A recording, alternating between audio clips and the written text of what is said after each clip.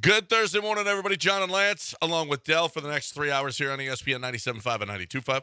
You want to hear some numbers? What kind of numbers would you like to hear this morning, Lance? You're a numbers guy. Let's hear. I always want factual numbers. Okay. I don't want numbers that are made up. All right. I want numbers that illuminate a situation or a process. All right. I want numbers that are going to lead you in a direction to make decisions or to create opinions based on fact. Okay. What do you think the Astros are hitting in this series? These 3 games. Ooh, numbers. What is their batting average? Wow. Man, they have put together some big innings. Well, actually, for the 7th game in a row, they only scored in 1 inning in a game. 7th game in a row. But that was a one spot. That was a 1 spot as opposed to, they put up 2 the night before. And that was a bunch of it wasn't a bunch of dinks and dunks, but they put it together against Kirby, who, when Kirby sees the Astros, he's just going to maul them. And Kyle Tucker I've never seen Kyle Tucker look so confused as against Kirby, who has some of the best control. His control, by the way, is as good or better than Greg Maddux 70% of his pitches are strikes. Yeah. Yesterday he went into the game at like 52-6 strikeouts to walks, and they say his numbers are similar or better than Greg Maddux. Well, how about that? Just throw strikes, but he hits corners and he can move it all over. So I'm going to say, if we have 27 outs in a game, there's 100 outs. How many hits do they have? I haven't kept up with hits, only the runs, because that's been easy because I have a hand. Right. I would say how many total hits? Like in 3 games, let's just say 18. 18 for 100. Very good. Well done. Okay. 18. 180 they're hitting in this series. 2 extra base hits, 33 strikeouts, 4 walks. They've gotten 3 quality starts from their pitchers. Verlander was awesome. Awesome yesterday. Yeah, he was. His stuff was good. He had that breaking pitch, breaking earlier, so it was, he was good. Can we also start to, Kyle Tucker, MVP candidate. Last week on MLB Network, Kenny, what's his name? Bill Kenny, Tom Kenny, Alan Kenny? Yeah, Alan. Brian Kenny? Brian Kenny. Brian Kenny. Kenny. There it is. Keep counting him for MVP. Yeah. Well, team's not good enough, but he's having a good season. Yeah, but season. He said nobody's better in baseball than Kyle Tucker. When he hits against the A's, okay? No, that's true. What is he in this series? Not good. Well, he struck out his first 3 times yesterday. Well, he's 0 for 10, 2 walks, 4 strikeouts. Yeah. 0 for 10. Alex Bregman, what do you think he's batting with a runner on third and less than 2 outs? For the season or the series? Yeah, for the season. A runner on how many third, times do you think? You mean just get the run home? Right. I'm going to say less than 200. No, it's more. 8 out of 18. Wait, that's good. That's not good. 8 out of 18? Yes, that's not good at all. It's terrible. 10 times the runner, you can't hit a fly ball? No, that's still good. What's that batting average? No, a fly ball, it's a sacrifice fly. It doesn't necessarily mean the runner got home 8 out of 18. That's terrible. With less than 2 outs, it feels like it's not bad. No, it's bad. Based on what? Again, in the last 2 nights, he had a runner on third, less than 2 outs, and both times, crap. Yesterday, he swung at that ball in the dirt. Yeah, which is awful. unbreak. But that's Kirby stuff, though.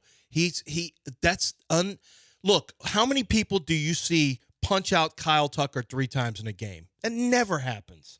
Never. Getting Alex Bregman to chase a pitch like that never happens. He's got good plate discipline. Kirby's stuff is nasty. And more importantly, you have no idea what he's going to do. What about the night before? Was it nasty when he couldn't get the run home? How many? Do you want to? He didn't face George Kirby. Did you see what he did to Altuve both at bats? Throws them up and in, brushes them off, and then immediately starts throwing sliders away that Altuve's chasing. Well, they were talking about that. He went Just set so up pitches basic. all night. Yeah. What do you think the Astros' record is against winning teams this season? Well, I mean, it's not good. They've played their 20 record's not good at all. Well, no, but okay, what's their record? I already know they're against lamb winning? killers. That's why I haven't gotten excited. They're lamb killers. They're probably a 20% winning. 28 games. How many wins do they have in 28 games against winning teams? Team. What's 20% of that? So 6. 6. Yeah, that's 6 about and 20% 22. of it. Yeah, 6 and 22. yeah. They suck. They're not a good team. I'm sorry, but officially, I just put down their headstone. The headstone is down. The tombstone's down. Here lies the Astros. Incredible run. The greatest run in the history of Astros baseball. The greatest run in the history of a Houston sports franchise, without question. And they have finally, age has caught up to them. A loss of talent has caught up to them. Some poor management decisions have caught up to them. And a long run, and a fruitful run, and a run where Jim Crane and Jeff Luhnow and James Click should all be congratulated on their run, and Bagwell. Everyone should be, but this is it. Oh my God! It was a great job. Playing Taps. Well, the last time Taps it was a great played, job. Okay. Alex went on a Bregman run. made it back from the dead after 20 and 21 for a 22 World Series. This franchise was able to do so many great things, but like every great run, the Golden State Warriors, the New England Patriots, the Chicago Bulls, when the run ends, it ends with a thud. And that's what is happening with our Houston Astros. It's okay. I got a text from Eric Layden last night, and he sent me Taps. He sent me this because he had played it before. You know what's going to happen now? Because you and Eric Layden have put them to rest. What's going to happen? They're going to go on a 9-game win streak. Sure. Do they play the A's 9 games in a row? No. Oh, well. They don't need to. They don't need to. Sure, Watch this. I hope they go on a 9-game Didn't you just tell me they're a winning streak. 20% winning percentage team? Well, you hope they do. I hope they Yeah. do, because then they'd be a game. What would they be now? A game over 500 if that happens? One. So One. that'd be nice to get over 500. Just rip off 9 in a row. 9 in a row. The drive for 5? 9 in a row. the try for 500, yes. By June 20th, they'll be in first place. Oh. Yep. They're going to make up. This is now the most outlandish stuff six he's and ever a half done. games Six in less than a That's right. month. I told you this before, and I'm telling And how you did it go? again. And how does it go? How's it gone? He's already said this is going to be the greatest year in Astros history. He entered. and it could well be. So he can just say wild, crazy 4 months stuff. left in the season, and you two, Look, when we you left, dead. three, you and Layden. They're dead. when we left Friday's show, you were talking about the possibility of them being in first place by the time they came back from the road trip. So all we had to do was put a couple hits together. You know what? We're right there. And, well, We're right there. And look what's happened. But we finally got pitching now. Now all of a sudden, you Now know you what? need the hitting. The bats come alive. Watch. Well, Watch and learn. You okay. two. Watch and Even learn. if the bats come alive, the best you're going to get is 500 ball. No, well, that's And that not ain't going to good be the enough. best you can get. Yeah, you are. No, it's not. The bullpen's not good enough. The starting pitching's not deep enough, and the hitting's not clutch enough. So even if you string together a run of wins, just like you already did, there's always sweeps waiting for you. And to think this team will magically become healthy when we got Dana Brown. I'm really concerned about the Jose Urquidy injury. It's really worrisome. Whoa, another injury for Christian Javier. Okay. Whatever's going on with your arms over there, something. But Well, starting y'all figure that out? starting in June, no one else will get hurt. That's right. That's right. Watch. And here comes Lance McCullers to the rescue. Jordan hasn't missed his, requisite 10 to 15 games yet. So He's not going to this year. okay. Yeah. And by the way, Lance McCullers, watch. coming- and Abreu is back. That is true. Oh, he- Abreu is He can't back. be blamed He didn't for last night. play last night. Was everybody happy? How'd that work out? If his bat was in the lineup, you don't know what would happen. Worked out fine. I didn't see any errors at first. No, and Dubon took over. I mean, how about Dubon hasn't had an at bat in this series? He's one of their best hitters. It's just stupid. It's just stupid. It's not a good team. It's a bad. I've seen enough to know that the frustrations are starting to really mount. Where you go on the road and you lose every game to Seattle. I mean, that's sucker stuff. And then you score one run yesterday. You get it all in one inning where you slap some singles together. Well, you had it was a good sharp hit by Pena that moved Jordan first to third, and you were able to get him home. But after that, you didn't even threaten. It was terrible.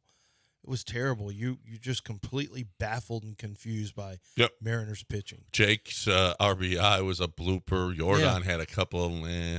He's not driving the ball at all. No, at all. It's just at all. Altuve's lost. He's been stuck on Bregman's 9 home runs terrible. for a long time. Pena, it can't lay off a slider outside. Yeah, but he's still hitting though. Yeah, and well, he's down to he was a lot better just last week. So it's going to turn around right here. Yeah, you sound very Sound confident. convinced, I am convinced. But are you ready to step back from best team in Astros history? They may turn it around, but are you ready to step back from Nope, that? not ready yet. If they win 20 games in a row, do you know that they will Watch this. They will be where they were in 2017 it was, I believe. I believe that's the year that they had that big start. So if they can win 20 in a row. I don't even think they'd be as good as that. No, they wouldn't. They'd be in They'd that only be neighborhood. 10 games over 11 games over 500. With 20 wins in a row. 12 games. That wouldn't be that. That wouldn't be that. But look what's coming up. Oh, Minnesota. Suck. You got them this weekend. We're the Cardinals. We're the team people suck. are. You Angels should beat the Cardinals. Suck. Angels beat the Astros. San Francisco sucks. Detroit sucks. White Sox suck. Baltimore. Okay.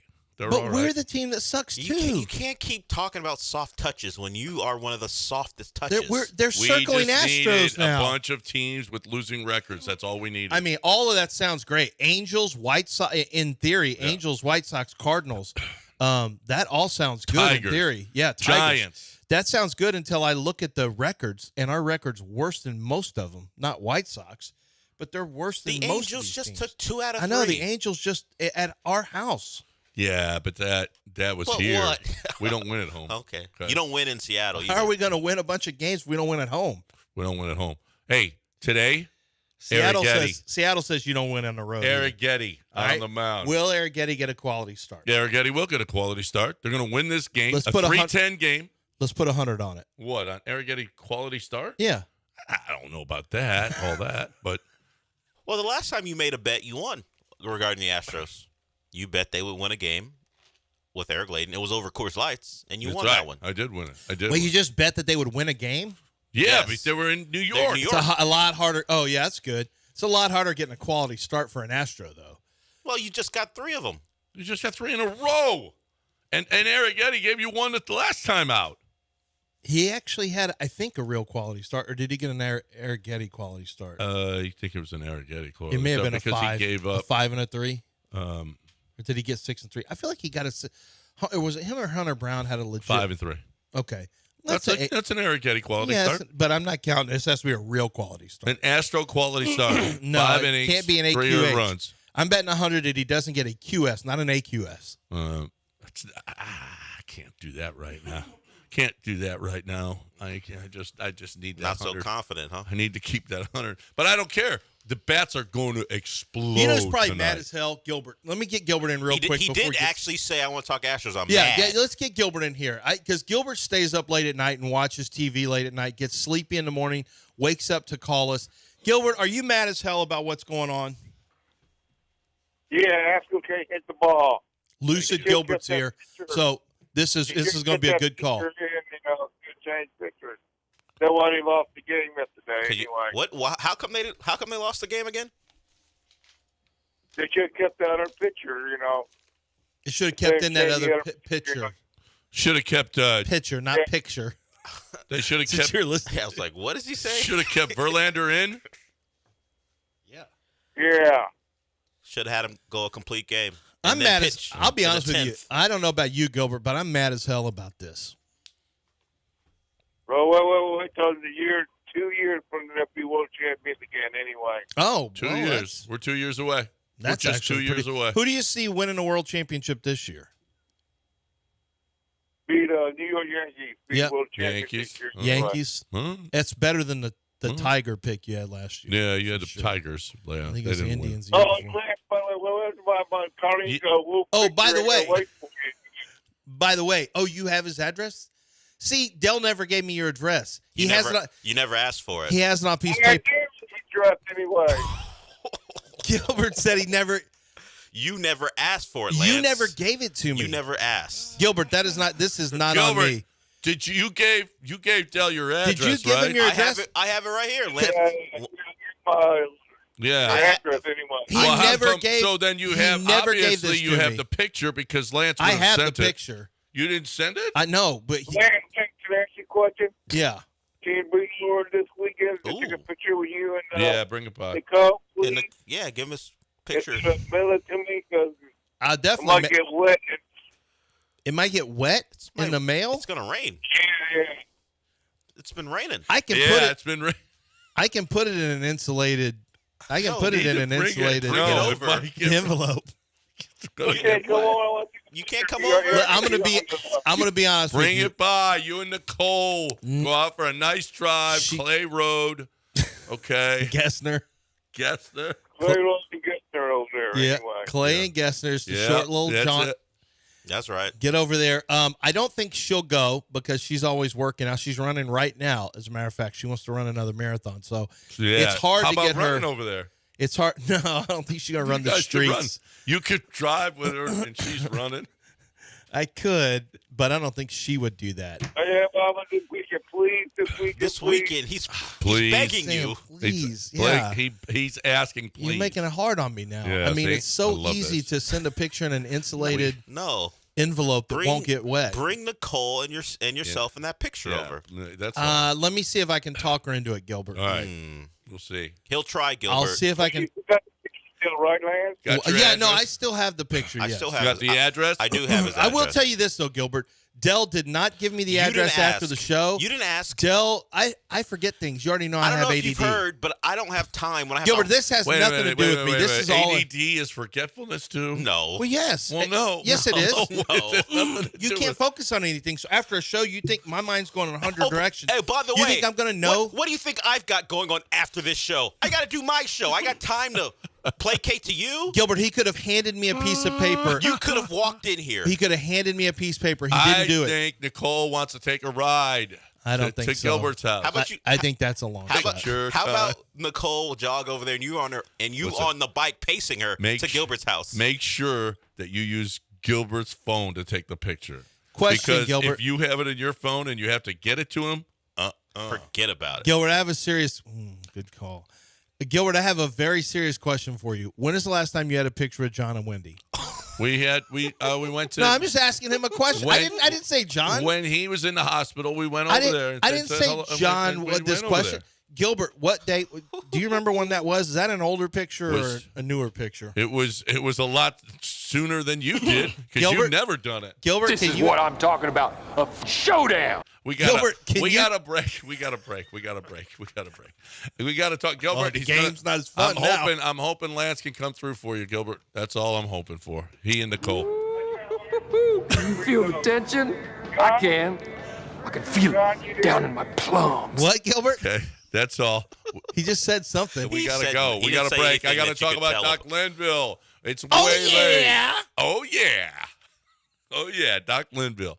Doc Linville making your hair look good. Okay, I'm looking at Jim Nance on there right now. He's still got some nice hair going on, but he could probably use a little bit because listen, if you're starting to get a 5 head, okay, you've got a receding hairline. You're starting to bald, and you're seeing a bald spot in the back, and you're like, oh my gosh, I'm too young for this. I don't want to be bald. Okay, I don't want to start shaving my head every day. That's awful.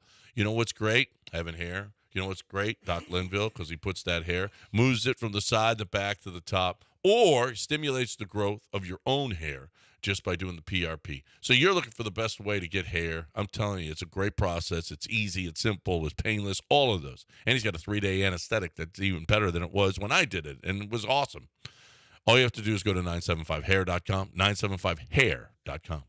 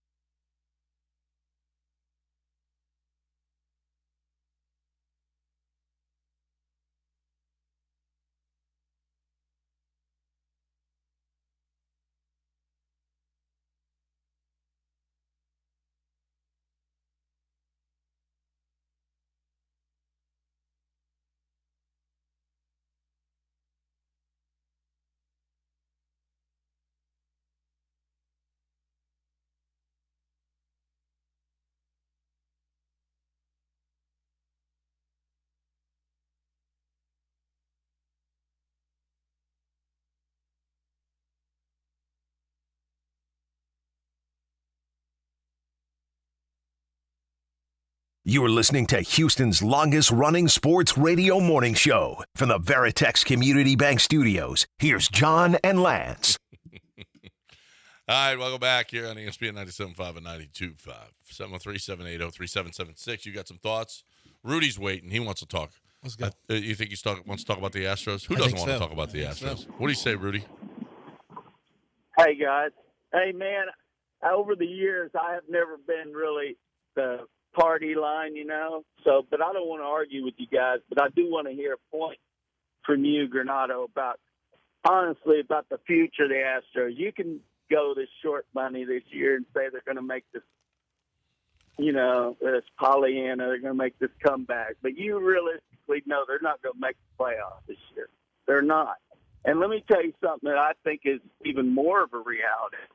Is how are you going to ever, and I mean you, the Houston organization, how's the Astros going to attract free agents in the future that aren't controllable? How are they going to attract some of the best talent to rebuild? You know what? The answer is they're not.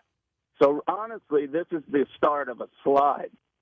And I think I used to be one of the biggest Astro fans ever until they cheated. So this is just payback now, and I think it's going to happen. Tell me when one reputable free agent signs that is not controllable, I'll call in and apologize. But until that happens, the slide is on. What do you mean by not controllable? What does that mean? Meaning they have a choice where they go. A free agent could say, I can go anywhere I want to go. They're not coming to Houston. They're not. At least not until probably this generation of players pretty much filters out, and that's probably what. Well, why do you think? Well, hold on. Why do you think that though? Well, Rudy? They just signed. I mean, Jose Abreu came here. I'm going to Bray. That's a great example. That's just feeding into my argument. This is the other thing. Don't say Josh Hader either, because Josh Hader 2 years ago sat in the bullpen during a late season game. I heard this from MLB Network.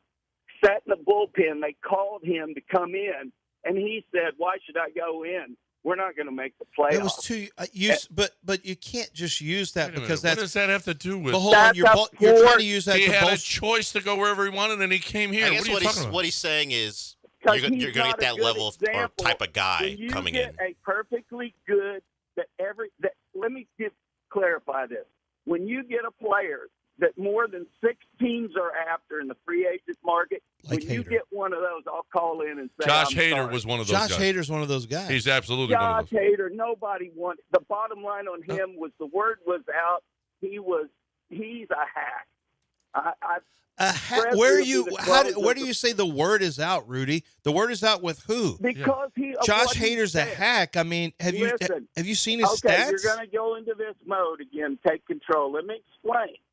Okay, it's called explain. The Anthony Rizzo moral compass curse on you guys.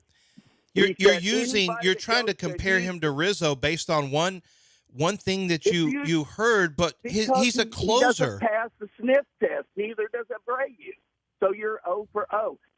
You're talking about sniff tests. Let's talk about facts. Tucker. Rudy, I wanted to argue this. Okay, go ahead. Tell it. You don't get a hang up. You have to argue this. Go ahead. Well, because you went to cut me off. It's no, the Rizzo Rudy, I'm going to let you curse. go, but you ain't going anywhere because we're going to finish this. Go ahead.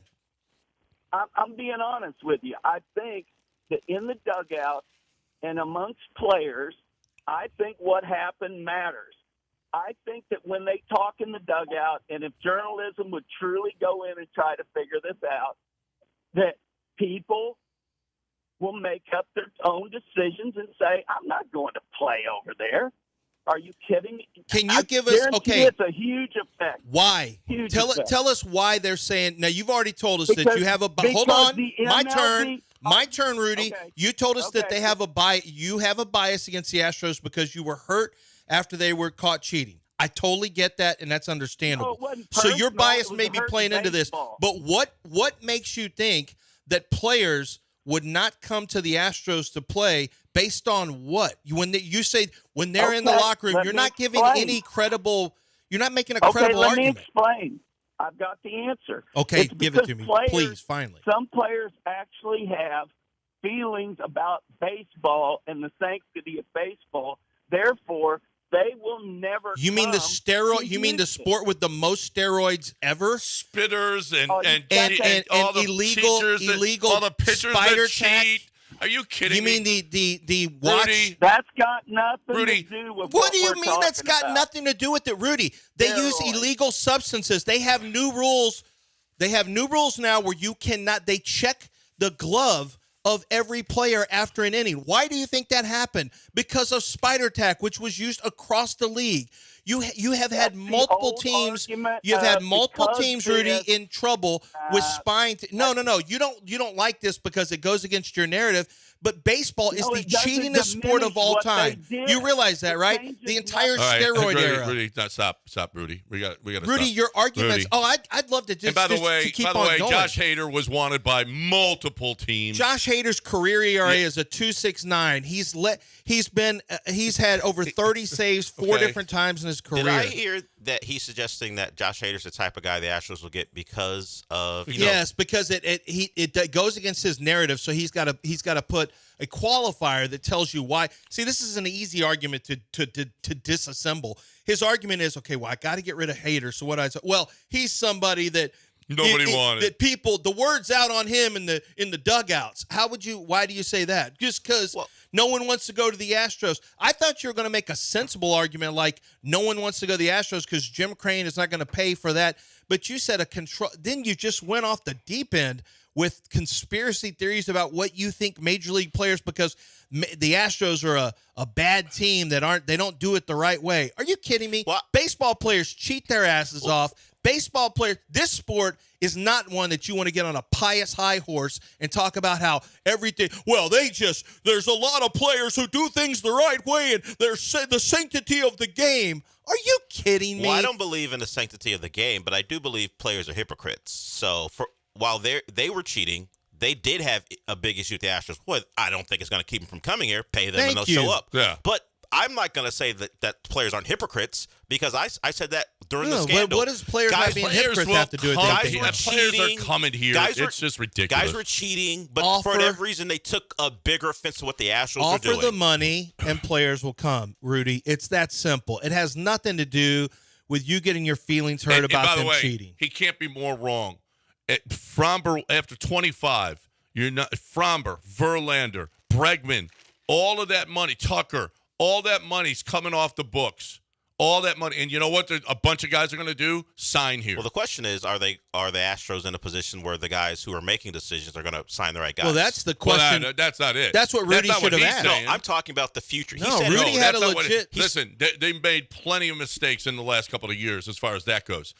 Montero's coming off the books as well. When all that money comes off the books, a bunch of guys are going to sign here. A bunch of guys. We can wipe away what Rudy's saying. I think we're a consensus that most of that was ridiculous. But as far as the downturn is coming, do we trust who's in power now to go make not good anymore. decisions? Not anymore. Well, that's my problem. But I thought Rudy was going to make a valid argument, and then he just went to the sanctity of baseball card, like baseball players get. And Josh Hader doesn't count because Josh Hader absolutely counts. Yes. Josh Hader, you can't wipe away Josh Hader. You could have argued things that I think you could have made valid arguments on some stuff, but your decision is to go with this, like, because you didn't like what happened with the Astros and the cheating scandal, that baseball players in the dugouts think that, well, I would never go play at the Astros. Are you kidding me? Okay, yeah, it's a baloney. That's crap. All right, 731 ESPN 97.5 and 92.5. And the sniff test. This is what you say when you don't have facts to back anything up. You say things like, the word is out in the dugouts. It doesn't pass the sniff test. The Josh Hader signing doesn't pass the sniff test. Your comments on the Josh Hader doesn't pass the sniff test because look at the money he made and look at the quality of pitcher he is. Yeah. I mean, come on $95 million now, over dude. 5 years. Guess what? A lot of teams wanted him. You That's don't not- pay $95 million for a guy Somebody that said nobody that wanted. was Lindsey Graham on a mobile. That's not who That's that not it. was. That's ridiculous. Hey, are you still in the hunt for a sports Harkwriter, book? that's not Lindsey Graham who called. If you're still in the hunt for a sports book to call home, bet on the nonstop action of the madness and the madness that is my bookie. Because, listen, You don't have to be there on time because there's live in-game betting. You can cash out early. They've got that option. You have got an immediate bonus that goes into your account when you sign up, okay? 50%. In a lot of cases, listen, it is as good as it gets at mybookie.ag. You're not getting the stuff listen, you're getting more stuff than you're going to get at other bookies, especially a local bookie. You're going to have to, they're not giving you 50% more to play with. They're just not. No chance. You got all your casino games as well with live dealers. It's awesome. Get in now. Take advantage. You got basketball still going on. You got baseball. You got soccer. You got a bunch of stuff that you can still bet on and be ready for when the football season gets here. MyBookie.ag, promo code BET975. You got to put in the promo code BET975 at MyBookie.ag.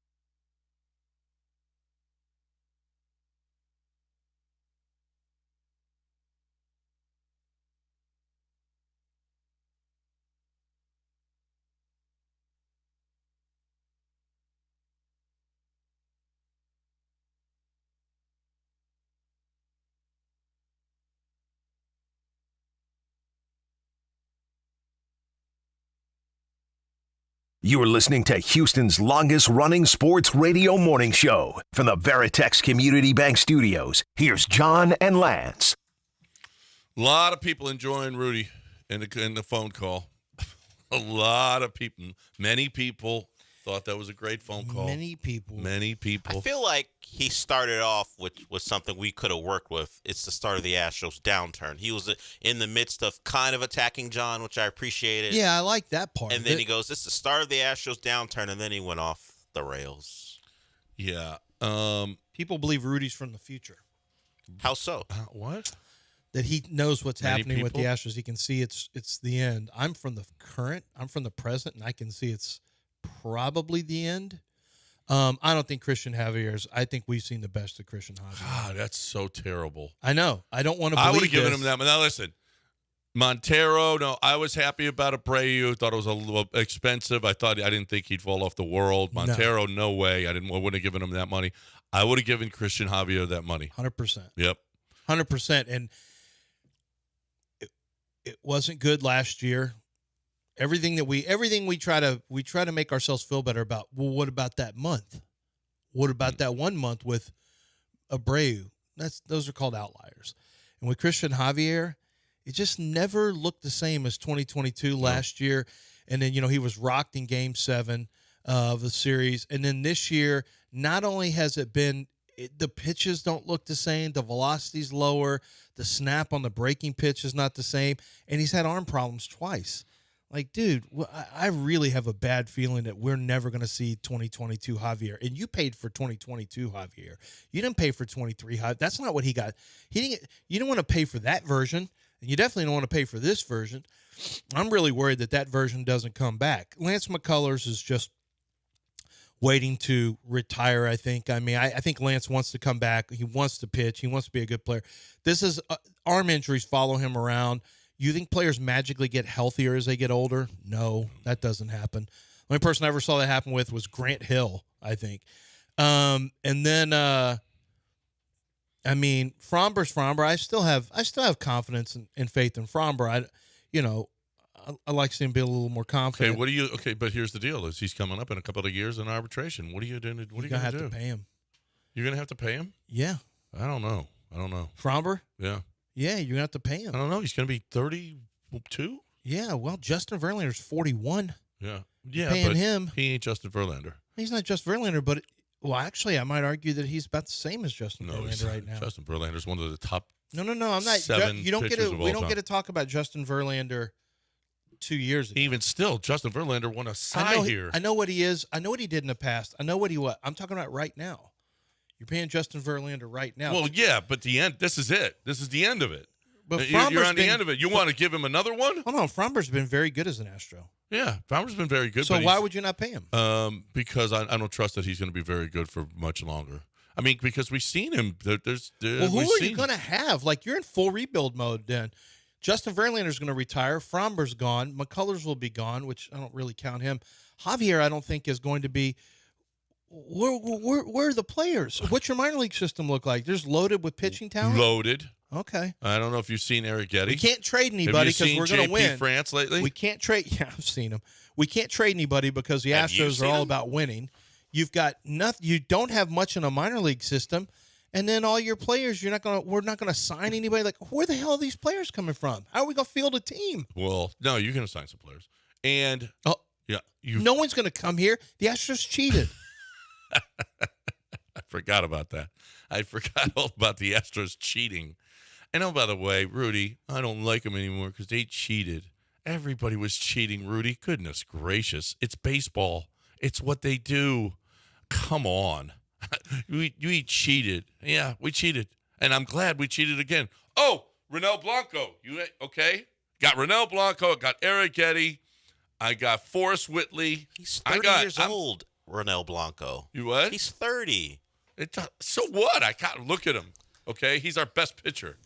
This is a great story. I hope the story about the Astros season is whatever the hell happened to Ronel Blanco in the offseason become what he's been. He's been suspended for cheating too, Del. You going to mention that? No, it doesn't. In the other dugouts, they're saying, look cheating. at Ronel Blanco. In the other dugouts, I guarantee you they're saying, look at Blanco. Yeah, some things never change. Yeah, but we ain't. You know what? We don't want Ronel Blanco on our team. He's a cheater. Thanks for bringing that up, Del. No. He brought him up. Yeah, but you're the one that said he was 30. Oh, guess what? I like the world where I believed he was 25. No, he's not. You don't know. You know what? A lot of Hispanic players, they lie about their age. They're actually younger. Yeah, he might be younger. That's generally not how that works. They tell you they're older to get with cougars, and then the reality is they're actually younger. Get with cougars. Don't cougars like younger men? Yeah, but 30 is a cougar. But no, then 30 is young for so they don't feel bad about 52-year-old. Yeah. Maybe that's why he's saying he's older than he actually is. I don't think that's the This case. ain't the NBA where we date women that are 30 years older than us, like Jalen. Are we talking about a loving relationship? I don't know. Yeah, that is a loving relationship. Is it? Yeah, I can tell. Is it? Have you seen the pictures on Instagram? It looked lovely. I haven't seen the picture. Now, I don't know that the other two paternity issues are loving. But I think the Drea Michelle one is, I think he loves her. He loves her? Are they still together, by the way? I haven't heard anything new. I on don't it. look up their Instagram. I don't know. Do you follow I do not. Jalen Green's Instagram, Dell? No. Okay. What for? What am I going to get off that Instagram? Why would I follow that? Let me check it out, see what's new. Oh, by the way, buried the lead. When we come back, let's break down this whole Scotty Scheffler What are we breaking issue. down? They dropped let's the break charges. it down. I thought we broke it down yesterday. We did break it down. And then, you know what? It broke down after the show. So his It broke Instagram, down. John, Yeah. do you want to use 3 words to describe what you think about the police? oh, boy, I've been seeing the tech. This know is what? why I know. Yeah. Justice, They're not back in the blue anymore. Justice prevailed. That's only 2 words, but Justice you had a prevailed real. yesterday. Okay. I mean, Justice prevailed. Jalen Green yesterday. has no pictures of Drea in his Instagram. Oh my gosh! Hey, That's not right. I got news from Kent Jones, my mortgage nerd. I got an email from him and a listener. I think I can say his name. Brett. Brett's a listener to the show. Bought a house, and the list of stuff that Kent Jones did for him, and the money that he saved him. This is real life. This is real money, and I'm telling you, it was substantial over what he said. You know what? Brett said, you know what? I can't trust John because he told me about Coors Lights, and now I'm addicted to Coors Lights. But here's the deal. He did trust, and he went with Kent Jones, and he saved a bunch of money. This is happening every day. Kent Jones is going to work his tail off. And then it's not over with Kent Jones because, by the way, when there's a time to refi, Kent Jones is here. Kent Jones will be with you. Kent Jones is going to be by your side for the entirety of your home, okay? That's what's going to happen. Not living with you per se, but if you ever need him, he's there. He's there. And he does refis, he does mortgages, he does it all. He's a broker, and he just cares about this. He loves this stuff. And he saves people money. Been doing it for 29 years. He knows all the ins and outs. And to save you money, working, and he's going to work for you as opposed to the other mortgage companies that just want you to sign and pay the fees. That ain't the way he does it. So if you need a mortgage or refi, 713-520-5626, 713-520-5626, or 975loans.com.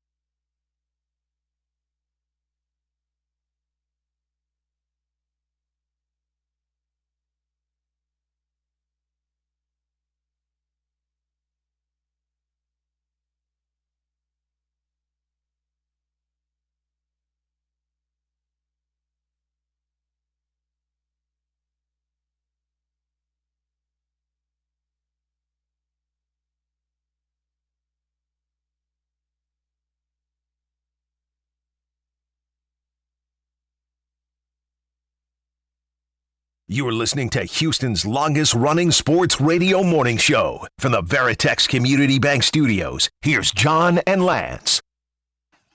Yo, if y'all not No, Twitch, here's what happened. What? Is he is being interrogated after the most stressful situation of his life, right? And the officer is actually asking him leading questions and trying to get him to agree with them, okay? And that's why you don't talk to the police, because they are going to try to put words in your mouth. And that's exactly what they did. But that was after he No. read his Miranda rights. He didn't Of have to course, speak. he didn't have to speak. But again, he asked to talk to the officer. He wanted to explain to him what happened. However, they are trying to get him to confess to something that he didn't do. And the video evidence shows he didn't do it. that was Scotty Scheffler's lawyer yesterday. That was Rudy. He's pissed that the charges were dropped. He wanted What? to go after the cops. He wanted to go after them. He's pissed they were dropped? Yeah, well, probably. Well, just file a civil well, suit. plus, See how it he doesn't- works. more billable hours. Okay. Now you hit it. I Okay. got a professional golfer on the hook, Yeah. Oh, my and we're God. going to end this case now before justice is served? Yeah. Billable hours are You just nailed it. I'm like, why would he be upset? Oh, you're right. This thing could have dragged out. could have dragged out as well. This is a miscarriage of justice. So- but they dropped the charges. Yeah, but let's just hear everything through. We need discovery. We need depositions. So Scotty, the charges were dropped yesterday against Scotty Scheffler, and knew they would be. I mean, it was just the whole thing was just ridiculous, and bad look for Louisville, because if they want to continue, they don't have any major sports teams. You don't want to have the one major sporting event other than the Kentucky Derby that you have there. You don't want that to be what Louisville you're didn't going. pull him out and beat him. This isn't a Rodney King situation. It was to me. My gosh. Golf fans, I've noticed, have lost their minds over It how was to the me. mistreatment of Scotty. Dude, there was a fatality. Scotty got word from one guy and then started going contraflow. And when the guy tried to stop him to talk to him, he decided, I don't have to talk to you. So he kept on going. Right. And the police, and then they're like, I've seen people say, he doesn't have to talk to a security guard. He doesn't. A security guard is in place. They've been hired to secure an area. What's wrong with stopping and complying? Had a tea I time. guess we're all about complying Tea until time. it's a golfer, and golfers Okay. don't have to comply. He had a tea time. Listen. He had a tea time like 4 hours There later. was a call to defund the Louisville Police that Department. no. Okay. All right. Now golf fans want to defund the police. Defund the police. This is why cops, Well- no one trusts them. All cops are bastards. Like, wait, what? This Is is this why you don't Antifa talk- or this is this is Antifa why or golf fans? You don't talk to cops. You don't talk to cops. They're trying to coerce you.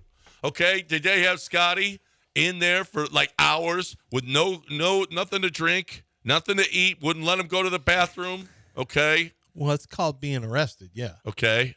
And here they're trying to coerce an admission of guilt. I think No. it's all been a little extra done. I don't know that he needed to be arrested for any of that unless he dragged a police officer. Ruined That's his the pants. only reason. Ruined his pants. Ruined his pants. Yeah, the I only don't know. way That you guy do. probably came to work. I said, got a hole in my pants. I'm gonna have Look, to figure out how why- I can get these fixed. Look, why doesn't Scotty just comply?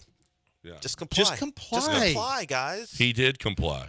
The police No, have he didn't. The police Yeah. have a hard job. He dragged a He cop thought under it his was car. He thought it was Under his Paul car? Blart. He He said, didn't think it was a I've cop. got a yellow yellow jacket Just too like on. his. It's, Well, now it I all see says, it. and it I says didn't know police y'all were on it. dressed up today. I didn't know. And it says police on it. Who wears yellow jackets who are at the entrance of a golf Security guards facility? do.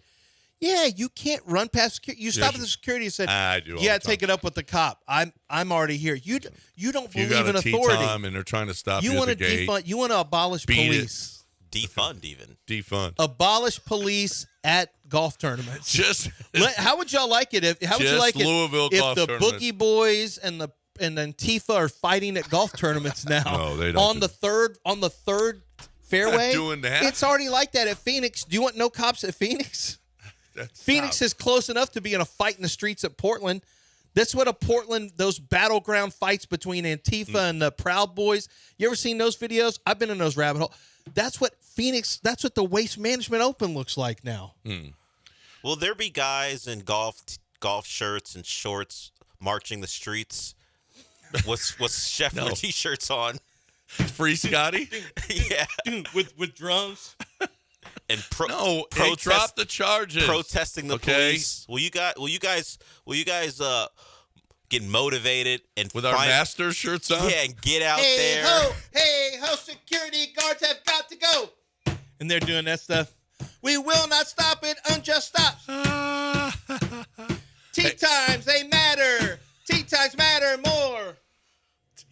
1, 2, 3, 4. Tea times matter more. Yeah. Did you just say tea times? Hashtag tea times no matter. Stopping for police. They'll have all kinds of. Yeah. Hey ho, they got to go. Hey ho, they got to go. Can you please get your guys into some type of group where you guys march towards golf courses? We can't be marching near the course and making all that racket. Okay. Right? I'm saying, outside the police station. The only reason I'm saying this is I've gone down Twitter and I couldn't believe the anger. Like, this shows what the police in Louisville are. Everyone wants to make sure they don't say police. A lot of them say police in Louisville. But this is a corrupt police. Imagine what would have happened. They turned it off. So I'm surprised he didn't get beat, and he may have been. And he's like, oh, my God.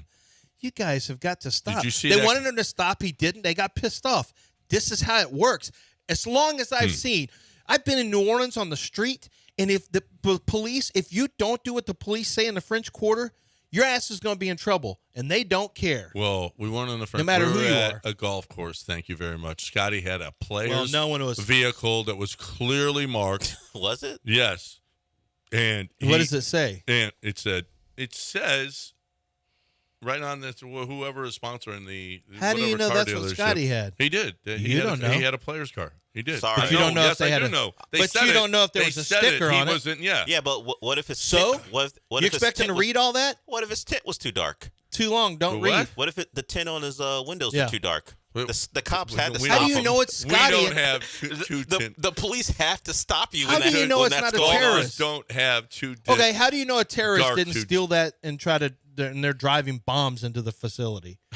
How do you know that? What? Scotty didn't think that this guy with the yellow jacket was Have you seen Scotty? Although he does have that beard now. Yeah, You have a beard. I know. I would stop me, but know you what? wouldn't You know stop. what I would go? I would try it. I'd say sorry. Got a tea time. Beat it, Paul Blart. You guys have Barney, no. hey Barney Fife. I Beat can't it. believe you're so anti-police. That police officer looked into Scotty's car, saw a long metallic instrument, and thought maybe gun. Turns out it was his driver. It but was you driver, know what? but you, yeah. you never know. You've got to stop and frisk for all golfers going forward. Yeah, we got to start stopping and frisking golfers. Just We to have make to. sure. What's that in your pocket? What?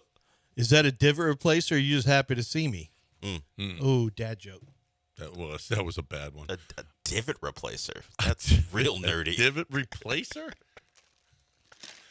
A ball mark fixer? Is that what you're talking about? Yeah, same thing. Yeah. Okay. I'm just glad this long national nightmare is now over. Yeah. We can all get back to No life justice, as we knew no it. peace. I was really worried they were going to tear up a golf course. Hey, when we come back, man, Dion and his son, there's a lot of stuff going on over there. We got to talk about it on the other I guarantee side. the president at Colorado's like, I didn't expect all this. Like, why do we have drama all the time? Okay, let's find out what the higher or lower on Shiloh is at Underdog Fantasy. On Shiloh. Well, I don't know. That'd be tackles, I guess. More Shador. Shador is high and low, the quarterback, because they will have stats. Actually, they do have stats on college football players. I've seen that. You've got them, of course, on basketball. So the Pick'em Challenge is on Underdog Fantasy. Of course, I do want to mention right now you can already draft for season-long fantasy football. If you are just like, you're like, man, I just can't wait for fantasy football. Go take advantage of some drafts that they have at fantasy for season-long fantasy at Underdog Fantasy. And while you're at it, you can also check out Daily Fantasy for baseball. They've got that for you. But the Pick'em Challenge is one that so many people are gravitating to because the challenge is you got to pick anywhere between 2 and 5 players. You can pick 2, 3, 4, or 5. and you go higher or lower than the statistics that they have in there. One stat, just find the stat you like. It might be 3-pointer tonight. It might be, rebounds for Anthony Edwards. It can be any number of things. You go higher or lower. And if you win all of your picks, you're going to win big money. You can win as much as 100 times your original play when you use the Scorchers, which are the multipliers, and you'll see them. They have little chili peppers by them. But the great thing is you also have a flex feature, which is basically insurance, where you can win 2 out of 3, or 3 out of 4, or 4 out of 5, and still win money through Underdog Fantasy. And yes, I said win money. You play for real money. It's absolutely legal in the state of Texas, but you must be 18 or older and present in the state where Underdog Fantasy operates, which is here in Texas. Terms and conditions apply. If you feel like you have a gambling problem, call 1-800-GAMBLER or go to ncpgambling.org.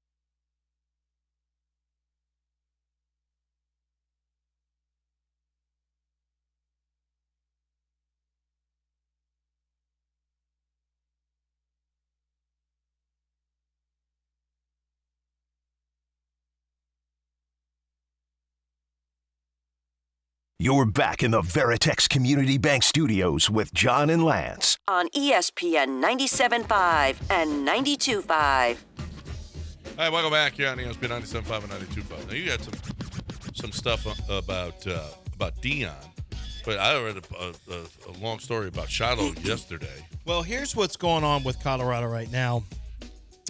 Apparently, Philip Vigil is the head coach he's the head coach at Colorado Pueblo. He's the head coach at Colorado Pueblo. And he had a post yesterday on Twitter that says, hey, NCAA and Big 12 Conference, is this considered tampering, or is Coach Tubless, which is the account for the coach, and Colorado Buffalo able to recruit our current players like this? Just checking. And the screenshot said, hey, this is blank from, is this blank from blank high school? Yes. Who is this? Hey, man, how's it going? This is Coach Devin Rispress, the Assistant Director of Player Personnel here at Colorado University. Me and my team want to check on your availability. Are you a full commit to CSU Pueblo? Yes, I'm a full commit to Pueblo. Okay, do you have any interest in a commitment flip with us? I'll have to talk with my family and my coaches as well, if that's okay with you. Is there a specific time frame? Okay, seems like a commitment flip will not be possible until next transfer portal. So he's, I guess, acknowledging that. until next transfer portal. So we'll be in contact with you throughout the season, and we'll hopefully be able to make this happen next offseason. Great player on the field, and I'm sure even better person off the field. Have a great season. We'll stay in contact. Sounds good, Coach. Thank you so much. Apparently the kid sent this to the coach, let the coach know. So he's not on the roster yet. He's not on the roster. Yeah, but they just admitted they were going to stay in touch with him throughout the season. Yeah, which is illegal. But I give him credit for, well, if they're full commit, maybe there's nothing they can do. So then this coach, Devin Rispress, he goes, nice try. Y'all been catfished. Wrong guy, brother. You could have hit me up before tweeting this and embarrassing your program. All right, well, I'm guessing that can be figured out real quick when you have, you can just see if the numbers coincide and match up. And another guy said, I'm sure Colorado University is recruiting the Rocky Mountain Athletic Conference hard while trying to flip a 5-star phenom quarterback from Lincoln Riley at the same time. To be honest with you, I mean, Jared Verse came from Albany. There's a lot of really good Division II and FCS players who are portaling to Power 5 conferences. This is not unusual. Mm-hmm. They're basically taking that. So a lot of people have been arguing about why, shut up and know your role, Colorado Pueblo, and you need to be happy for your player getting a chance to go to another school that's a big-time school. You should be helping him do that. No, coaches aren't helping themselves get fired because their best players are gone. But everyone says fake as hell. Who says Colorado University? An assistant coach could end up saying Colorado University. The guy didn't go to Colorado. Devin Rispress didn't. I mean, I don't know if this is real or not, true or not, but this sounds like just like the guy knew the rules about full commits as well and said that you have to wait until the next transfer portal, which is exactly how it works. So basically what he's trying to show, now, to be fair also, this is not unusual. No. What Colorado probably did here, this coach, what he probably did. I got a question for you. How did Alton McCaskill get to Colorado?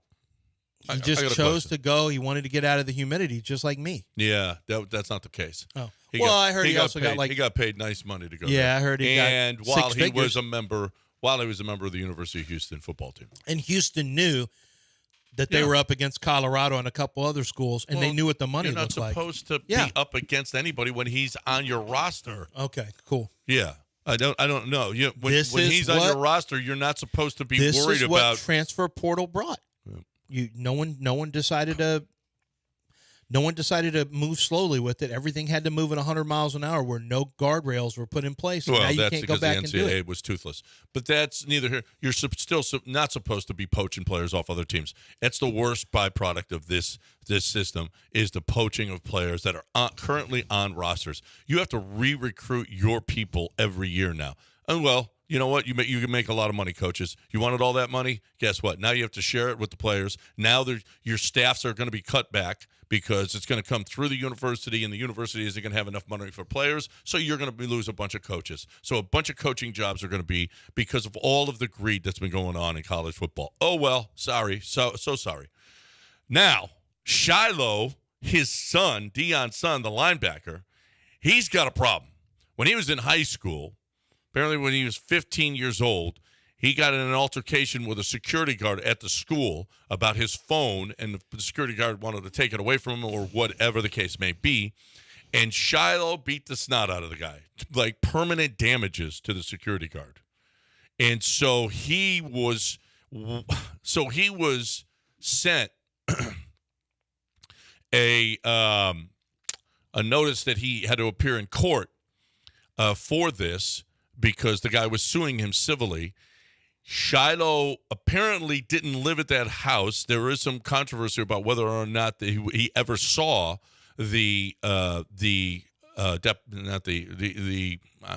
it called when you got to bring somebody into the courtroom? Whatever. He was arraignment. He didn't know the date of. Apparently, he never got the date of the trial. But if you don't show up, the guy who's suing you wins, and Shiloh didn't show up. So he's on the hook for $12 million. $12 million it was awarded to the security guard. Now, Shiloh is apparently filing for bankruptcy now He made $193,000 last year in NIL, which I'm not Shiloh sure. did? Yeah, I'm not sure. I'm not believing that that's all being Deion's son. I'm not sure that's all, but whatever. That's what they've claimed. That's He some made pretty 190. damn good money. It's real good money, but Shador made a lot more than that. Yeah, Shador's a quarterback. Yeah, right. Shiloh's a DB. Yeah, but he's right? Or a Deion's linebacker. son. He's Deion's son. Yeah, but and the two Deion- of them appear in commercials together. Deion doesn't care. Deion says, I've got favorites. These are my favorites in this order. Right. Shador's number one. He told you that. Yeah, he told you that. So, Shador made a lot more. You love quarterbacks more than other kids. Yeah, you do. Yeah.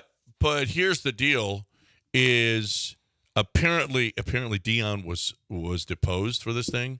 He didn't last 5 minutes. He got up and said, "I ain't answering these questions." Bye. He just said, "I'm out." Even though he was supposed to be apparent. I don't know. You could just leave depositions without. I didn't either. I've never heard of that. Yeah, he just got up and left 5 minutes into it, and Shador now Shiloh rather thinks that this bankruptcy is just going to erase the debt, when in fact there's a law in place that if you have some kind of a brutal crime, in which you hurt another person, bankruptcy is not going to protect you from that. So future earnings will be. Even still. Well, the civil suit, they'll file probably later. There right? is a chance. Or is this a civil suit right now? The civil suit is what he lost because he didn't show up. So Shiloh now is, I don't know if there's any recourse for him, and there's a chance that all of his money that he is going to make going forward might be going to the security guard. Well, legal fees too. Yeah. Although Deion will pay that, I'm sure.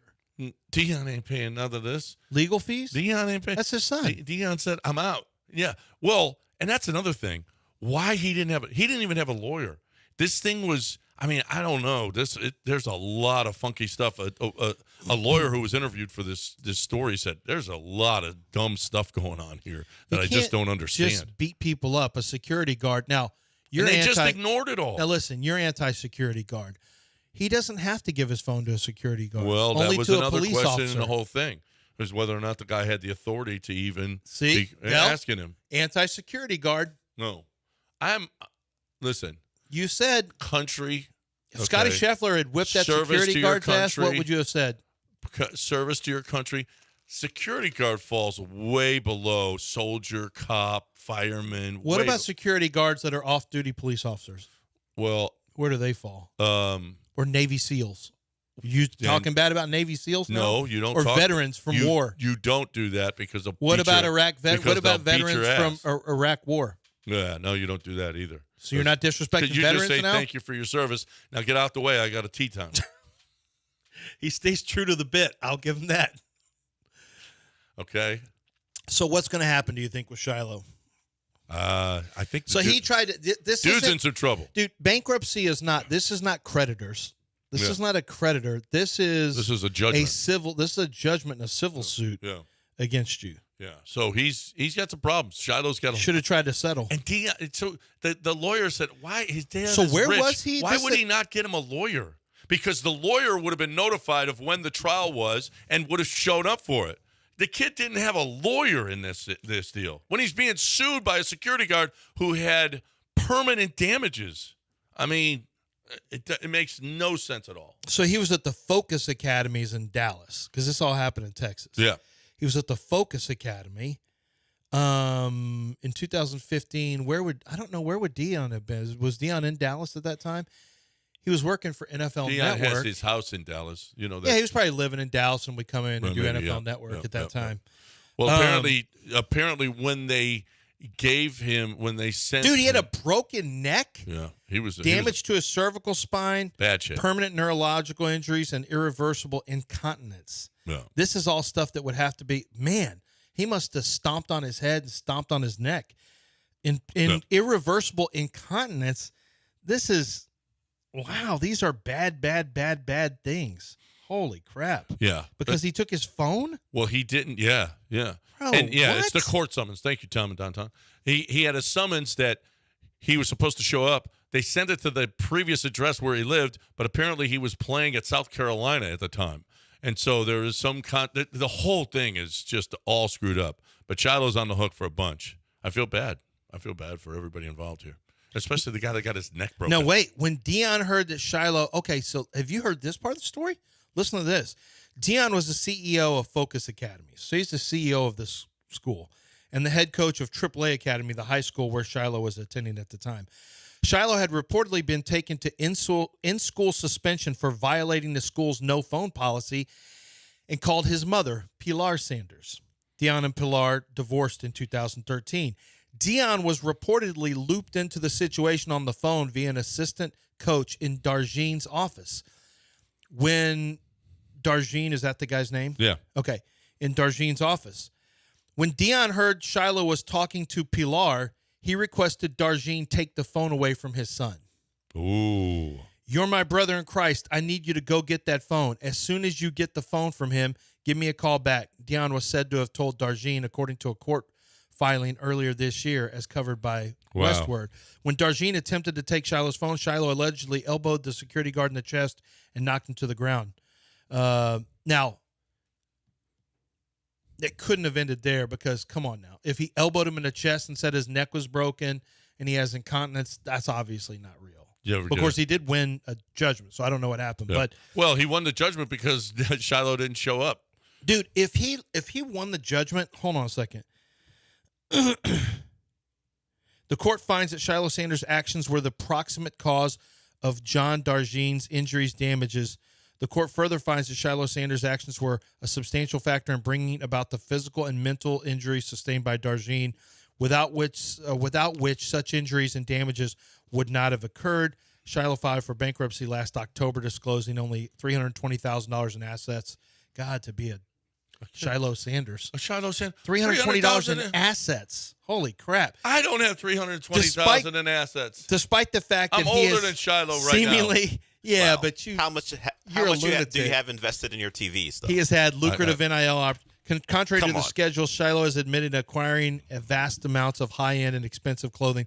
You know what's going to be work against him, though, is like his Louis Vuitton commercials and like all of his stuff on Instagram they're using against him, by the way. But all I know is, I don't know. I didn't see this. Like, he must have been beaten pretty bad to sustain those. It must have been more than that. All right, we got a break. When we okay. Just to clean it up.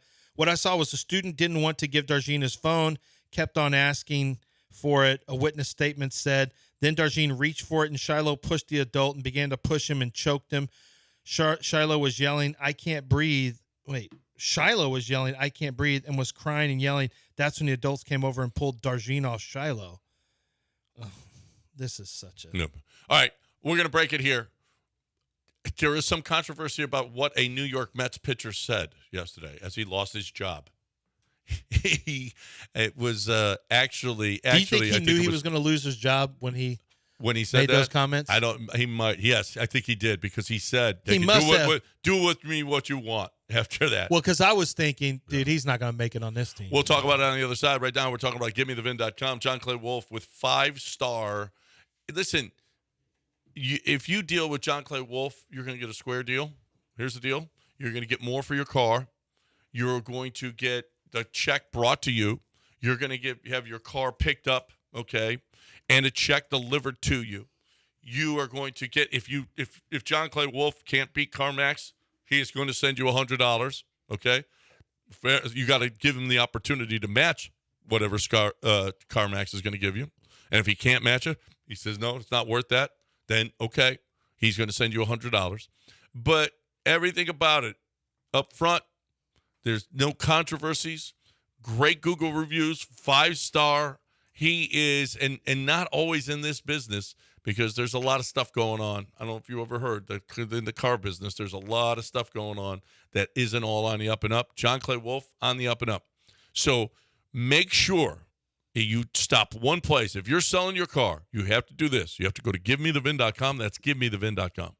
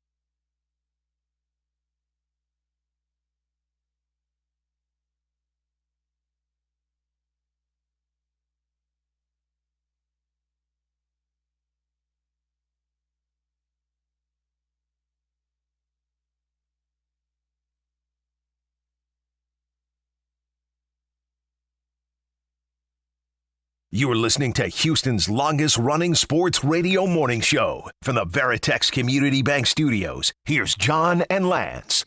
All right, so there's a bit of a controversy yesterday. The Mets are just a mess. They're even worse than the Astros. They're a game and a half worse than the Astros. That's how bad the Mets are. So Jorge Lopez is pitching, relief pitcher. He's on the mound, and for whatever reason, the third base umpire threw him out of the game.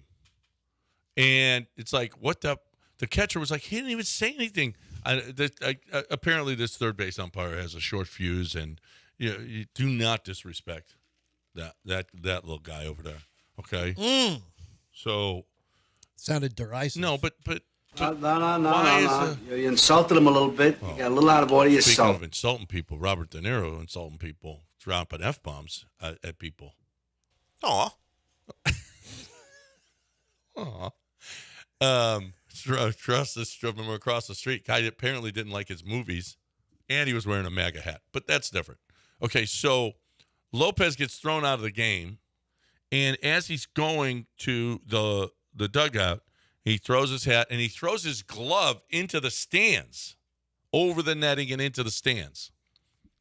And I guess that's a no-no. I don't know. That's unprofessional. All of a sudden, that's unprofessional. Yeah, I don't think you're allowed to throw one of your tools for this work isn't a into the sweatband stands. after a game. Well, you can't just toss the glove in there. Well, I think he knew that he might not be. He doesn't need it. Did he throw it over the netting? Over the netting. Okay. Yeah.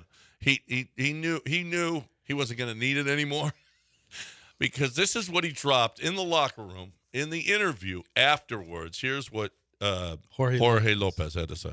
Carlos Mendoza said that he understands the emotion, but that particular action of throwing your glove into the stands was unacceptable. Looking back on it, do you regret doing that? No, I don't regret it. I think I've been looking the worst teammate probably in the whole MLB. So, whatever happened. So, whatever they want to do it, I'll be tomorrow here if they want me. Whatever they want to do. So. I'm gonna keep doing this thing, so I'm healthy on whatever, on whatever to do, I'm ready to come back tomorrow. If they want me to be here, so I'll be here. Well, they don't want you to come back. Now, if you play that again, the quote that everybody that Whitey was quoting here was that he said, I'm looking like the worst team in the whole effing MLB. But if you listen to it, he said, I've been looking like the worst teammate. Particular action of throwing your glove into the stands was unacceptable. Looking back on it, do you regret doing that? No, I don't regret it. I think I've been looking the worst teammate probably. The worst teammate. Or did he say team in? Teammate in Major League Baseball. In the effing... Team in Major League Baseball? It No, couldn't have been like that? I don't regret it. I think I've been looking the worst teammate probably in the whole... The worst teammate. The worst teammate. The worst teammate. Probably in the whole... Probably in the... Yeah. He was saying teammate. His English isn't great. No, but have you seen anyone else say yes, that? Yes, the people came back after the guy who was interviewing said he's the worst team. Guy said, no, he said he's the worst teammate. We're pulling this, I believe, from the reporter in question is Steve Gelbs.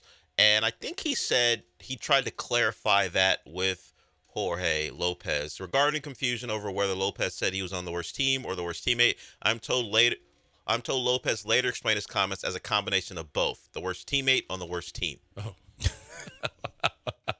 Well, there you go. Well, from the horse's mouth.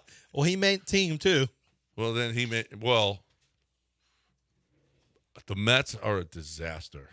That for the last 2 years, as much money as they have spent. Dude, their owner's so pissed. He thought they were all in. I mean, remember now, they grabbed Verlander. They got Verlander coming off a sigh. They went and got Verlander from us, which Scherzer. We just took it right back from them. Verlander, Scherzer, yeah, gone. They didn't even last Lindor, half a year. That money. I mean, they have just burned up the money. It's been a disaster. I mean, frankly, it's almost incredible that the Mets stay the Mets all the time. Yeah. the Mets thought they were finally not the Mets, but they actually were the Mets. They're trying to be the Yankees, and they just but they very meted bad it at again. They're just And the Jets are going to stay the Jets probably. What? Well, have you seen Aaron Rodgers limping around and I don't know if you heard OTA stuff? An Achilles. Okay. Yeah, I'm at not the sure. beginning of last year. Well, I guess timeline wise, it's remember when there was talk about Aaron Rodgers. Aaron Rodgers might make it back at the end of the year. Like what? Achilles can't heal that fast. He's not even healed now. The end of the year was December. It's been December, January, February, March, April, and now we're into the summer month of May. That's 6 months. Aaron Rodgers does not look ready to roll. Did you see him rolling out and stuff like that? Now, he may just turn into, he may just have to be, it's very reminiscent, frankly, of Dan Marino. When Marino tore his Achilles up back in the mid-90s or 93-ish, something like that, he came back and he couldn't really move. Now, his is the era of straight drop back passing. He couldn't move like at all, but he just had that rocket. And he was still effective, man. Dan Marino was still effective, but you could, he also didn't face such a blitz-happy, speed-obsessed league back then. But Dan could still, I think even if Aaron Rodgers is not as mobile, does not move as well, I still think Aaron Rodgers will be a pretty effective passer, but it will be, you're not going to get the best version of him. So, what year is this for Aaron Rodgers now in the NFL? Well, he came in 15, so this is now year number 19. I mean, he came in 5, so it's like 19. In 5, yeah. This is number 20. This is his 20th year. Yeah. 20 years in the NFL with an Achilles. Do you expect? I don't really. I mean, Hey, and Dan Marino's was only like 12 years. I can't expect. I don't know if we can expect him to play the whole season. No, I don't think you can. Age catches up with you, man. It's just you wake up and all of a sudden you got a back injury. Oh, what the hell? How'd I hurt my back? Well, it's just sleeping. That's what it is. Yeah. Oh. You just heard it. You just heard it sleeping. Yeah. Right. You heard it sleeping. I can't get loose. Now, if you tell me you got discomfort in your forearm, I know your career's over. If anybody has discomfort in a forearm, I've learned that it seems innocuous. Boy, I've got a lot of discomfort in my forearm. No. Oh, discomfort in your forearm, you're out 2 years minimum, and you may never make it back to you're going to continue to have injuries forever. Whenever I hear anybody say they have discomfort in their forearm, I know that it's over for them. Little did I know that was the most devastating thing you could hear. But Lance McCullers, discomfort in the forearm. Justin Verlander, back during the COVID year, discomfort in the forearm. Urquidy, discomfort in the forearm. Discomfort in the forearm is the worst thing you can Worst thing ever. Worst thing ever. Breaking it now. We'll get back to the Astros on the other side right here on ESPN 97.5 and 92.5. But first, John Daspit. John Daspit is a personal injury lawyer. And frankly, in a case like we just were talking about with Shiloh, he's the kind of guy that you would hire to go after Shiloh in a case like that. John Daspit's the one who, if you've been badly injured, he is the one who is going to fight for you. He's going to fight that you get those judgments. He's going to fight. And now, most of the times, he's going against insurance companies, because what insurance companies, the lawyers for insurance companies do is they will try to get you the lowest settlement possible, where they're paying for your medical bills, your hospital stay, and then they give you a little chunk of change for your pain and suffering, and that's it. But, I mean, what they don't account for, or what they do account for but they won't tell you, is that they're going to try to get away from having to pay for any physical therapy, any type of future surgeries. Their pain and suffering, they're going to give you a low number rather than what you should get for your injury. If you've been hurt on the roadway, you've been hurt in a workplace, a refinery blast. I mean, there are injuries where we see loss of life, we see loss of limbs, we see injuries that are going to be with you forever that require years and years of physical therapy just to manage pain. And John Daspit wants to make sure that you are covered on any and all fronts. And so he is the one to call. He is the best here in the city of Houston. He is the biggest, and he has 12 offices around the entire state of Texas ready to take care of you. John Daspit and the Daspit Law Firm. Go to daspitlaw.com or call 713-CALL-NOW.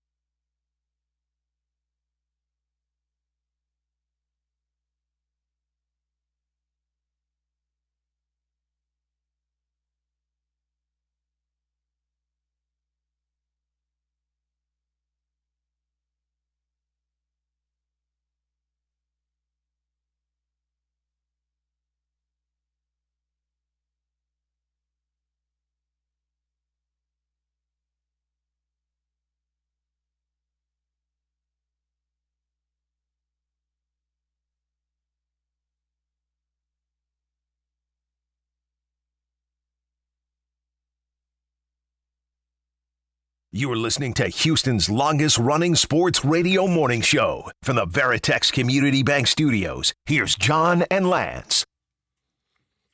All right, so I got a question for you. We've talked about it. The Astros are hitting 180 in this series with just 2 extra base hits, 33 strikeouts, and 100 at-bats. Wow. But did you like the Taylor Scott decision? I mean, he's been okay. His ERA is good. He's been okay. I didn't really have a problem with it. I mean, but you're supposed to go from best to worst when you're in extra innings. Some of your best, yeah. Unless you think we can't score, this is going to be a long one. That's what it felt like they were doing. Like, well, this thing's probably going to last forever. It's not going to be a long one when you bring in somebody who just walk, back, slap. Well, you don't. It's not going to be that long at all. If you think that's going to happen. No. Remember, that's the side of your 20-inning game or whatever where you couldn't score a run. Yeah, that is true, but. And you weren't showing any signs of, quote-unquote, scoring runs yesterday. Well, you did already have your inning of run scoring, which so is maybe a spot anew. We're not winning this game anyway. We already scored. Let's just go home in our inning. We got an early game tomorrow. And like you guys said, Taylor Scott's been a good pitcher this year. He's been okay. He's been okay. He's got a 1.63 ERA. Yeah. What do we keep saying? All right or okay? He's been good. Yeah. Yeah. Okay, that's fine. Stop. His name is Taylor Scott. See, he has been a good pitcher this year. Yeah, but we remember when. But he wasn't a good pitcher before he got here. Well, does that matter? Well, are you going back of the baseball card? He's gonna. Yeah, I tend to look at back of baseball cards. He actually has been really good. Yeah, what are we doing? He's this month 2 earned runs in 15 innings. Yeah, but that last month 1 earned run in 10 innings. But he got away with a lot. Yeah, but what? He missed a lot of spots. Stop it. I don't know. It's just his name's Taylor Scott. You don't. Well, that just bothers me. Well, they picked him up off the street, and he was training. He was a spring training invite. Well, he turned himself into I didn't have a problem with them going to him yesterday. It was a little bit, except for the fact there's an outlier with Taylor Scott. What? A 1.63 ERA because his career ERA, guess it. Sure, I'm gonna say 2.63. Well, higher. I have it here right now. 3.63. Higher. I'm looking at it right now. Higher. 5.63. Higher. Way to go, Dell. What do you mean? Taylor Scott's actually been a really good player. He has been for the Astros. Not in Major League history, though. So what does that matter? Look at the back of the piece. Well, Alex Bregman, for normally in Major League history, is a pretty good player. This year, he stinks. Let's see who gets paid more. We already know what's going to happen. But the point is, he has been a better performer than most for the Astros this year. Yeah, he's been okay. He's been good. Stop saying okay. Stop couching everything. I know he's Taylor Scott. I know he was bad in other spots, but specifically for this team, in this disaster of a season, he's been good. Yeah, he has been. I just didn't want to see him last night. Who did you want to see? I wanted to see us score more runs. Yeah, that's what you wanted to see. I like pitchers that don't give up runs. I like hitters who hit the baseball. Mm-hmm. Right. That would be nice. That would be great. Yeah, I don't know. By the way, if you don't know the number, John gave it to you very early. He gave us a lot of numbers that were very depressing in the first segment of the show. The Astros, that was their 7th consecutive game last night where they only scored in 1 inning of the ball game. So the Major League record is 8. 8. But in the expansion era, they've already tied it with the Angels. Yes, since 1961. Yes, 7 straight games. 7 straight games where they've only scored in 1 inning. And 56 of 63 innings of their last 63 innings are scoreless. 56 of 63 innings are scoreless. If I'm Taylor Scott, I don't know why he'd be up listening. I'd be like, what are they talking about me for? I'd be so pissed if I were Taylor What Scott. are you talking about me? This is the greatest year of my life. My wife and I celebrate every day like, this is a dream come true. I'm like, I wouldn't have gone to him. He's been fine, but most of his career, he's terrible. Like, this is Don't talk this about is as me. good as it gets. This will never be better in my life right now. The birth of my child, my marriage, and the 2024 season with the Astros are the greatest times of my life. And these guys are crapping on it. It's not our fault. You got the loss. You know what? What have you done for me lately? Listen. Oh, by the way, a listener says. I mean, I stayed up for that. Jake Asman said it was blisters is why Aaron is on his feet. That's why he's bouncing around like that. That's why he's limping. Because of blisters. It looked like Achilles to me. It looked from here. It looked like an Achilles. Yeah. Okay, but Jake Asman is actually there and a maniacal Jets fan. He's at training camp. Huh? He's at training. Yeah, training he covers. Camp? Well, doesn't he work for them now? I don't know. Actually, Or I don't doesn't know. He may not be at camp. Is he back in New York? I don't know. I think so. Is he? Yeah, just say he is. No one's going to double check you on that. No, well, No one's going to fact check I that. think he does work for one of the New York stations. I'm not sure if he's at training camp or not, but Okay, well, that would make more sense if it's blisters. Of course, also, why is he out there on blisters? As soon as he's hobbling around, I'm like, shut it down. He wants to throw to the guys. So what? He wants to be. He just. he's a guy that just likes to be one of the guys. No, yeah, that's not true. No, that's not what. That's not what we know about him. No. Well, yes. Are you sure? Who's his best friend? Robert Kennedy Jr. No, his best friend Randall is left. Cobb. No, well, okay, Randall Cobb. Alan is his best Lazard. friend. But who's his second best friend? Alan Lazard. No, it's not. He likes him. That's why he got him a job. And then the Jets got rid of him last year. Nathaniel Hackett. No, his left tackle, David Bakhtiari. Well, he doesn't play If you're a football friend of anymore. an offensive lineman, you are one of the guys. No, Yes. he's not one of. Aaron Rodgers has never been one of the guys. No, the offensive line like him. Yeah. He's not one of your guys. No, He doesn't fit into your nice, neat little box where you give each other jeans and whatnot. He's not that kind of guy. no, that's not. That's not actually anything of in my. He doesn't sit in the DC. Yeah, I he think does. what Aaron Rodgers is, this is what Aaron Rodgers is. I think he's one of the guys, but I don't think that team comes first. I think Aaron Rodgers comes first, and he's not Tom Brady.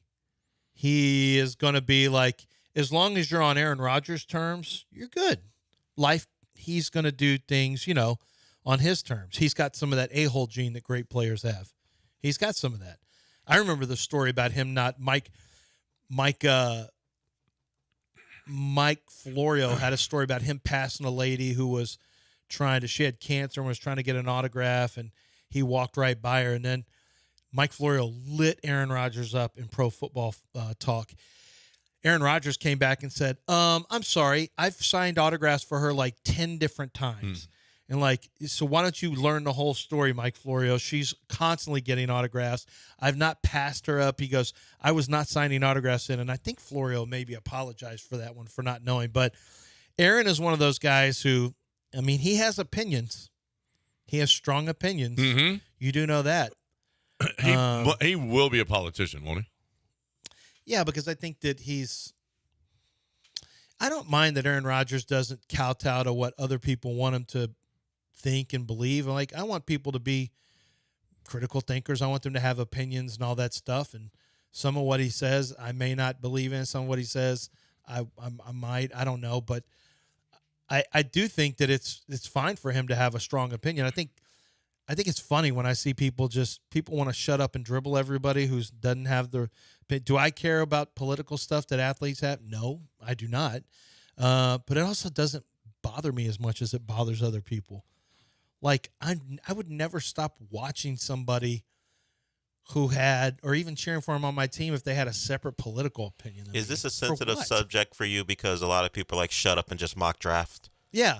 People tell me I'm not allowed to talk about Astros, oh, your trash can team. I'm like, hey, you may not agree with my choice of baseball team, but respect that I have the right to a baseball team. You stick with football.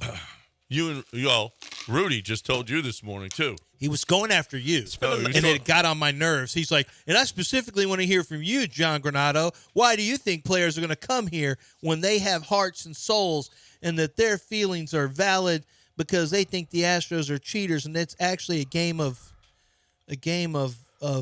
integrity or I want a live studio.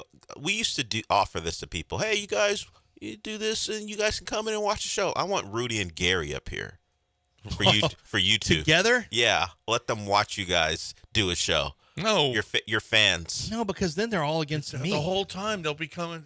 That's John Lance. He's not Collie. That's the bit. Have them in there criticizing you the entire show live and in person. I know what it would be. I welcome that. I feel bad enough about myself on this show. We That's don't a have lie. to do other people. That's a bad lie. about yourself. You don't feel bad. You don't care. I feel bad about myself. Yeah, I don't. No one believes that. This is taking an unusual long. I thought it would be 9:42 by now. What? Yeah. By the way, like 9:42 and it's no. 8:42. Well, John Show's going to. Dimitris Fedakokis is on his way. Yeah, the food. Yeah, food's coming. No, Yeah. we can sit tight. Yeah, We're fine. you can relax. John Chill will join us at 9. When we come back, and we'll talk about some of the. But I do want to get into NBA Finals coming up next. Well, not NBA Finals. I'm sorry, Western Conference Finals. Want to talk about that one because I actually, while I don't think I'll save it. Save it for the other side. Because tonight we've got Dallas versus Minnesota, and I'm actually very interested It will be in interesting. this series, and I'm really looking forward to the NBA Finals. Well, I hope nobody needs QC Kinetics for it.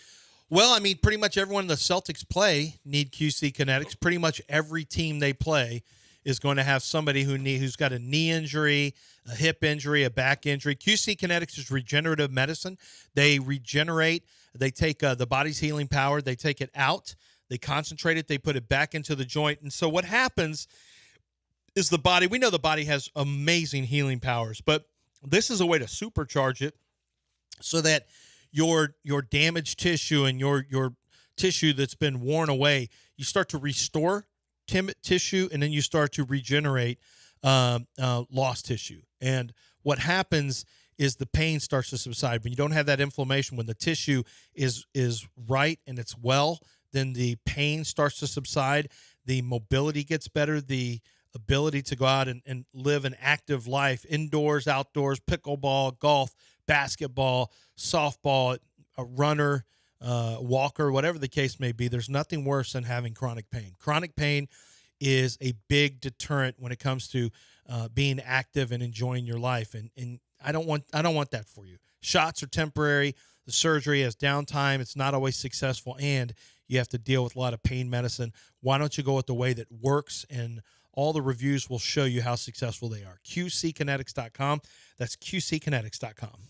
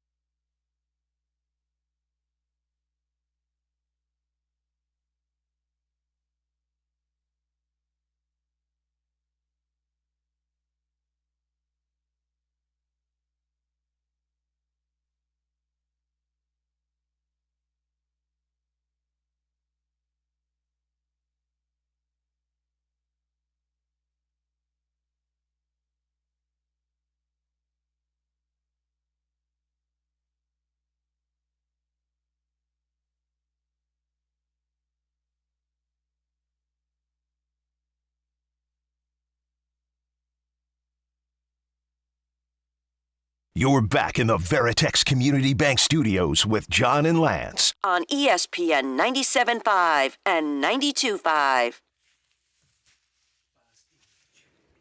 All right, welcome back here on ESPN 97.5 and 92.5. John and Lance, and you'll be hearing Lance chewing here in the next few minutes because Demetrios Fedakakos is here from Nico Nikos and brought us all kinds of food. We had Andreas Katsarakis, I think it's Katsarakis, who is fighting tomorrow night, as a matter of fact. He's going to be fighting tomorrow night. He's a Greek from Athens, and so Demetrios, huge in the Greek community here, feeds him, right? Oh, my God, look at this. Now, you heard me ask Andreas, what's better, lasagna or pasticcio, right? He brought both. Brought what is that, a spinach? That's my dad's spinach lasagna. Come on, get in here. Sorry. So that's spinach lasagna that your dad created? Spinach and feta lasagna. And then, of course, pasticcio. Pasticcio. Now, I asked Andreas, what's better, lasagna or what did and you know what he said? You can't compare. He said pasticcio. What, are you crazy? Well, yeah, of course. Get close in. But you really can't. They're two different things. Yeah. Two different things, guys. Now, you know John is Greek and Italian. Oh, no, he never tells me he's Greek. Oh, yeah. He didn't. Paniota Androkopoulos. No, I'm just messing with you. I heard that last. Yeah, I do. With the Greeks. I always Yeah, say, with the Greek. Greeks. Like, yeah, me. I'm Greek.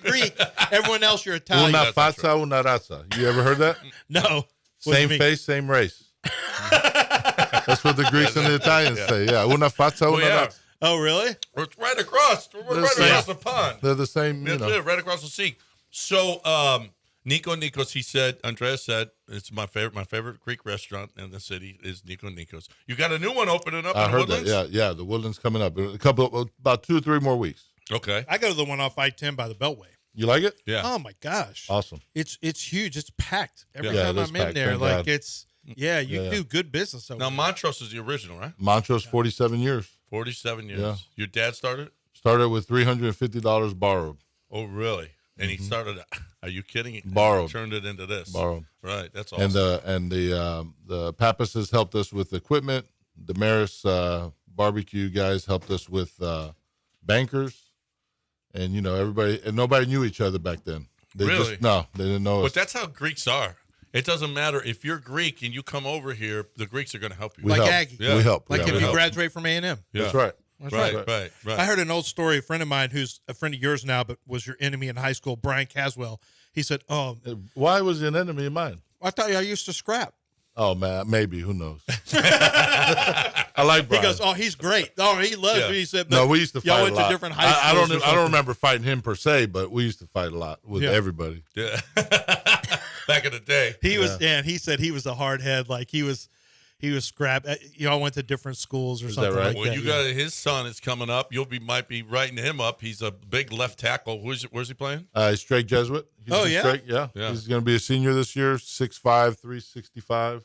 Oh, he's a big boy. He's a big old kid. Big boy. Dana was recruiting him, and not anymore now, but Dana was was high on him, and What's that like? What's that process like for you having a son that teams were looking at for football? Well, it's it's a start. For us, we're just you look at other people that already get offers and stuff, and you're like, man, where are we behind or whatever? But so far all the colleges have been great, and it mostly is just conversations of, hey, we want to see your film, and we want to see you next. Too. So he's got his first offer from Hardin Simmons, which was really great. They got a nice powerhouse of football over there, and then a bunch of other ones have shown interest. So we'll see. This year is his year. This year he'll get a Enjoy lot the more season. looks. Yeah. Oh yeah, I mean, just that's have the fun, most important thing is you got to enjoy that. Well, and that's season. big time football too. Yeah, that conference. Yeah, and if he can go to college and have fun and experience being an athlete, great. Yeah. Yeah. And scrap like you used to. Yeah. Well, no. No, you don't want that. He told me the other day he was going to a party, and I was like, "Hey, are you guys fighting over there or anything?" He goes, "Who sets up a party to fight?" And I was like, "Dude, we used to do that." Did your dad want you to? Did he? Or did you want JT to be just like you in No, high school? nothing like me. I wanted him nothing like me. They're better than us. He's also great friends with Rafael Stone. You are. I am. Demetrius. He's a dear friend of mine. Yeah, dear friend. So are they going to trade the pick, or what's going on with that? Me and Rafael never really talk about any of this stuff. I don't know. Well, can you find out for us? Nobody's listening. I'll ask him. Ask him. Ask him. He actually likes you guys a lot, actually. Yeah, we met over at your place in Montrose. That's right. And hung out there. That's right. We had a nice time with Rafael. That was good. Me and Lance went over there. It was great. But, yeah, you're a big Rocket fan. Well, you guys of course. All Houston sports, Yeah. I do like the Yankees, too. That's where I came from, New York. But if the Astros, when I was 5, 4 or 5 years old. But it's probably in your family, Yankees fans. That's how the classic uniforms. And just, it was, I remember. But I remember for the having Astros when they play. Oh, 100%. Yeah, 100%. Yeah, absolutely. And I'm also a Titans fan, too, just because they left Houston. I never left the Titans, but if you're doing damage, and this segment's doing damage to you. Yeah, you're a Yankee fan and a Titans fan. Who else? Like Utah Jazz? No. But if they're playing the Texans, I go with the Texans. Right. Yeah. Right. Well, the 3 locations are going to be now. 3 locations now. Yeah. Yeah. So you got an I-10. So Woodlands is going to be the biggest one. Is it going to be? He's going to be huge. We got a drive-through that it's going to be like a curbside on steroids per se, because all our food takes longer to cook. So we're just going to use it like that for now. And then if you can order things at the window. Yeah, you don't have them ready when people drive up. No. So it's not going to be the standard drive-through. Yeah, right. But it'll be equipped. And are you going to the fight tomorrow night? Oh yeah. Yeah. So tell us. So Andreas is going to be fighting. Andreas is the main event. Right. He's fighting a previous number 1 contender. I think he has like 20-2 record.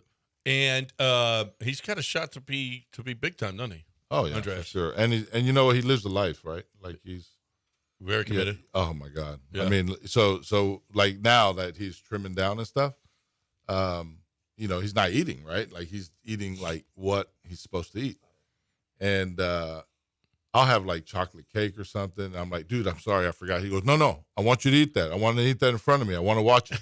It'll make me lose weight. I don't know. It just, I think, mentally, it's like, here's my sacrifice. That's the mental toughness, yeah. And then the other day, I asked him, he was coming over to the house, and I was running late. I was like, hey, man, do you think you can pick up the food? Because the rest of the family was eating, Yeah.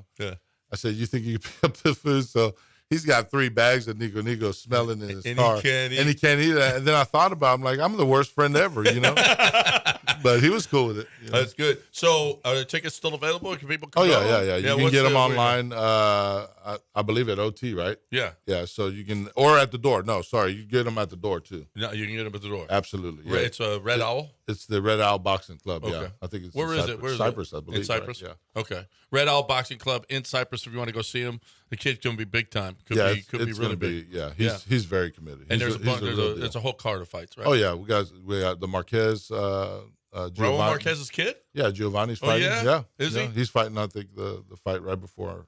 Remember we used to have Raul on all the time. Yeah. We love Raul. He's fighting. So we got a bunch of Greeks out there. We need the Latin community out there. Let's go. Yeah, let's go. Latin community, step up. Art, get on over there. Okay. You're talking to one particular list. Let's go. That's right. Up in Cyprus, Red Owl. It's I don't know what the website is. But doors open at 6:30 is the first tomorrow fight. night. Yeah, there's 7 fights tomorrow night. Get on over there. If the weather screwed up the Greek Fest, didn't it? A little. Did you go? Yeah, no, it was screwed up. The weather was terrible. It's okay. The spirit was there, and next year, they got it going back again. So we'll go back next year. We'll do it next year. Well, Demetrius, we appreciate it. Nico, stop by one of the locations, Montrose on I-10 and the Beltway, right over there. And then where is it in the Woodlands? The Woodlands is right on the freeway, Research Forest Drive. Used to be a Luby's. Okay. Right by the Target and the hospitals over there. It's a good area. Yeah, it's a great area. Yeah. Really good area. Huge. Well, so give us 3 weeks for that one. Continued success, man. All right, love babe. you. Appreciate you. There's Demetrius Fedakakos. What'd you say? Did you I've got. You can't eat out of here. Lance is the only one that eats on the air. I eat on the air. We have to come back, but as soon as you're out of that seat and as soon as we're to the break, we're immediately going to get into that. We're breaking into I'm already studying which one of those little forks I'm going to grab. Yeah. I'm talking bull shirts right now. My guys over at Bull Shirts, they've been around for 40 years as well.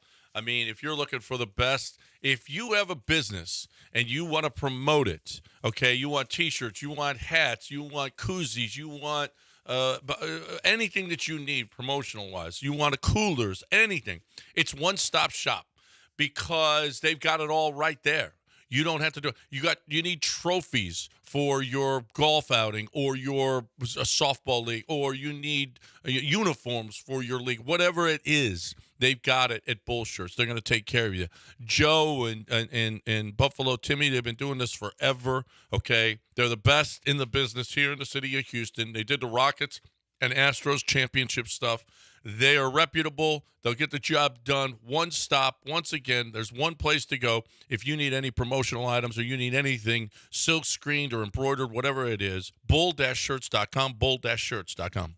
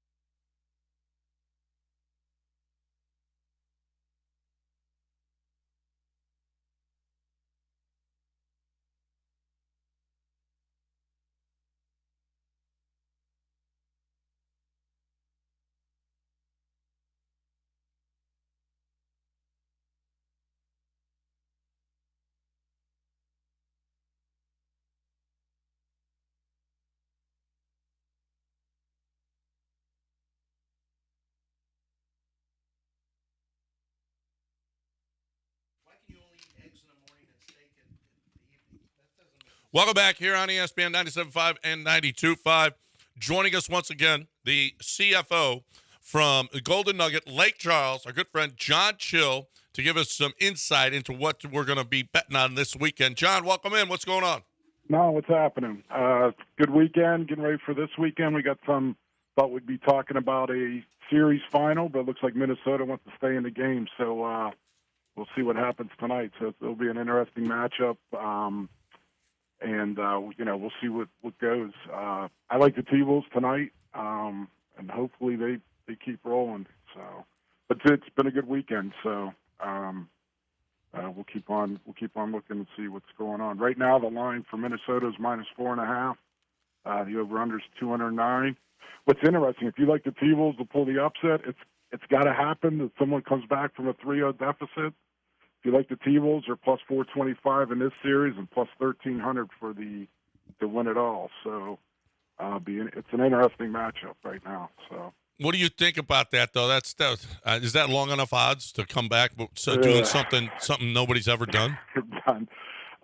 Yeah, I would expect probably it to be a little bit higher. I was thinking to be around 17, to 1 instead of 13 to 1. But I think there's more money. If you look at tonight's game too, I think there's more money. I think people are thinking the T-Wolves can make a comeback or make this a series.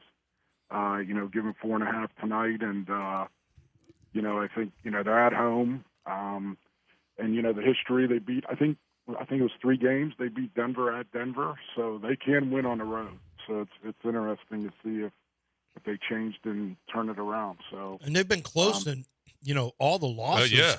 They've had leads during their losses, other than they even had a lead in the last game that they beat the Mavericks in Dallas.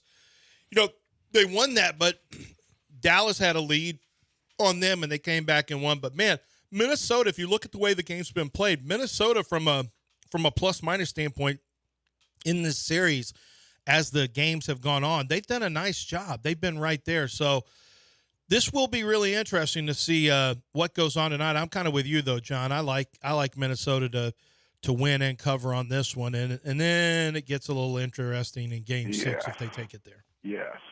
So I'll get your guys' opinion. The one I like is Karl Anthony Towns over 2.5. I like the plus 145 on the 3 points tonight. I don't know if you guys like that one or not, but I'm thinking about that as a prop. Well, he finally started hitting them in the last game, which was nice. Yeah. Yeah, and he was hearing the criticism too, so maybe it'll carry over to tonight's game as well, because he was catching it for being too soft. I think prior to that game he was 4 for 32 and 3. Yeah. So maybe the law of averages will catch up and hit that. So, so tonight we got that. Hopefully the finals. I think they'll start Sunday if Dallas wins tonight. So we'll have that this weekend, I believe. They'll probably try to start it this weekend. Got baseball. For the record, to let you guys know, I will not take Verlander or the Astros for a long time. So I took them last night, and you took them? Yeah. So I got smoked on the Astros last night. But when he's bad, he gets beat. When he's good, he gets beat. Yeah, but Kirby's is brutal. Kirby was off. He's an Astro awesome killer, too. And he's really good at home. It's interesting, John, when it comes to handicapping. I think the average fan who's making these bets, they look at the total stats as opposed to looking at the splits. It's pretty important to look at the splits, home and away, last 3 games, last 3 starts, whatever the case may be. Yes, and different, how they are against, left-handers, batters, right-handers, and also pitching, as you dive into those. You can't just look like overall. And it's weird, too, home and away. You wouldn't think baseball would be – some of these pitchers pitch way better sometimes away, at home, and you got to look at that, too. I've seen, 2-point differences in ERA from home or away or vice versa. Some players pitch better away than they do at home. So, but anyways, we got that. We got some UFC coming up this weekend.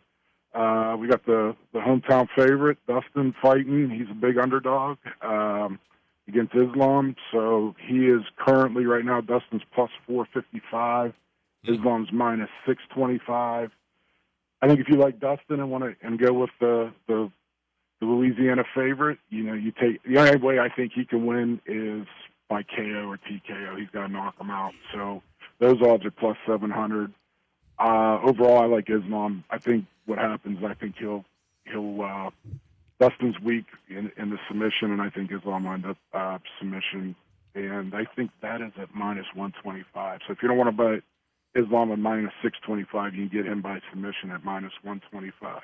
Yeah, and that's the most likely course of victory for him, unless it's a decision. Dustin is a tough guy. He's going to be hard to knock out. And the flip side of that is Dustin's got punching power too.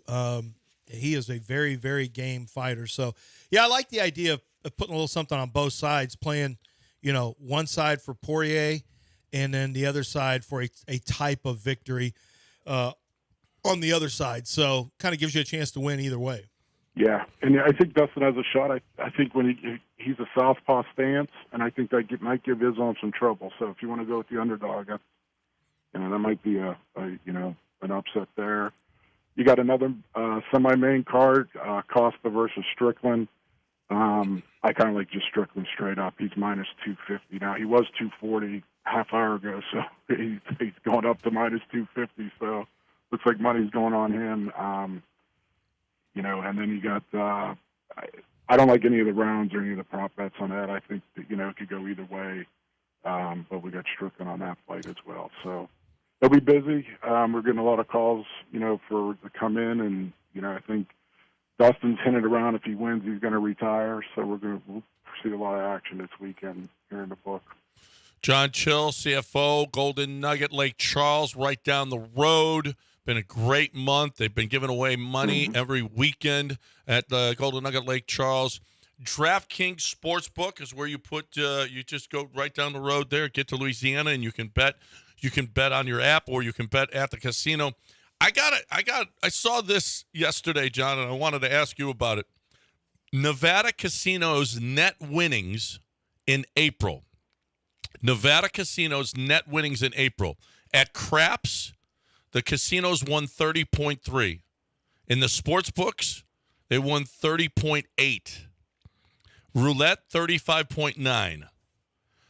Baccarat, 76.1. Blackjack, 110.2. And penny slots, 216 million. Is that ratio, like penny slots, that much more at your casinos? In your experience, are penny slots that much bigger than more than double blackjack, or right at double blackjack? Yes, yeah, that's about a similar ratio we have here in Lake Charles. Yeah, it's people like their penny slots. Matter of fact, we just added about over 100 new games this month. The last couple of months, we got some new penny slot product down there. But that's normal. People like to play their pennies, and right now too, penny you could do multi-denoms on them. So if you don't want to play a penny, you could go up to 2 cents, 5 cents on them, but they're considered a penny. But yeah, everybody likes the new machines. I call them the video games for the old people. That's the new way. But the ratio of penny slots, people like playing those, and I think it's the quick return, hitting the button and see if you win, and you keep on hitting that button. But yeah, those ratios are pretty similar to what we have in Lake Charles. Really? Baccarat. Yeah. Baccarat, that bigger than craps, and roulette bigger than craps. Yes, yeah. Really? Yeah, it's now, is that win or handle, John? That's the winnings, net winnings. Okay. Net winnings. So yeah, well, I would imagine. I don't know. Is that pretty much handle too?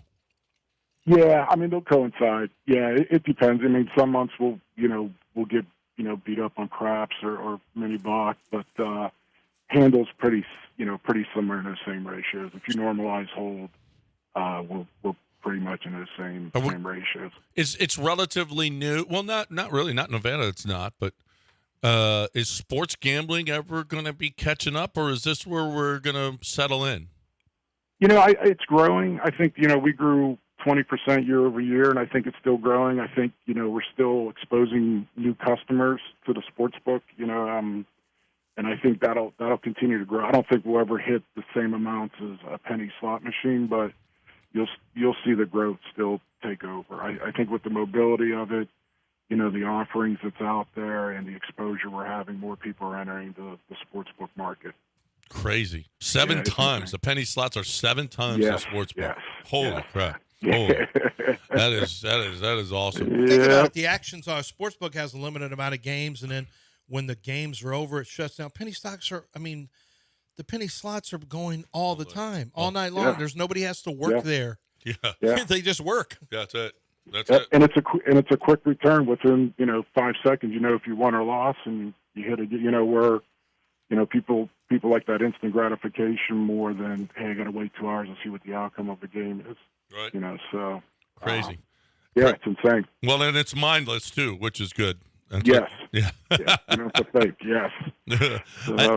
That's John Chill, CFO, Golden Nugget, Lake Charles, with us every week, giving us a breakdown.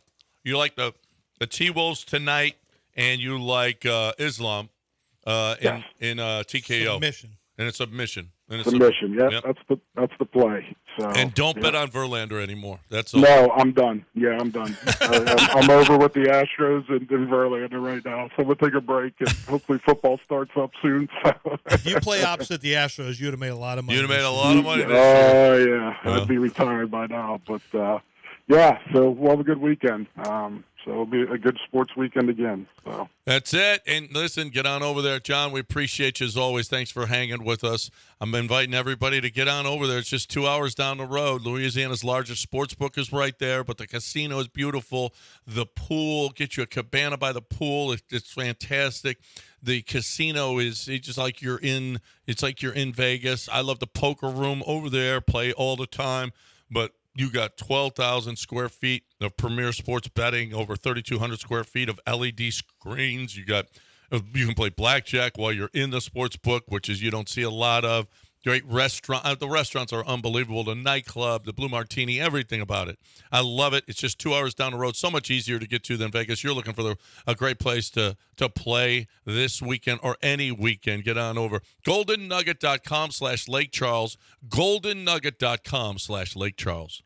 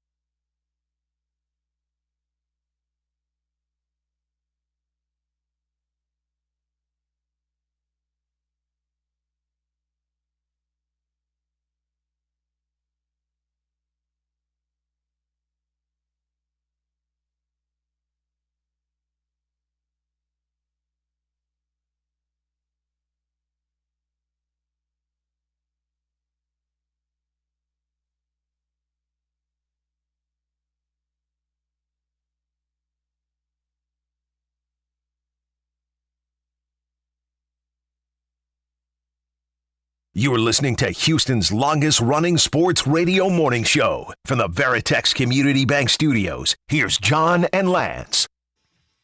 All right, welcome back. Thanks to John Chill and Demetrius Fedakakos for coming by and hanging out with us. This should be a lesson to Yanni and Frankie and Nick and all of them. The greatest guy, Demetrius, brings us food. Those people do nothing. What's the lesson for them? That they're not good people. Oh, I'm trying to figure out what benefit do they get from bringing you good food. things? If you want good things said about you, bring food. Yeah, if not, look and he brought fries with the gyros. I noticed. He knows what he's doing. Well, it's He ain't either no that. rookie. It's either that or you disrespect him completely. So No. he had to make a choice. No, he's smart enough. I didn't even tell him that. He's hurt. He's smart enough. You bring fries when you bring a sandwich. Some restaurant owners think fries don't travel well, so they don't want to give you cold, not great fries. Restaurant owners aren't very bright. Okay. Do you? Would you go after? I don't know how you do it. He's a free agent. I mean, Nick, go after Nick. Nick, or no, Yanni? not go after him. Oh, Paul George. If you're obviously, I'm talking about if you're the Rockets. Now, how do you make it happen? You're going to have to. Would it have to be a sign and trade? Probably so. And then you got to try to match salaries. I don't know how you could do it. There's no way you have money. Well, you sign and trade and commit to an extension because he can opt out, and then the Sixers have plenty of cap space to sign him. So if he wants to be a Rocket, you can match the salaries and then promise him we're going to get your extension too. I don't see how you can do it. Well, you can trade players for him, and you have picks. The Clippers, if he tells the Clippers, you can either trade me to the Rockets or I'll just go sign with Philly. Well, he's a free agent. No, he's not. If he can opt out and become a free agent. Well, that's what's expected, right? Well, but so how would that work? Well, then? he doesn't opt out. You trade him, and his leverage is if you don't trade me to the Rockets, I'll go sign for the. So he doesn't opt out Sixers. because he knows he wants to get traded To the And Rockets. and with an extension. To the Rockets, yes. Or the Clippers say, we don't want to trade you, then I'll opt out. The and go Clippers sign can with pay the Sixers. more. The Clippers would want to trade The him. Clippers can This pay is what more. I'm saying. He has the leverage of letting them know if you don't trade me where I want to go, They I'll could just go use a sign young someplace Jalen. else. Right. They could really use a young, explosive dunker like Jalen. Well, you know what? The Clippers got to do something different.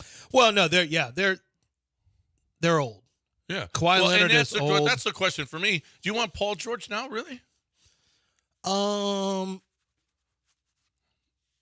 don't know. I'm just thinking, like, I honestly, I think they're gonna run it back and then figure it out from there. That's what I think is gonna happen. I think the idea, in theory, makes a lot of sense to move Jalen in the third pick.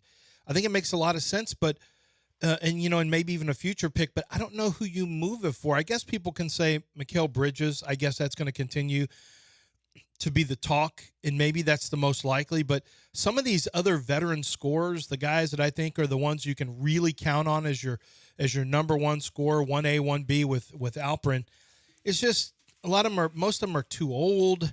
They have issues with maybe not playing, and for me, that's almost a non-starter. I don't want to get into that business where guys don't play. I just no thanks. I want you to play you need to be in the 70s of how many games you play per year. If you're in the 60s and 50s, like, no thanks, and you're an older player, the more I look at this and the more I think, well, if you're able to do this and that, I think the easiest move might be just to draft, get the third pick. For me, Klingon makes the most sense because he's a rim running center, something you don't have with Steven Adams. Steven Adams is just a bully. He's a stiff bully who's there to I think his best role is going to be to back up. Honestly, I think it's be a backup big. I think that's the best move for him. I don't think it's playing with Şengün. I don't think he complements Şengün's game. I do think a rim runner would be nice if Klingon could shoot, but he can block shots. He can rebound. He's a smart player. I think that's the kind of big. That's the kind of five you need playing next to Şengün if you're going to play double big, and you do need somebody who can rebound and block shots. I do think that's missing from the Rockets right now at the 4 position. You don't have that kind of rebounding from Jabari on a regular basis, so I just think they're going to draft it, and then as the season goes on, if they want to trade a player, they can trade a player. I don't know that they had so they tried to trade for Mikal Bridges during the season before the trade deadline. It didn't. The Nets wouldn't do it. So I don't know that the Nets will do it now. Although he did not have a very good April. He only averaged 11.6 points per game in April. You're talking about Bridges? Bridges, but he can shoot now. I mean, even at that, he was 41% and 40% field goal, 41% 3-point. 40% the month before, 41% 3-point. So, I mean, he can shoot. There's no question about that. And what you want is a shooter. But they wouldn't do it before. Will the Nets do it now? I don't know. Did they regret not having Jalen? I don't know. Yeah, I bet they do. No, I bet they don't. Why not? Well, tell me why not. Jalen's going to be a 24-point per game player in the NBA. Is he going to lead to winning? Because the Nets don't have their own picks. I have doubts about it, but I do think he's a worker. I think he's shown everything that we've read. Apparently, he's working hard in Maryland right now. We saw him work with Van Fleet. And I understand some of that is social media, but I think if you ask the Rockets, they tell you he's a worker. Like, I think Jalen, does he like to chase a little bit? Okay, it appears as though that's the case if all of the What do you mean, chase his shots? paternity situations you meant something else.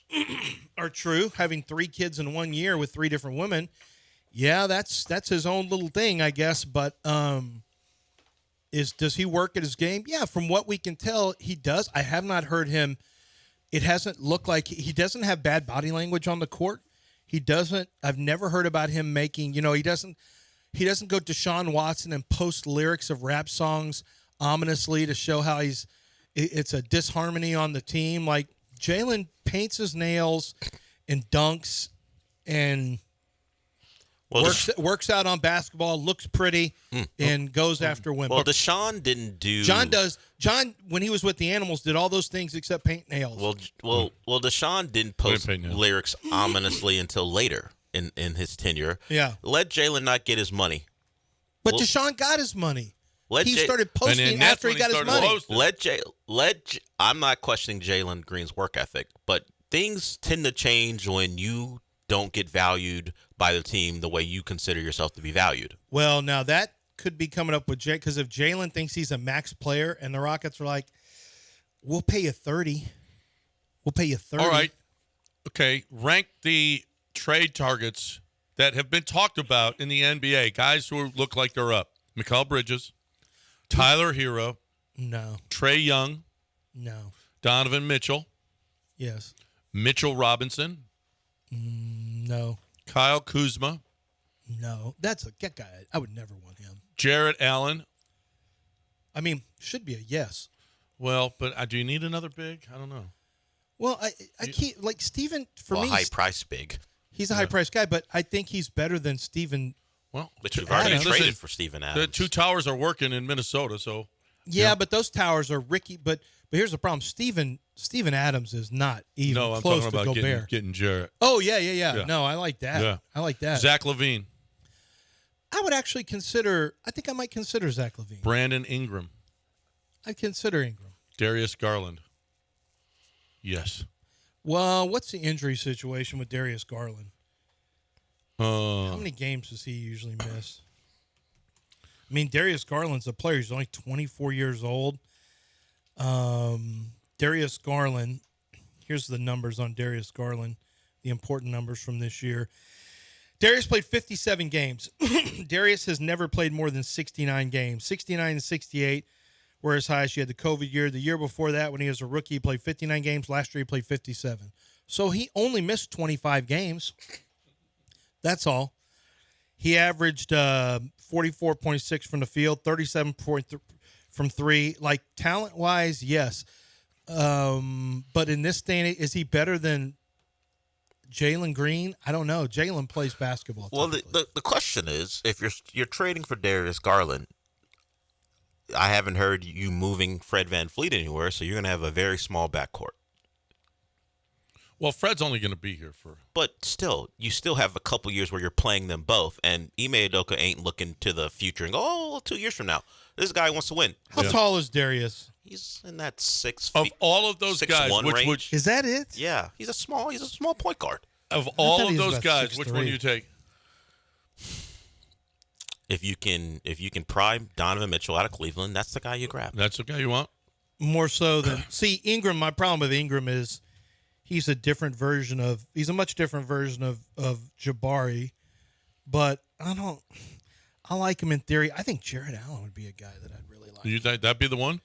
Zach LaVine has 3 years, $138 million. That's a guy who doesn't play too, by the way. Yeah. Yeah, I don't like those. No, thank you. I think I go Mitchell as well. Donovan Mitchell. Now, The Cavs have shown every intention, not that it matters because Mitchell can make his own decision, that they want him to stay. They are going to give him all the money they can, and they fired a coach. Mitchell doesn't want people thinking he's the reason that the coach got fired, but people are saying he's the reason that coach got fired.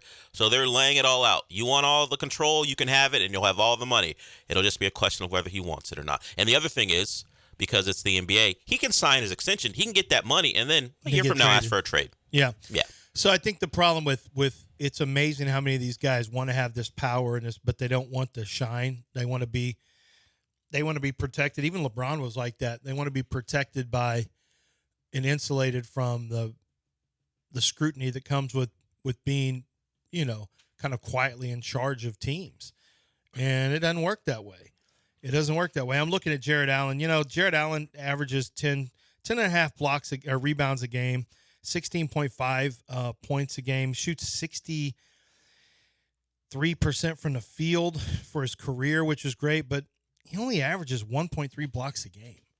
That's for a guy with a 7'6" wingspan, that ain't great. You got to have a bigger impact on games. And, from a rebound standpoint, he's hit 10 rebounds 3 different times in his career. I like Jared Allen. Maybe I don't like him as – I'd rather have Donovan Mitchell. Yep, Donovan Mitchell. Jared. And yours was Donovan Mitchell? Donovan Mitchell. Yeah. There was another one that you mentioned that I kind of liked a little bit. Besides Jared Allen. Mikal Bridges. Mikal Bridges. Yeah. 713-780-3776. One segment to go before we hit News of the Weird. But is all this – are these players all better? The question you have to ask is, are you better with all of these options than sniff around on Jalen for one more year just to see how the Rockets mature together in their second year under Udoka? The third pick is the third pick. I'm whatever with that. But I don't know. Maybe I'm starting to come around to it's not the end of the world if you don't move somebody in the summer. You can always these are tradable commodities. Yeah, but then you got to make big money decisions after that.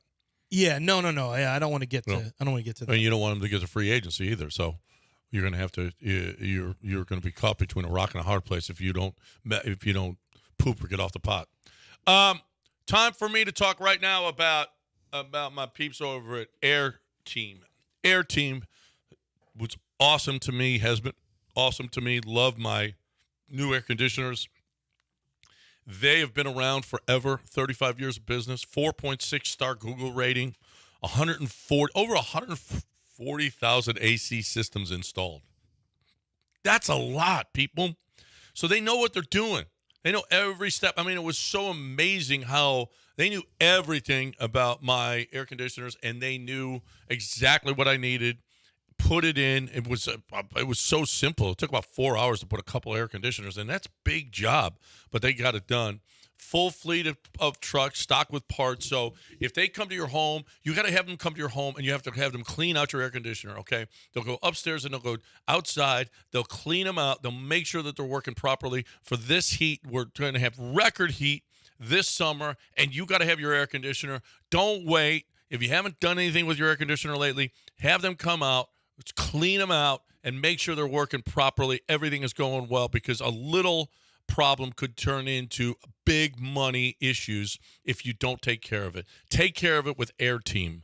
Air Team Limited, airteamltd.com, airteamltd.com, 713-956-8326. Tell them you heard it right here.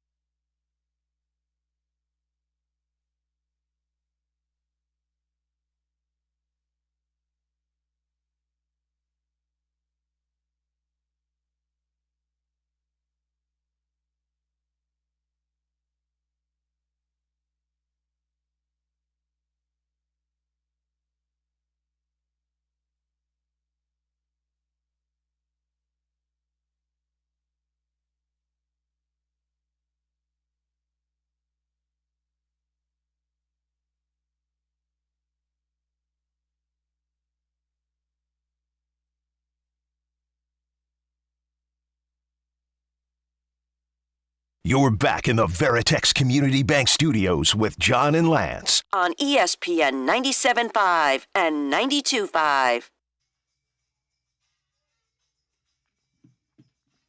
All right, welcome back here on ESPN 97.5 and 92.5. Del, we miss anything today?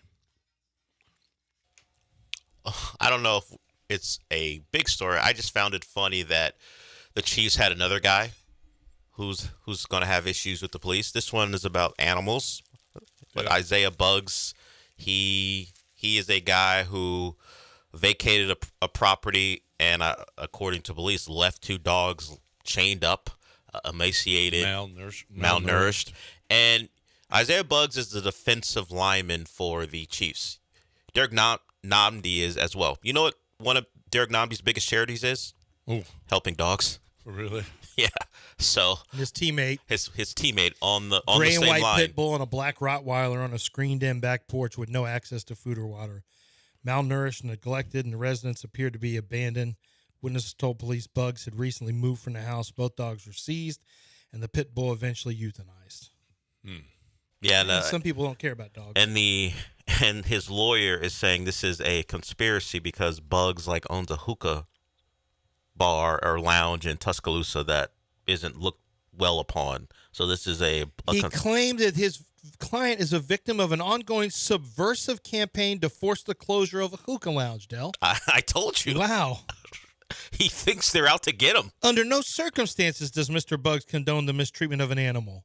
The dogs at issue did not belong to him, and he was unaware they remained at the property in question. So someone else was storing their pit bull and Rottweiler at your house? They're unfed, malnourished. Yeah. Derek Nandi's got to be like, man. He was arrested at his hookah take lounge. A hit, man. This is what I fight for, and you can't even feed your dogs. Robinson said in a statement that Buggs was arrested at the hookah lounge on misdemeanor charges on 2 separate occasions in the past 2 months, but each time no public record was made of these arrests. He said the city of Tuscaloosa, quote, used the threat of pursuing and publicizing both the allegations filed today and these arrests as leverages against Mr. Buggs by offering to drop and not pursue them in exchange for his voluntary surrender of his business license. Why do they want his hookah lounge closed so bad? You got to know both sides of the story, okay? Yeah. There are 2 sides to every story. He's being framed for not feeding dogs. Well, his lawyer is saying that or he did it. His lawyer is saying that. they're offering to charge. Yeah, they're offering to reduce these if he just closes up his hookah lounge. That is a little. That's a little suspicious. Is this lawyer lying? I don't know. What's going on? Robinson said Buggs declined the city's offer, and he has serious concern about the city's and police department's motivation for deciding to target his business, which he plans to bring to light as part of a defense of the allegations and charges filed against him. I just know the Chiefs are like, oh my God, something else? Oh my God. I mean, we're killing people on roadways, running into people on roadways. Well, she writes didn't kill anyone. Running into people on roadways. We had the Tyreek thing. We've got Hunt.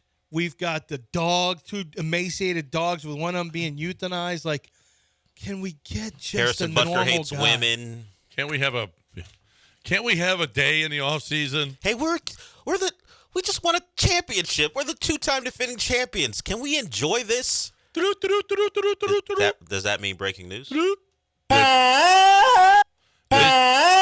This just in. Miami wide receiver Jalen Waddle reached an agreement today on a 3-year, $84.75 million contract. He was next. Yep. Includes $76 million guaranteed. Do you think Nico's pissed right now? Nico's not as accomplished as Jalen Waddle. No.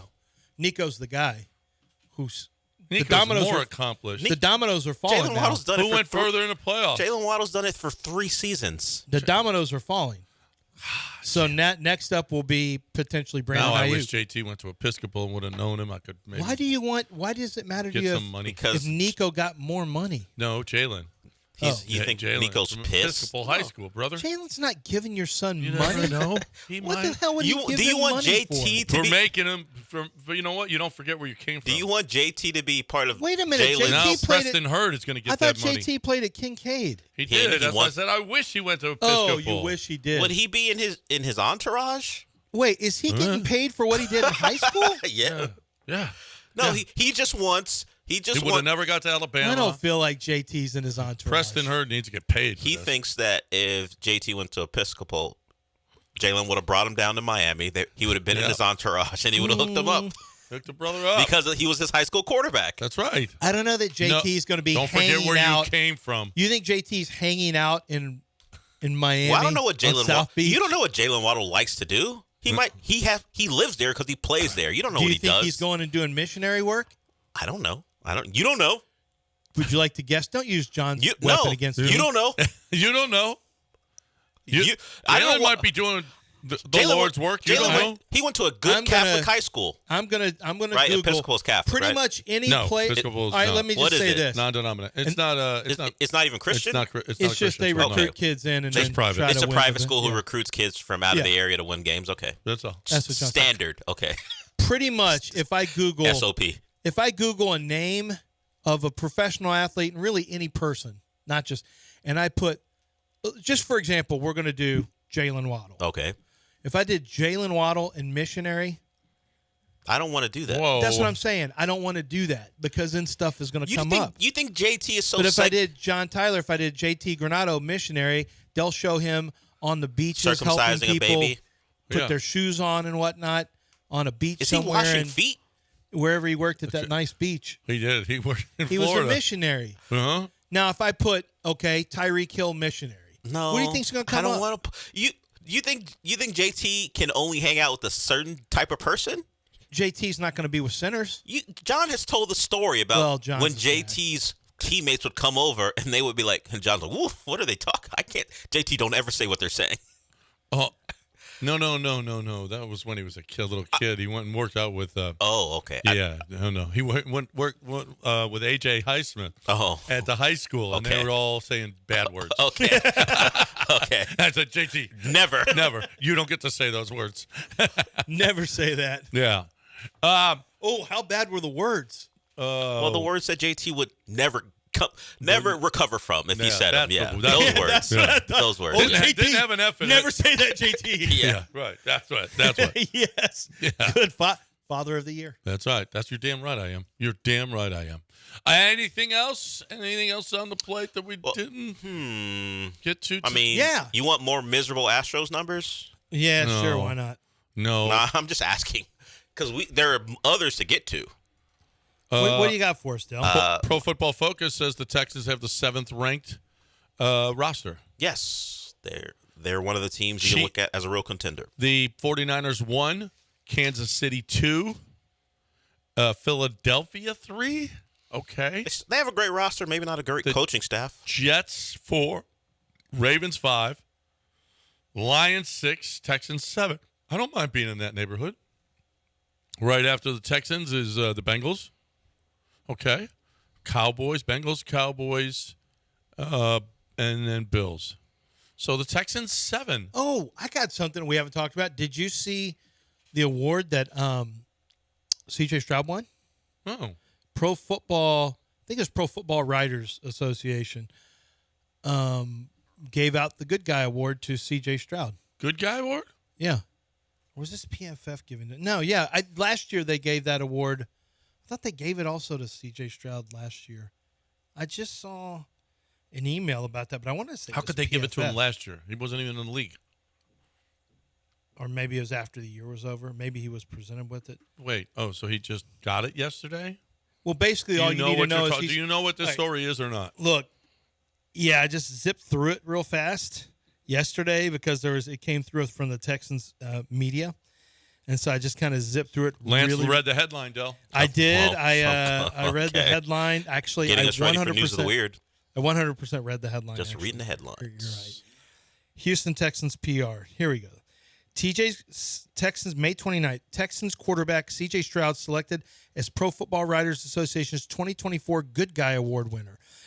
C.J. Stroud, who was praised for his dealings with local and national media during the previous season, told you, has been selected as the Good Guy Award winner by Pro Football Writers of America. These are people, it probably was started by John McClain, who talked to the media. Good probably. guy's a good guy. He's a good guy, talks to the media.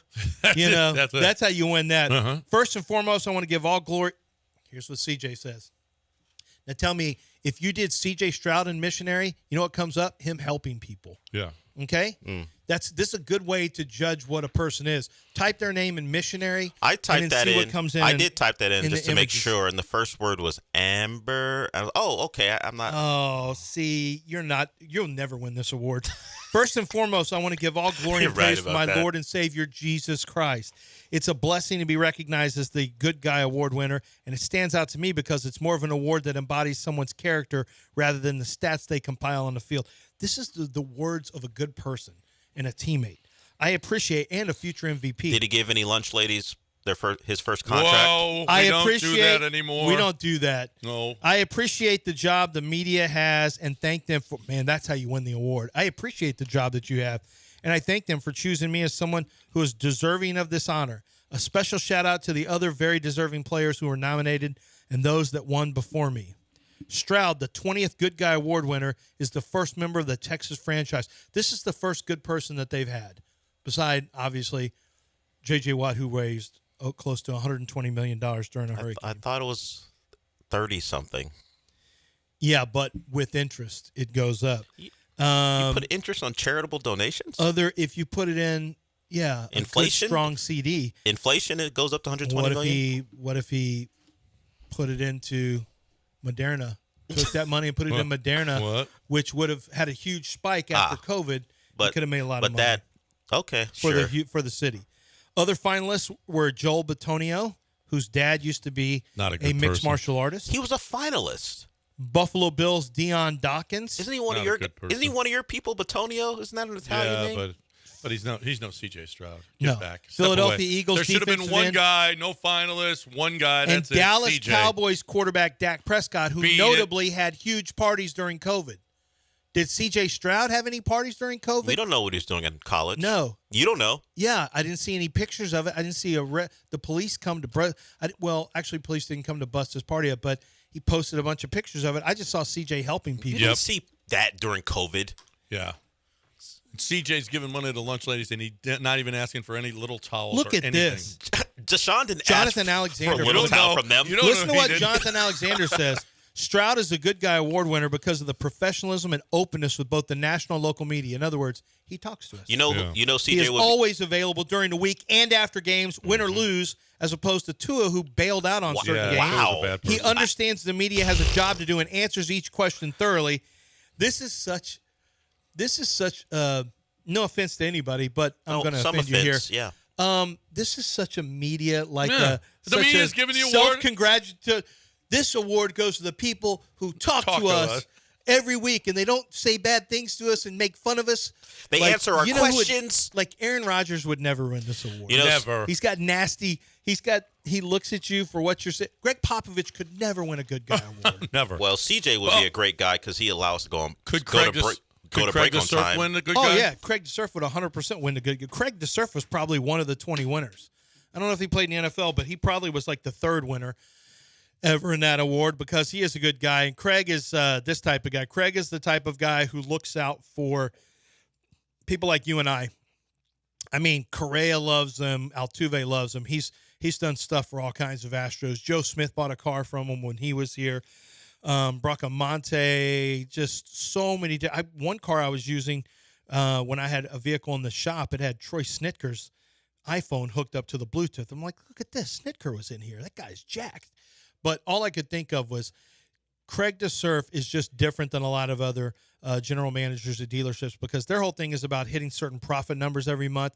His whole thing is about selling vehicles, and the best way to do that is make the buyer happy. Don't press the buyer. Don't try to push the buyer. Just give the buyer a deal that no one else can offer, and that's what he does. And it's not just with the bottom line pricing, but also with aggressive trade-in value offers for you that other people can't match. It's also with finding not just the greatest APR rates if you're going to purchase, but making sure that you get all the dealer cash back that you have coming to you. And, of course, it's about treating you with the respect that you deserve so that you are happy with the car buying experience. It's Craig DeSurf and Gulf Coast Chevy Buick GMC. Go to LanceZcars.com.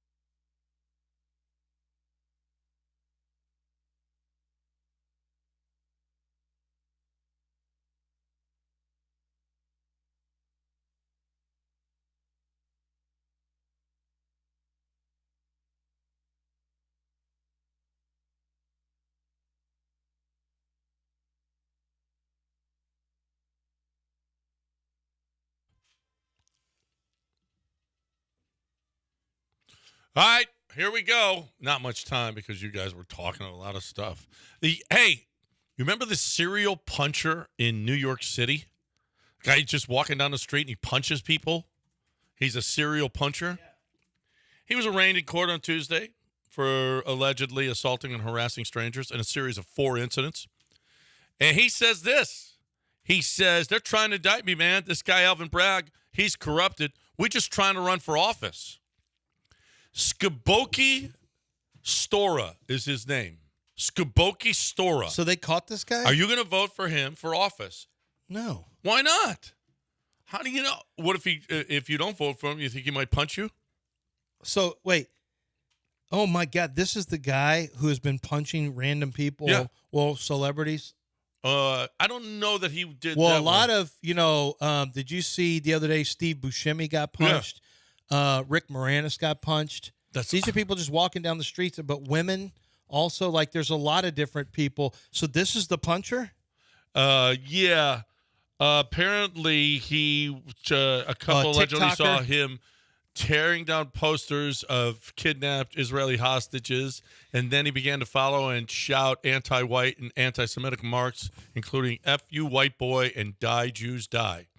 Do you think he can win an election? I don't think he can win in New York. I don't know that he's going to win that way. I don't think he's going to win in New York. I'm pretty sure he's not going to win that way. Did you guys see the arraignment of the guy who was driving with a suspended license? Yes, it's so good. Where the judge can't believe he's on a Zoom and he's like, hold up. Oh, Dell should be playing it. Yeah, but it takes too long. Yeah, but it's really good where he's like, this judge already knows he's got a suspended license. That's what he's in trouble for. So he's going to court. He's not there. He's doing it over Zoom for driving with a suspended license. Hold up. I'm pulling in right now. I'm parking right now. He goes, sir, are you can see driving? The guy driving, and the judge is like, he tells him, he said, are you driving? He goes, yeah. I'm pulling in right now. Hold on 1 second. And he pulls in. Have you parked yet? Oh, I'm doing it right now. Hold on. I'm almost finished. Oh, my God. And the judge is smiling like, I cannot believe what he's about to. So he's on trial right now for driving with a suspended license while he's driving to his doctor's office. The cop said, yep, have yourself turned in. You're under arrest now, and have yourself turned in by 6 o'clock. What a dumbass. On a Zoom call with a judge for driving with a suspended license while you're driving. Apparently, we found a solution for homelessness. Taylor Swift. In Edinburgh, she's going to Scotland. She's going to Edinburgh. Right. Tickets are way cheaper in England and in Europe. They are? Yep. A number of homeless people have been sent out. Apparently, Edinburgh has cleaned out all the homeless people and sent them away so that Taylor Swift won't see them. What is she like? How about that? Like royalty? They don't want to here when if she comes here. I don't think so. Just send everybody out. We don't want Taylor to see you. Are they giving them a place to live for the 2 days or 3 days she's going to be taking up time there, or are they just huddled up on a beach someplace? And where are they putting them?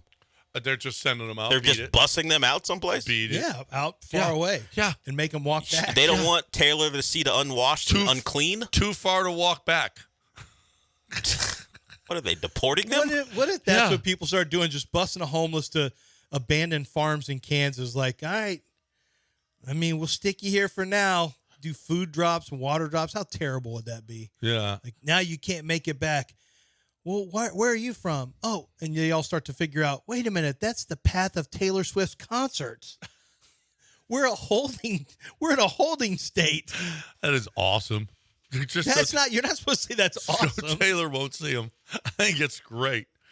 Usually they do that for like the Super Bowl, not for Taylor Swift. Speaking of which, in British Columbia and Courtenay, which is a Vancouver Island city, having a big problem, defecation in the streets.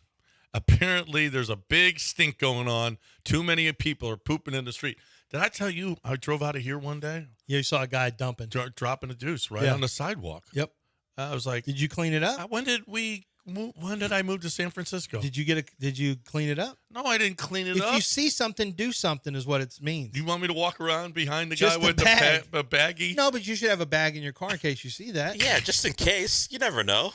And you see it. It's your moral obligation. It is. You want to keep. By the way, John would never be man of the year like CJ No Stroud. chance. Oh, I'd be man of the year. By the way, I already am. This guy, Skaboki Stora, is a Trump guy.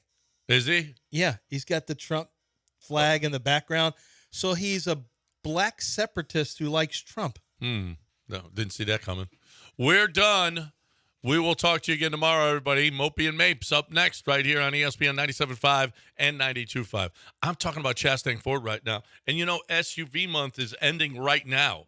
SUV month. People, this is the time that if you're going to get that Explorer, that whatever it is, they've got select vehicles on the lot right now. These SUVs that are Fords, and they're perfect and they're great, and 2.9% financing and no payments for 90 days. It just doesn't get any better. I love what the Chastangs have done in this city. I love what they've done for me. I'm part of the Chastang family, and I always will be. I got 3 of my vehicles actually from them. I bought 2, and my daughter bought 1 from them. And you know what? We're a Chastang family. We want you to be a Chastang family too.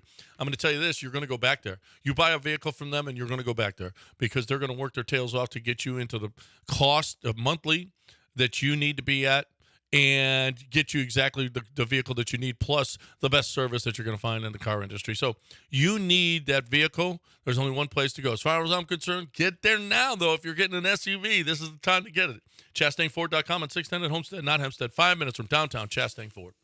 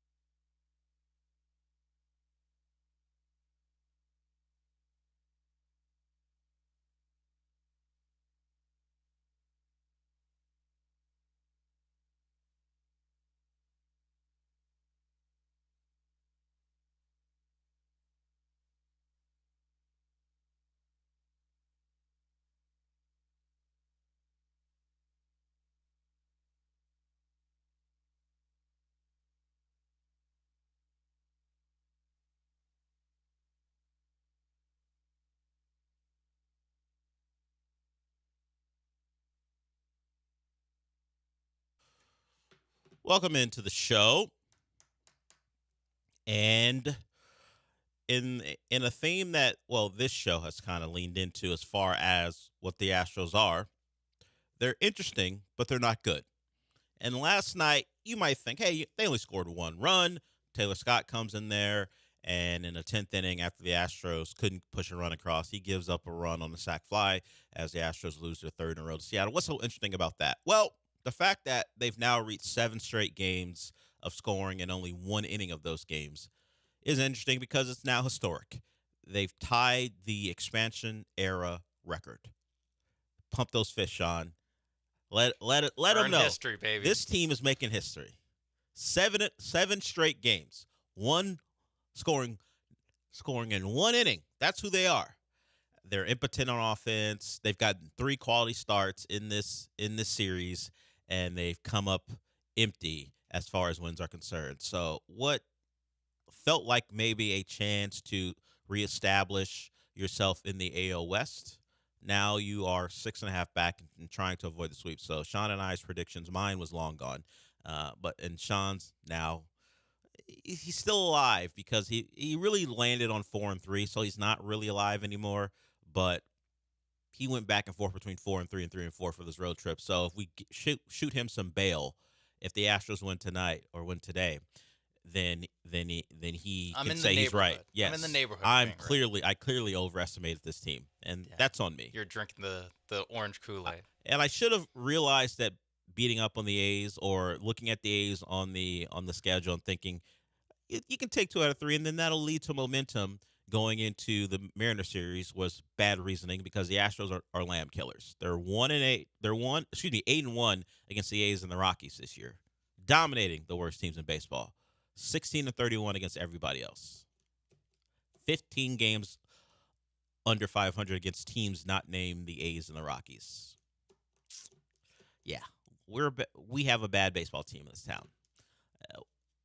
Everything from decisions that led to the roster as a whole, the roster management on the day-to-day, the injuries, everything comes together to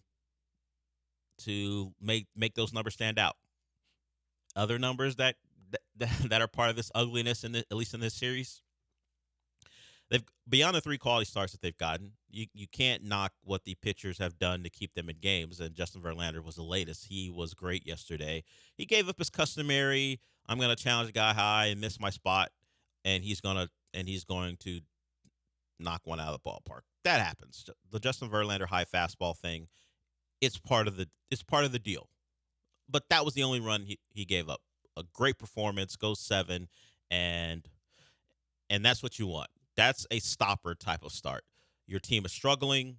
You need to find a way to gain some momentum. He comes out there and does everything he can, but the bats didn't do their part. So 18 out of 100 in the series. 2 extra base hits, 33 strikeouts, and 4 walks. So if you're watching this series at bat after a bat, and all credit to you, because there is something in this job that says, hey, it's your responsibility to watch the games. Whether you enjoy them or not, you should be watching these games so you can talk about it. For the rest of you who, have other things in your life to be concerned about, if you stayed up to sit through the Astros in Seattle and the impotence on offense, I credit you. I'm not going to give you the same type of credit the people who sat through the 100 lost seasons want. Like, those people always want you to know I was there when things were bad. They're always ushering that Bane quote out to you saying, I was born in the darkness. All right. These are what these You're in the League of Shadows. This is what they're saying. That's the type of energy they we want get. A Purple Heart. That's what exactly. That's the type of energy we get from them, because they were willing to watch those teams. They can always brush off a disappointing series or at this point a disappointing first 2 months by saying, hey, you don't know how bad it was. I was there during the bad times when we were complaining about bad hot dogs on Dollar Dog Night, where that became a national story. We were there for that. Where were you? I'm not going to give you credit if you watch this Astro team as compared to what those people want credit for, but you deserve some. It's late. You're tired. you're hoping for a win, and it ends on a sac fly. And it felt inevitable. Taylor Scott, who's been really good, despite the name and how he came to be an Astro because of the spring training, he signed a spring training deal, found his way onto the big club, and has been really good. Wasn't good last night. It was one of a few poor performances for him, but the game ended on a whimper, a sac fly, and that was enough as the Mariners take the first 3. So you try to save this road trip and this series with the game today, and you just hope that you don't head home to Minnesota. Head home and to face Minnesota on the backs of a 4-game sweep, and then you're 7.5 games out, and clearly in third place in the division. Sean, it's time for some honesty.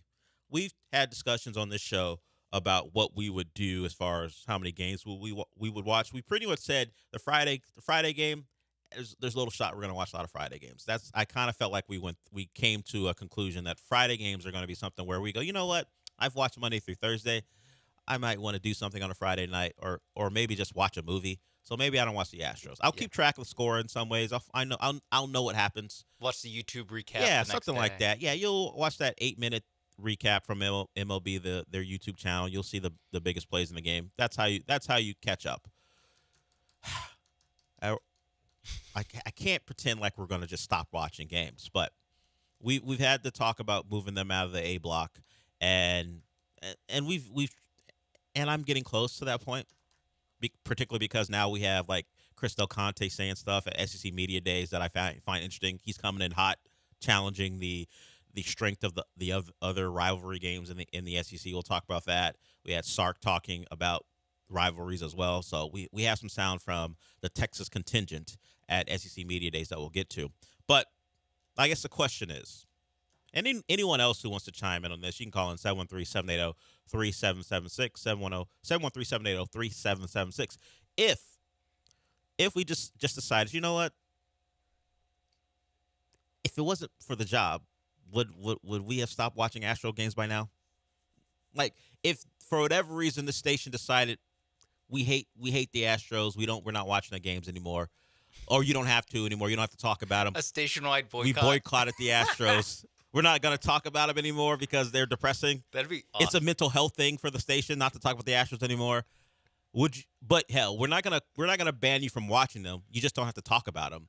Would you have stopped watching the Astros? Definitely. I would have not watched last night. Yeah. After they score their one run in what inning was it? Like the 5th? No, the 4th. When they scored their one run in the 4th, I was like, probably not going to win this one. not just because they've only scored in one inning for each of the last now 7 games, but also you just kind of get a feel for how this game's going to go. I think I have a pretty good feel for this year's Astros team when things are going to just like, this one, they're going to lose in like a wet fart kind of way. You start looking at the at-bats and how bad they are, and Kirby's mowing them down. You're like, okay, there's nothing here. They're not going to win 1-0. No. Like, they're just not going to win 1-0, and I don't think they're going to score. Therefore, they're going to lose. Yeah, either the Verlander home run will happen, or the bullpen won't finish the deal. They're not Bray or Presley. Yeah, something like that's going to happen. They're not going to win 1-0. So, yeah. And then once they get to extra innings, like, oh great, the Astros get to start with a runner in scoring position. Sure that will go well. Didn't even advance. Didn't even get the guy to third. And then the Mariners on the maybe the first pitch of the inning. Yeah. Ground out to the second baseman, runner advances, and I'm just pointing at my TV, being like, "See how easy that is." Good to old do that? productive out in the first couple pitches, if not the first pitch. A good one of those productive outs. Haven't you heard of that before? I'm not Mr. Small Ball here, but in the top of the 10th inning.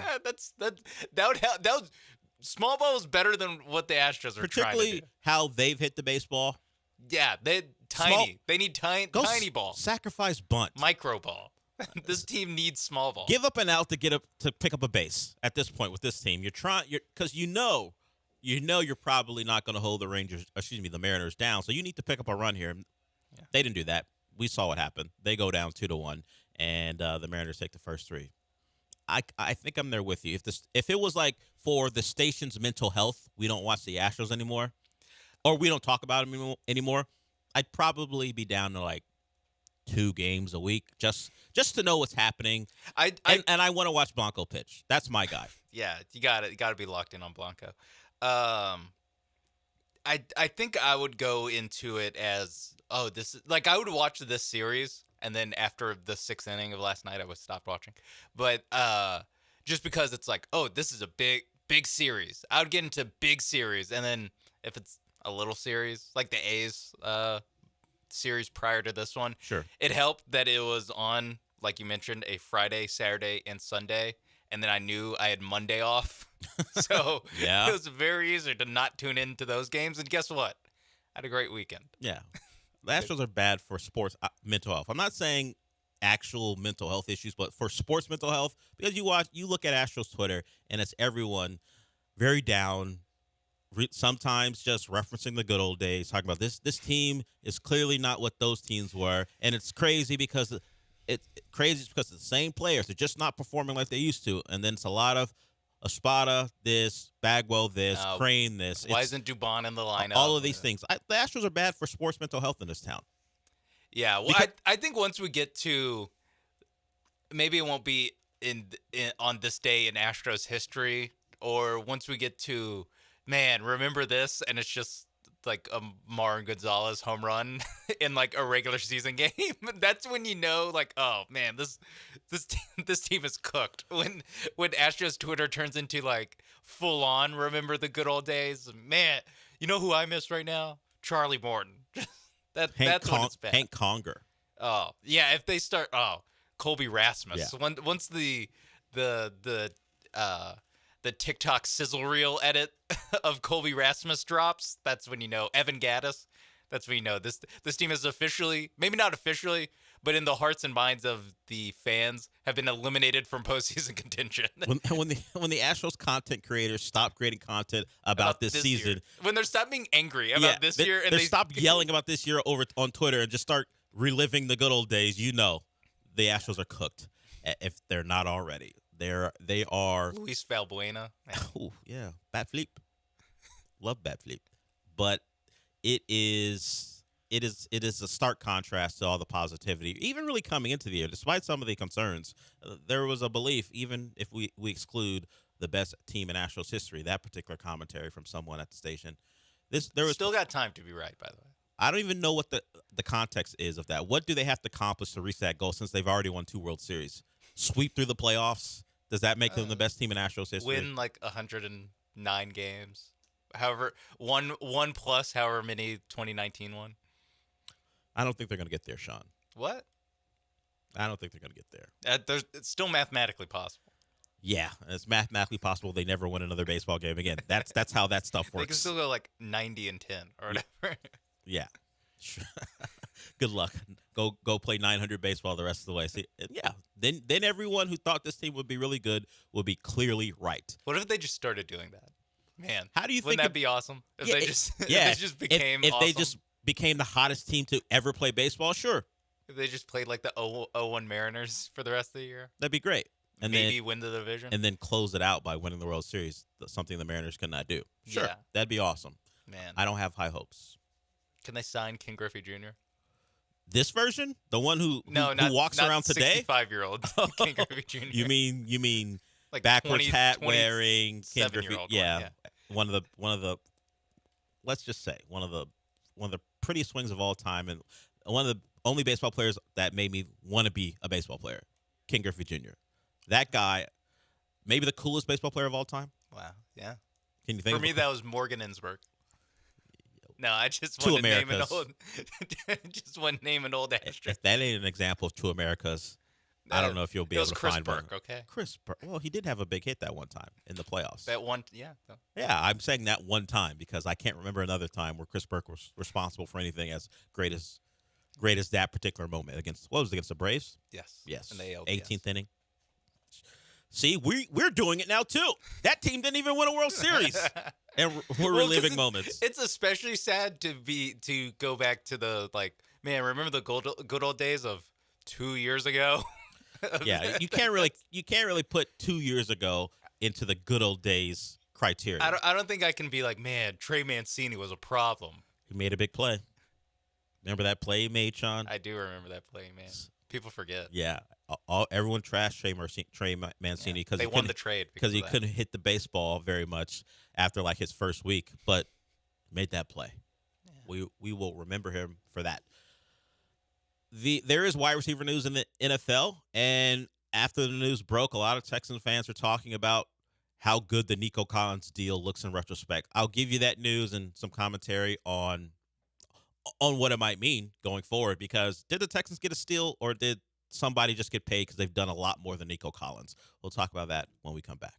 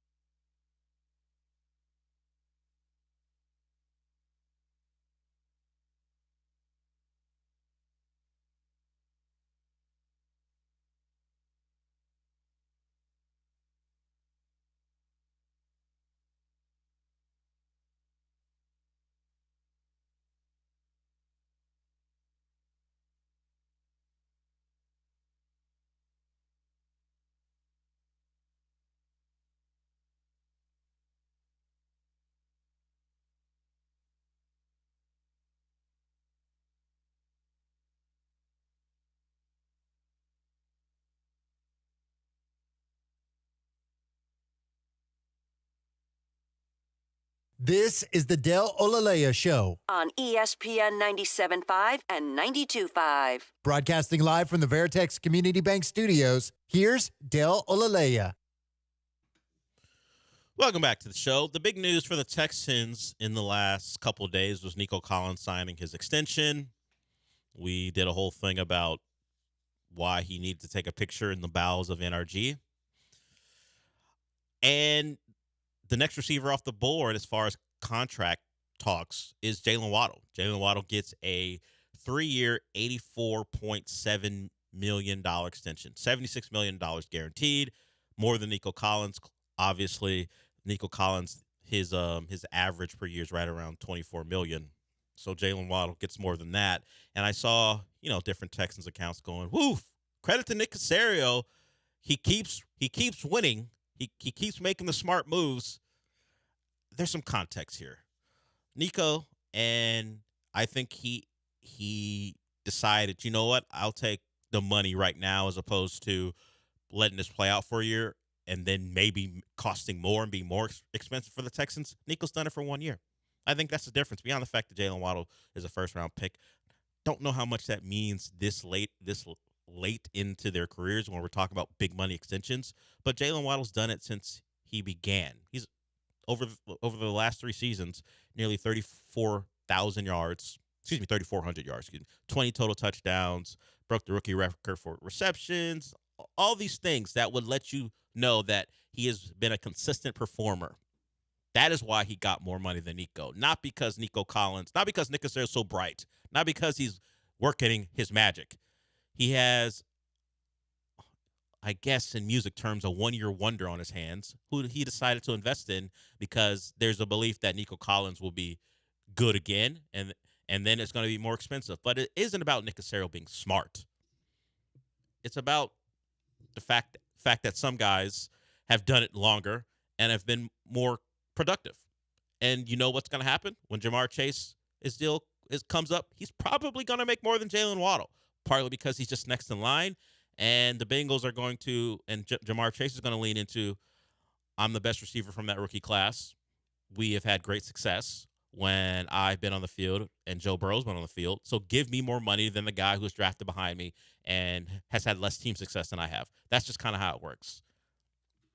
We can credit Nick Caserio for plenty of things, but he wasn't the brilliant strategist that got Nico Collins under a number that he should have gotten.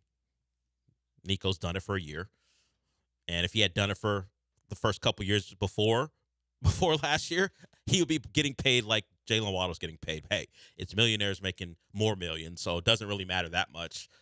But hey, the wide receiver market is beyond the quarterback market. It is one of the richest positions in all of football. You can probably throw in left tackle too, but not a lot of those guys come up for deals. There are far more great wide receivers right now in the league than there are left tackles. Sometimes tackles just get paid because it's hard to find them. Wide receivers right now, it's not hard to find them. We know Nico Collins was a 4th-round pick, and he has made good on the Texans' investment, and really the hard work he's put in has led to the recent deal he got. So you look at the other guys who are next beyond Jamar Chase, his own teammate T. Higgins, a couple guys who aren't going to OTAs. Jalen Waddle wasn't one of those guys. I guess he felt the deal was coming. He didn't have to put any pressure on the Dolphins. And then Justin Jefferson, he's the guy that is quietly the one that maybe you should, if you're not that you would be concerned, but the one to be on the lookout for. Whether he'll get traded, I feel like that's unlikely, but he's probably going to break the $30+ million barrier. He is in line to be the top paid wide receiver in football, and the Vikings have to ask, is that something we want to do when we have a young quarterback? I mean, it's not O'Connell, is it? That's his name, his last name? The Vikings head coach, I don't know why I'm blanking on that right now. O'Connell. Okay, KOC. Okay. Yeah, KOC, you're right. He's not in a position where he can just throw away a year. And Justin Jefferson would certainly help his cause along with Jordan Addison. That would help a young quarterback if it's going to be J.J. McCarthy. But I wonder where the Vikings are in terms of we are maybe doing a soft reset, and possibly the soft reset doesn't involve paying a wide receiver $30+ million a year. I would advise against it. It's not hard to find good wide receivers, but Justin Jefferson is the best in the game, at least in my eyes. So that is a discussion for the Vikings. But I think more than anything, it's less about what Nico Collins got and maybe what Stephon Diggs may get. if he performs really well this year, now you're going to start seeing where he's going to look at his potential next contract and see, where do I fall in?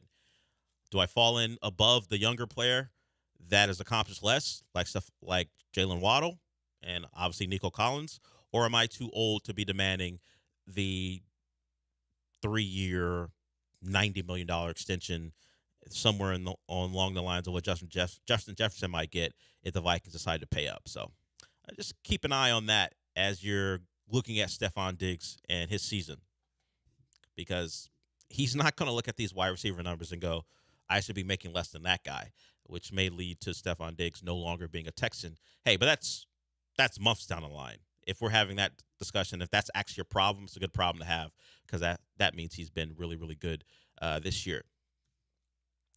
We do have the conference finals back because the Wolves and the Mavericks are back at it after a day off. So we'll talk about that in a little bit. And if you want to bet on that game tonight, if you feel good about the Wolves, go to mybookie.ag.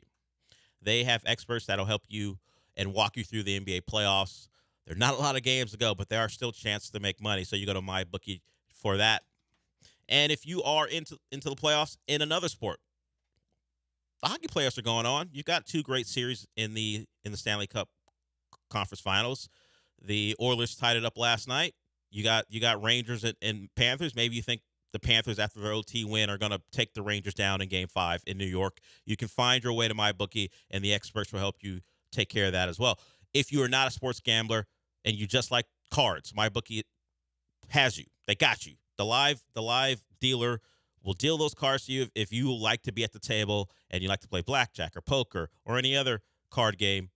MyBookie takes care of you. You got the sports gambling. You got the card games. MyBookie is the place for you. That's why the slogan matters. Bet on anything, anywhere, anytime. And if you are a new customer, Bet 975 is the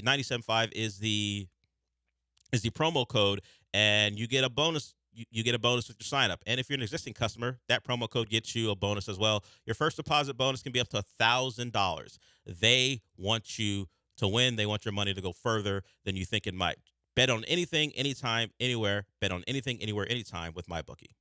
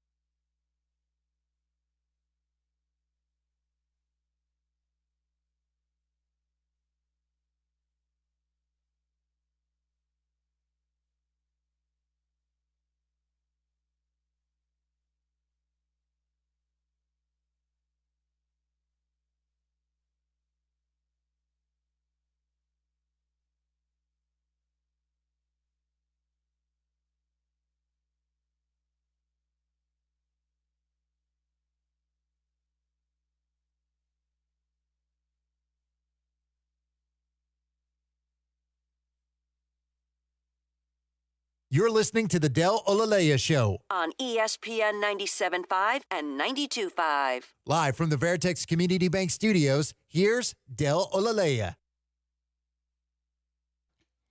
We'll get to the Western Conference Finals here in a second. Sean, have you ever, I know we work in media, so it's probably a different question for us, but have you, because we see people we know on TV. It happens. I mean, you went to Texas. I'm sure there's some people that you were in class with that have gone on to great things. Yes, be on television, radio, whatever. Have jobs in media. So it's not such a big deal when it happens to us, I guess. But have you ever seen someone you know from them serving you food wind up on a commercial? Like, Chick-fil-A does a thing where they have real employees do their commercials. Oh, I always assumed those were paid real actors. in air quotes, but I guess they're real.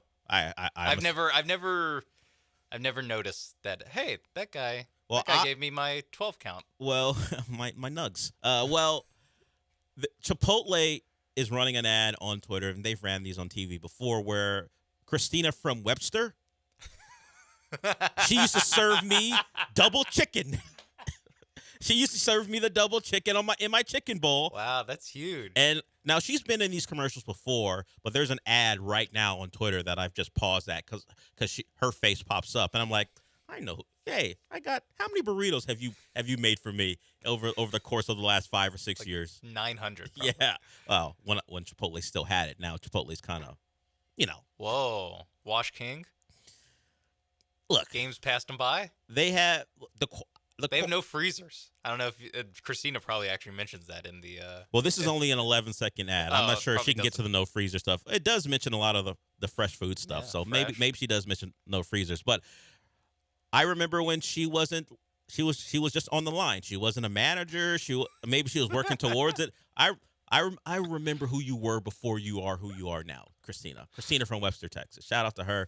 I'm like, wait a minute. She's every time I see a Chipotle commercial, I remember this is the woman who made sure I had the right amount of rice in my burrito. Do you order? Well, you don't go that often. Not as often that I would have 900 of them, but sure, I went last week.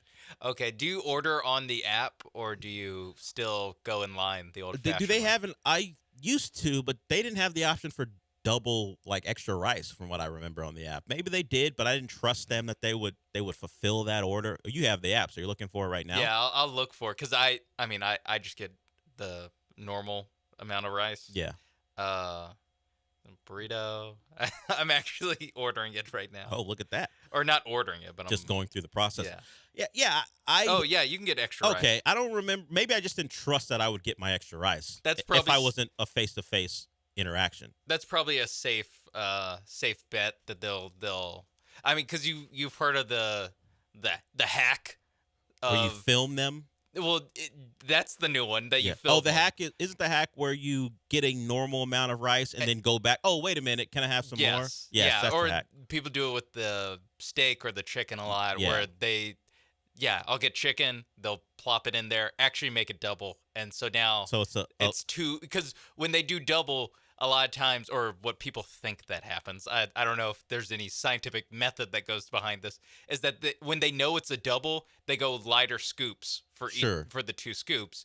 If they think it's a single, they go a little bit heavier, and then that's when you go, actually make it a double. So now you're getting 2 heavy scoops. That's probably the less invasive. No, certainly it's the less invasive hack, as opposed to using your camera phone to film them to make sure they give you the right amount of food, which is 17-year-old just crazy to me. Just leave them alone. If you just need to ask for extra, just do it. Don't film the Chipotle workers. I've done that before. I've done actually with rice, where I feel like they didn't give me enough rice. I'm like, can you give me a little bit more rice, please? Yeah, that's fine. Guess what? They do it. Yeah, they'll do it. It's not that big of a deal. They're not out to get you.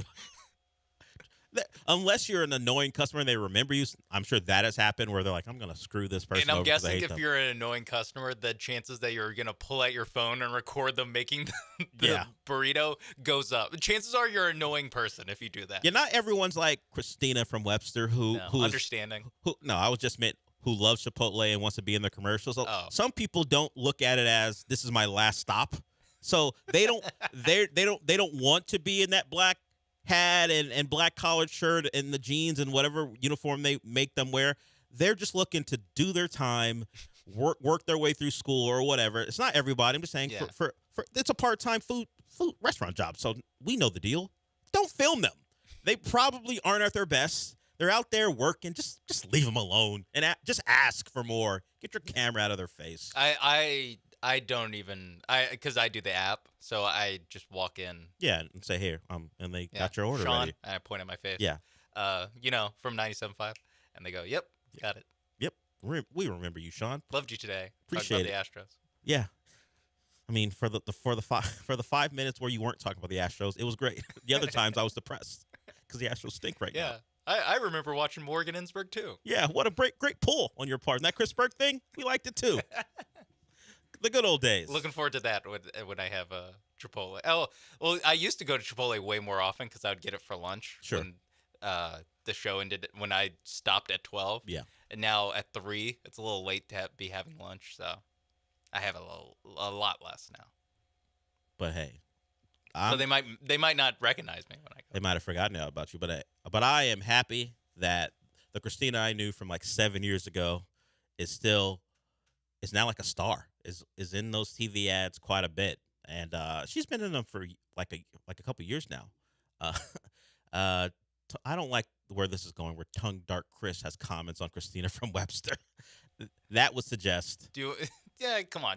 Maybe he also is in Webster. And It's true. He might be from the area. We got to inform our intern that you type the name on the same line that the call was made. We're working through stuff. We're working through stuff here as the interns. It's still preseason, right? Yeah, it's only their second day. Understood.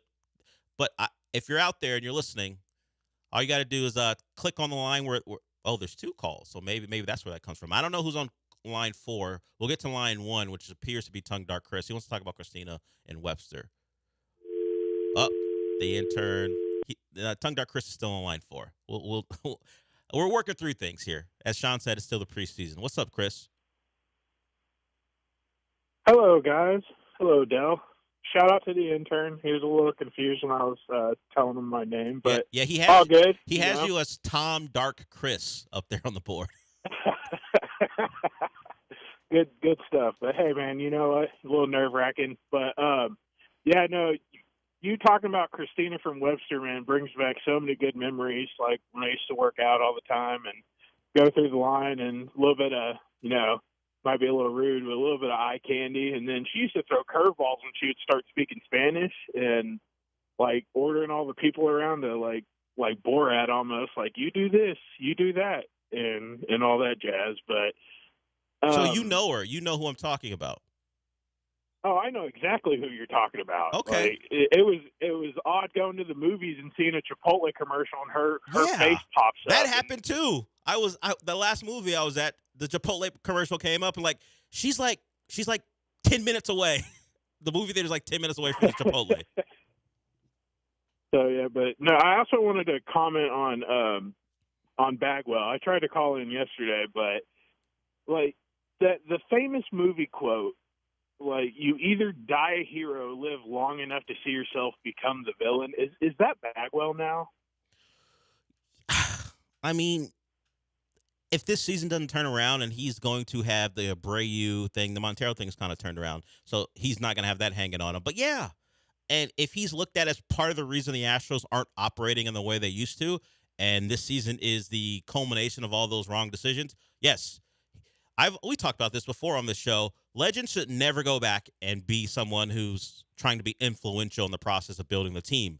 Just be the ambassador, if you're a Hall of Famer, put on the jacket, get inducted into the team's Hall of Fame, all the things that come with being a great player, but never come back and try to help run the team. It rarely goes well, and then people are not remembering who you were as a player. They're remembering the guy who they will say ruined their team.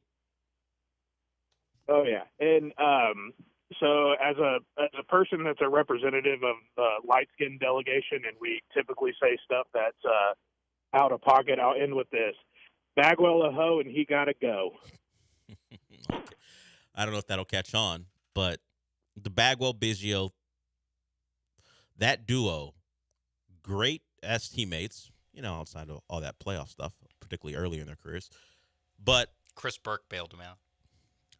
Hey, speaking of heroes, Yeah. Chris Burke. But it's just why put yourself in a position where you can now be blamed for ruining something so great? I get it. The ego will tell you don't think you're going to be part of the problem. You think you know some things. You've been a great baseball player for years, so you come in with your own ideas and think this is going to work. It has not worked, and now, outside of being erased from like most of Astro fans' lore because of the popularity of the recent run, like everyone remembers Bagwell and Biggio, and there will be some who hold them in higher regard than the current guys. But for the most part, because those guys never won a title, everyone's going to talk about the 2015 through, well, we hope it goes beyond 2024, but this last run of Astros players are going to be held in higher esteem than those guys because these guys completed the deal. They won at the highest level. They got beyond getting to AOS titles, and we know the Bagwell and Biggio certainly were in a World Series and got to and won the NL. These guys won 2 trophies. They're going to surpass them in legacy. Now you might be remembered more, particularly Bagwell. Biggio, we don't even see him. I know Reggie Jackson mentioned him, but no one else really does. But Bagwell's going to be the one. If he is Jim Crane's right hand, his legacy won't be ruined, but there will be an addendum about, oh yeah, he ran the Astros into the ground too. Do you think there's a hierarchy in the Fellowship of Mid? Because it all. Well, Jim Crane is Gandalf, right? I'm not going to stand here and defend Jeff Bagwell and be the defense for Jeff Bagwell. But he really gets pinned with all of it. As far as the non-Crane, Espada, Dana group, he like, we don't talk about like, whoa, Reggie Jackson wants to make this thing happen or Craig Biggio wants to make this thing happen. It's always Bagwell. So is does that come from any?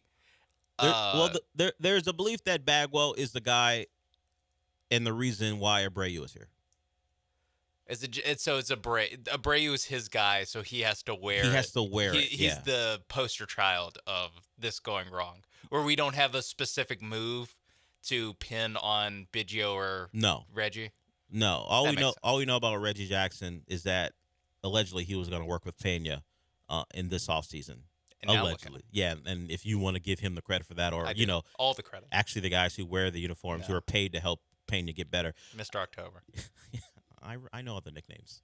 I know that's what he's called. Actually, Pena might have took that nickname from him. Certainly for the Astros. He was Mr. October in 2022. So, yeah, Bagwell's going to wear it. He's the one at the forefront, and it's unfortunate for him that if it's just the one move that he can wear, it's the biggest misstep in the last couple of years, because the Montero thing's kind of working out now. So you can't really put that on around his neck. It's not a great use of your money, but he didn't get sent to Florida. He is not to work on things. He's not an abomination. Yeah, he's not the guy everyone's sighing and yelling at the TV when this guy comes up to at bat or when they know he's going to be in the lineup. And we know he went down there to work with him. That's his personal project. So Daryl Morey invested in James Harden. Jeff Bagwell has invested in Jose Abreu. Daryl Morey had far more success. Obviously didn't win the big one. And Abreu had that one series against the Twins. If you wanted to be super unfair, you could keep naming Rafael Stone also invested in Kevin Porter Jr. Just make Daryl Morey look like Jesus. Compared to the rest of all the other decision makers in town. Jeff Luhnow invested in Roberto Osuna. Yeah, but then Luhnow has a lot of wins. Yeah, he has the rest of the team. All of the wins. Yeah, he's got that one, and it was a bad one. But it's the one. Yeah, and the rest of it has been the foundation of great Astros baseball over the last decade.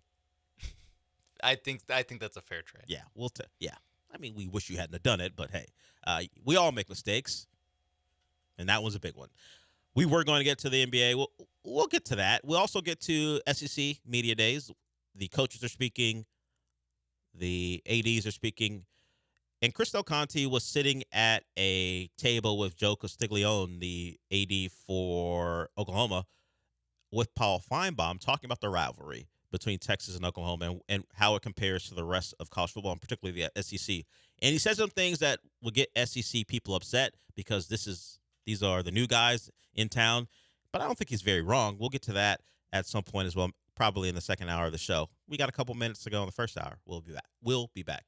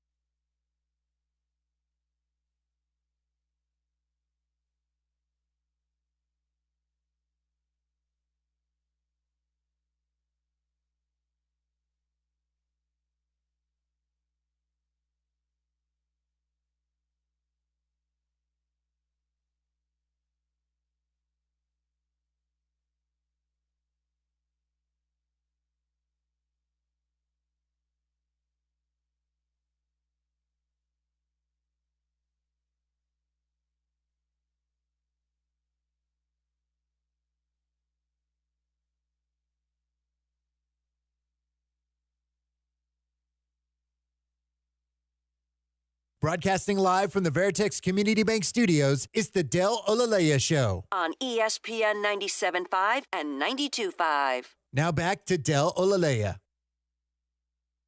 Stephon Diggs is on the field for Texans OTAs. So if you had any worries about where your big acquisition was going to be because he wasn't around the last time the Texans were on the field, don't worry about it. He's out there. He's out there practicing. People are already talking about the connection between him and C.J. Stroud because all that gets proven in 7-on-7s, obviously. What does it mean for the Texans when you have two accomplished players, and C.J. certainly has only done it for the year, but establishing a connection in 7-on-7, it's just an empty caption for Twitter. What connection is being established? No one is actually worried about those two not being on the same page. Yeah, it's timing. No. Oh, this is how Diggs gets out of his route, and that's when I should throw it. Yeah, yes. No one other than people who are looking for engagement particularly care about their connection in 7-on-7s. Is there really any concern that they're not going to be on the same page? I mean, a little bit. You actually have concerns? Well, not on the field, but the Stephon Diggs. Potentially on the being sidelines. upset. Okay, that's always the overarching thing with Stephon Diggs. But I at some get what point, you're saying. I don't think that it's going to be a situation where it's like, nope, they just don't mesh. They don't fit. When was the last time a good quarterback just couldn't get on the same page with a new wide receiver? A good wide receiver who came in. Devontae Adams and Derek Carr. Even then, I mean, he wasn't Aaron Rodgers, but Devontae Adams still got his. They all still get theirs. It was more of a Derek Carr problem. Yeah, if anything. Yeah, Devontae got his with the Raiders. They all do. They'll figure Cooper it out. Kupp and Jared Goff get off? Were they on the same? Well, page? they were both young guys. They weren't even established at that time. Jared Goff would say, "I didn't need Cooper Kupp. Look what I did for Ross St. Brown." Yeah, Adam Thielen and Bryce Young. Well, Adam Thielen had a good year. He was the only productive member of that Panthers offense. Tua and Devontae Parker. No, Devontae Parker was not long for being a good football player when Tua took over. The question obviously was Tua and Tyreek. How could Tyreek possibly work out with Tua? Tyreek has he underthrew him that one time. Yeah, he was wearing a bucket hat in training camp and underthrew him, and people were like, see, we were right. And then Tyreek has his two most productive years because those guys get theirs. If the quarterback is at a minimum competent, minimally competent, and the coordinator can design a couple plays, and I'm being a little facetious with that. The star receivers are going to get theirs. They'll yell like only Andre Johnson had to deal with, and DeAndre Hopkins too had to deal with the likes of like Brian Hoyer. But those aren't good quarterbacks. When a star receiver has to deal with the quarterback of that stature, then sure, you can question whether they're going to get on the same page and whether that receiver will thrive. Will Tom Savage be able to give the ball to DeAndre Hopkins? That's not going to work out because it's Tom Savage. But you find DeAndre a competent wide receiver while he was in his competent quarterback while he was in his prime, and things are going to work out. The same will be here. The question will be, how productive can Stephon Diggs be, and has he lost a step? But the questions about the connection and will they be on the same page, no worries there. Also, you don't want him to lose a step, but with Nico Collins and Tank Dell already on the same field as him and Dalton Schultz, he could lose a step and it not super matter for the Texans. Like it just wouldn't matter that much. His lost step or that Hutchinson guy. Who do you want on the field? Stephon Diggs with a half a step gone or Noah Brown? Or it's like, oh no, now he has to be the third receiver. Now Nico Collins and Tank Dell are the 1 and 2, just like how they were last year for at least when Tank Dell was healthy. Yeah, and the passing offense. Mostly fine. There's some games. Well, the Jets game in particular, but Tank was gone. The Tampa game was great. Yeah, love the Tampa game. We love it. Let's do more of that this season.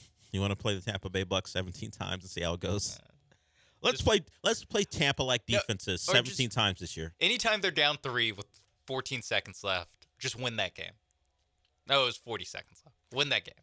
They should do that as often as they can. Or not be down 3 to a middling team. A playoff team. It's true. Division winner.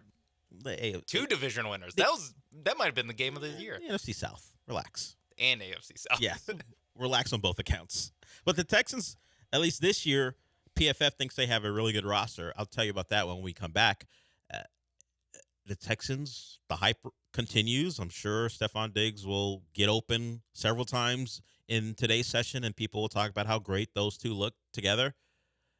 It'll only lead to more excitement. I'll tell you about where the Texans rank according to PFF as far as their overall roster and give you some of the strengths and what PFF thinks are the weaknesses. We'll talk about that when we come back.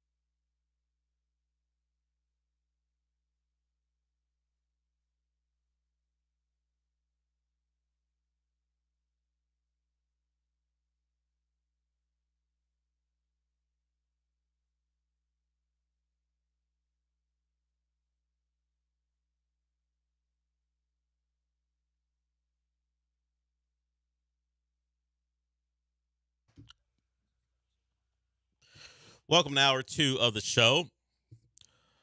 We talked about our interns earlier when we had our a little issue with the phones, but that all worked out. And if you want to call in and talk to the nervous intern as he gets you on the show, 713-780-3776. But Lance is still here. When he's not bothering people, he'll have a conversation with people that's not as annoying as the ones he has with me.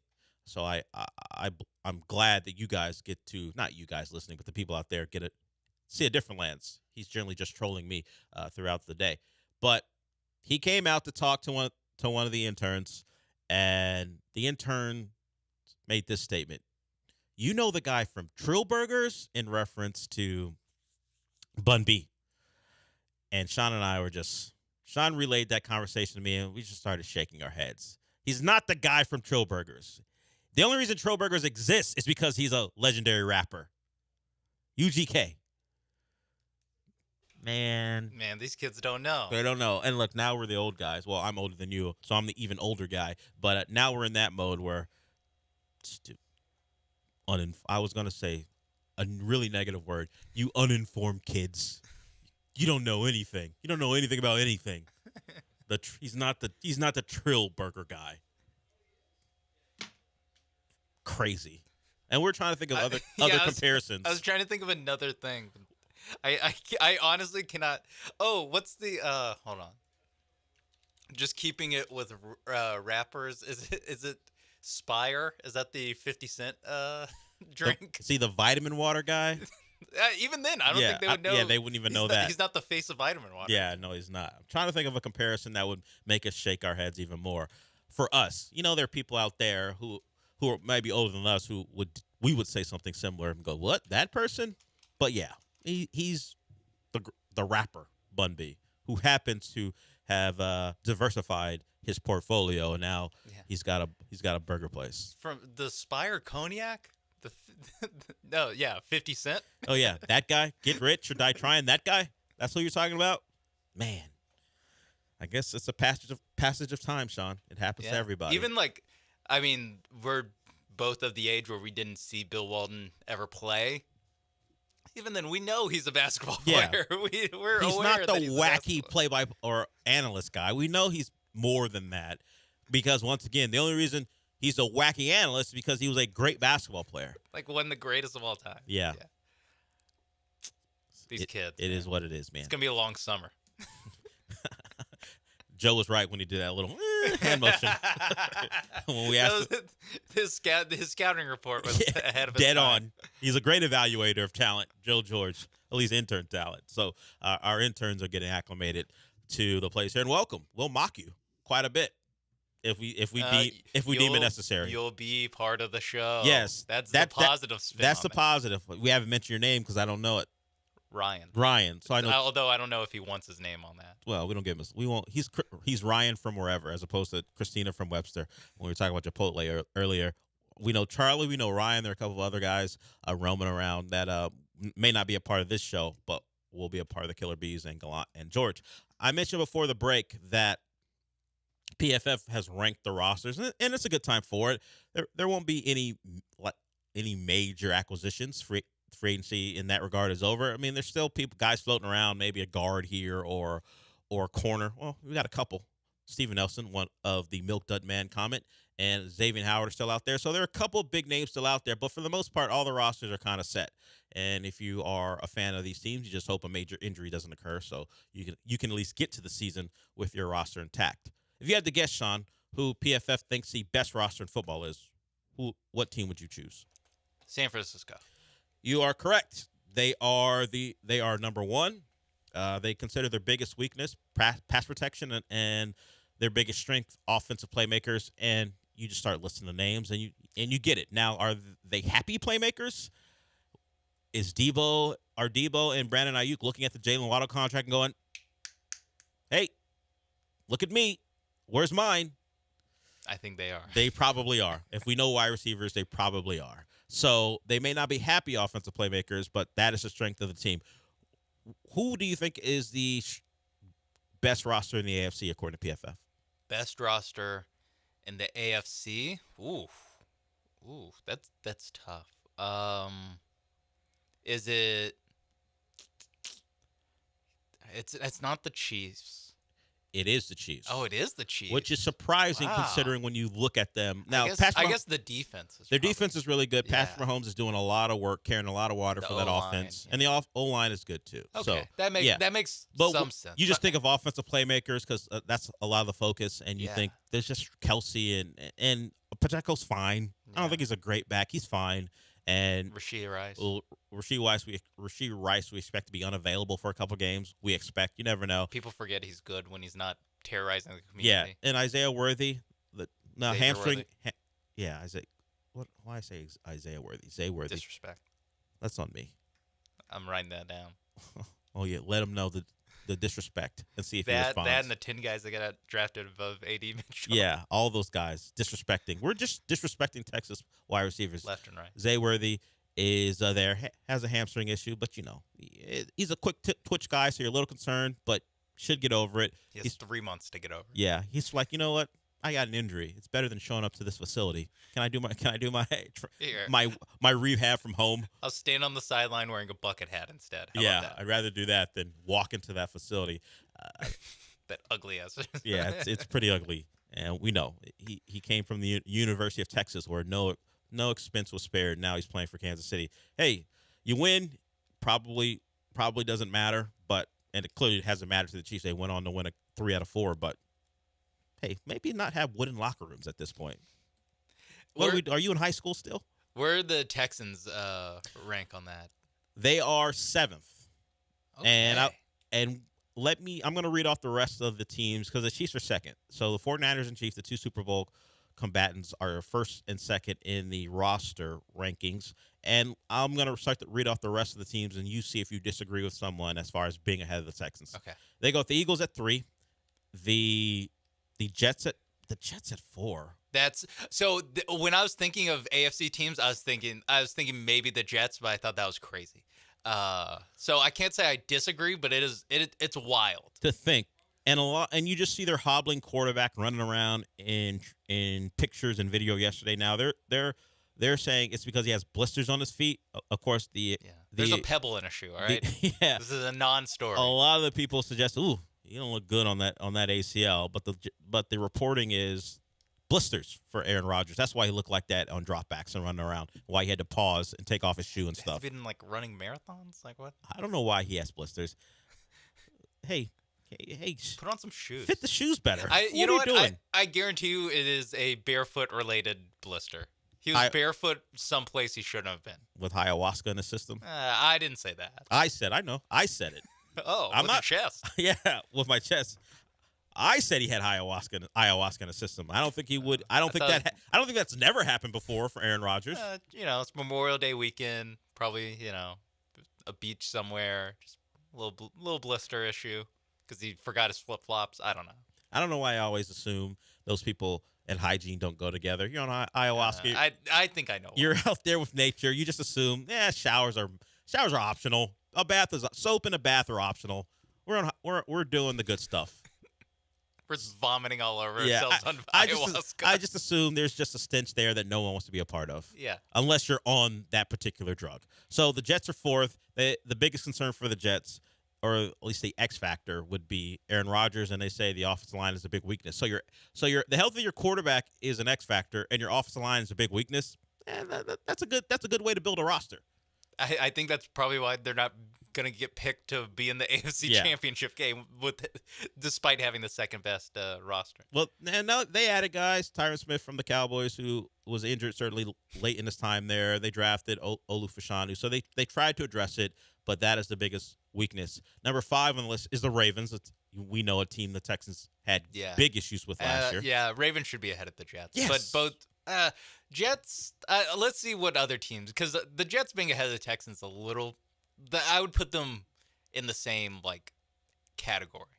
But so the only team left, we just went through the top 5. The only team left at number 6 are the Lions. The Lions are the 6th best roster according to PFF in the NFL, and their biggest strength is their offense.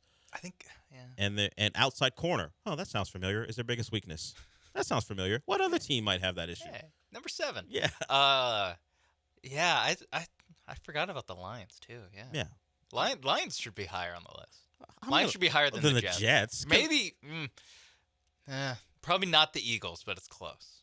Yeah, I mean, a lot of last year, certainly a little recency bias considering how the Eagles flamed out, but the roster is good. They have an issue at corner outside of Darius Slay. They're older in the secondary. That's why they drafted Quinyon Mitchell and Connor DeJean. So they've tried to improve and get younger there. They're just unproven, but they've added talent there. But the Lions, we saw them last year. They were a couple of inflicted wounds away from making the Super Bowl.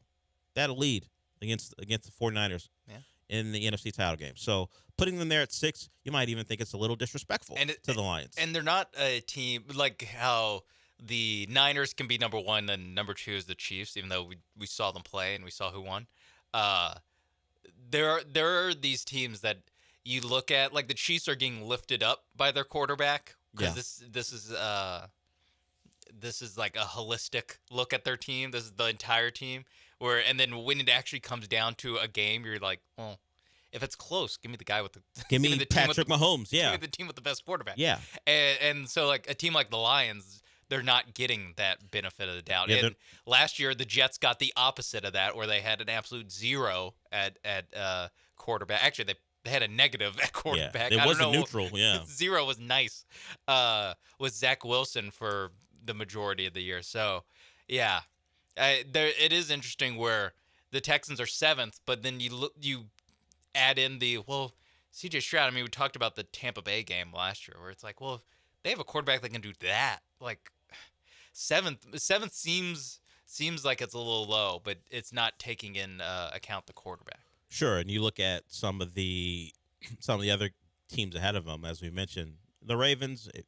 Do you think Lamar Jackson can be what C.J. Stroud was in that Tampa game?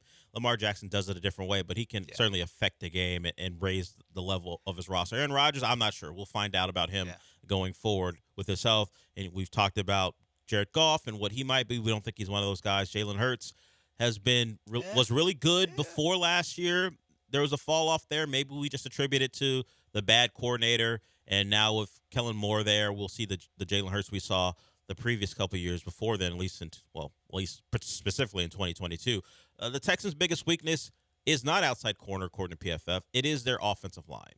They question everybody pretty much outside of Laramie Tunsil and Shaq Mason. So even the likes of I'm right tackle only Titus Howard isn't above people saying maybe he's not long for that job because they say a rookie to watch is Blake Fisher. They think there's a chance Blake Fisher plays and helps this team. I would not put offensive line as the weakness. I'd put defensive backfield. I would say that not just outside corner, but also safety. Yeah, we've talked. Yeah, this show's talked about that. Yeah, I think line. I'm cool with it. Like we line up. Yeah. We line up as far as how we think in the same way. The outside cornerback, the safety, the both safety positions, and that second corner are problems, and I think will be a problem that we're going to ask why the Texans didn't address it with better players. No, they drafted a safety.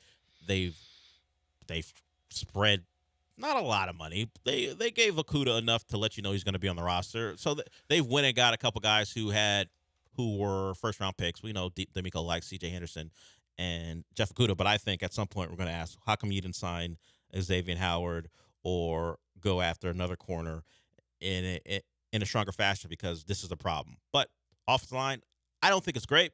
You know, PFF people disagree with their numbers as far as offensive line play.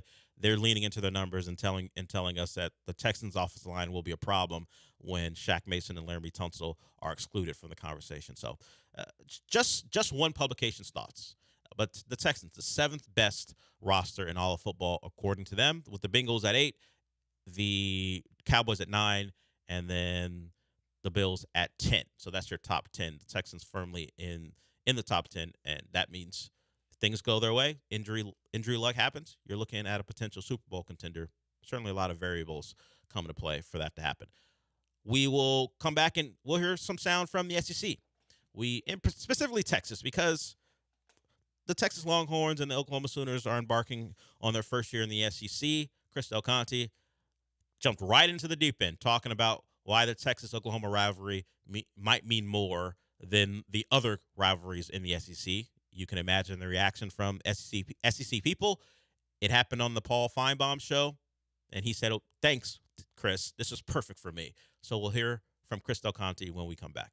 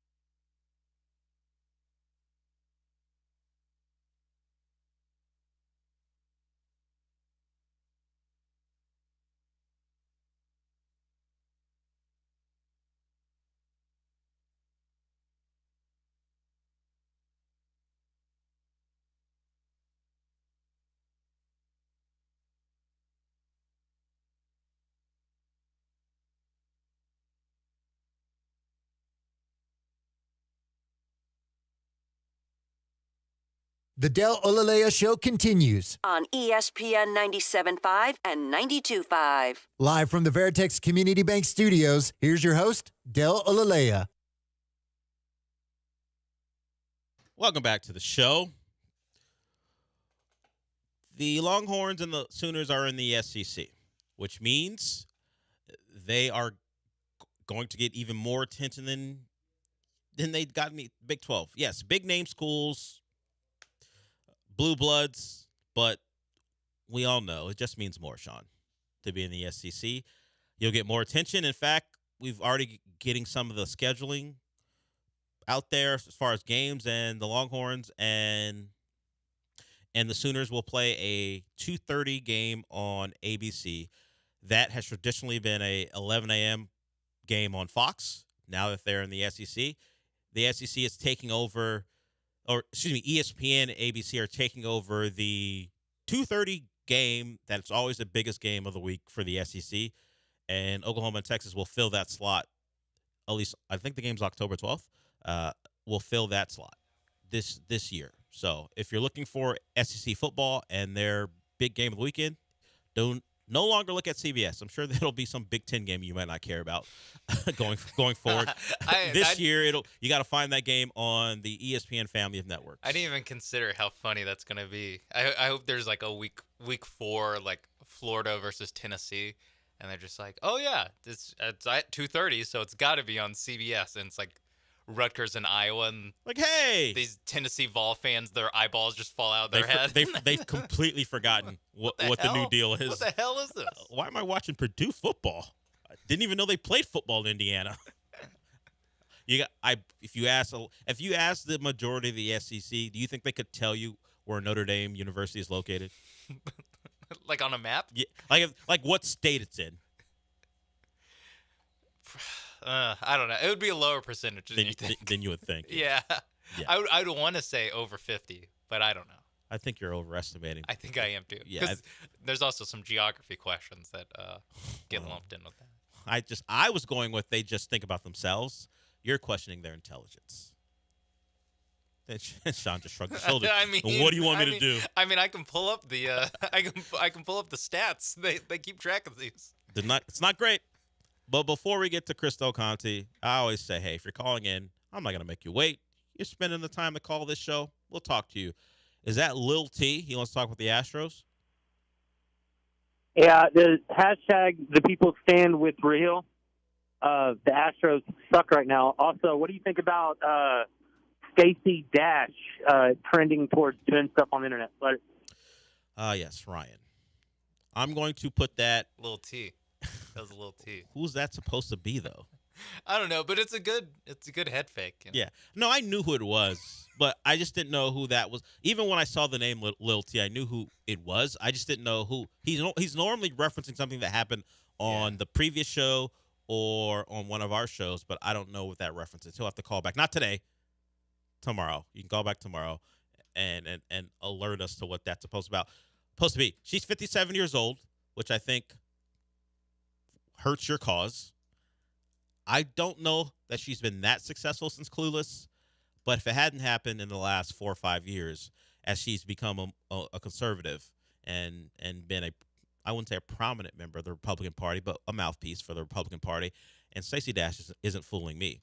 You can go Candace Owens your ass if you want, but you're not fooling me. Sean, you may not know this, and maybe you do know this, and maybe this is a sensitive topic for people, but I think I can get away with talking about it.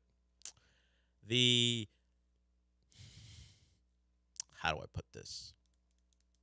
Bated breath for Sean. We could just talk about Texas OU. Nah, yeah, you know what? I don't want to run you. You know, I don't want to. I am considering your point there. We could just talk about what the Texas athletic director said on Paul Feinbaum instead of a potential landmine. Yeah, not a landmine for you though. I just know I'm going to say this. I will be listening. I'm going to say this. Your black conservative grift doesn't fool me, and we're going to move on. It's a grift. That's all I'm saying.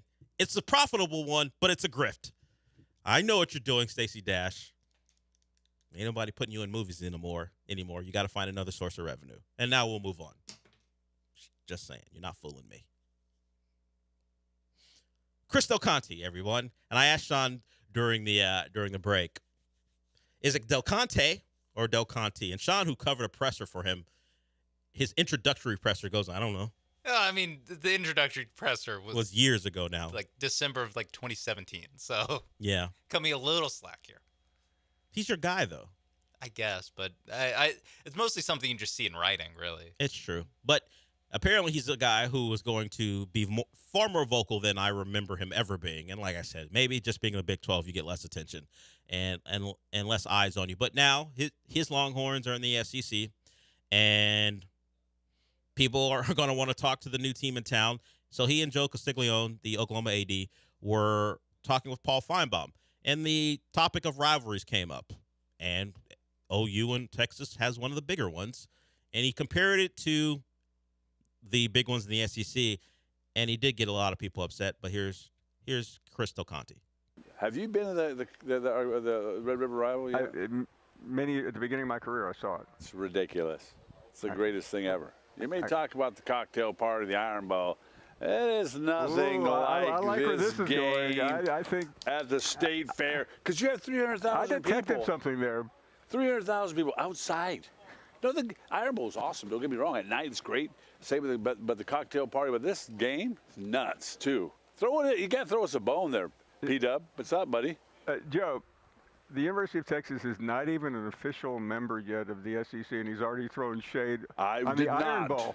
Iron Bowl. And the cocktail party. No. You'll be fine because we're not even allowed to call it a cocktail party. When your callers come in losing their mind, I was not throwing shade. What I was saying, it is an unbelievable environment. Oh, man. So you're already throwing a little sauce on that for no reason. This is like, you've given me a gift. This is not right. Oh, it's the gift that keeps on giving. Come on now. Come on. All I was saying was it's an awesome game that you give. You know you talk about it. At the end of the I found that funny.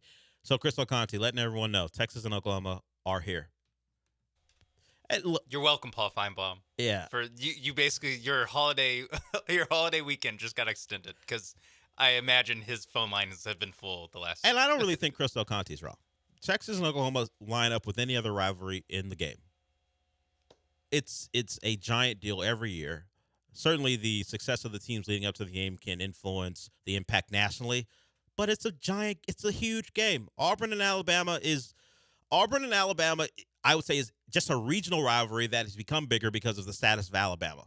Auburn jumps up every couple years and challenges them, and they could have won last year if not for the Isaiah Bond play, and now Isaiah Bond's playing for Texas. But that thing, Auburn, Alabama, is only a thing when Auburn shows up, and they rarely do. Oklahoma and Texas, that game means a lot all the time. The Auburn, Alabama thing becomes something we talk about if Auburn puts up a fight. I don't go into that game thinking, oh, Auburn, Alabama, one more time. I'm excited about that. That's appointment television, despite what CBS tried to make it, because you couldn't depend on Auburn for most years. A lot of the years they were not competitive. People don't remember it because of the biggest moments, whether you go back all the way to Cam Newton when they were down big in Tuscaloosa and came back and won. We know about the kick six and all those things, but for the most part, that game's not competitive. There's nothing to it. Alabama walks in there. Maybe they get challenged in Jordan-Hare for a couple quarters. They usually find a way. Yeah, it also forces you to answer like what defines what the greatest rivalry in the SEC or in college football is, because if you want to make a case that no, Auburn and Alabama people, like the locals there, care way more than the locals in Texas and Oklahoma. Maybe you might be able. No one's committed felonies. Herbicide? Yes, no one's committed felonies as a result of what happened in the. Actually, that's probably not true. But also, where the Cotton Bowl is not exactly in a great part of Dallas, so there's probably some felonies that happen in the parking lot, no matter what. But that has nothing to do with. Those felonies aren't getting national attention on. I mean, because of they might Harvey Updike. They also might happen on October 12th, October 28th, November, July. There's always felonies happening over there. Sure. But it doesn't. Is the greatness of a rivalry dictated by the participants in the rivalry, or does it have to appeal to the national audience, or at least the Southeastern Conference audience, if we're just limiting this to SEC rivalries? Well, the rivalry has to appeal for the most part to the people involved. Like, that's what makes it a rivalry. So that's where the Iron Bowl, they super care. Now, they don't really have a lot of other things to care about. At least Auburn, certainly. Yeah, so there's a little bit of a, you're kind of playing by different rules, and if you want to do that, then all of a sudden, like Montana State or South Dakota State versus South Dakota becomes huge rivalries, because those matter a lot to those communities. It's just how much do you want to narrow it to? It matters to this percentage of people, therefore it's important. I think that's well said by you. Thank you. Very diplomatic. As always, Sean Mapes, politician in training. The Auburn-Alabama thing has gained national attention because of the remarkable moments. Yeah. And its passion can't be questioned. But does it hold a candle to Oklahoma, Texas? Yes, but I wouldn't just toss away Del Conte's statement. Oh, that's crazy. But, SEC people will treat it a different way until they get a taste of it now that it's in their conference. But he is right in his depiction of that thing that happens in Dallas every year where Sean is alerting you to be aware. Lock your car. A felony might occur. Just lock your car. Yeah, That's all I'm saying. all that State Fair stuff. What about the seedy underbelly of the OU Texas rivalry? It's the overbelly of that area of Dallas. Okay.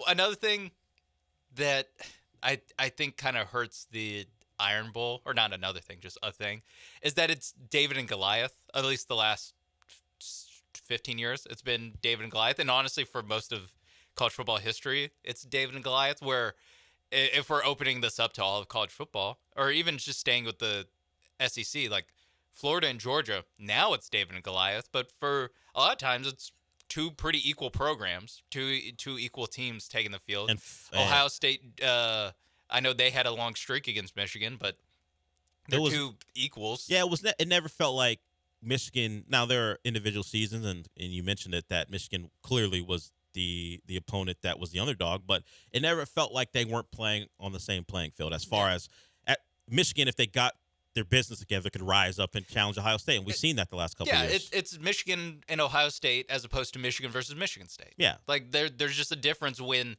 it's two like top level programs historically playing each other, and so that also helps. Where Auburn, listen, Cam Newton, awesome. Bo Jackson, awesome. Charles Barkley, yes, I'm naming a basketball player, awesome. Nick Marshall for that year, Chris Davis, awesome, sweet, love it. Not exactly on the same level. No. When Auburn wins, it's for the most part since I've been alive an upset. There have been years, the Cam Newton year where it wasn't, but even then they were down by multiple scores, and Cam brought him back. Part of the legend of Cam Newton for his 1 year at Auburn. So, and you mentioned the Georgia-Florida thing. When Florida had Steve Spurrier and Urban Meyer, they dominated Georgia. That's one of the reasons they got rid of Mark Richt. Couldn't beat Florida. That's just how it goes. You don't beat your rival, even if you have really good years. It sticks in people. It sticks with people, and they take issue with it. John Cooper, you mentioned Ohio State, Michigan. He got fired because he could never beat him. And Jim Harbaugh was Ryan Day about to get fired. Jim Harbaugh, because he was Harbaugh, survived the first couple of years of not being able to beat Ohio State, and they turned it around. And now Ryan Day is the guy under fire for not being able to beat Michigan, never winning that national title, and having to watch Jim Harbaugh right off into the sunset. Now all the pressure's on him. That's why they spent so much money in NIL. So the rivalries go beyond even what we just watch on Saturdays. It's a thing for those communities that is year-round, and it determines the job status of coaches who are otherwise very successful. So Texas and Oklahoma just add to what the SEC has, and it's part of the reason they added them to the conference. SEC. Are you going to chant that at any point? No, in a real way. No, I'm not a Mississippi State fan. Yeah. But honestly, you're Texas. You don't need to chant a conference to prop yourself up. The SEC chant is for the poorest of the SEC. It's the people that go 3-9, but their pride is that, hey, at least we're going 3-9 in the SEC. Or enjoy that, South Carolina. Or you're like Kentucky and you're hosting Louisville, your in-state rival, you beat them, or you're the road team, you beat them, you chant SEC in their stadium. That's what that's for. That's for the Kentuckys of the world, who are pretty good, but they're never going to win a national title for multiple reasons. So you lean into being in the SEC, and if you beat a non-SEC opponent in the bowl game, you start chanting it to establish dominance, as if anybody cares about what Kentucky does in a bowl game. Yeah, I mean, we talked about Auburn. Auburn does it like. Oh yeah, they're one of those schools. Despite playing for a national title now over a decade ago and winning one over a decade ago too, Auburn's one of those schools who will chant SEC as if it means anything in the next 10 minutes after you chant. It means like something for those 2 minutes that you're doing. It means you won the Outback Bowl. That's what it means. It means you beat a 9-3 Wisconsin. You beat Wisconsin in the Outback Bowl. You can say SEC better than Big Ten. Meanwhile, you're still like the 5th or 6th best team in the conference. Doesn't change that for you. Yeah, I think if you perennially finish beneath, like 5th or 6th, if you're in the bottom half of the SEC, the SEC chant is for you. If you're in the top half, worry about winning championships. Yeah, I don't remember the last time I heard an Alabama crowd chant that at anyone. No. I don't think Florida does it very much either. No, well, they're now in the bottom half of the conference, so but they didn't do it either. They don't do it because they have a history of winning. It speaks to two different SECs, and Texas and Oklahoma hope to be in that top half where they don't have to use the chant as a prop for Oklahoma might. Oh, okay. There it is. There it is. No one has much faith in Brent Venables, starting with Sean Mapes. No, I have a lot of faith in him. You know he exists. I love him. You don't really need faith. He does exist. Yeah. It's just that you know that maybe there's a cap on what Oklahoma Gotta can give do. him like 3 more years, at least. That's real. You don't want to fire guys too soon. Yeah, that's real. Keep your guy in who will be average and will dominate energy right there. Yeah, keep him around. Don't be too hasty.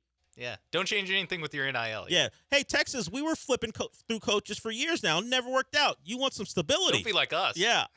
Yeah. Stick with your guy. Give him that Stoops treatment. Keep him around forever. Big game Brent. That's what I call him. No one's ever going to call him that. Ever. We got a couple more segments to go, but we're just way late, so we'll have a quick one when we come back. Maybe that's when we talk about Game 5 tonight. It won't be much, but we'll see if we think this one's going to 6 like Anthony Edwards does. We'll talk about that when we come back.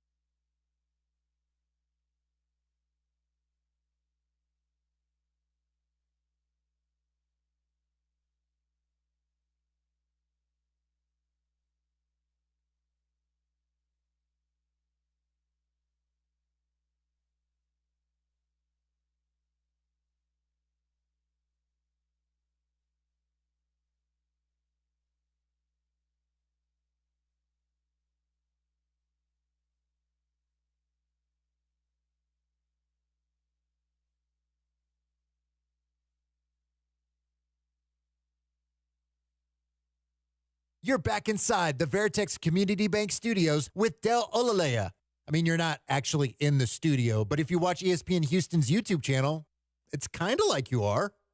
No, not really? Okay. That's Michael Carroll. He's back. We'll talk to him tomorrow as the movie industry isn't doing great with Furiosa and The Fall Guy. You would call them flops despite the good reviews. So Michael might have told you to watch them, but maybe you guys didn't go to the theaters. You're going to wait for the ability to watch them at home. Yeah, it's your guys' fault. Yeah, if you are the ones who are ruining the movie Not industry. enough of you listened. Yeah, Michael Carroll's telling you to watch these great movies. I think I'm going to go watch Furiosa at some point in the theaters. I better make it quick because the way it performed on its first weekend, they're going to pull that thing out. It's going to be on Max in a couple weeks. Yeah, it'll be on streaming really quickly. But everyone says, at least the people have watched it, watch it in the theater. It's a great experience. I'll probably do that this weekend before I have to be relegated to the Max streaming service to see it. But a couple things to get to before we get to the conference finals talk as the Wolves try to extend the series. We were talking about the intern not knowing that Bun B was someone beyond the Trillburgers guy. Well, Childish Altuve said George Foreman's another guy who people probably don't know was a boxer. Yeah, with the grill. Yeah, the George Foreman grill. And Ice-T from David Whitlock. He's not just a Law & Order guy. That one's funny. Yeah, it is funny. It's not like an acting career, really. No, he got a role and said, you know what? I like doing this, and they want me around. I'll keep doing it. Keeps the lights on. Yeah, probably more than that. He started when it was a big deal to be on a network show. That was one of those shows, and I think that they still do it, right? That they go do they still do 20-plus episodes of Law & Order a season? I don't know if they still do 20. Hold on, I'll look it up. Because I got into a warp of I didn't really want to watch a thing that I had to pay attention to. So, Paramount Plus I have through Amazon, and they keep recommending Fire Country to me, and it's a CBS show. And I thought, you know what? I'm going to try it. Obviously, it's just basic network television.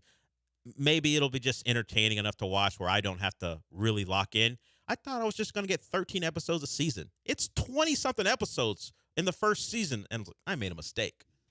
I can't get through this relatively obvious storyline in 12 to 13 episodes. I got to watch over 20 of them before they complete the first season. Is Law & Order SVU still doing I think 20-plus episodes? The 2024 season was 13, or is 13. Okay. Tell that to Fire Country. 20-plus episodes.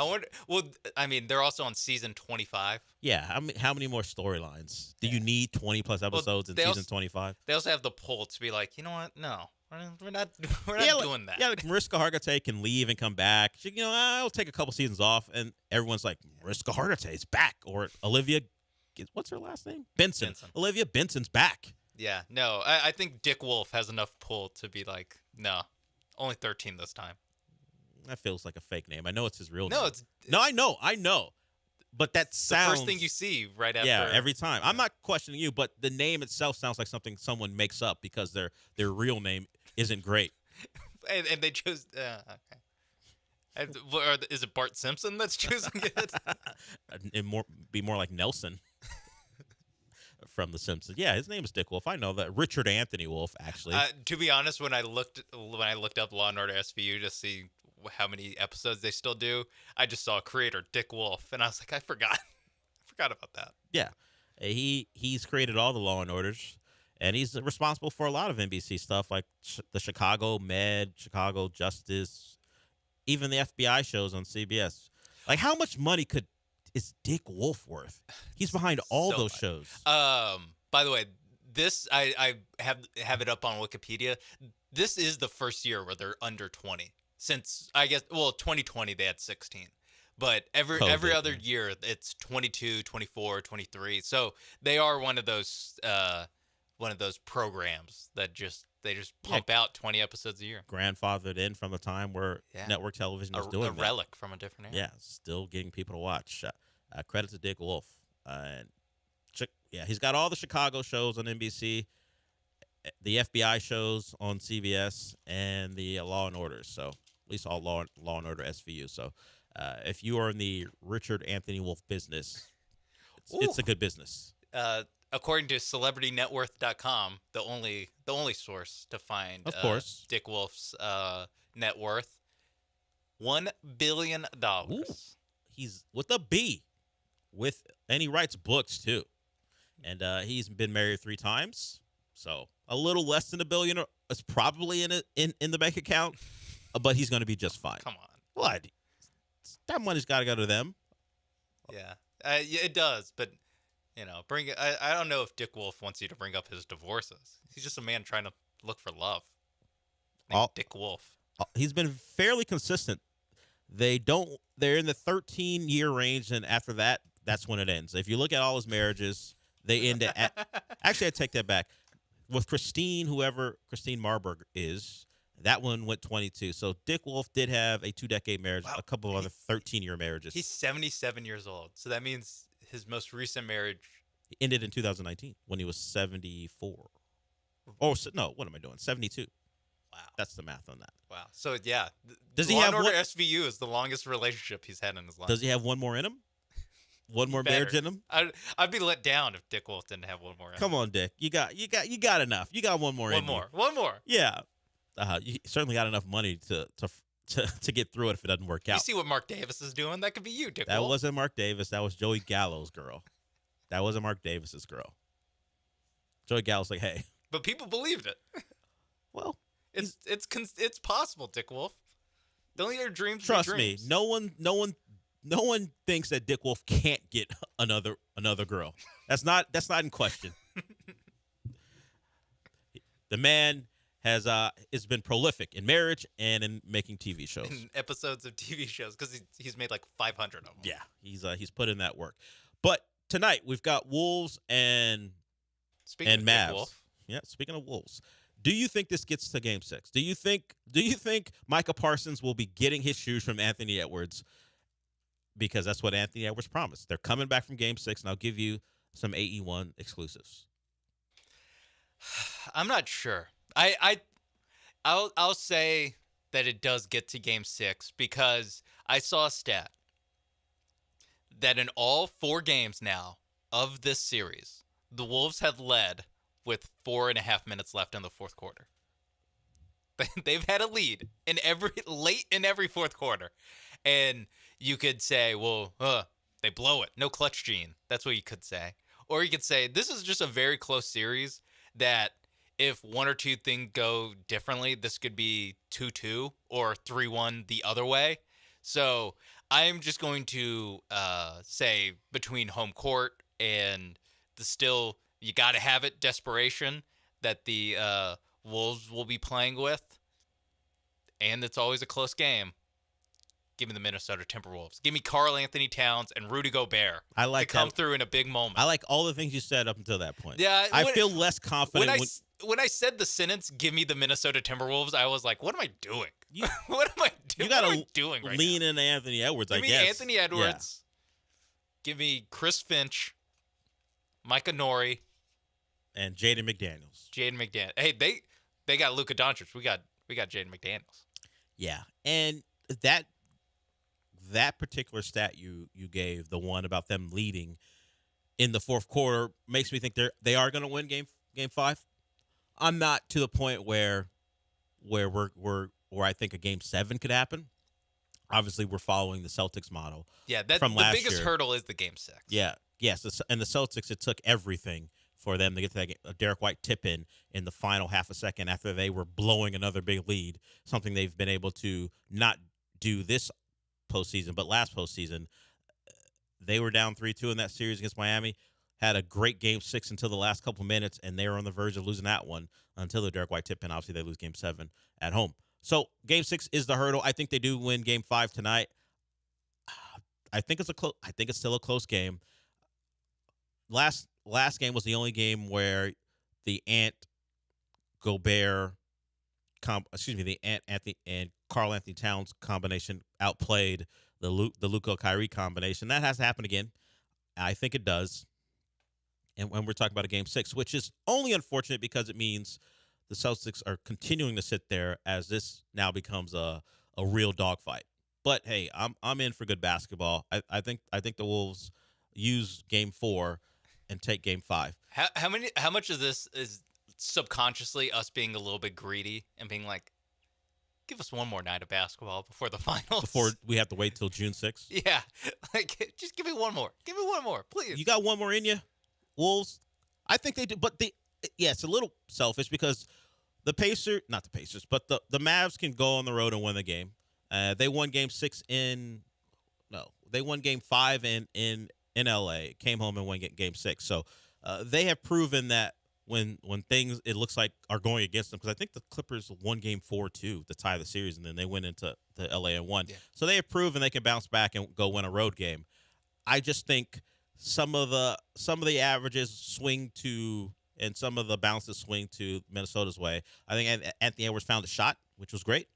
He made some big shots in the fourth quarter, and that's a guy I don't want having any confidence. He was shooting the ball poorly, really, since he took a nasty fall late in the Denver series, and I don't know if it affected him, but he wasn't shooting the ball well, and that went away in game 4. So I think he'll ride that. If Cat can stay on the floor, if he can avoid dumb fouls, because he shot the ball really well in Game 4, he just didn't play enough because of the dumbness of his fouls. Actually, I just saw a tweet. Karl Towns already has 2 fouls tonight. And he's going to pretend like he can't believe that he got called for these fouls when everyone can see that these are obvious dumb fouls that he's committed. Right now he's in the Chipotle line with his arms out and his eyes real big. Yeah. The problem for him was he did catch a cheap one that wasn't his, because apparently the NBA has decided the whole I'm going to pump fake and then lean in and draw a foul thing that Luka did, which they said they were getting rid of. They didn't. That's by the rule, at least by their emphasis, they were going to remove that and not give the offensive player the advantage. So I'm not going to blame Karl Anthony Towns for that one. But the other ones, those are just dumb Karl Anthony Towns fouls. He does that all the time. If he can avoid that and stay on the floor, and I think the Wolves win this one, and we're talking about a Game 6 in Dallas. We're done for the day. Gallant and George up next. I'm sure they'll keep you updated. I like how I'm programming their show. I'm sure they'll keep you updated on what happened in mini camps. What should they start with? I think they should start with the sound from minicamp. Okay. Bobby Pass that along. Bobby Slowick talked about Stephon Diggs. That's something they could get to. Why we didn't get to it? Because I didn't see it till this segment. I'll tell their producer they should start with that. Hey, we're a team here. Guys, I got your first segment already out of the way. Besides that, when I'm not programming other shows, I'll just tell you they're coming up next. Gallant and George, then the Killer Bees. I'll talk to you tomorrow.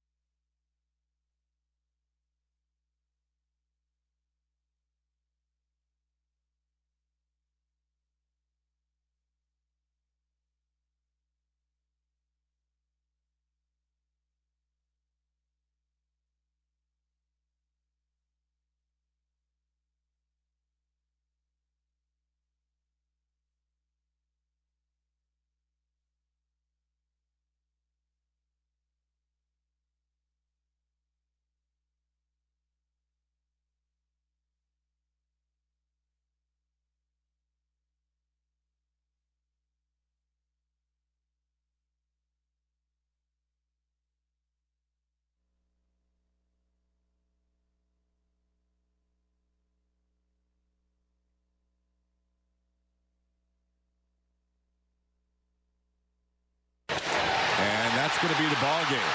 Tucker could try and catch it and make a miraculous throw, but it's going to be over once the tag is made. Clase with great speed comes in, and that'll be a walk-off sack fly for J.P. Crawford. Frustrating night for the Astros as they drop the first 3 games here in Seattle after fighting back to get to within 3.5 games in the division. They have now lost 3-2, 4-2, and in walk-off fashion tonight, 2-1. Hello and welcome aboard Gallant and George. It is Thursday, May 30th, 2024. I am Paul Gallant. He is Joe George. You heard it from Todd Callis on Space City Home Network last night. A game that dragged and dragged. The Astros, Joe, fall 2-1 to the Seattle Mariners. They have lost 3 of the 4 games that they will play against them this week before 6 more games in the second half of the year. Once again, very frustrating, and we're trying to avoid Groundhog Day. We have even changed the way that we do the show. We're doing our part. We're making changes to try to fix the Astros. The Astros last night, Todd and well, I mean, maybe Julia didn't eat the cricket. They spent like an inning and a half talking about it. But they did spend a lot of time talking about it. In 2017, they ate crickets. And then the Astros went on a tear. So they tried to eat crickets last night and turn it around. Didn't work so far. But we're all trying different things, except for, the guys on the team. They're not trying to score runs outside of 1 inning. I think they are trying, Joe. I just think the Mariners are really good at pitching, and the Astros lineup is good, but perhaps not as good as we want it to be. So, speaking of those crickets, I've had them before. You do need to drink beer right afterwards. A little salty? It's like salty, limey peanuts, but the problem is, as detailed by Todd, and I guess talking about Julia's experience, they do get stuck in your teeth. That's tough. Anything getting stuck in your teeth drives me crazy. Is brutal.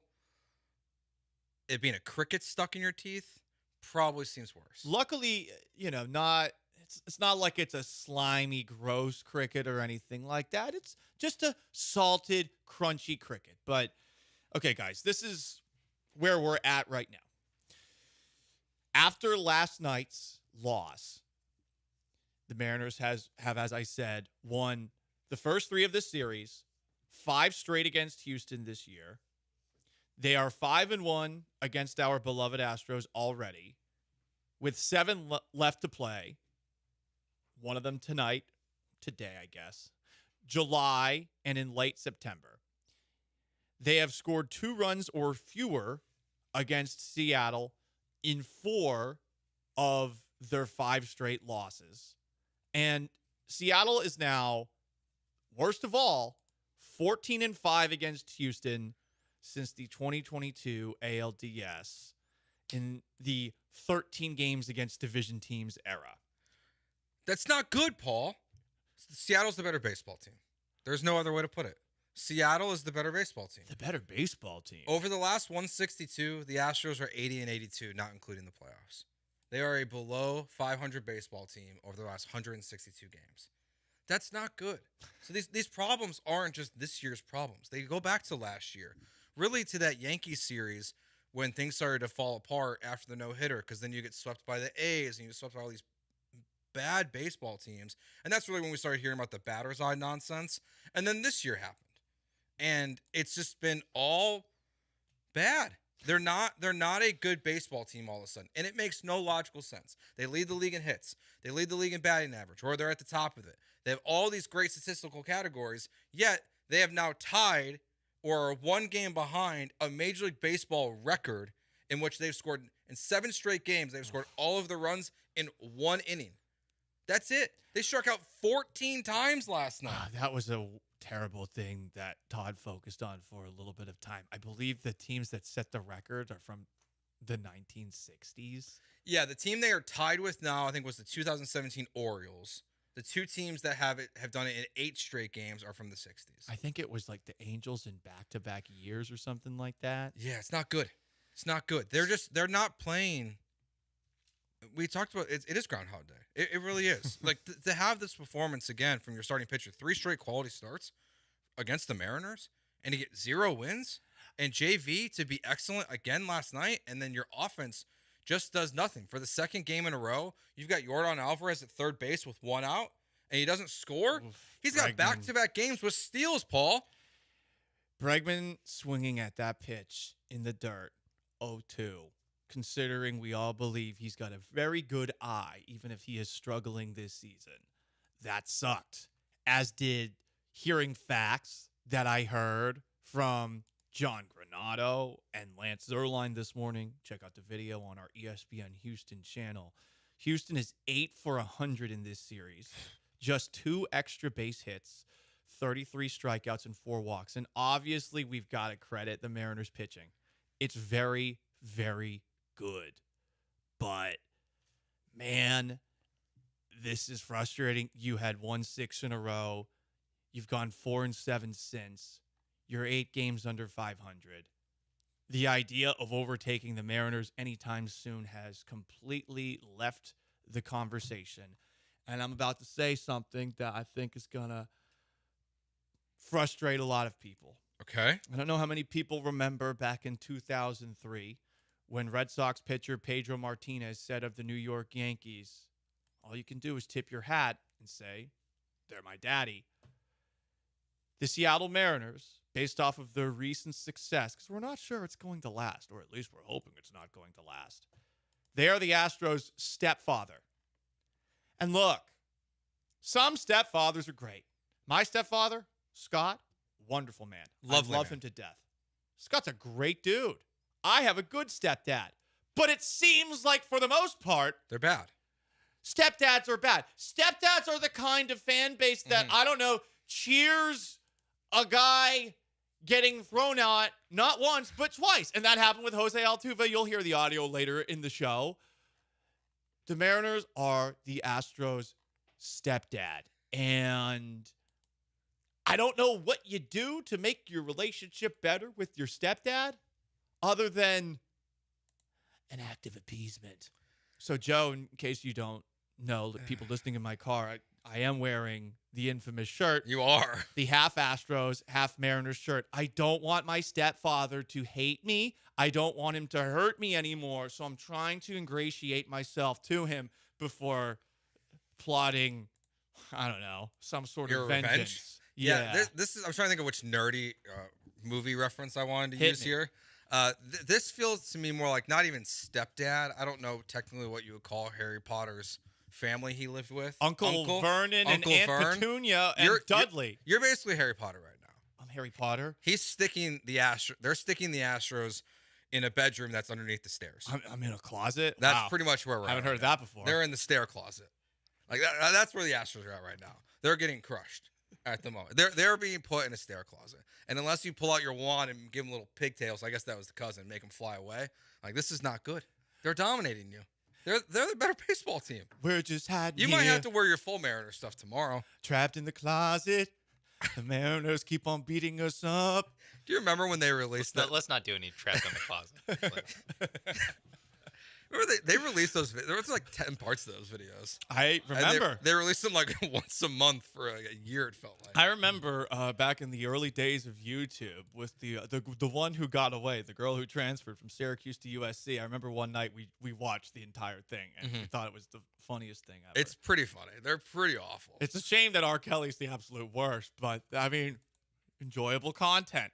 Not enjoyable content, the Houston Astros. And Sean, Mave's behind the glass. I feel like I'm bringing the vibes down. So we're introducing something new. I don't want to sound like the Angry Bees, okay? I'm tired of hearing the Angry Bees every afternoon freak out about, like, number 7 in the lineup, okay? I'm sorry. I don't care about baseball that much.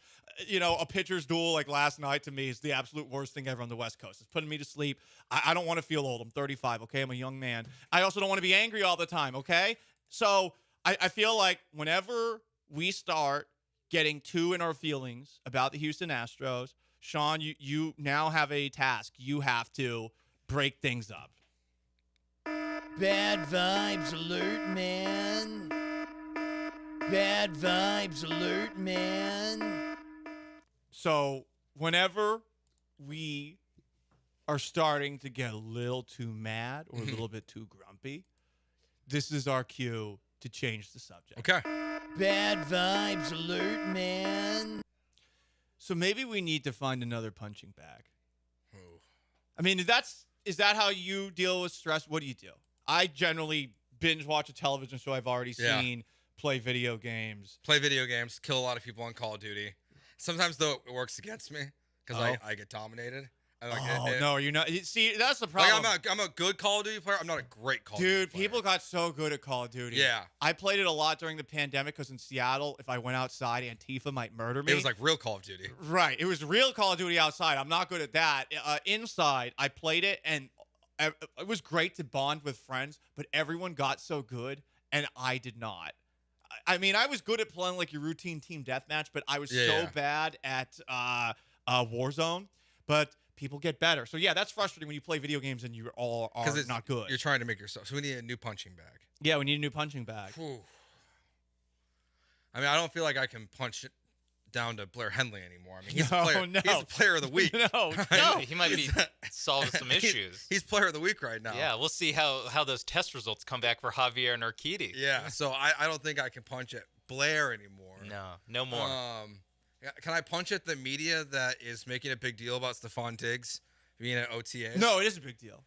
A Texans employee showed up to work. Hey. Awesome. Hey, it was voluntary. You're right. It was voluntary. You're right. You know what? At 12:30, guys, I'm going to explain why it actually was a big deal. And no, I am not reverting back to 6'10" ways. I mean, maybe that's what we have to do.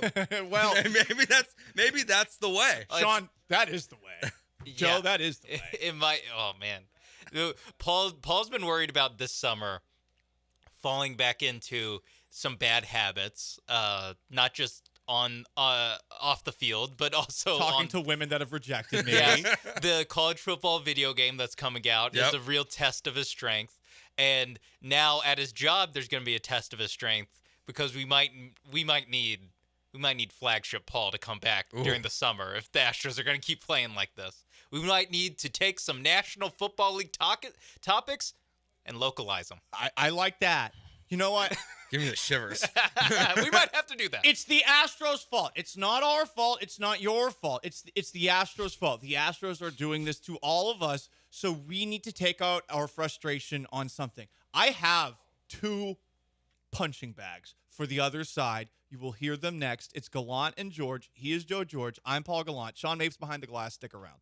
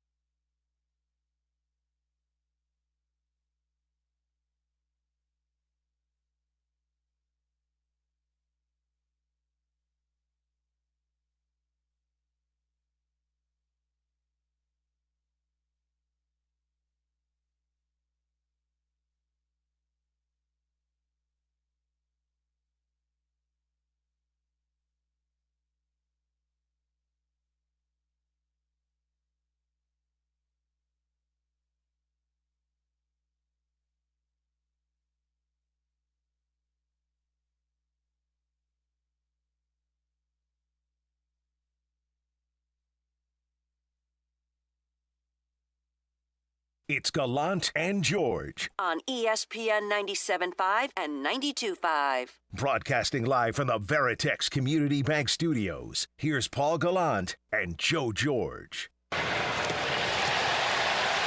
him on strikes. Big strikeout for Kirby. Jordan has put his team in position the last couple of nights by getting to third with less than 2 outs. But unfortunately, the Astros didn't get him across last night, and now Bregman unable to score him here with 1 out. Yeah, this would be a big inning if the Astros were able to answer back after that can zone home run. But Alex chasing that split down. That's as close as Todd Callis and Jeff Blum are going to come to openly criticizing someone's recent play. And last night's Astros 2-1 loss to the Mariners, Joe George. Yeah, not good. Alex Bregman is the most disappointing player on the team this year. I think it's not even close. Because Jose Abreu, like, we know what he was last year until the last month. I know. Alex Bregman, when this show started, I said I thought he was going to have an MVP level year because he was a contract guy. I thought so too. He's having, he's getting a $3 million contract right now. Like, he's not worth a dime. Sean, I think you need to hit the bad vibes button again. I think you need to hit the bad vibes button again. Oh, we can't help ourselves. Bad vibes alert, man. Bad vibes alert, man. So I said I'm going to offer us something else to punch, okay? Because we're all mad. Spencer Arrighetti, save us. God, we're saying that. That's what we're hoping for this afternoon. How about we make fun of the New York Mets? I mean, look, this Astros season's been a disappointment, maybe the most disappointing season in all of Major League Baseball. But the Mets are, again, having a disastrous season. How many people saw, I don't know if it's George Lopez, king of, I left my TV on Nickelodeon at 11 p.m. and there's the George Lopez show credits, or if it's Jorge Lopez. But in yesterday's Mets-Dodgers game, with the Dodgers up 9-3 in the 8th inning, I don't know what happened at all. All I know is Jorge or George Lopez got in a shouting match with the third base umpire. And the next thing you know, he had been ejected, and he threw his glove over the net to the fans that were in the stands. Yeah, and then it got worse. It did. Joe, after the game, he was asked about his feelings about what he had done. Carlos Mendoza said that he understands the emotion, but that particular action of throwing your glove into the stands was unacceptable. Looking back on it, do you regret doing that? No, I don't regret it. I think I've been looking the worst team in probably in the whole MLB. So, whatever happened. So, whatever they want to do it, I'll be tomorrow here if they want me. Whatever they want to do. So, I'm gonna keep doing this thing. So I'm healthy on whatever. On whatever to do. I'm ready to come back tomorrow, and if they want me to be here, so I'll be here. And this is one of those where he didn't use a translator, which I appreciate, but there's been some confusion of what he said, and because the first quotes you see going around on social media is that he plays for the worst team in the whole bleeping MLB, and then they asked him to clarify. The reporter did, who asked the original question, and then it turned into teammate. But then they asked him to clarify again internally, and he says he meant both. and he clearly did, because then they DFA'd him. He has been cut. Yes. Look, this is something that some of us perhaps wish Jose Abreu would do after a bad at-bat. Break his bat, throw it into the stands, might splinter, might hurt a child. Yeah, we don't let's want throw the glove. Stick with gloves, please. Throw the glove after your next hit right to you that turns into a single. It reminds me of Trevor Bauer when he just unloaded a fastball to center field after a bad outing. Like it's just, and I don't know what's worse.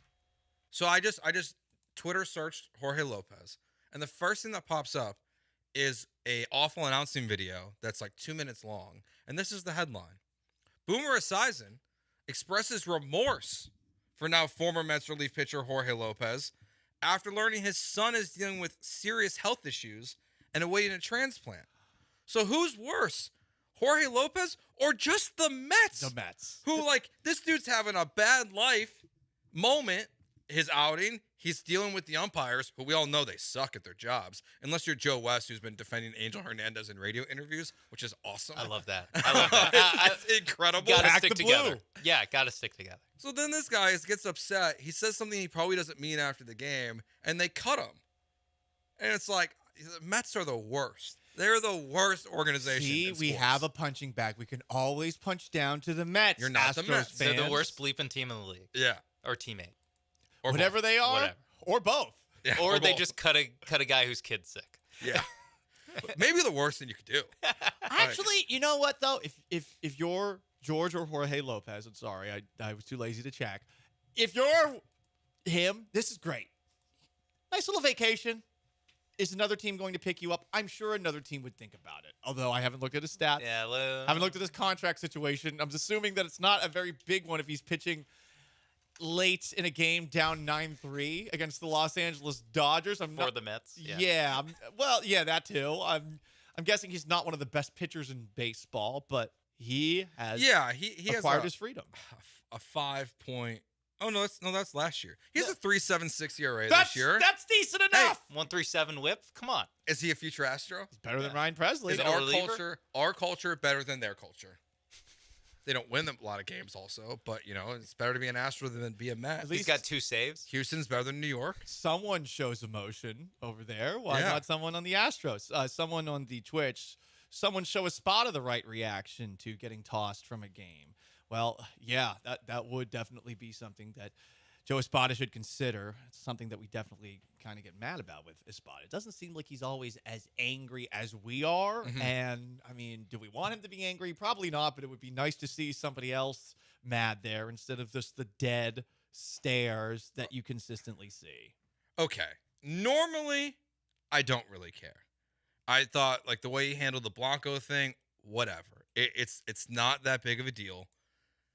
He should have been out of the dugout and should have got kicked out yesterday, the second time they threw high and tight on Altuve. You got to stand up for your guy. This is and this guy has hit Altuve in the past. He has. So, too high and tight to Altuve. If you're going to do something to Espada and you're going to get kicked out of a game, that's the moment. They are the worst. Cheering for this still. It's a shame because Mariners fans treated me great. I mean, it's why I'm wearing the half Astros, half Mariners shirt. I thought it would be a funny little bit coming back to T-Mobile Park a couple of years ago, just to say hi to everybody. People actually were very nice to me when I came back, even though I was doing something stupid like that. And I get it. A lot of people are mad today. Listen, I just don't want my stepfather to lock me in the closet. Mhm. I'm already in the closet, some say. So in this situation here, that's why I'm wearing this shirt. I'm wearing this shirt because I want to ingratiate myself to, I don't know, maybe a team that I would consider cheating on the Astros with. But again, bad vibes. We're bringing it to another thing we can punch down to. Let's punch down to the Jacksonville Jaguars. Oh, let's go. So I don't know how many people are aware of a story that Joe brought up the other day, because all of a sudden it sounds like Tony Busby is involved in this case. But the Jaguars might be in more trouble, even though kicker Brandon McManus is with the Washington Commanders after allegedly having sexually harassed flight attendants while on the team's flight back from London. Today, I learned alcohol is now strictly prohibited on team property or during team travel. I guess international is not an exception. And based off of some of the things that are leaking out of the court proceedings, the Jaguars had alcohol on their plane. I also saw a report, and I don't know that I believe it because it's one of those NFL aggregator accounts, but perhaps marijuana was on this plane, which, by the way, if you're lighting up at altitude, I mean, you're a real dumbass if you think you're going to be able to get away with that, even if you are, I don't know, playing for an NFL team and you're on a charter flight. Not intelligent. So now the Jaguars are getting looked at for this because there was a memo that was sent out in 2022 after the Commanders, of all teams, and Todd Downing had some alcohol-related incidents. They sent out a memo saying, hey, guys, you're not allowed to have alcohol anywhere on team property, plane or facility, and they said that they would threaten discipline. So I think they should take a first-round pick away from the Jaguars. Ooh, I think they should do that. Is it worse that they might lose draft picks or get fines, or the fact that they've got a snitch in the organization? They've got their own Mike Fires now. Well, like who's ratting on the players and the coaches drinking on this plane? First of all, dumb rule. I Well, understand you don't want to have alcohol It's the in Todd team Downing facilities. thing. I understand. Todd Downing ruined it for everyone. But a flight to London? Well, the problem the is, exception Joe, to the rule should be like an 8-hour flight. the kicker couldn't keep his bleep in his pants. That's Well, the yeah. problem. That's why this all came out. Honestly, if McManus hadn't done this, this wouldn't be an issue. But since McManus did this, now everything is being put out into the open, and McManus is probably the one who's snitching. I would assume that McManus is the one that's He's bringing like- this up to say, like, well, hang on, there was an alcohol environment. The flight attendants What a were having defense. fun. So what? I got handsy with him. Yeah, so what? I sexually Trevor assaulted Lawrence two was women. having a martini. Yeah. Do you think he's a martini guy? I don't know. He's an espresso martini guy. I don't know. And they are good. He strikes me as a skim milk guy. Cosmo guy? Like he goes to the bar. No, he goes to Just- the just bar skim milk. and he gets skim milk. Like not even 2%. Almond milk. Oh man, that's serial killer behavior. That's a good point. He seems almond milk. Yeah. He just goes, I'll have Almond milk. almond milk on the rocks. That would Nothing in it? With vodka? White No, Russian? Nope. No, just Yeah. almond milk. You ever had I tried a White Russian? Not for me. I don't know what's in a White Russian. I really didn't either, but it wasn't for me. Huh, okay. I espresso martinis, I don't care how girly that makes me or how many of the rumors it confirms about me in some of your minds. They're awesome. I love espresso martinis. They're very good. They're my go-to. If I'm not drinking beer or just like taking shots of vodka or tequila, I drink espresso martinis now. I'm not ashamed. White Russian, vodka, Kahlua, and cream. Yeah, it just wasn't for me. It seems like it would be rather similar to a espresso martini and or a carajillo. You ever had a carajillo? I have not. That is, I believe, tequila with coffee liqueur and something else that makes it seem like an espresso martini, but it is slightly different. And now, guys, you know everything about alcohol. The Jaguars do too, and they should have at least one first-round pick taken away from them. If the Patriots are going to get punished for Spygate or Deflategate, maybe Trevor Lawrence should be suspended the first 4 games of the season as well, because he was not more probably than not, he was definitely on the same plane as all of those Jaguars teammates. He's the quarterback. He's the quarterback. He's the leader. Yep. Leaders take the punishment. I don't know. I don't think we should reward the Jags like that by suspending Trevor Lawrence. Ooh, got him. Have you seen the side-by-side with him and Gardner Minshew stats? Not great for Trevor Lawrence. So what you're saying here is Mac Jones? Quarterback competition? Mac Jones season. Mac Jones season? I gotta say though, as someone who roots for the Patriots, it would suck to lose to Mac Jones. Like the small sliver of possibility of the Texans losing to a Mac Jones quarterback team, that would suck. I mean, you guys don't understand. Like watching Mac Jones play is just a brutal watch. Anyway, it is Gallant and George. He is Joe George. I am Paul Gallant. You got Sean Mapes behind the glass. Texans OTA week number 2. I am going to tell you about something happening today that's a big deal and why D'Amico Ryans as head coach of this team needed to happen a couple of years ago. Stick around, ESPN 97.5 and 92.5 and at ESPN Houston. Don't go anywhere.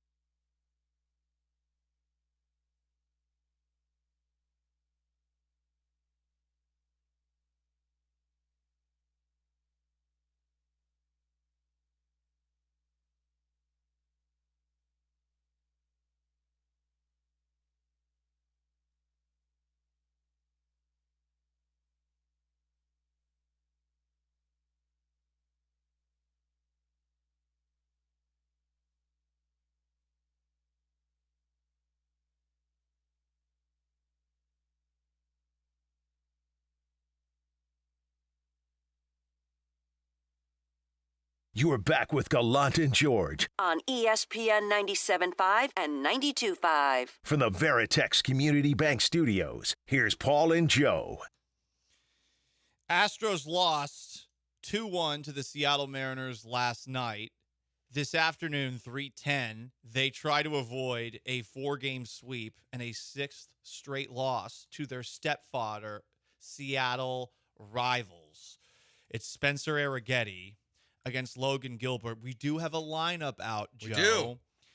The good news, Mauricio Dubon, who got to pinch run in last night's game. Technically, he played first base. I mean, he could have played first base or left field or third base, for Chas McCormick and Alex Bregman, in addition to Jose Abreu / John Singleton. I mean, he's a utility gold glover. He's hitting .365 over the course of this past month and .315 on the season. But I'm just a football guy. Baseball confuses me.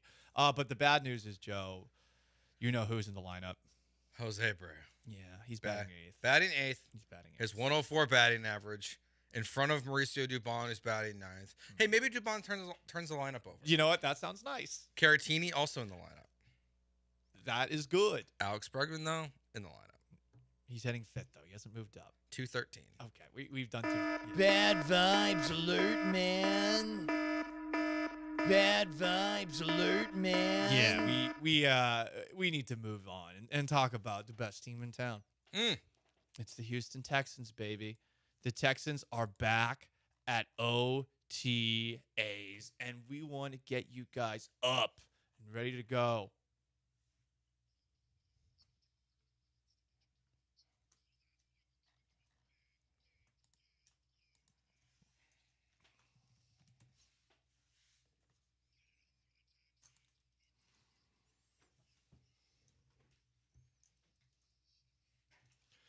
Texas Swarm!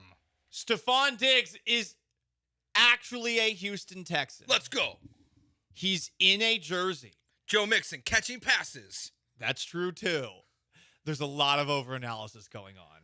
Our friend DJ Bieneme was in detail breaking down how Stephon Diggs looked, saying he looks like he hasn't lost a step. I hope to God not, because I don't think he's been running on a football field as seriously in a very long time. Yeah, if someone, you're like, he's lost a step when he's only in a helmet, big problem.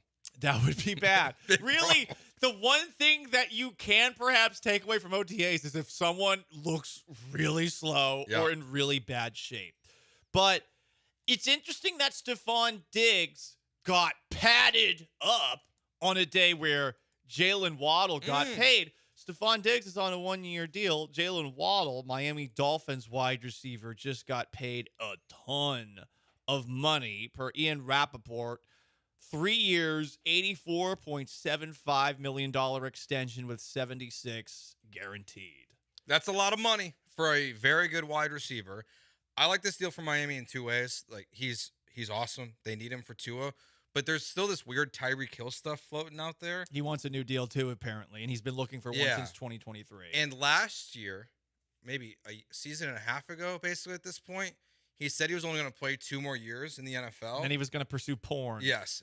Well, we're in the start of that year 2 of what might be his final NFL season. So just on the off chance that Tyreek Hill is going to adventure into a new career path, they have Jalen Waddle locked up for the next 3 years. But this deal makes Nick Caserio look great. Why's that? Because we talked about this yesterday, that Nico Collins will never be a top 10 paid wide receiver in the NFL. He's only making $6 million, just under 7 in 2024. Jalen Waddle is already now the 5th highest paid wide receiver. He's already hurdled them.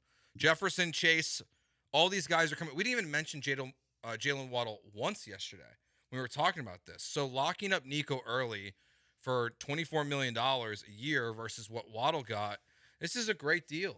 And when you really look at Nico's contract, the fact that on the off chance that he is a one-hit wonder, you're only stuck with him for 2 years and you can move on. So even in the worst of worst case scenarios, it's a great contract. That Patriot way strikes again. It strikes again. But this makes Nick Caserio just look like the best GM in football. It does look like a very good move today. Will the Angry Bees have something to say about it later this afternoon? You'll get to hear 3 to 6 here at ESPN 97.5, What would they 92.5 say? on YouTube at ESPN Houston, also on Twitch. What would they say about this deal to be the Angry Bees? Well, why didn't they trade for Tyreek Hill? Oh. Who's upset about his contract? Trade for Stephon Diggs. Why aren't you trading for Tyreek Hill? That's good. Trade for both of them. Yeah, why don't you have Stephon Diggs and Tyreek Hill? Jeremy, you know what? Even if you don't believe it, you have the chutzpah to do it. Do it. Do it. I'd like to see it. I'm challenging you to have a take that you don't 100% believe in, okay? You know, Waddle, 3 1,000-yard seasons. Waddle's He's better. It's not right to compare them. This is why the fact Waddle, they're even close. It's crazy. This It's is an why overpay. Waddle deserves the contract and why Nico didn't. Yep. Exactly. 3 o'clock. Angry Also, Bees. with the worst quarterback. I like the Angry Bees nickname. I'm going to tell Michael Carroll to start making some new rejoins for them. Yeah, nothing like taking shots at the other shows. It's all in good fun. It's all in love. Other notes from OTAs, again, nothing really matters that comes out of them, but Bobby Slowick said something that I was hoping for about the Texans offense. He believes they're equipped to win games almost any way they need to win, from throwing it deep to running it a bunch. That's, I think, what makes a great team. 17-0. But you still, of course, have to actually pull it off on the field. 20-0. Yeah, they're going to finish the job. Yeah, unlike the Patriots. Kiss my ass. Bobby Slowick. Hey, this is deep steel blue pilled. Not whatever nonsense blue pilled the Patriots I are. mean, the Patriots have similar colors, but hey, that's neither here nor there. Bobby Slowick also said year 2 for a quarterback is the type of year that catapults a player. Why didn't he say Trebuchet's a player? Because Trebuchets, if you don't know, if you haven't played Age of Empires 2, Trebuchets have much longer range. Gotcha. Didn't get that. Do you not know anything about siege warfare from the medieval times? I know that there's a difference, but it's been a while. I guys think are uncultured. We did in like 9th grade. We did a project. Oh, where you we actually built did one? Yeah, That's we built sick. we built trebuchets, and I remember because we kept just calling them catapults, and our history teacher would be like, "No, you're building trebuchets." Yeah, trebuchets. What did you shoot out of them? I think we just like started with like smaller fruit and moved up. Okay. So just It's different like fruit. watermelon size? I don't know if we got to watermelon. Maybe That would hurt cantaloupe. somebody. I think cantaloupe is where Guys. we maxed out. If the Astros are really bad this year, maybe we start doing like wood crafting during the show. Oh, wood crafting. Okay. That would be great radio. Is having a saw going. We'll talk while we're doing it. I mean, Oh yeah, even better. So we'll be talking over saws. It only would be good if one of us goes viral for accidentally sawing our hand off. Oh. God, imagine the YouTube numbers on that. It would be big. I was gonna say we just built something to shoot fruit at the interns. Hey, Well, Joe. I was Middle thinking- management Joe. I was My thinking God. we were having the interns build these as you're doing the show. That's a good idea. That actually, you know That's what? a better idea. They're just behind you, building the 4 of them, all standing with their arms crossed, You know staring what? at a trebuchet. Good point. The interns, I mean, they're doing a lot of yapping. They've all got takes, bright-eyed, bushy-tailed. They're ready to go. And there's a part of me thinking someday I'm just going to come in and say, I want to hear, I just want a written report of what you think the top story of the day is. But nope, new challenge. They have to build a trebuchet. Love it. Continuing to go and give you more and more deep steel blue pills to the point where you may or may not have a 3-hour you-know-what. There was a piece in The Athletic by Dan Pompey about D'Amico Ryans, and I loved reading it from this perspective, considering the 2 coaches that were before D'Amico Ryans as head coaches. First, David Culley. Second, Lovie Smith. And to a degree, Romeo Crennel. It's so key to have an energetic, and no offense to the olds out there, young person who can actually connect with players. Some of the quotes, Joe, that I guess he is known for, comes into work very early. Mm-hmm. Great morning. Great morning. I love D'Amico. Dude, I are love you? that. Good's not good enough. Yeah, It's a great morning. Well, every day should be the greatest day of your life. Yeah. Would you like this though? If that's every single day, I came in. Great morning, Joe. Great morning. I mean, Sean, maybe great morning. we start that. I mean, Every day when you walk in. Great afternoon, Paul. It's a little. Yeah, I was gonna say it's a little late to be great morning. It's like 11:50. Great morning, afternoon. Yeah, I think we start every day like that. Maybe that's just the new start of the show as we workshop things. Great day. Great noon o'clock. Great midday. Some of the other things he says. Life is great. What is there to mope about and be down about? It's a blessing to be here and enjoy the day. That's true. We are hosting a sports radio show. Mm-hmm.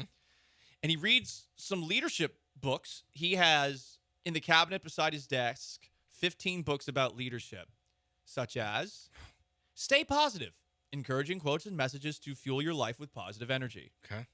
I don't think I'd be able to make it through that book. I was thinking, how do you read 15 of those? Well, because either they say the same thing and you're reading the same thing 15 times, or they say different things, and now it's like, well, conflicting. Am I leading with positivity or negative? I assume there's one leading with negativity. Sean, I think what you said is exactly the case here. Joe, these books are all the same. Row the boat, a never give up approach to lead with enthusiasm and optimism. Row the boat. Did PJ Fleck write that? That's what I was thinking too. Yeah, that might actually be by PJ Fleck. How about the energy bus? Okay. 10 rules to fuel your life, work, and team with positive energy. All right. It says fuel on the bus. Oh, I get it. The author warns of energy vampires in that book. Do you think he Good. has leadership for dummies? No. Even to be ironic. Oh, maybe to be ironic. Maybe his wife gave it to him. If a coach does something really stupid. Oh, and hands it out. He's like, hey, Matt Burke. It's a gag. Yeah. Read the next 10 pages. Hey, Bobby Slowick, that weird little reverse screen that you gave to Steven Sims. Mm-hmm. Every time Bobby Slowick gets cutesy, that might be what they should do. Hey, Davis Mills, leadership for dummies. Brock Osweiler needed that book more than anyone. If I knew D'Amico Ryans, I would give him a leadership book for like Christmas or his birthday, just as a gag. Maybe the for dummies one. Be like, hey, you love reading leadership books. Time out. Is there any chance you're going to go to the Ravens-Texans game on Christmas? No. 0%. There is a chance I will go to that game. We should buy leadership for dummies and give it to D'Amico. Put a like one of those little bows on it with That's the patronizing. Okay, that's only if he's having a Brian Dable kind of year. No, what we have to do is build a relationship with D'Amico okay. Ryans. Let's get a real leadership book and put a nice little note and be like, hey, we know you won't acknowledge our radio station, but that's the nice note. But we heard you have 15 leadership books. Here's a 16th. Merry Christmas, D'Amico. And then maybe he'll come on our show before they win a Super Bowl. I don't know. I don't think they'll let us. I don't think so either. I think But they we would could try. I think someone in Texans PR would just come out of nowhere with a handgun. They're not the issue. Come on, you know that. They'd punt the book into outer space. Texans PR would let him come on. I don't know. It's the flagship that won't let him. We'd have to figure that out. We'll ask nicely. We could ask nicely. But I don't think that we should do it by handing him a patronizing All right, book about leadership for dummies. We'll get a real leadership book. Yeah, I'm sure Nick Saban wrote a leadership book. Maybe we should write a leadership book. Do you guys have any books that are like that? Because sadly, I have like too many books I about have one book. life. What is it? I have Jesus Just Left Chicago, Fred Fowler's book. Oh, you only have one book at all? That's I have children's books. Okay. I have Dr. Seuss. Oh, Dr. Seuss. Green Eggs and Ham. Go Dog Go, first book I ever read. Go Dog Go. We have that one. Mm-hmm. So Everybody Poops. Got Everybody Poops. I don't have that one. That's a good one. I might need it though. Is that a Dr. Seuss book? No. No, Okay. but it is like a toddler book. Yeah. Gotcha. Yeah. It's He got It's canceled. about by the way. pooping and toys. Dr. Seuss? Dr. Seuss got canceled. Everyone gets canceled. That's true. But imagine a children's writer getting canceled. Anyway, it's Gallant and George. I'm Paul Gallant. He's Joe George. We got Sean Mapes behind the glass. Coming up next, I think the days of Texas taking shots at Texas A&M for being culty are limited in number. You will hear why next. Stick around.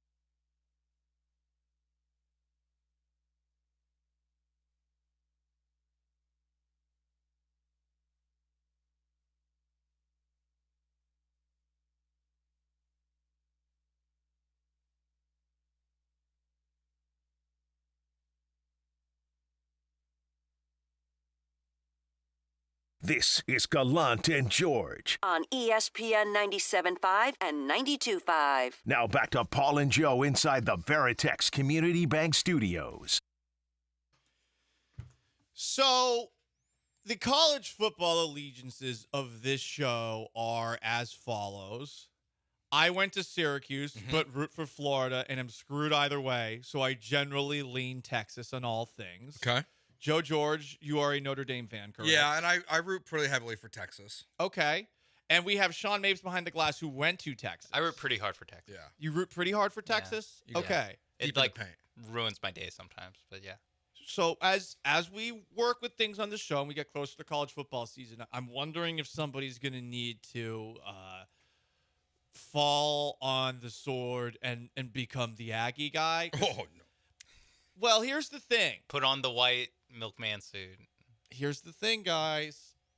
Texas is leaning into the SEC in a rather culty way. Now, I don't know how many people saw Texas tweeting about an SEC celebration that's taking place a month from today across the 30 acres. 40 acres. For whatever. From 1 to 10. Don't cheap us that 10 acres. The 15 acres. From that 10 acres is worth like $11 million.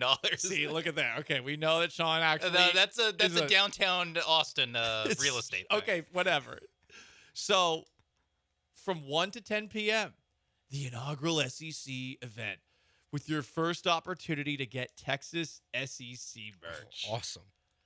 SEC logo on the sleeve. Yeah. I remember when Texas A&M did that.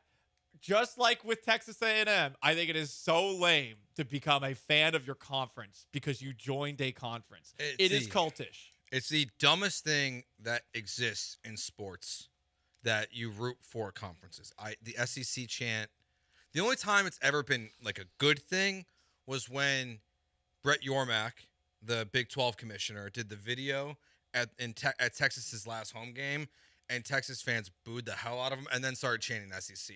Like, in that moment, you're being ironic, cool. Yes, and you like can you're dumping on the Big 12 as you leave them behind. You can only weaponize it. You can only do it ironically. The only people that do it seriously are South Carolina, Tennessee, Mississippi State fans. If your team can't win anything, then you put on the cape for at least our conferences win stuff. I like that you guys are coming into the SEC with so much swagger. I mean, sorry, I dumped on the Mississippi schools. Listen, Sean, I forgot of all the winning they do. You're riding high, and this is why I'm wondering if somebody needs to bite the bullet and ironically or seriously become the Aggie guy, because you guys did make it to the college football playoff. The 4-team one. The 4-team college football playoff.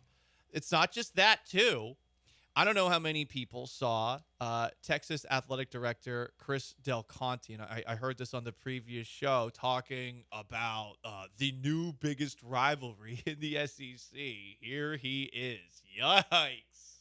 Have you been to the Red River rivalry yet? At the beginning of my career, I saw it. It's ridiculous.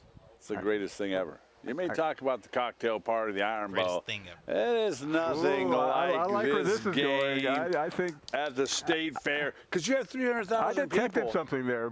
300,000 people outside. No, the Iron Bowl is awesome. Don't get me wrong. At night, it's great. Same with but the cocktail party. But this game is nuts too. You got to throw us a bone there, P-Dub. What's up, buddy? Joe, the University of Texas is not even an official member yet of the SEC, and he's already throwing shade on the Iron Bowl. Iron Bowl. And the cocktail party. No. You'll be fine, because we're not even allowed to call it the cocktail party. When your callers come in losing their mind, I was not throwing shade. What I was saying, it is an unbelievable environment. Oh, man. So you're already throwing a little sauce on that for no reason. This is like, you've given me a gift. It's Paul Feinbaum. They are making a big change to the Red River rivalry. What's that? The change the kickoff time. Oh, I thought they were changing it back to the shootout. No, because 2:30. Yeah, it's 2:30 now instead of 11 a.m. Well, it means you can get extra drunk. Yeah, before the game. It's about as late as they can put. Now I'm honestly. really excited to go. I want to go this year. It is fun. We're going to be in Lake Charles. We're going to be in Lake Charles. Yeah, I already know the schedule. You're right. It's October 12th. We're going to be in Lake Charles that day, you and me. Damn. Well, I might go. You're going to go. I might go. Yeah. I've been before. It was a lot of fun the time I went. I don't think he's wrong. I do think that from an environment perspective, it is a little bit different. I haven't been to the world's largest outdoor cocktail party. I will say the vibe's down, but I imagine the attendance very good if it's Florida and Georgia. And for the Iron Bowl, and I heard Sean and Dell talked about this morning on the way in. I mean, the Iron Bowl has been rather one-sided, but there's still there's pageantry and all those things, and people are poisoning trees. But I will say that they do a pretty good job at the Red River Showdown. Yeah, they do. The only thing about the Iron Bowl is even though the teams have not been on the same level in recent memory, in recent history, the games are usually pretty good. Like something chaotic is going to happen. Think about, Bryce Young. Bryce Young, one of the big reasons why I liked him coming out of college was because he played terrible in his last game versus Auburn in the Iron Bowl, but at the last minute he drove Alabama down the field and led them to a game-winning touchdown. So that game's always just kind of chaotic. So even though the records might not always be good going into it, you're going to get something out of it. Oklahoma, Texas is usually the same thing. Yeah. It does seem like an incredible environment. Probably the best rivalries are in the SEC, I would say, besides Michigan, Ohio State. Yeah, it's hard to think of another one from another conference, especially Apple Cup is with the only Texas. And that one isn't even a good one because that one's decidedly one-sided. It's fun, but I mean... Over? No. Oh, no, wait, that one's over. That one might be over. No, what's the... No, the Apple Cup is staying, I think it is. It's Oklahoma State, whatever they call that. That one's going away. Yeah. Washington, Oregon is Washington, Oregon. Yeah. Yeah, and that's been to that game. Yeah, that one's staying. Colin Cowherd wants to ruin college football. Why does he want to ruin college football? He said USC should stop scheduling games with Notre Dame. Why? That's like one of the only interconference ones we have left. That's funny. Florida State. But USC, Notre Dame, that game should be played every single year. Well, apparently USC's also been trying to get out of playing LSU, too. Because now they're in a real conference. Yeah, scared. This is sad by USC. This is pretty sad. First, Lincoln Riley gets out of OU when they're headed to the SEC. Mm-hmm. Now he just never wants to play an SEC team, which I kind of respect. Yeah. Oh yeah. Just I don't want to lose, so I'm no out. Thanks. See you know later. What? No thanks. I would have to recruit offensive and defensive linemen. No thanks. Pitt versus West Virginia, the backyard brawl suggested here on the text line. That very, one's very good. good. The teams are not. Yeah, that's what Dell and I were talking about, where it has to be there has to be some level of national notoriety to it, because if you just go with what means the most to two fan bases, you're going to get some really small rivalries that mean a lot to small communities. Florida State growing up for me was a big one, but that one isn't the same anymore either. And I feel like FSU Miami, the biggest. That's early the biggest 90s. out of the big three, I feel like. Trying to think what else. Nebraska used to have some good ones, but they're just irrelevant now. Nebraska, Oklahoma, way back in the day, right? And I'm very glad that we are getting Texas A&M back. It is the dumbest thing that these conferences and these teams do, like Oklahoma State, where they leave conferences and then they don't continue their rivalries. When you have games against non-conference opponents every single year, the traditions don't have to die, and that's what everyone always bitches about when they talk about conference realignment and how it's ruining college football. No, the schools are ruining it. Yes. Because they choose not to continue playing these rivalries and play in a game that some of these games you could win one game the whole season, and if that's the only game you win, that's all that matters. If Auburn wins one game next year and they beat Alabama, they don't care. They don't care about the other 14 games or whatever it is they play. Get they're bragging good to rights go for a year, exactly. Yeah, they're good to go. Joe George, Paul Gallant. It is Gallant and George, ESPN 97.5 and 92.5 on YouTube at ESPN Houston. Coming up next, we're trying to find fun ways to talk about the Astros, who have lost 3 in a row to the stepfather Seattle Mariners. They've also lost 5 straight to those stepfather Seattle Mariners, and they're looking for Spencer Arrighetti to save them today. We're going to do something fun to talk about some of the Astros' recent struggles next. Don't go anywhere. ESPN 97.5, 92.5.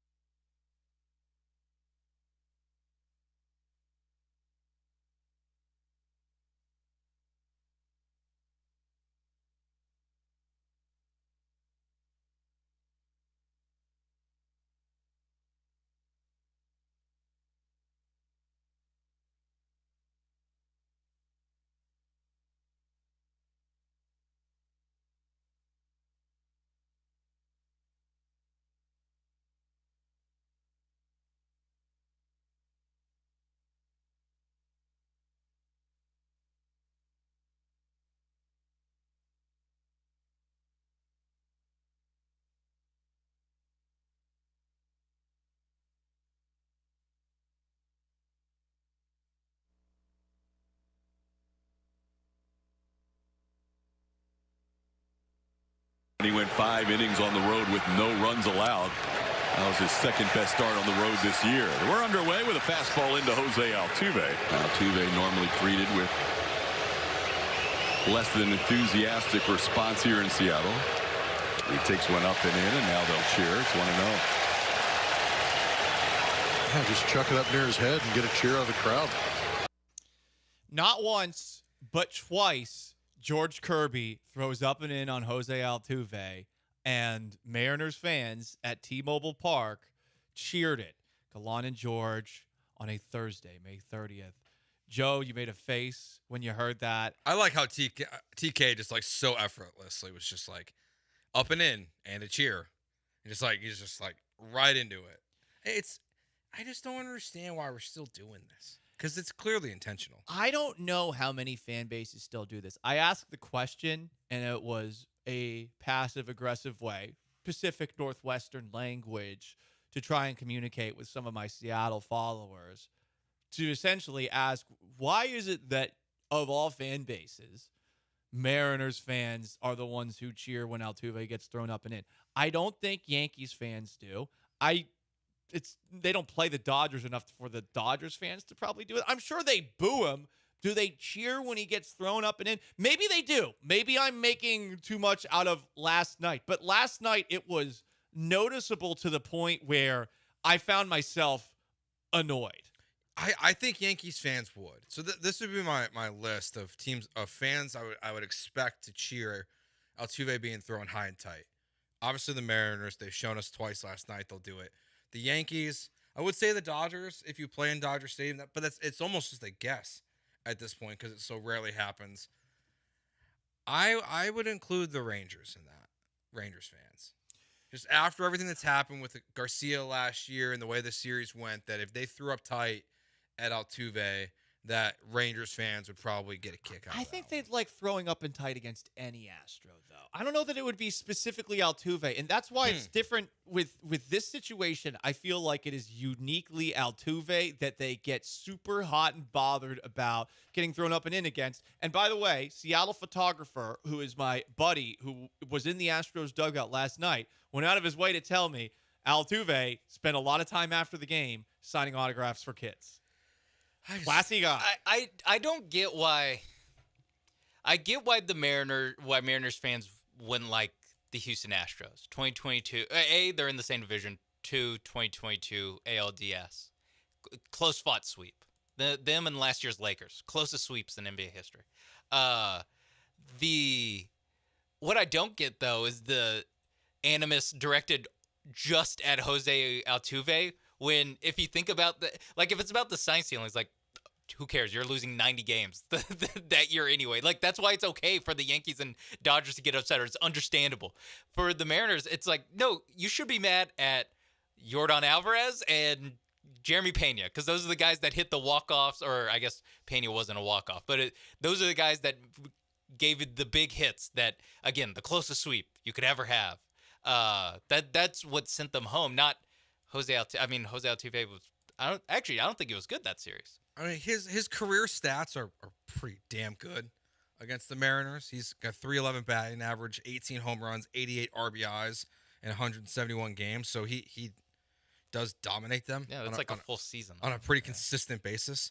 But that's, I guess. But even then, I guess this is me just disrespecting the Mariners. But it's like all those are regular season games that they went somewhere between 90 wins and 70 wins every year during most of that stretch. How many people do you think care, let alone know, that Jose Altuve, per his teammates, was the guy who was saying, I don't want to be a part of this?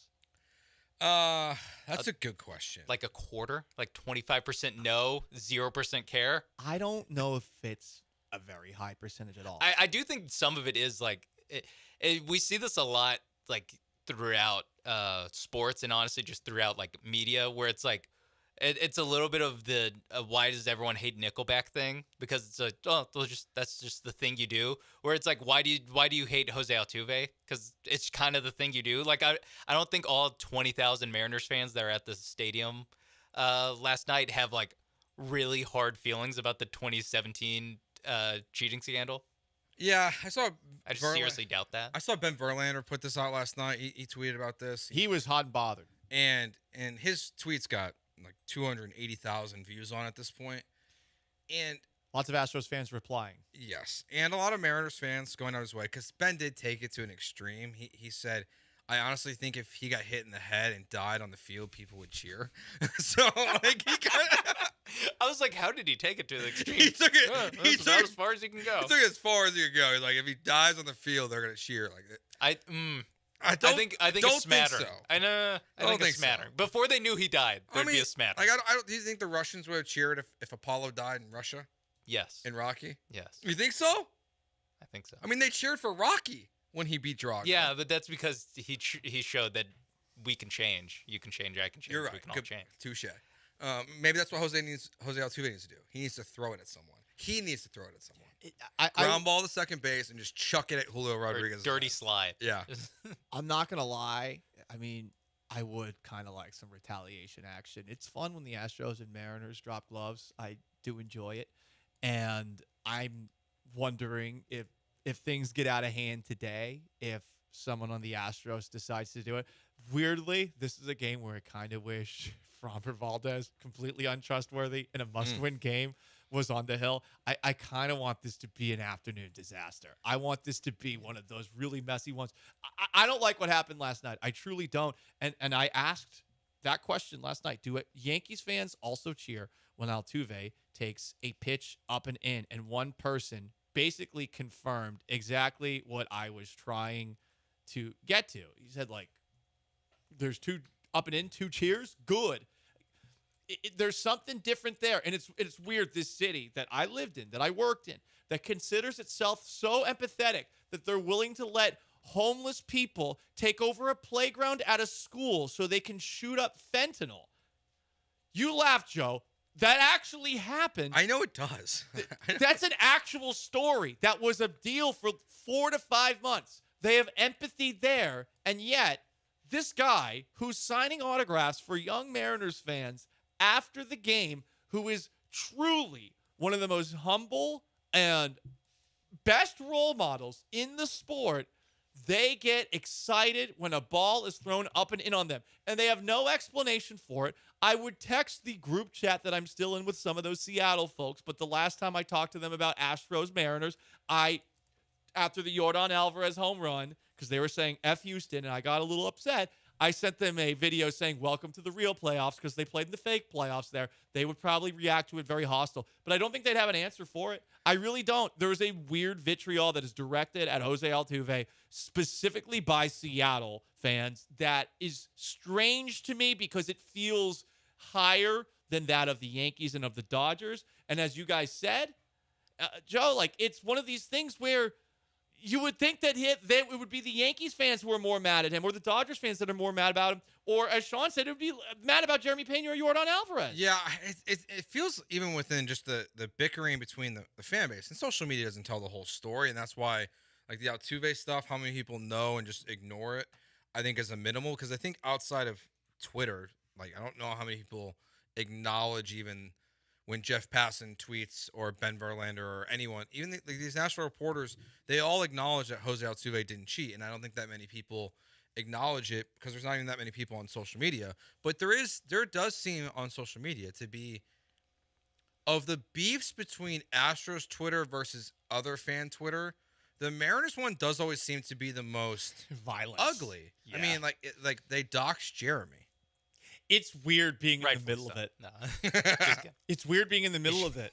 I mean, when I was in Seattle, I did sort of sick Seattle fans on Ben DeBose, and he went private for a little bit of time. Oh, that's just another day that ends in You can't go private. You can't go private. It's so funny. I click on his Twitter account. What do I see? Private? He's arguing with Mariners fans about them throwing high and tight and Altuve. Joe, I think I'm the reason Jeremy got doxxed too, because I retweeted something that he said. Oh no! It was like some Scott Service, because of course it was Scott Service being a clown, and Jeremy said something. Just said something that was vaguely pro Astros. Might have just been anti Scott Service, and Paul just gave it a little sneaky retweet. And just low-key sick the Mariners faithful on. I'm an agent of chaos. What can I say? It's always Paul's fault. That's what we learned today. I could be that guy. I'm the hero that Houston needs right now, and the hero that Houston deserves. I also deserve more money. It is weird how rabid the Mariners fan base seems to be for a team that sucks, for a city that, like you said, like doesn't seem like they're the most like live and die with all this stuff.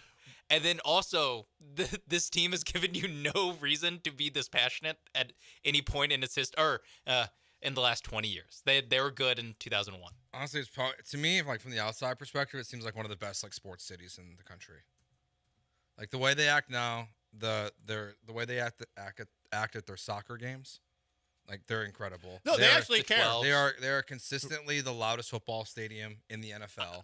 They just couldn't support a basketball team. That's why they're bad. And they're gonna get the Sonics back. They just didn't care. Maybe that's why they're mad at everything, because like they just don't have. They didn't. It's just rage. They only got a year of KD. Misguided rage. Yeah. Maybe that's why they hate Houston, because they never got to see James Harden play for the Sonics. No, it's definitely not that. I think they would have been like, you know what, you can Oklahoma City, you can take the Sonics if that loser's playing for us. Trying to figure something out. Joe, I mean, they love the WNBA, for God's sakes. Like that's the one city that actually supports the WNBA and gets really mad at you if you don't follow along and watch it. Like, I got bullied into watching WNBA games when I was up there. Anyway, no one cares about that. Joe George, Paul Gallant, it's Gallant and George, Sean Mapes behind the glass. Up next, I said we're going to do something fun instead of getting mad about the Astros. We don't want to be angry, okay? We're hoping some positive vibes come their way with Spencer Arrighetti on the hill. Big game this afternoon. Got to win it. You can't lose 4 in Seattle. Can't lose 6 of the first 7 to Seattle. So up next, let's have a little bit of fun.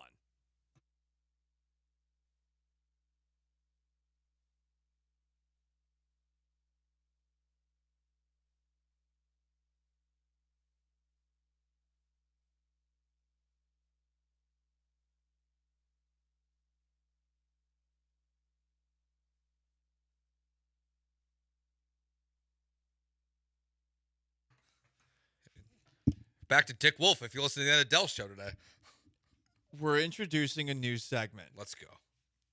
I suppose this is a lot like that television show where people tried out on ESPN back in the day. But we're gonna that show. We're gonna call this Sports Court. So, as you heard the unbelievably sexy voice guy say, in the criminal justice world, every single person is entitled to a defense in the United States of America, even though in sports talk radio, we love to lambast people. So in this situation, the Honorable Judge Sean Mapes is going to assign us whether we're prosecution or defense for the following 3 members of the Houston Astros organization today. Number 1, Jose Abreu. Okay. Number 2, Ryan Presley. By the way, neither of them played last night. They still lost. And 3, good old Jeff Bagwell. Sean is going to assign us who attacks and who defends. And he might have to, from time to time, handle an objection or 2. Oh, yeah. I can't wait. I wish we had a bailiff. The all rise, and I walk in. But we can't do that. Maybe next time. Maybe next time. So for Jose Abreu, I'm looking at both of you. Neither of you want it. I'm going to say prosecution. I'll go prosecution Paul, defense Joe. Oh, damn it. Damn, man. It's the one I didn't want to defend. All right. Do you want me to start, No, Joe? prosecution, your opening statements. Let the record show that this man to my right has shown up into the court wearing a T-shirt and a baseball hat, number 1. Number 2, he is doing this while representing Jose Abreu, a man who has been a plague upon our Houston Astros worth $60 million. I find the fact that anyone would be willing to defend this man a stain upon their honor as a human being. This man, Jose Abreu, has stolen money from you, from me, from the city of Houston, from Mr. Jim Crane's pockets as well. And I find at this moment in time that we must rise to the occasion and convict Jose Abreu of banishment from baseball. All you need to do is look at his numbers. What is he batting? .001? Ladies and gentlemen of the court, the prosecution rests. Counselor, your defense?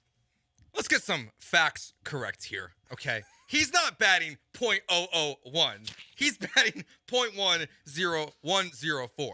And let me tell you something. You said something that stood out to me, Mr. Prosecutor. You said, look at the stats. This is what the stats This is what the stats tell me. Jose Abreu is a .284 lifetime hitter. Jose Abreu is an MVP. Objection. Objection. Veto. This is back of the baseball That's not card. what I say. Jose Abreu has almost 1,000 career RBIs. Jose Abreu deserves your respect as a member of the Houston Astros. It's not Jose Abreu's fault Jeff Bagwell gave him a bad contract. Jose Abreu is just a hardworking man who's supporting his family, and he's trying hard. He voluntarily went to Florida to help this team. You're attacking him is insulting to this man's work ethic. I gotta say, MVP. Sidebar. Sidebar. I gotta say, Joe. You know, you showed up you with your hat on and your T-shirt on, disrespecting my court. Prosecutor goes on the offensive immediately. You know, I thought you were gonna be like one of those, $12 an hour defense attorneys. Well, I did laugh. Gotta say, well, it was, outside of the laugh, I was impressed. I mean, man, as soon as I started going back in the baseball card, I was like, I don't know if I can finish this. No, but That's that's all I had. I give you credit because he attacked you personally. He went low, you went high. Yeah, I didn't bring up your half T-shirt. You didn't even address it. That's why first case gets awarded to the defense. Let's go. Okay. Abreu, a free man, to bat eighth tonight. As we workshop this segment, we do have to determine what we are accusing these people of. Good question by the Twitch. I think theft. Theft What you and accuse. being a stain upon the community. Yeah, I think. that's definitely what you just accused him of. For sure. You didn't even really mention baseball. No, I didn't. I mean, at this point. Yeah, I feel like I was more attacked than Jose Abreu. No. And Jose Abreu is like a man. Was attacked.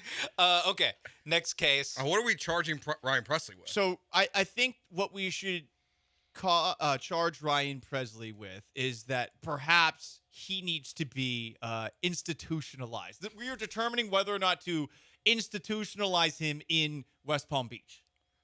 Okay. This is old school 50s and 60s court when people got sentimental wards. Okay. Things got dicey. And for this one, I'm going to flip it. Prosecution, Joe. Defense, Paul. Okay. Ryan Presley must go to Florida. Ryan Presley is a man who has pitched in the 8th inning multiple times in his life. He was not a closer when he came to Houston. He should be fully able to mentally and physically handle the challenges of pitching in a baseball game that's not in the 9th inning. Ryan Presley is failing to do his job because why? Because he's old?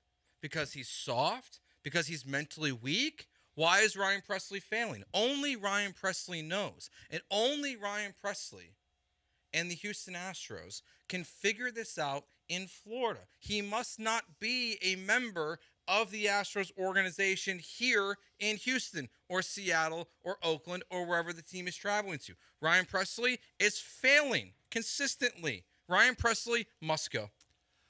Defense. Ladies and gentlemen of the jury, let the record show that Ryan Presley's last name is similar to that of a little someone by the nickname of the King. Because that's what Ryan Presley is for Astros postseason pitchers.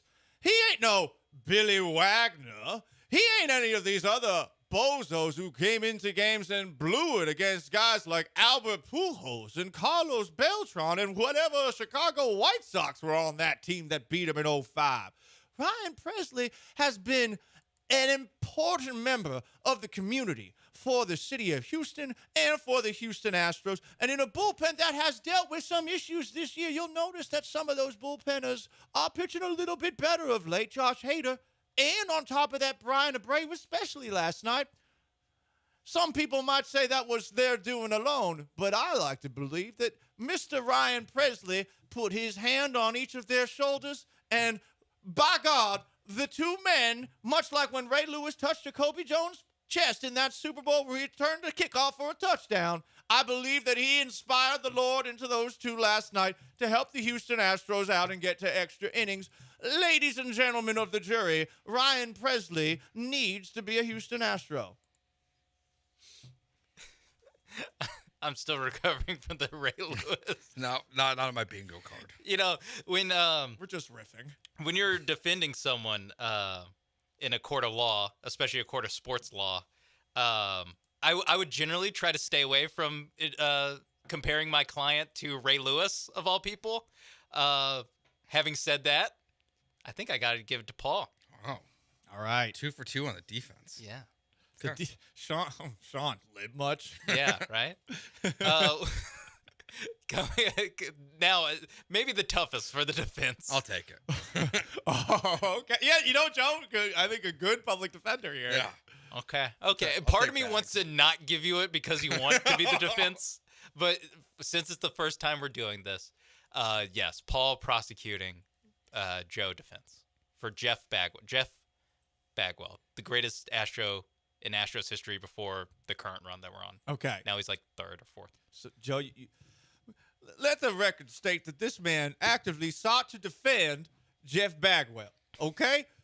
Honestly, I should just put my beautiful briefcase that I bought from Amazon for $30 on the table and just leave the room. I don't need to do another thing here. Since Jeff Bagwell has become involved with the Houston Astros, we have not only seen a slow decline from an organization that was so smart, so careful under Jeff Luhnow, so brilliant with James Click, we have seen this organization turn into one that no longer is run by someone qualified to scout players. What does Dana Brown even do? What is he even allowed to do? Much like with the infamous person by the name of Ferkus, who used to be in the analytical part of the Houston Astros, has Jeff Bagwell locked Dana Brown in a room with calculators and glasses on deep into the hours of the night? Has Dana Brown seen his family in weeks and years because Jeff Bagwell put on his varsity Letterman jacket and threatened him with a swirly? I do not know. What I do know is that ever since Jeff Bagwell and Jim Crane started hanging out, all of a sudden the Houston Astros are making decisions that would make me, a friend, concerned. Ladies and gentlemen, the prosecution must find a way to keep Jeff Bagwell out of the Houston Astros organization. A restraining order is what I ask for, Judge Sean Mapes. The defense. Judge Sean Mapes, I'd like to enter into evidence here. MLB.com/Astros/team/front-office. Under baseball operations, general manager, it says Dana Brown. Assistant General Manager, Andrew Ball. Assistant General Manager, Charles Cook. Assistant General Manager, Gavin Dickey. If the title doesn't fit, you must acquit. Jeff Bagwell is not, according to MLB.com/Astros/team/front-office, a member of the Astros Baseball Operations Department. He is not responsible for the actions of the GM of the Houston Astros. Jeff Bagwell is not a member of the organization in that way. He is a part of the alumni section of this website. He is not a member of the baseball operations. It is not Jeff Bagwell's fault. He is, as Judge Sean Mapes said, once the greatest baseball player in Astros history. He is a Hall of Famer. He is not to blame for these problems. He's not the GM. Defense settled.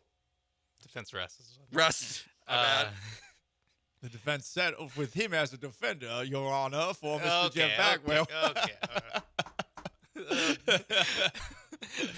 I will say, I do like our I do like the use of our first use of evidence in this court proceeding. That is nice. However, the prosecution did bring up one man that I honestly forgot about. Furcus. Yep, Bill Furcus.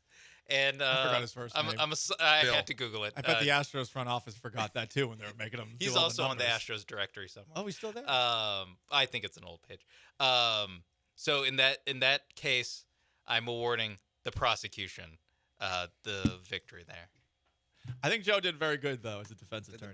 The best you could. Did the best you could. Rhymed. That's good. But yes, unlike the O.J. Simpson, or like the O.J. Simpson trial, I'm ignoring the evidence, and but I'm not falling for the rhyme.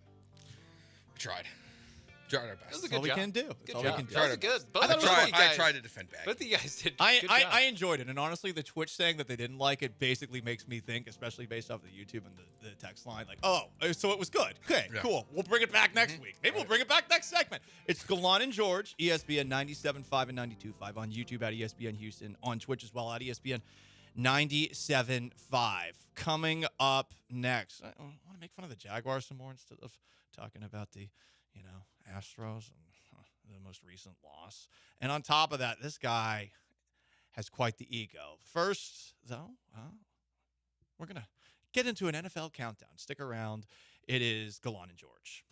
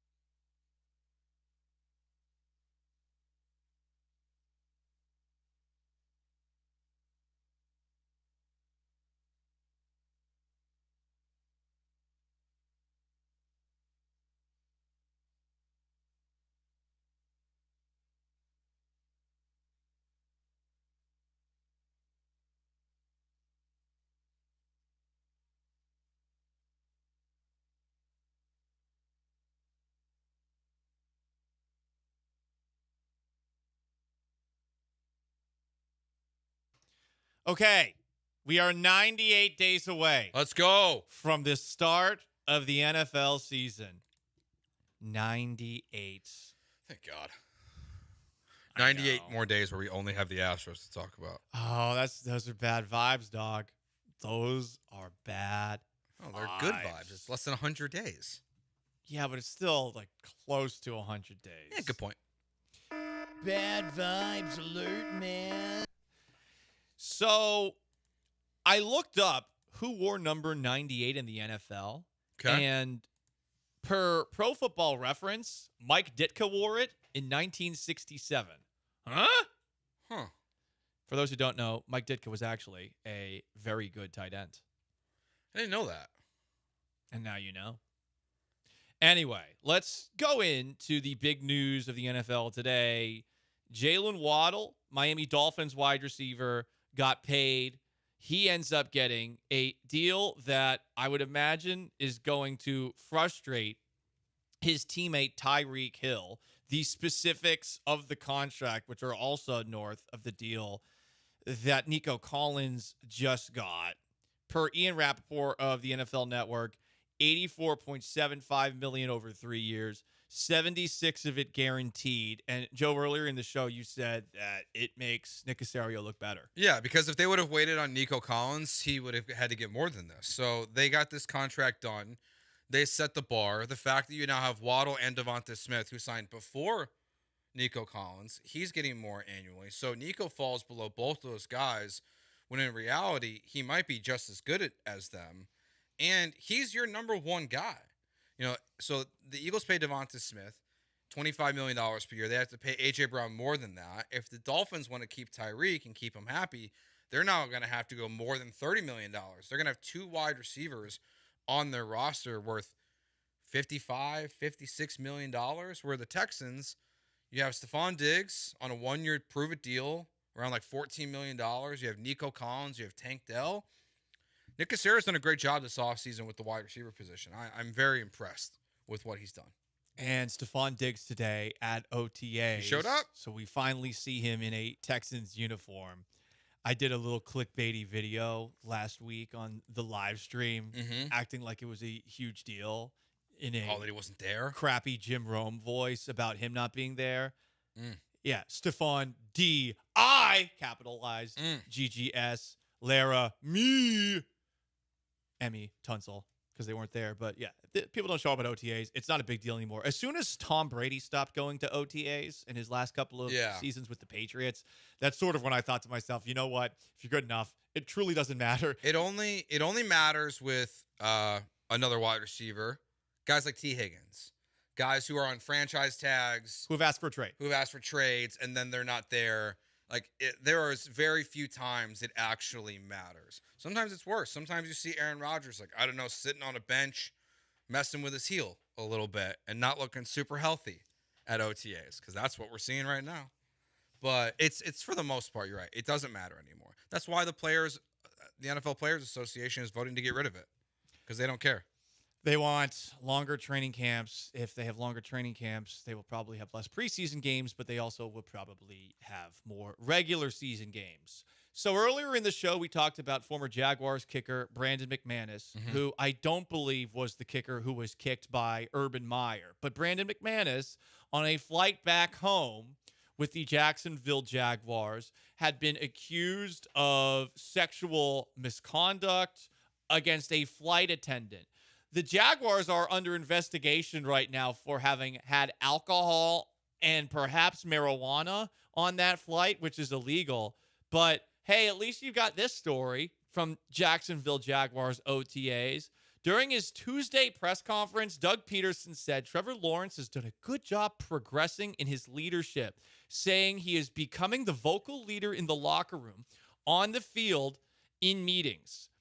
When we got him 3 years ago, he was just learning our system and kind of quiet. By the way, Peterson has only been here for, this is his third year that he's going into right now. And just trying to go through the motions a little bit of just trying to adapt to us and get a feel for us.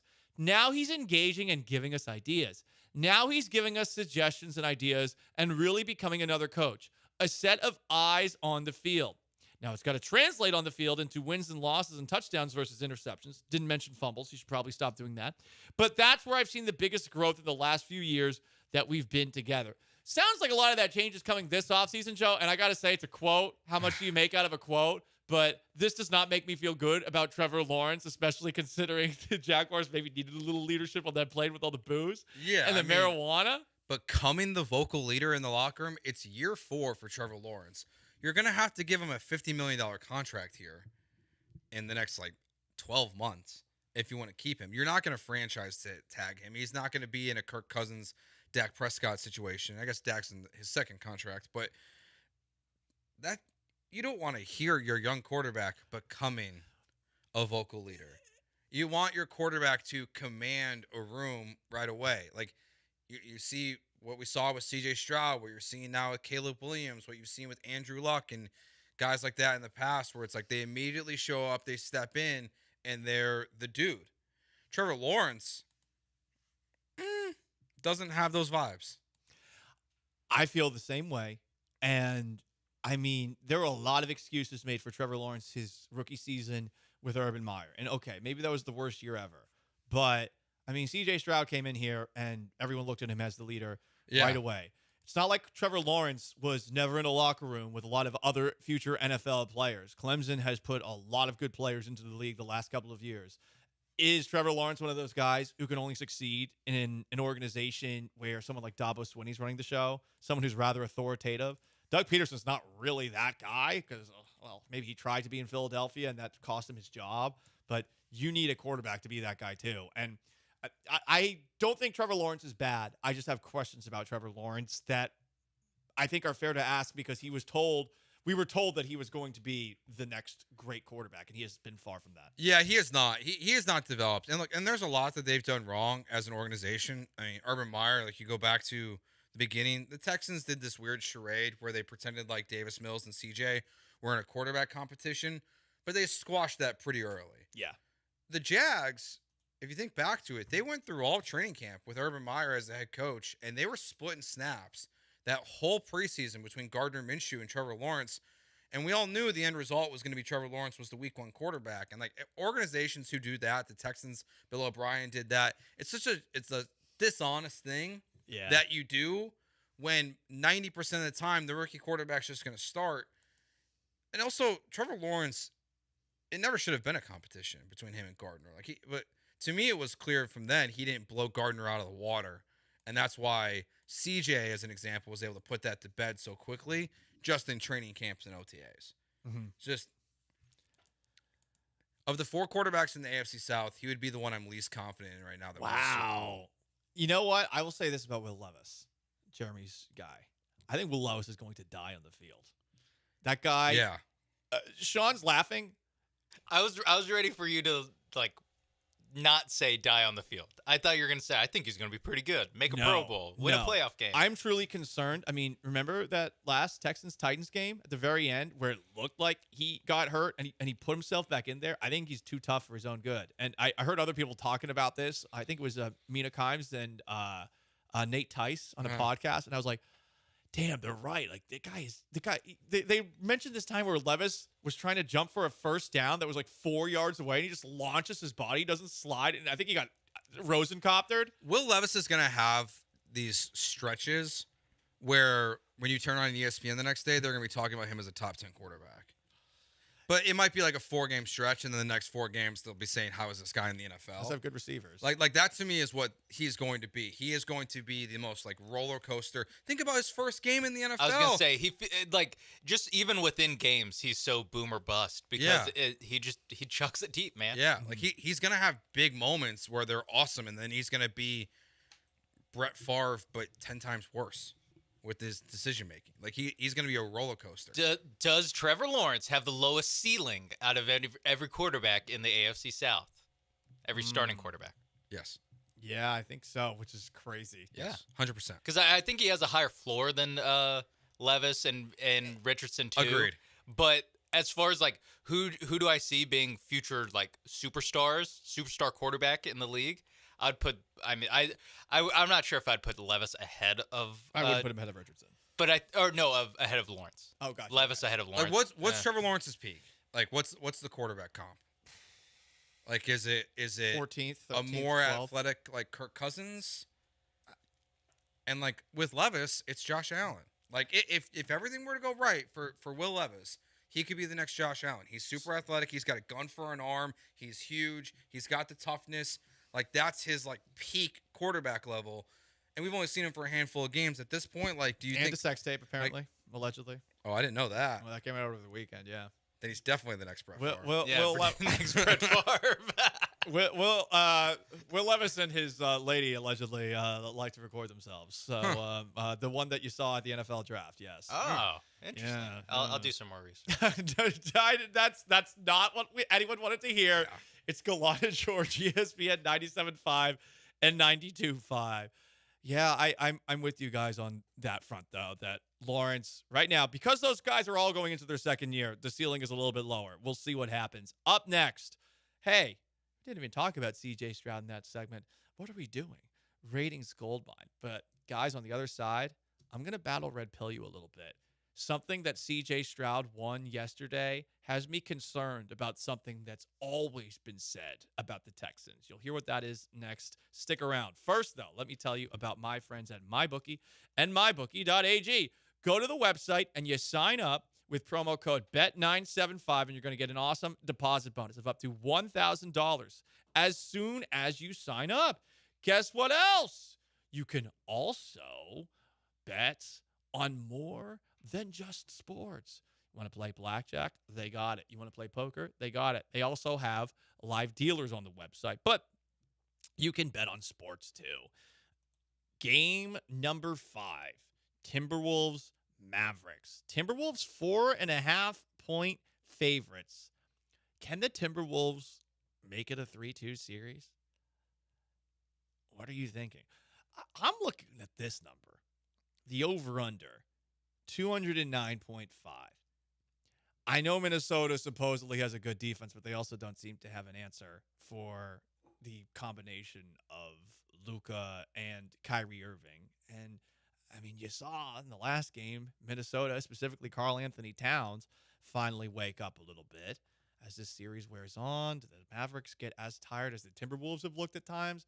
I don't know. I feel like there's going to be less defense in this game. It's going to be high scoring. So I'm hitting over 209.5.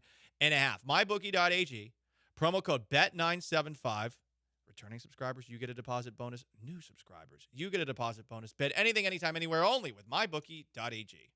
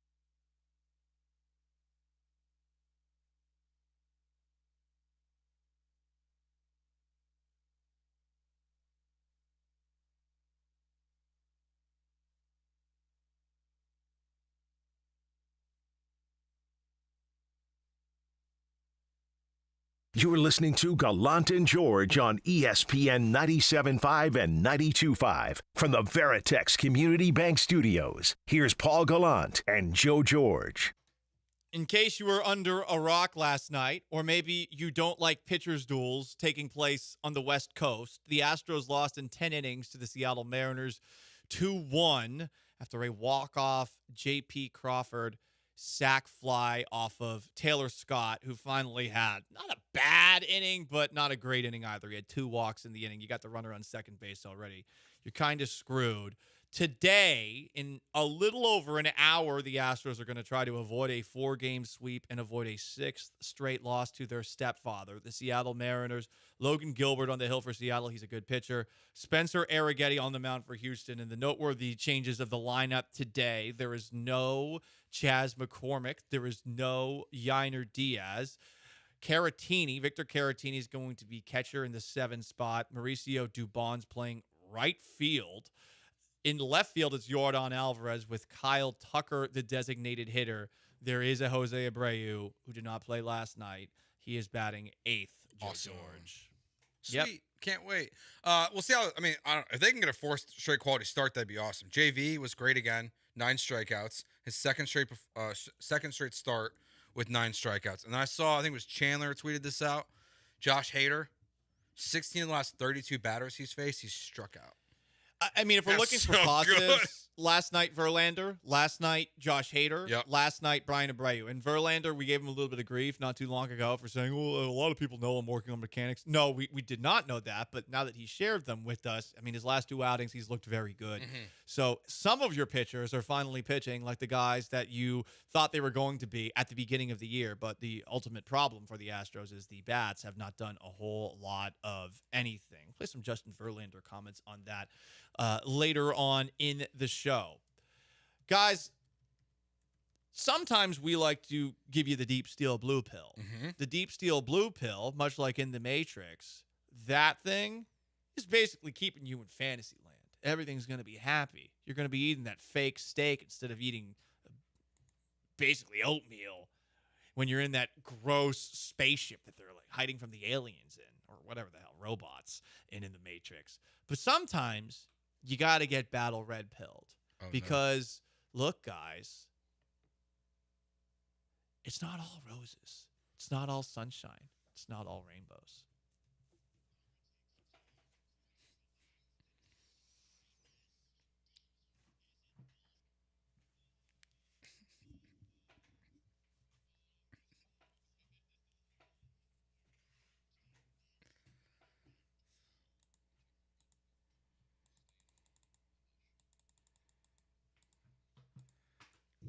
Now work with me now, guys. For years and years, it was said that the Houston Texans had too many Boy Scouts. Mm-hmm. That is true this year. Hand up, I was one of those people. They're like, come on, get some edge. Well, I don't know, Joe, Sean, how much edge they have right now because C.J. Stroud has been elected the 2024 winner of the Good Guy Award. Let's go, CJ. But do you know what the Good Guy Award is for, Joe? No. So the Good Guy Award praises dealings with local and national media. Whoever talks the nicest to you? So this wasn't about him picking up branches after the derecho. Yeah. This is him giving nice, long, eloquent answers to DJ and Cody. Yeah. I think it is. And McAfee. Did a lot of McAfee this year. Well, wait, was it local and national or just local? This is the national version. Yeah, this is the second time CJ Stroud's got this award. Oh. So he won the local chapter. He got a local one. And now he won the national one. Yeah. Is it like American Idol with he won his region and now he went to... He won one of the 32 local versions and then now he's won the national. They should have made this a bracket show. Oh. I can't believe they The don't. Good Guy bracket. I mean, what are also the Pro Football Writers of America doing right now? People made a big deal about the schedule, at least. Make this a big deal. Yeah, where's this at? Let's pit good guys against each other. Mr. President, DJ Bien-Aimé. It's nice to see that he got something done on a national level. Let's go, DJ. CJ Stroud, to make this even worse. released a statement. To make him being a good guy even worse. He released a statement. Oh, he's trying to go for a back-to-back already. Yeah. He's helping the media out here. This is a good guy. I can't believe he released the statement. Quote, first and foremost, I want to give all glory and praise to my Lord and Savior, Jesus Christ. It's a blessing to be recognized as the PFWA, Pro Football Writers Association, Good Guy Award winner. And it stands out to me because it's more of an award that embodies someone's character rather than the stats they compile on the field. I appreciate the job the media has and thank them for choosing me as someone who is deserving of this honor. A special shout out to the other very deserving players who were nominated and those that won before me. I had never heard of this award until this offseason. Is there a list online of the good guy of the year? There is. Through the years? Oh. There probably is. I don't want to go any further down that rabbit hole, okay, guys? Red pill me out of that. Let's Pill see me. who's won 3 in a row. No, we're not Who's going to the look GOAT? at that. This is a very goofy story. CJ Stroud's done a lot of good things that have nothing to do with his conversations with media that should be praised, especially leading up after the derecho. But to go back to what I brought up a little bit earlier about how the Houston Texans sometimes have been considered to have too many Boy Scouts, just an interesting story coming out of the Kansas City Chiefs today. The Kansas City Chiefs, who of course have seen Rashee Rice do literally everything you would do in Grand Theft Auto this offseason outside of kill someone. He assaulted someone at a Dallas nightclub and played a little, let's go 150 in my Lambo on the highway. Well, you also have a story that involves Chiefs defensive lineman Isaiah Buggs, who has been charged with cruelty to dogs in the second degree after 2 dogs were left on the back porch of a home that was rented by him. Screened-in porch with no access to food or water. They appeared malnourished and neglected. Kill him. The dude. Death penalty. Good at it. Good at it. Are you making fun of I think someone with that death penalty? No, I'm just saying. I think that if you do this to dogs, that you should be put in the same situation. Oh. You leave a dog in the car for 4 hours with no AC, that should be your punishment. See how it goes. A 500-pound fat offensive lineman or defensive lineman, whoever he is. First of all, this guy's a nobody, so he Maybe should be cut. 300. 300. I think it should be equal punishment. Eye for an eye. Eye for an eye. I don't entirely disagree. Yeah. I'm surprised that 2 cat guys are coming out this hard. And Hey, fit the easy. I dogs. was a dog guy first. That is a way to learn empathy. Now, you might cook, but it's all right. Definitely a bad look for the Chiefs. But the Chiefs, they've got some guys who have been question marks off the field. They used to have Frank Clark. They used to have Jaron Reed. Look up their details. And also, offensive lineman Wanya Morris and Chuck Wubuka Godric were arrested recently on misdemeanor possession of marijuana. The worst crime of all.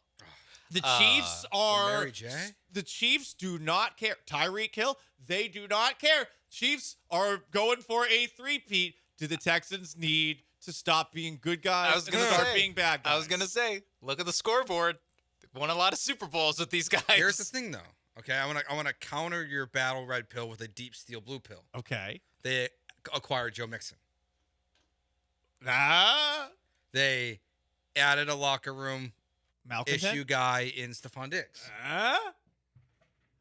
They added a guy who, like, I've heard has stuff written into his contract about not driving too fast. That is very interesting. Yeah. Wow. Look at Joe. Joe has inside sources. scoop. I do have a source. That's a good one. I don't know if it's in his Texans contract, but it was in his previous team's contract. Okay. Yeah. Wow. I like that. Yeah. So there you go, guys. Jeff Okuda. Nope. Oh, okay. I just wanted to play the guessing game. Perhaps a battle red pill to have us all concerned. Not enough bad dudes for this Houston Is Texans it Tommy season. Townsend? No. The punter they got from the Chiefs? That would make sense. That would have been a good guess, though. Maybe also they added a guy from the Chiefs. Yeah, they added a bad guy. Yeah. I am assuming. The Chiefs said, hey, we need to fix our problems. That's why they have Justin Reed, and that's why we got the Chiefs punter. Joe, you have blue pills, my red pill. Let's go. I like it. He's Joe George. Sean Mapes is behind the glass. Yeah, that's right. Give me some Clay Walker. It is Gallant George on ESPN 97.5 and 92.5. Interesting comments made by Justin Verlander after last night's game. And I will explain the reason I'm wearing what I'm wearing today. Don't go anywhere. ESPN 97.5 and 92.5 and ESPN Houston on YouTube.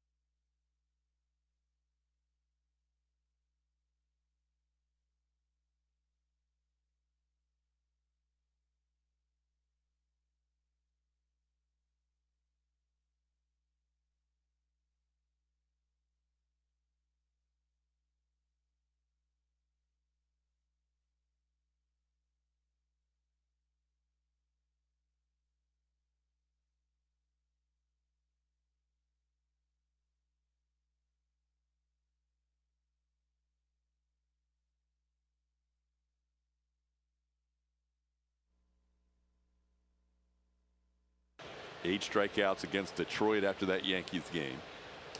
Tried to hold up, and that's too far for Dylan Moore. He knew it. He rocks back to the dugout. Fans don't like the call. That matches the season high in strikeouts for Verlander with 9. I mean, you can say this about the Houston Astros pitching last night. They showed up. They've been showing up for the most part this series against the Seattle Mariners. The unfortunate thing is the Astros bats have not shown up. Justin Verlander had 9 strikeouts in last night's 2-1 defeat. And Brian Abreu struck out the side. And on top of that, you got a couple more strikeouts from Josh Hader. And the Astros struck out 15 Mariners last night. It's pretty good. That's pretty good, Paul. The pitching did its job. Verlander looks like Verlander again. 7 innings, 9 strikeouts. Back-to-back games with the walks down, but this time just 3 hits. One of them, of course, a solo shot, which did obviously do the Astros in ultimately. The game's tied. It sucks. Like that one pitch is what, because your offense just gives you nothing. It does. I mean, it's utterly nothing. It's a second straight game where Alex Bregman had a guy on third with 1 out, and he couldn't do anything with it. Struck out on 3 pitches, but Abreu and Hader did very well. After the game, Justin Verlander had some interesting comments about the way that this series has gone with the finale about an hour away and Spencer Arrighetti on the hill for Houston. Here is Justin Verlander. I mean, I don't think you come into the series expecting to hit a lot. I mean, they have an outstanding rotation, good bullpen, these are going to be close games. If you think you're going to come in here and bang out 5, 6, 7 runs a game, I don't think that's realistic. You might get one guy, but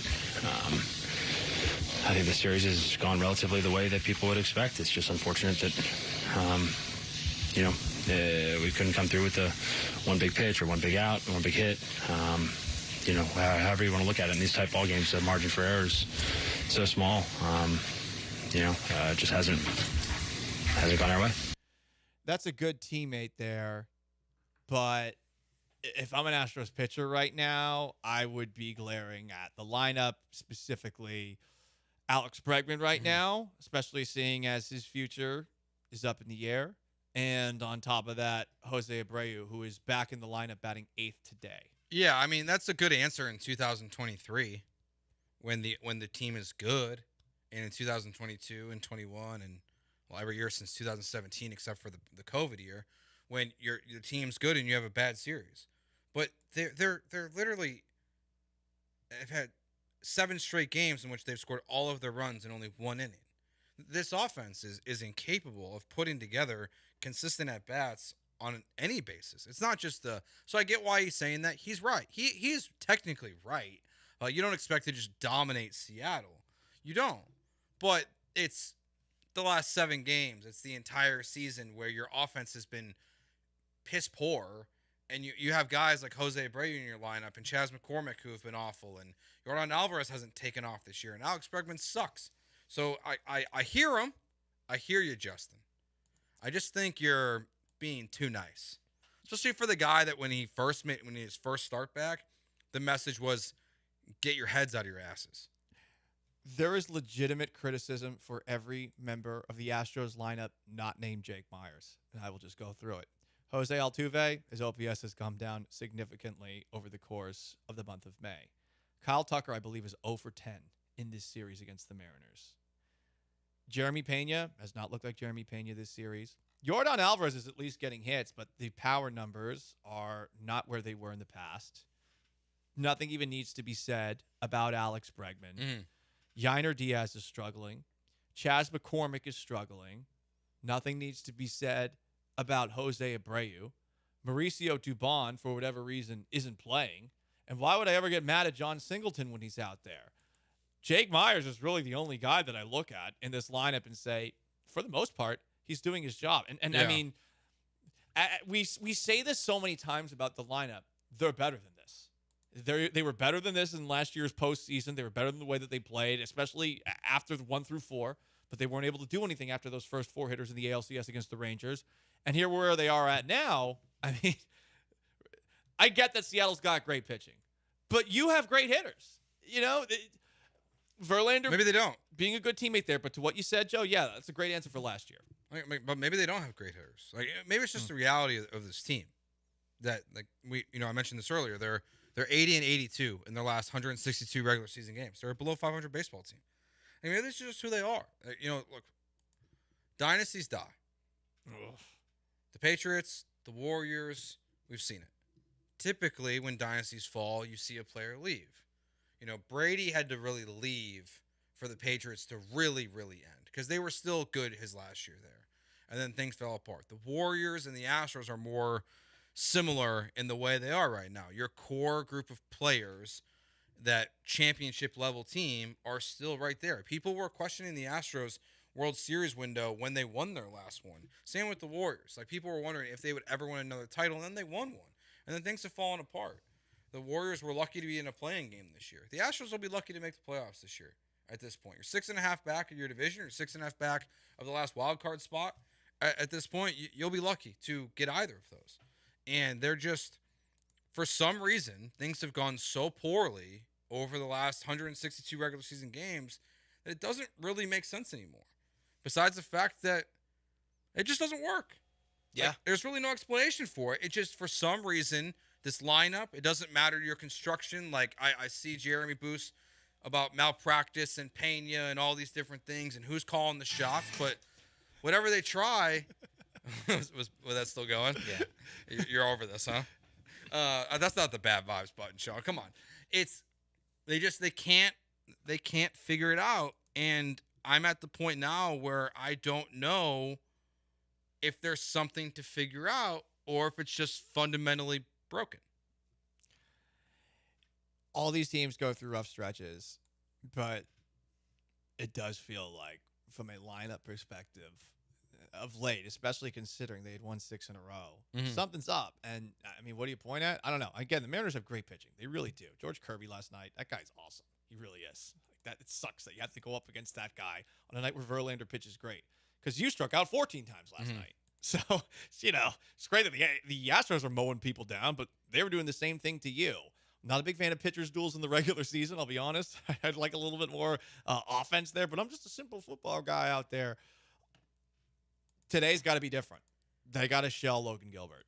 It's a must-win game. Must-win game? Must-win game. Must-win game, Sean Mapes. Yeah. I think I said that like 4 times. I know, yeah. The losing record in their last 162 regular season games. That's a tough one. Another tough one, this from Astros Locker. They are 6-22 this season against teams above 500. That is worst in the MLB. That's really bad. They do not beat good teams. So the Mets even have a better record against good teams? Name a baseball team. They have a better record against 500-plus teams than the Astros do. And then it's like what they're 8-1 against the A's and the Rockies, and that's what helps level out the. Yes. And they're 15 and whatever against everyone else. It's not great, Bob. You mentioned the end of the dynasty before. You didn't put a gravestone atop it like Lance Thurline did this morning. Check out the video on the ESPN Houston YouTube channel. But I mean, when one thing seems like it's not going so well, this is where you start to look for something else. And guys, this is why I'm wearing the half and half shirt today. Okay, listen, I can't deny my slutty urges as a sports fan, and specifically when it comes to baseball. Do I like baseball? No. I like it when the Astros are good. Okay. And this is my act of protest. This is my warning. I will cheat. Some on the Twitch have said, I'm a 6.5. Well, my mommy says I'm an 11. Is she biased? Of course.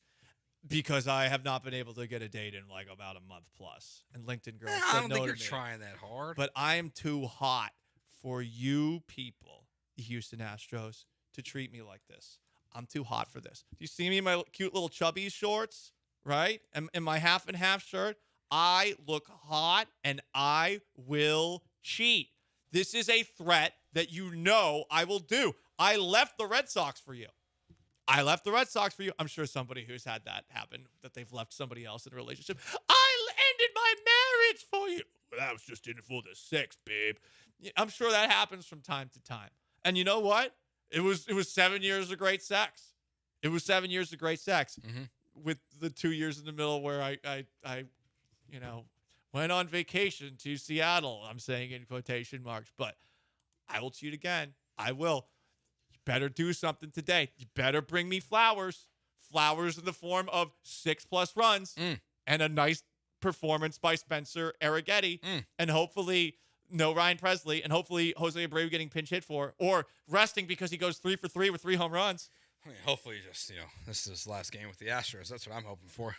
It won't be, but I still found yesterday's comments from Dana Brown incredibly ironic. That when he was doing his flagship interview, he was talking about how a decision is going to have to be made soon on Abreu if he continues to struggle. Then he just wasn't in the lineup. I'm like, okay, just delay the inevitable. Like just play him. If you're going to ruin your season so you can try to get Jose Abreu right, then just play him every day. Like we don't need the song. I'm over the song and dance. I am too. Like it's not like what is it? What's the raining expression? Stop telling me it's raining or just peeing on me or whatever it is. I know. Stop peeing on my shoes and telling me it's yeah, raining. that's what it is. Man, Thank you, Sean. But 2 that's R. what Kelly references, one show. That's what they're doing with Jose Abreu. Okay, so look, guys, it's down. It's down. We're chuckling right now because we all have dark senses of humor, but like we're all down, and I think we all have to think right now, long and hard. What is the act of protest that we are considering because of what's going on right now? Like, what will you do to let the Astros know that you're frustrated? What will you do? You're going to call into their customer service, the poor person who's working the phones there. God, it must suck for them these days. Yeah, no, I'm going to yell at them. Yeah. Do you think people call the front desk of the Astros to yell about the Astros? I think mostly the season ticket salespeople get the brunt of it. That when they try to get people to renew, that they get yelled at. They just get lit up. Yeah. That's probably true. They get blamed for Jose Abreu's contract. I mean, God, that's got to be miserable. But hey, You're not part of the solution. You're part of the problem. the season tickets are going towards Jose Abreu's salary. They are. Why are we defending this? Exactly. So, what is the act of protest that you're considering? I ask that because on the other side, I'm going to share perhaps the greatest act of protest in sports history that is happening right now. Stick around. It's Gallant and George, ESPN 97.5 and 92.5.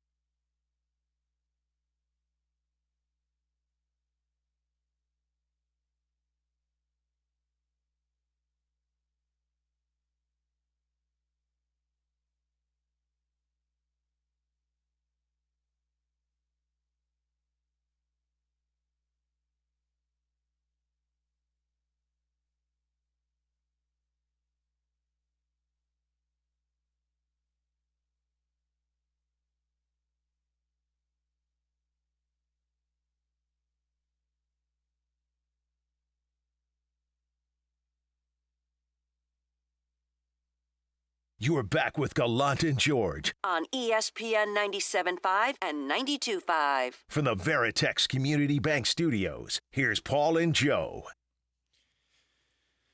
In the last segment, I said that I'm wearing my half Houston Astros, half Seattle Mariners shirt, which I wear to troll as a warning, as a threat. I will cheat if you don't win today, if you don't bring me flowers, if you don't get me a big old Kobe Bryant's wife-sized rock. I might do something, Joe.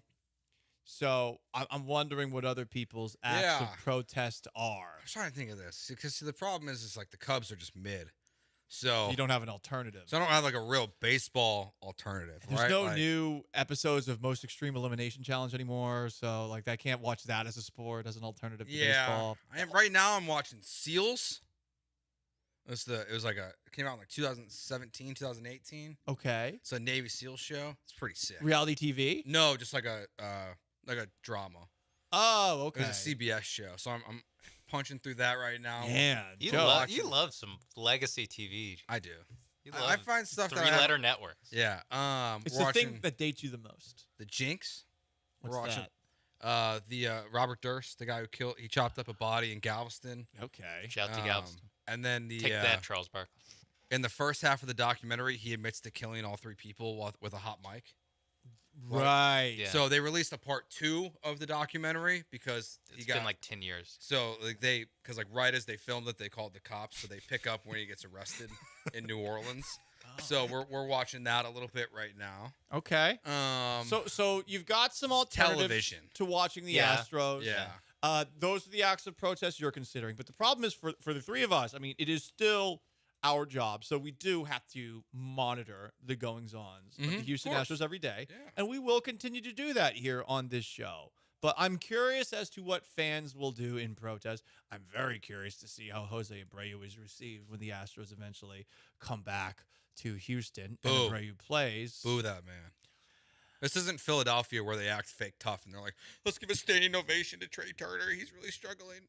That was weird too. That's so out of Philadelphia's It worked, character. though. He was awesome after. A sarcastic cheer. Yeah, it actually did work out, I guess. But maybe after the first struggle moment by Jose Abreu is when it starts. But they have to know that this is coming. That could be an act of protest. This is, though, I think, in terms of sports-related protests, this might be the greatest of all time. Okay. So, for those who don't know, France is hosting the Olympics is it this summer? Yep. Yeah, it's in Paris. I think it's one of the things that we're going to do if the Astros are bad. Watch the Olympics. Watch That's the Olympics. true. It'll be on in the mornings. So. Okay. That doesn't really help us then. No. I mean, it will happen, and then our show starts. No, I know, but I'd rather watch it at night instead of the Well, Astros. Oh, I get you. The Olympics are generally tape delayed, and NBC's pretty strict about what's allowed to be put on the internet from it as True. well still. So there's a chance that you can actually watch some of it on tape delay. Yeah, some of after it the will be fact. in prime time. Right. As long as you just don't go on the internet to look specifically for what happens, You'll be okay. fine. The Olympics, you actually can hide from it. It's harder with NFL, baseball. But since it is taking place in France, I think it is interesting to note that the French, who are the artists when it comes to protesting, take, The the goats. French Revolution, where they started just decapitating everybody with something called a guillotine. I mean, they invented something new to chop people's heads off just for this incredible 30-year stretch that led to the rise of Napoleon. But they are protesting the Olympics by planning a bleep flash mob. What am I censoring? I am censoring the word poop that we can't say on the air. They are planning to poop in the River Seine, which runs through Paris. Why are they doing that? Well, the hashtag Je chie dans la Seine le 23 juin translates to I poop in the Seine on June 23rd. It began trending on X last week after the mayor of Paris, Anne Hidalgo, promised to take a swim along with the president of France, Emmanuel Macron, to prove that their efforts to clean up the River Seine are not in vain. So now toilets have been put on the side of the actual river, and they are all saying that on the 23rd of June, the people of Paris are just going to go to this dirty old river that's been running through them for 1,000 years. Make it real dirty. And they're going to dirty it up. Specifically while these two politicians who made the stupid claim that they would swim in the river because of how clean it is now. Didn't Hugh Jackson do that? Do that. Hugh Jackson does strike me as someone who would jump in a river. No, he did. If we go 0-16, I'll jump in whatever, like Erie or something. And spoiler alert, they win 0-16, and so he had to jump into the river. I mean, this is a strong protest. This is the strongest of protests. Here's the thing. Yeah. It's a little late. Like, the Olympics is happening. So, like... But they're doing it to thumb their nose at But what about the people? the mayor. What about your people? Because, even if you're not... Your people. Yeah, your fellow Frenchmen and women. And women, thank They might not even be talented athletes, but they automatically qualify for the Olympics because it's in their country. They're going to have to swim in this water. potentially. The good I don't know, news like, is what? I know they do most of the swimming in pools. yeah, they don't do these events in the river. What about the row Seine. team? Like, what if they tip over? That would suck. Are they doing it in the Seine though? I would assume where does the river flow? It's a good question because Paris is pretty inland, so I don't know. But I guess there's a chance that there will be rowing in the River Seine, and could be very unfortunate for those guys. But they're doing it on June 23rd, you said? June 23rd is going to be a mass. That's like a month before the Olympics. Oh, well, they're going to have to They're doing it again. for them jumping in the river. It's just for the because they politicians. said they would clean it up. Okay. Just for the politicians. So there's a month. It's a month before, so they'll extra clean it. Maybe this is a good protest. Forcing them to actually maybe follow if through. the river is that clean. The problem or that is, dirty. I think what Parisians are mad about is that they're spending like an outrageous amount of money to clean the river just for this event, and then it's going to get back to being Here's disgusting the thing. again. That's how the Olympics work. Yeah, it is. I You know. build stuff, and then the infrastructure stays, and nothing goes. That's how like cleaning works. Like that's true too. Like, has anyone ever cleaned their house before? Yeah, like you let it get nasty, and then you're clean it, and you're like, ugh. Never doing that again. I just wasted an entire day cleaning. I thought about hiring a cleaner. And then you do that every couple months. Yeah, I've thought about hiring a cleaner. It's like think about downtown Houston. Mhm. I don't know, like you drive by when the Super Bowl's here and like Tent City's gone, and like it's just like it looks so different. And then the Super Bowl leaves, and all of a sudden it's back. Mm-hmm. Like you know, yeah. Well, how because things work. we need to go and we need to pretend poop like there's no homeless poop in Buffalo Bayou. That's what we need to do. How often would you have the cleaner come? I think once a month. Okay. Because I actually that's not too bad. I put down an index card of all the things I need to do just to like. The place actually looks pretty nice right now, but I just wrote a bunch of things I haven't done in a while. I was like, oh damn, this sucks. This is going to be like an all day kind of thing. Yeah. But that is the act of protest that the Parisians are doing in Strong. protest of the Olympics in being in Paris, and on top of that, the fact that they are spending a lot of money to clean up the river as opposed to addressing many of the country's other issues. But on the text line, some other protests. From the 747, a person says, you guys can always root for the Rangers or Dodgers or Yankees. No. I'd rather vomit. No, I'd rather find somewhere to poop near Minute Maid Park and protest. I'd rather turn the AC off in the studio, just sweat. Ooh, gross. Tent City, not that far away from Minute Maid Park, so there's people doing that already. I mean, Yeah. You walk underneath the saying. highway to Minute Maid Park, you're going to see a couple of people that have perhaps... drop trow. Yeah, yeah. Texter says, I will stand and boo loudly every at-bat for Abreu. Good. Good. Boo with it. Boo that man. Boo that. And then for Bregman, I think if everyone just stood up and just turned away from the shun Alex Bregman. Turn your back to him. Time out. We should just do that with Abreu too. That would be way funnier if like they go wide shot on the Astros crowd. Everyone's standing just up back and then is turning turned. around. I mean, you know Alex Bregman's not going to get the ball out of the infield. It's going straight up in the air. It's like you don't have to worry about a foul ball. Well, he might pop it foul over the net, and it might hit you in the head like that Blue Jays Then fan. do it with Jose Abreu. You know he's just going to strike out. Like you're good to go. Like your life is not in danger. Yeah. If you do Just that. a shunning. Yeah. Shun the I ass. don't That hate would be that. so funny. That is some Mean Girls behavior right there. Zach says he cut Fubo to save money this season. Sadly, that doesn't hit the Astros' bottom line directly, but it's not a bad. But I would imagine that they aren't looking, it's like trickles all the way down. The numbers that I imagine that are recorded for Fubo are probably numbers that are recorded nationally as opposed to regionally. I don't know though. Well, because you pay like $11 or whatever it is for Space City Home Network, which the Astros own now. So okay, I guess they're getting $11 less dollars, or probably like $5. I'm little sure bit. Fubo gets some of that money. So you took $5 out of their pocket. They'll think twice next time before signing a 38-year-old first baseman. Yeah, I'm doing my part. You are doing your part. From the 832, I'm going commando until Abreu is out, and he says that you could actually get this sponsored, guys, by MeUndies if you really wanted to. Yeah, hard pass. It's too hot in Houston to go commando. Do you really want that? No. I don't want the swamp butt. So. I always thought it was crazy when people like actually did that. I don't- always thought it was how like a many people- joke. I Like don't when I was a really- kid, I didn't think that was something people actually did. I don't think people really do that. I would do it if all my boxers were dirty. See? People do it. But like for one day. It was basically when I was Desperation in college, move. and I would procrastinate doing all my laundry until the absolute last like day. the French government cleaning up. Yeah, their- but like Yes. your first like you don't like flip them inside out first or something. No, that's worse. That's worse than. I going agree. commando. I don't know. Like going commando, just do your laundry. Yeah. What's the long?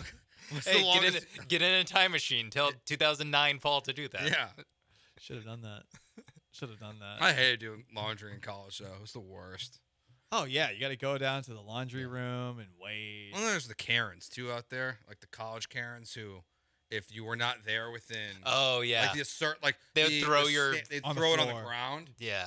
I didn't like One that time either. someone did it to me, and it was like, I had an alarm on my phone, and by the time my alarm went off and I went down 3 flights of stairs, my stuff was on the ground. Oh boy. I always did it. I was pissed. I always did it at like midnight or later. Yeah. Because I lived on like the 20th floor, and so I'd have to take the elevators all the way down. Oh no. And so I just was like, you know what? I don't want to do this while anyone else is in the elevator. I wouldn't either. All right. Joe George, Sean Mapes, Paul Gallant. It's Gallant and George, ESPN 97.5 and 92.5. We got about 40 or so minutes until the Astros try to avoid a sweep against the Seattle Mariners. If you have any thoughts, positive vibes that you can send our way, they would be appreciated. But I think we're all right now really, really down when it comes to what this team could potentially do. What could get us up? Do we need a Battle Red, a Deep Blue Steel pill or something like that? Do we need to, I don't know, beat up on some other punching bags or laugh at somebody else? We'll try to do that next. It is ESPN 97.5 and 92.5.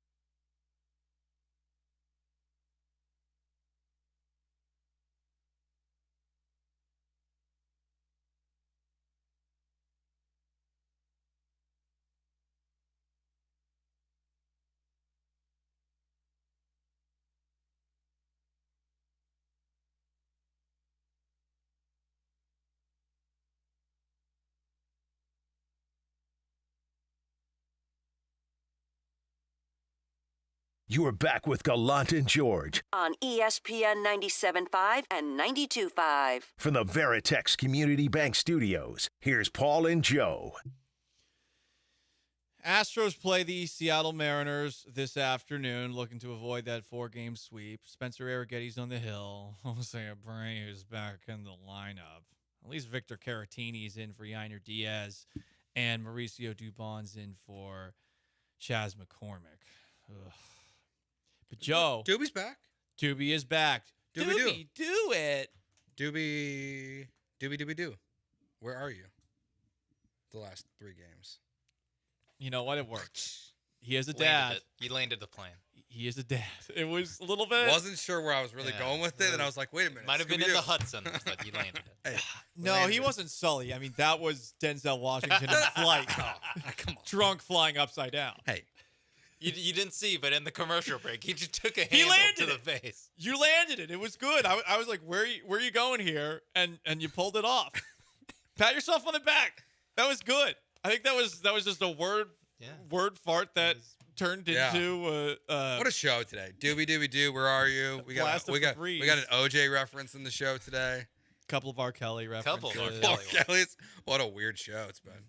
How many other serial killers can we mention, or just killers? Or we got Robert Durst. You're already watching. We mentioned Robert Durst too. You're already watching that show. That you know what's chick behavior? Here's starting to sound all toxically masculine. Paul starts to lead our show, and then look what happens. What? R. Kelly, Robert Durst, OJ. Yeah. Law and Order Scooby-Doo, SVU. Law and Order Both SVU. shows I've worked on today have mentioned Law and Order SVU. This is what we do. A traitorous T-shirt. Well, listen. I'm a baseball hoe for show. Now, Joe. Oh yeah. You saw something huge happening at Houston Big Texans time. OTAs. I gotta say, guys, I'm standing up right now. This is maybe the biggest development you're gonna hear about this week. And if you don't believe in CJ Stroud already, I mean, I don't think he ever will. But this Joe, This is huge. hit me. This is a game changer. Okay, this is everything we talked about with Trevor Lawrence. It shows why CJ Stroud's a better quarterback, a better man, a better leader.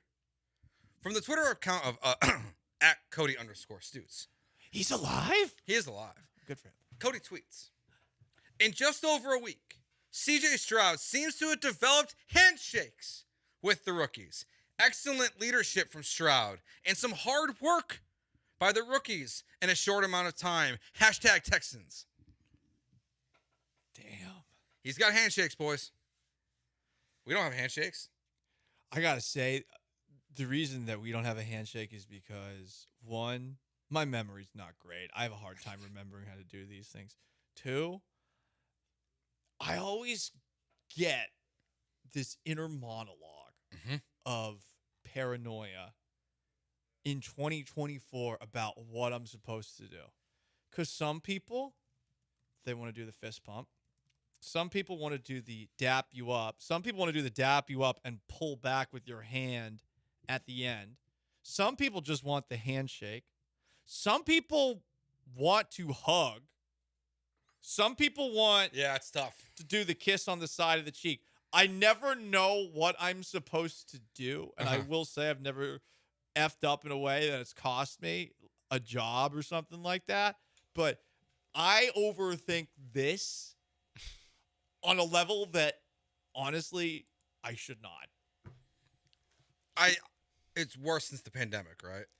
Because that's when it really. I think it got, or maybe it's worse after the. I think during pandemic, it was easy. It was good because it was fist bump, and fist bump by far the easiest. Yeah, and So then easy. and now it's like Now there's still some fist bumps around, which I don't mind, but yes, with the handshake versus dap is probably the toughest one to decipher. Yeah. Just when's it appropriate to dap someone? Can I dap this person's uncle up? Probably not. No. Let me go with the handshake. I think you have to do some ageism here. You have to look at who you're talking to, and then say, There's ageism. There's another thing too. I mean, let's be honest. How much gray is there? It's not just about that color. It's true. If somebody is for a white guy, It's like the SNL skit. we do the handshakes all the time, Yeah. but if you're not white, you kind of lead the way. Like, we're just along for the ride. Mm-hmm. You set the tone. You set the tone. I'll try to follow, and I'm probably going to feel really awkward at the end. And there's a part of me that's like, yeah, they know that we're going to be awkward at the end and that they've got us there. Yeah, like when Jeremy Booth came in, you and him are friends. I called him a clown. How are we going to handle this? You had like a nice little dap up, little shoulder on the back of each of you. Didn't I? And I just looked at him. I'm like, oh, this dude's huge. Hi, I called him sir. a clown. I'm just like, hi, Jeremy. My name's Joe. There's nothing worse, though, when you introduce yourself to someone and they have a bad handshake. It's uncomfortable. Like, today I was, like, trying to figure out, like, how much I was going to get, like, gouged and, you know, how much money was going to be stolen from my wallet because daycare is a joke. Oh. $1,200 a month. Yeah, it's nuts, dude. What? It's nuts. What? You should hear what my sister's paying. I don't even want to share it on the air. I'd have a conversation with my wife on the way home. Like, maybe we can't have a second kid. I was like, this is a joke. But I met the daycare, some of the people at the daycare, and I like reached my hand out, and I got this like from this guy that was there. Dap. This like little like limpy handshake, and I grab. I'm like, what am I supposed to do with this thing? Like, I just like, it's like a wet noodle. Well, maybe you should negotiate with him on the spot. Oh. I mean, clearly, weak Yeah. man. Yeah. I'm thinking it's 900. That's what you. I don't think he's the one calling the shots of the price. Well, I don't know. Let's bring back some old school bartering. Just start bartering right there. Just be like, yeah, guys. Just but keep shaking his hand as you're bartering. Yeah. So $1,200 for that handshake? Yeah. It's more of a $600 handshake. No shrimp boat Dana. I'm not letting that guy watch my kid. It was too much money. We're probably going to find alternative options here. I heard the price, and I'm so terrified of the idea of having kids more than anything because of how much it seems to cost. And I how- kind of laughed when I saw the price on there. I was like, oh, what? I might be, yeah. It was an uncomfortable chuckle of, guys. As someone who What was are we- raised what are we doing here? in all private schools, and then hearing my sister, who's a doctor, with her doctor husband, tell me like what they're paying for daycare, I was like, he's 3. He in fact, he's younger than Joe Jr. Yeah, he's like, 2.5. Yeah, Joe's 3, and then like, well, first of all, he's not welcome currently into daycare, as we've learned. He's not. Oh yeah, because he's a bully, right? Because he's still throwing pretzels at kids. He's still not fully potty trained. Oh, So he apparently crossed this threshold where he's not allowed in. So I can't even have daycare if I had the money.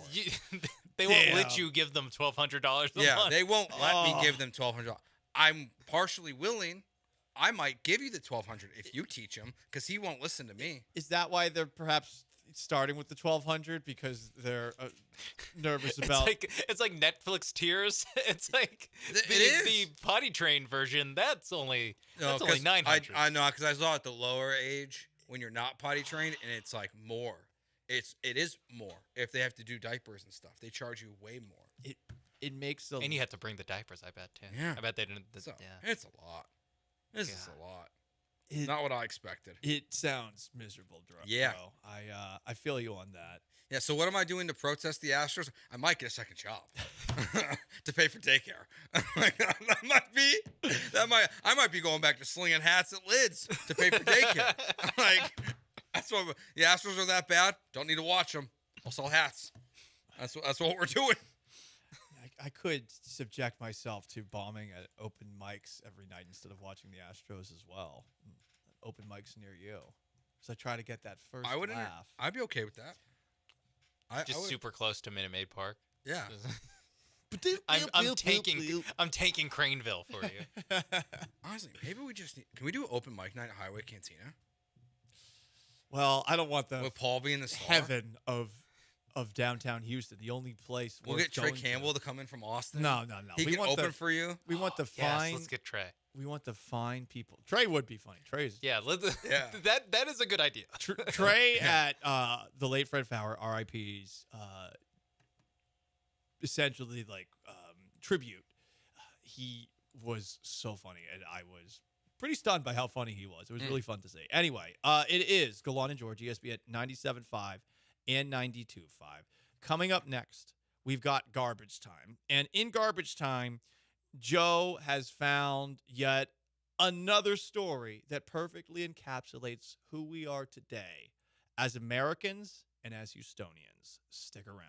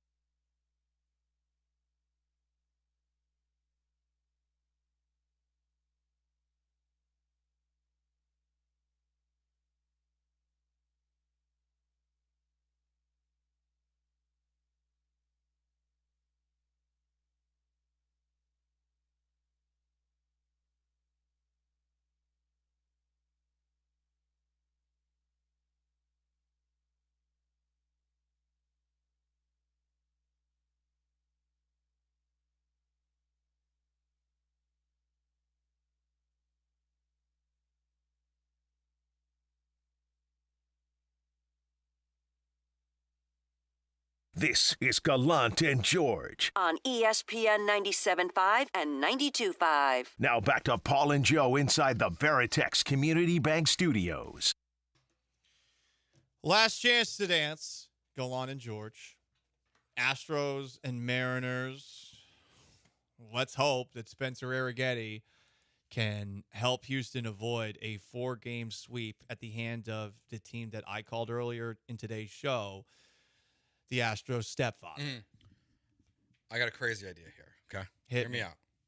The Astros have 3 straight quality starts and 3 losses. Spencer Arrighetti needs to give up 5 runs in the first inning, and the Astros will win. I don't hate this idea. Don't Sink or swim. Yeah, don't pitch well.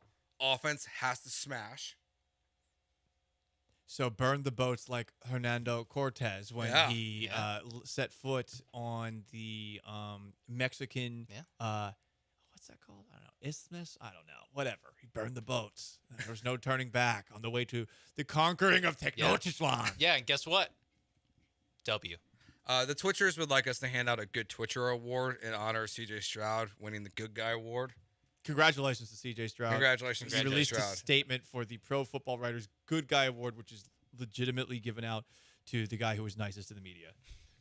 Nationally, too. I don't feel like we have a nicest in the Twitch to give out today. You know what? I'm going to throw a curveball. Earlier on the Twitch, I told Virginia Buddenweed to F off. Yes. Guess what, Virginia Buddenweed? Let's You go. get it. Wow. Congrats to VBW. Maybe we'll just like once a week. We'll hand out a good Twitcher. Maybe. Maybe. not. If we remember. Maybe. Which we won't. Anyway. So guys, probably the one and only. The one and only. VBW. Time for a little garbage time.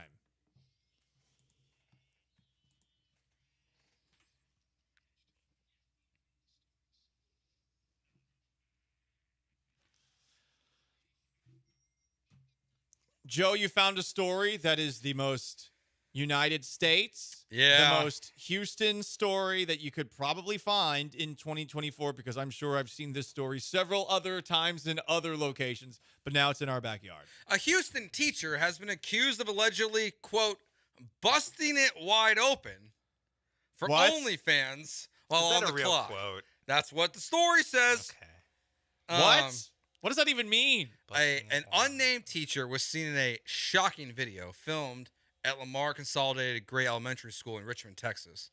She was stripping and exposing herself in the classroom and in the school's bathroom, and then posting the videos on OnlyFans. Going for the hot teacher Yeah. genre. It's not that shocking. But like, no, there's no kids in the classroom. It sounds like That would have been shocking. Haven't seen the videos. Yeah. Not gonna pay for it. You haven't seen the video? Come on. Eh. How can I trust you? I'm assuming this Send is me the video. being done when everybody's out of the school. I'm Sounds like maybe like assuming. while they're at lunch. If it's at lunch, Yeah. yikes, I that's was hoping danger for zone. like 3:15. Yeah, it sounds like the way the story's written. It's hard to tell, but sounds like they might just be not in the classroom at that moment. Yeah, it's hard to also justify. I mean, I bet someone walked in. Someone or was it? No, they found the video. Oh God, kids on the internet, man. You can't. Man. You can't be private.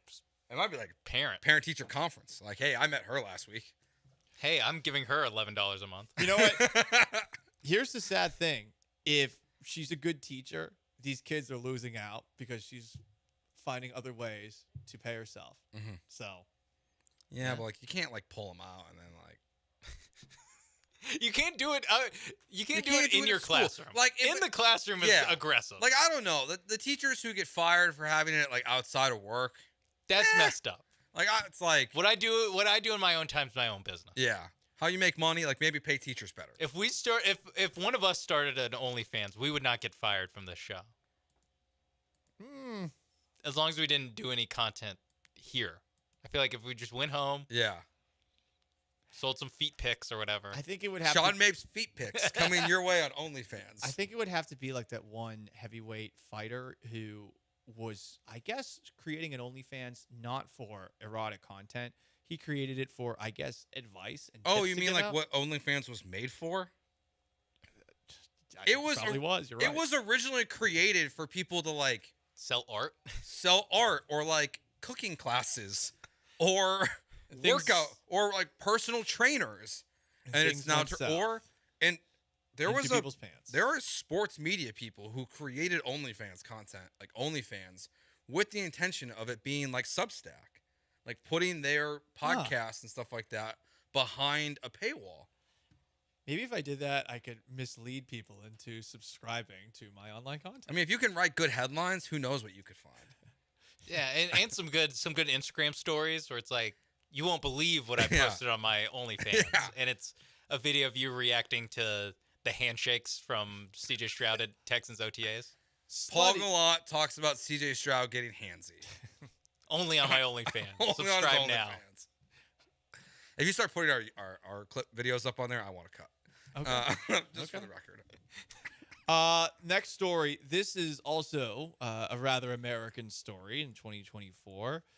A district judge in Michigan brought a defendant in for a trial via Zoom conference. This person had a suspended license.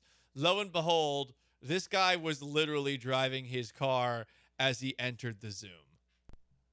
I'm pulling in right now at this second. Yes, I am. All right. What are we doing? Your Honor, we are respectfully requesting an adjournment in this matter, up possibly 2 to 4 weeks if the court would allow. So maybe I don't understand something. This is a driving while license suspended, That is correct, Your Honor. and he was just driving, and he didn't have a license. That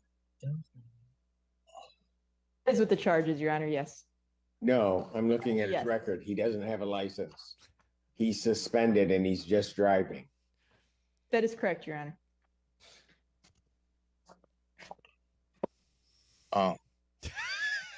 That's the I guy. don't even know why he would do that. So basically, he hangs up right there. The judge is trying not to laugh the whole way through. When the guy realizes that the judge sees that he is driving on a revoked license, his face, the expression, it is priceless. I mean, they put him. They put a bond out for him. He had to turn himself in, and his bond was revoked. You idiot. He was so confident, saying like, "I'm pulling into this parking spot." It's like, dude, like you're here because you're not allowed to drive. What are you doing? How are people this stupid? Well, like that might be one of the dumbest people on planet Earth. I don't know. I think we could find someone dumber tomorrow. How about that? That sounds like a great challenge. Great challenge. Big thanks to Sean Mapes, to Joe George. I am merely Paul Gallant. We'll be back at it tomorrow at noon. So long. Farewell. The Killer Bees are up next. Have yourselves a wonderful Thursday. I think I've been looking the worst team in probably in the whole MLB.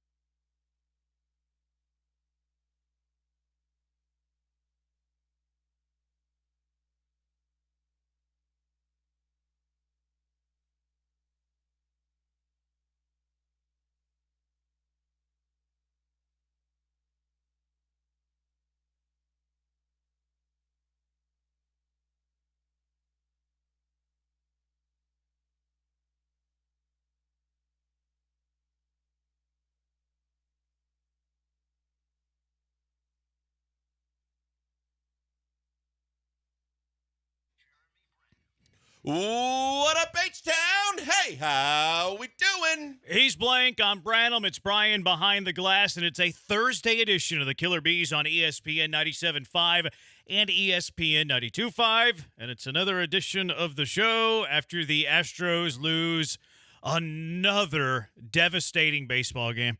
They find ways to lose, I tell you, this Astros team. The offense has gone silent. The offense can't do anything. Justin Verlander was brilliant for 99% of the night.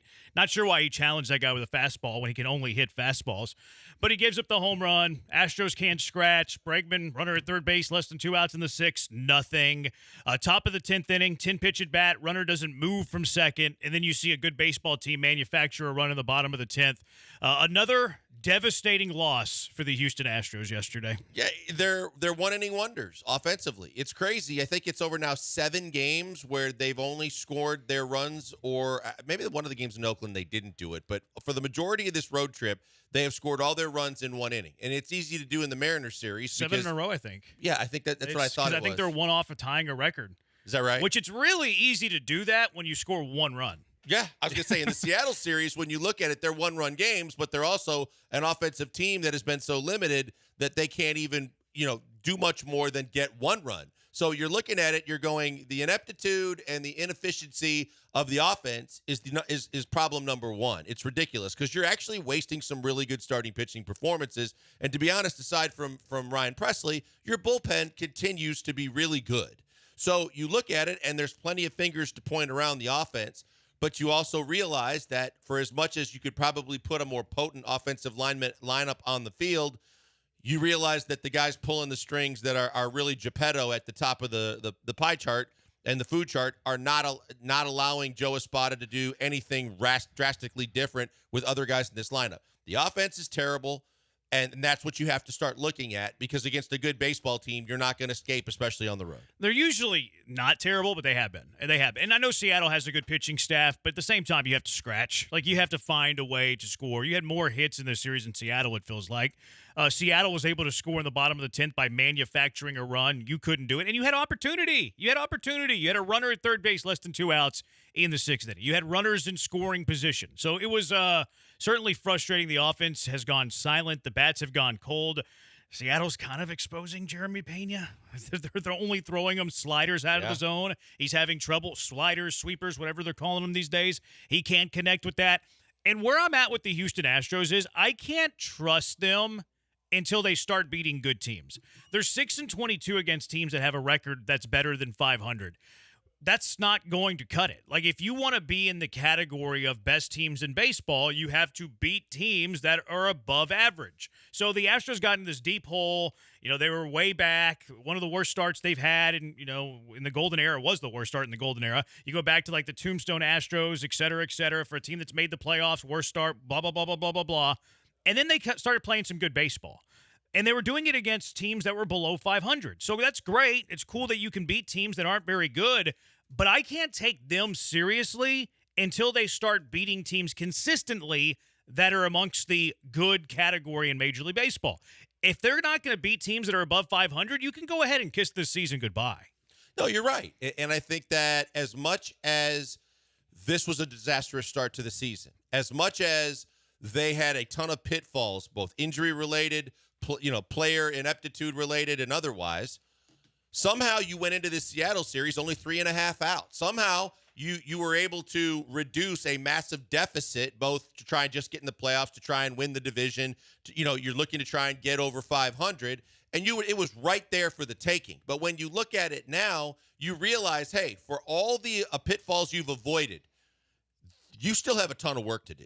And the fact of the matter is, it's going to be increasingly more and more difficult, because we knew they weren't a horrible baseball team. We knew the schedule that they had until they hit the road was fairly easy. And then to start the road trip in Oakland, that it was going to be relatively in their favor. But we knew once you started taking on the Seattles, the Minnesotas, that it was going to get tougher again, and you were going to have to be a tougher baseball team. And right now, they don't look like a tough baseball team. I don't know how you can take them seriously until they start beating good teams, though. Like, and the texters were giving us grief. Like, you guys are overreacting to beating these bad baseball teams. It really wasn't everybody. It was a select few, probably not Astro fans. But how can you tell them that they're wrong? Like, if the Astros are beating the teams that are below 500, They're losing to the teams that are above 500. They can't beat good teams consistently. 6-22. How do you take them seriously? I can't. Like, I'm not dismissing the year. I'm not throwing in the towel. Like, if the Astros win today, which seems like a major if, because Seattle certainly has the pitching advantage tonight,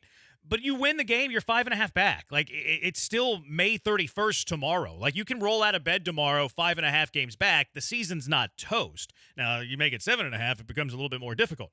So I'm not throwing in the towel on the season. I'm not raising the white flag. But until they can beat good teams consistently, I can't talk about the Astros as if they're a playoff team. Like, do I think they're on the cusp of, like, starting to reel off a bunch of wins in a row? Yeah, I do. Like, all these 3 games have been very close. You could have easily won yesterday. You could have easily won 2 games ago. You could have easily won game 1 of this series, but you're not. And why aren't you, and why is Seattle? I would say it's situational hitting. Situational hitting on this team has been poor really all year long. Sometimes they have big offensive explosions that can kind of, it doesn't dismiss it, but it puts the situational hitting in the back of our mind because they go out and they score 8 runs in a single game, hit 3 home runs. Okay, well, you don't need situational hitting when you're scoring 8 runs every now and then. But in games like yesterday where you're facing good pitching, where you go to the stupid man-for-man extra innings and you have a runner at second base with nobody out, you have to be good at situational hitting. And this team is not a good situational hitting team. Yesterday, the 2 biggest examples of that were in the 10th inning when Chas McCormick can't move the runner over to third base. And I saw some people, well, you sacrificed there. I don't love the sacrifice there because you're playing for 1 run in the top of the 10th inning when the other team's automatically going to have a runner in scoring position with nobody out. I'm not a fan of playing for 1 run as the visiting team there. But be a good situational hitting team and hit the ball to the right side to advance the runner to third. This team's poor at that, and then the Alex Bregman at bat in the 6th inning drives you crazy. It does. Because you get Yordan at third base, less than 2 outs, and Alex Bregman, who normally, even though he's really bad this year, who normally has very good plate discipline, has good command of the zone, doesn't chase, doesn't swing at pitches out of the zone, swings and misses at a ball in the dirt. Yeah. And you look at his at-bat previous to that, when in the inning when they got the 1 run, he went to the right center field alley with authority. He hit it with power. He went with the pitch. It was a good hit. It was actually almost a double, but J-Rod made a heck of a play getting over there in time to cut it off. But you were thinking, okay, it looks like the Bregman at bats are going to be better. It looks like he's got his plate discipline back. And then you see that in the 6th, and you go, what the hell is going on? Why is that the case? And it's the quirkiness of baseball, but it's also the fact that the ineptitude of this offense says you can have one of the best averages in baseball as a baseball team and be one of the worst teams hitting guys in with runners in scoring position in baseball. I don't know why they tense up. I don't know why they change their approach or they get so swing and miss and chase bad pitches when they have runners in scoring position. But it gets to the point where from borderline annoying to problematic. You saw it all last night. And I'm with you. I cannot stand the man-for-man rule. I cannot stand it even more so, especially when you're on the road. It's a difficult situation. You knew Presley probably wasn't available. He burnt through Abreu and he burnt through Hader. Like you probably should, staying in a 1-run ball game. But then as good as the middle of the bullpen has been, when Scott is your option going into the 10th inning and there's a runner on second base, it's not a great scenario, and they played it to a T. I actually think it helps the visiting team more than it helps the home team, the whole man-for-man, because usually if you're the home team, you want the advantage of lower runs and extra innings. And if you're automatically placing a runner at second base in both of the innings, or the half inning, top of the 10th, bottom of the 10th, it leads to more runs. More runs scored in a shorter time frame takes away the home field advantage of batting last.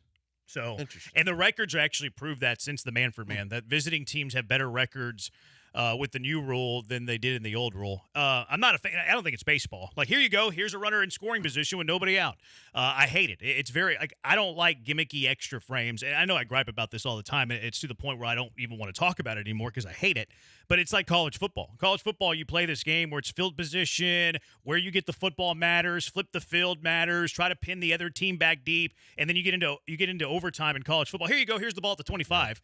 It's gimmicky. I hate gimmicky overtimes. I appreciate the fact that guys like Blummer and the ex-players that are doing games on different networks are able to express their real, true, honest feelings and opinions too, because they don't like it either. If you took an honest ballot of players, coaches, and broadcasters that cover their teams on a daily basis, I don't think anybody around baseball likes that rule at all. I think that there's other ways that you can try and speed up the game, but that is absolutely a gimmick. It's not part of a team pushing a run across. It's ridiculous. You know, Scott gets the loss last night, but he gets the unearned run because of the fact that they put him on second base. That's a tough L to take for the team and for a pitcher when you know that they planted a runner on second base. I mean, I have hot takes. I'd rather the game end in a tie than to have the man for man. Like, if you're so worried about saving arms and length of game, well, then end the game in a tie after 9 instead of doing the stupid man for man extra inning stuff. There's a reason they don't do it in the playoffs.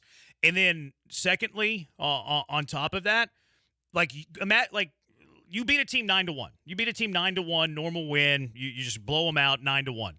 But a team wins in extra innings off the gimmicky man for man, and those wins are equal. They carry the same weight. They carry the same value. How is that possible? That a team winning in extra innings has as much value and weight as a team winning 9-1 and 9 with a stupid gimmick? I can't stand it. Well, and honestly, Jeremy, the thing that drives me nuts the most is ties in sports. I hate it. But if you're going to tell me, hey, we're going to give you 2 extra innings, or 3, whatever it is, 2 extra innings, 3 extra innings. Just play it out the way baseball's supposed to be played without a gimmicky runner at second base.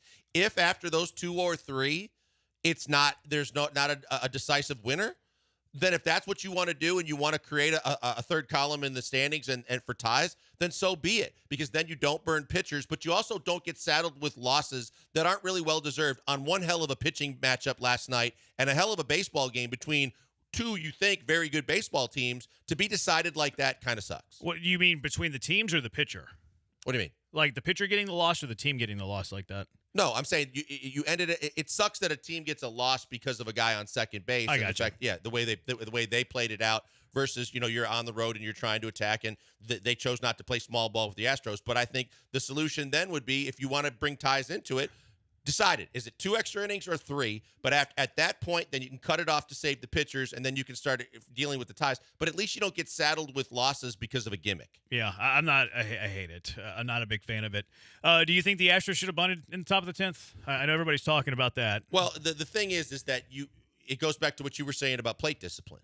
If you have hitters that truly have control of an at bat to be able, and they're capable of rolling the ball over to the right side or getting a ball over to the right fielder, in a position where you feel like confident they can move a guy over and you can play small ball that way, that's fine. But if you can't, and I don't believe Chas McCormick's a very good bunter. I don't believe in Chas McCormick as a bunter, so you would have to probably, put someone in his place if you were just looking to bunt. But it's a tough scenario to be in, because I would like to have seen him find a way to move the runner over, whether it be bunt or by being able to be a good enough hitter to swing a little later and move the ball to the right side. Yeah, I wouldn't have bunted there. I saw it suggested, and I like this idea, and I don't remember who said it, so I can't give you credit. I apologize. My apologies. If you want to sue me, you can. I'm not worth anything.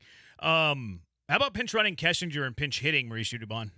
Better contact hitter, elite contact hitter. Yes. Now, he doesn't hit for a ton of power, but that's the kind of guy you want up in that spot. No like a guy that you're comfortable is going to put, and I know McCormick did, but it was a weak fly ball to shallow right, doesn't move the runner over. Like, I like the idea of Mauricio Dubon, runner at second base, nobody out. He can hit the ball to the right side. He's also able to do that and get a hit potentially, which, again, you're not trying to play for the one run.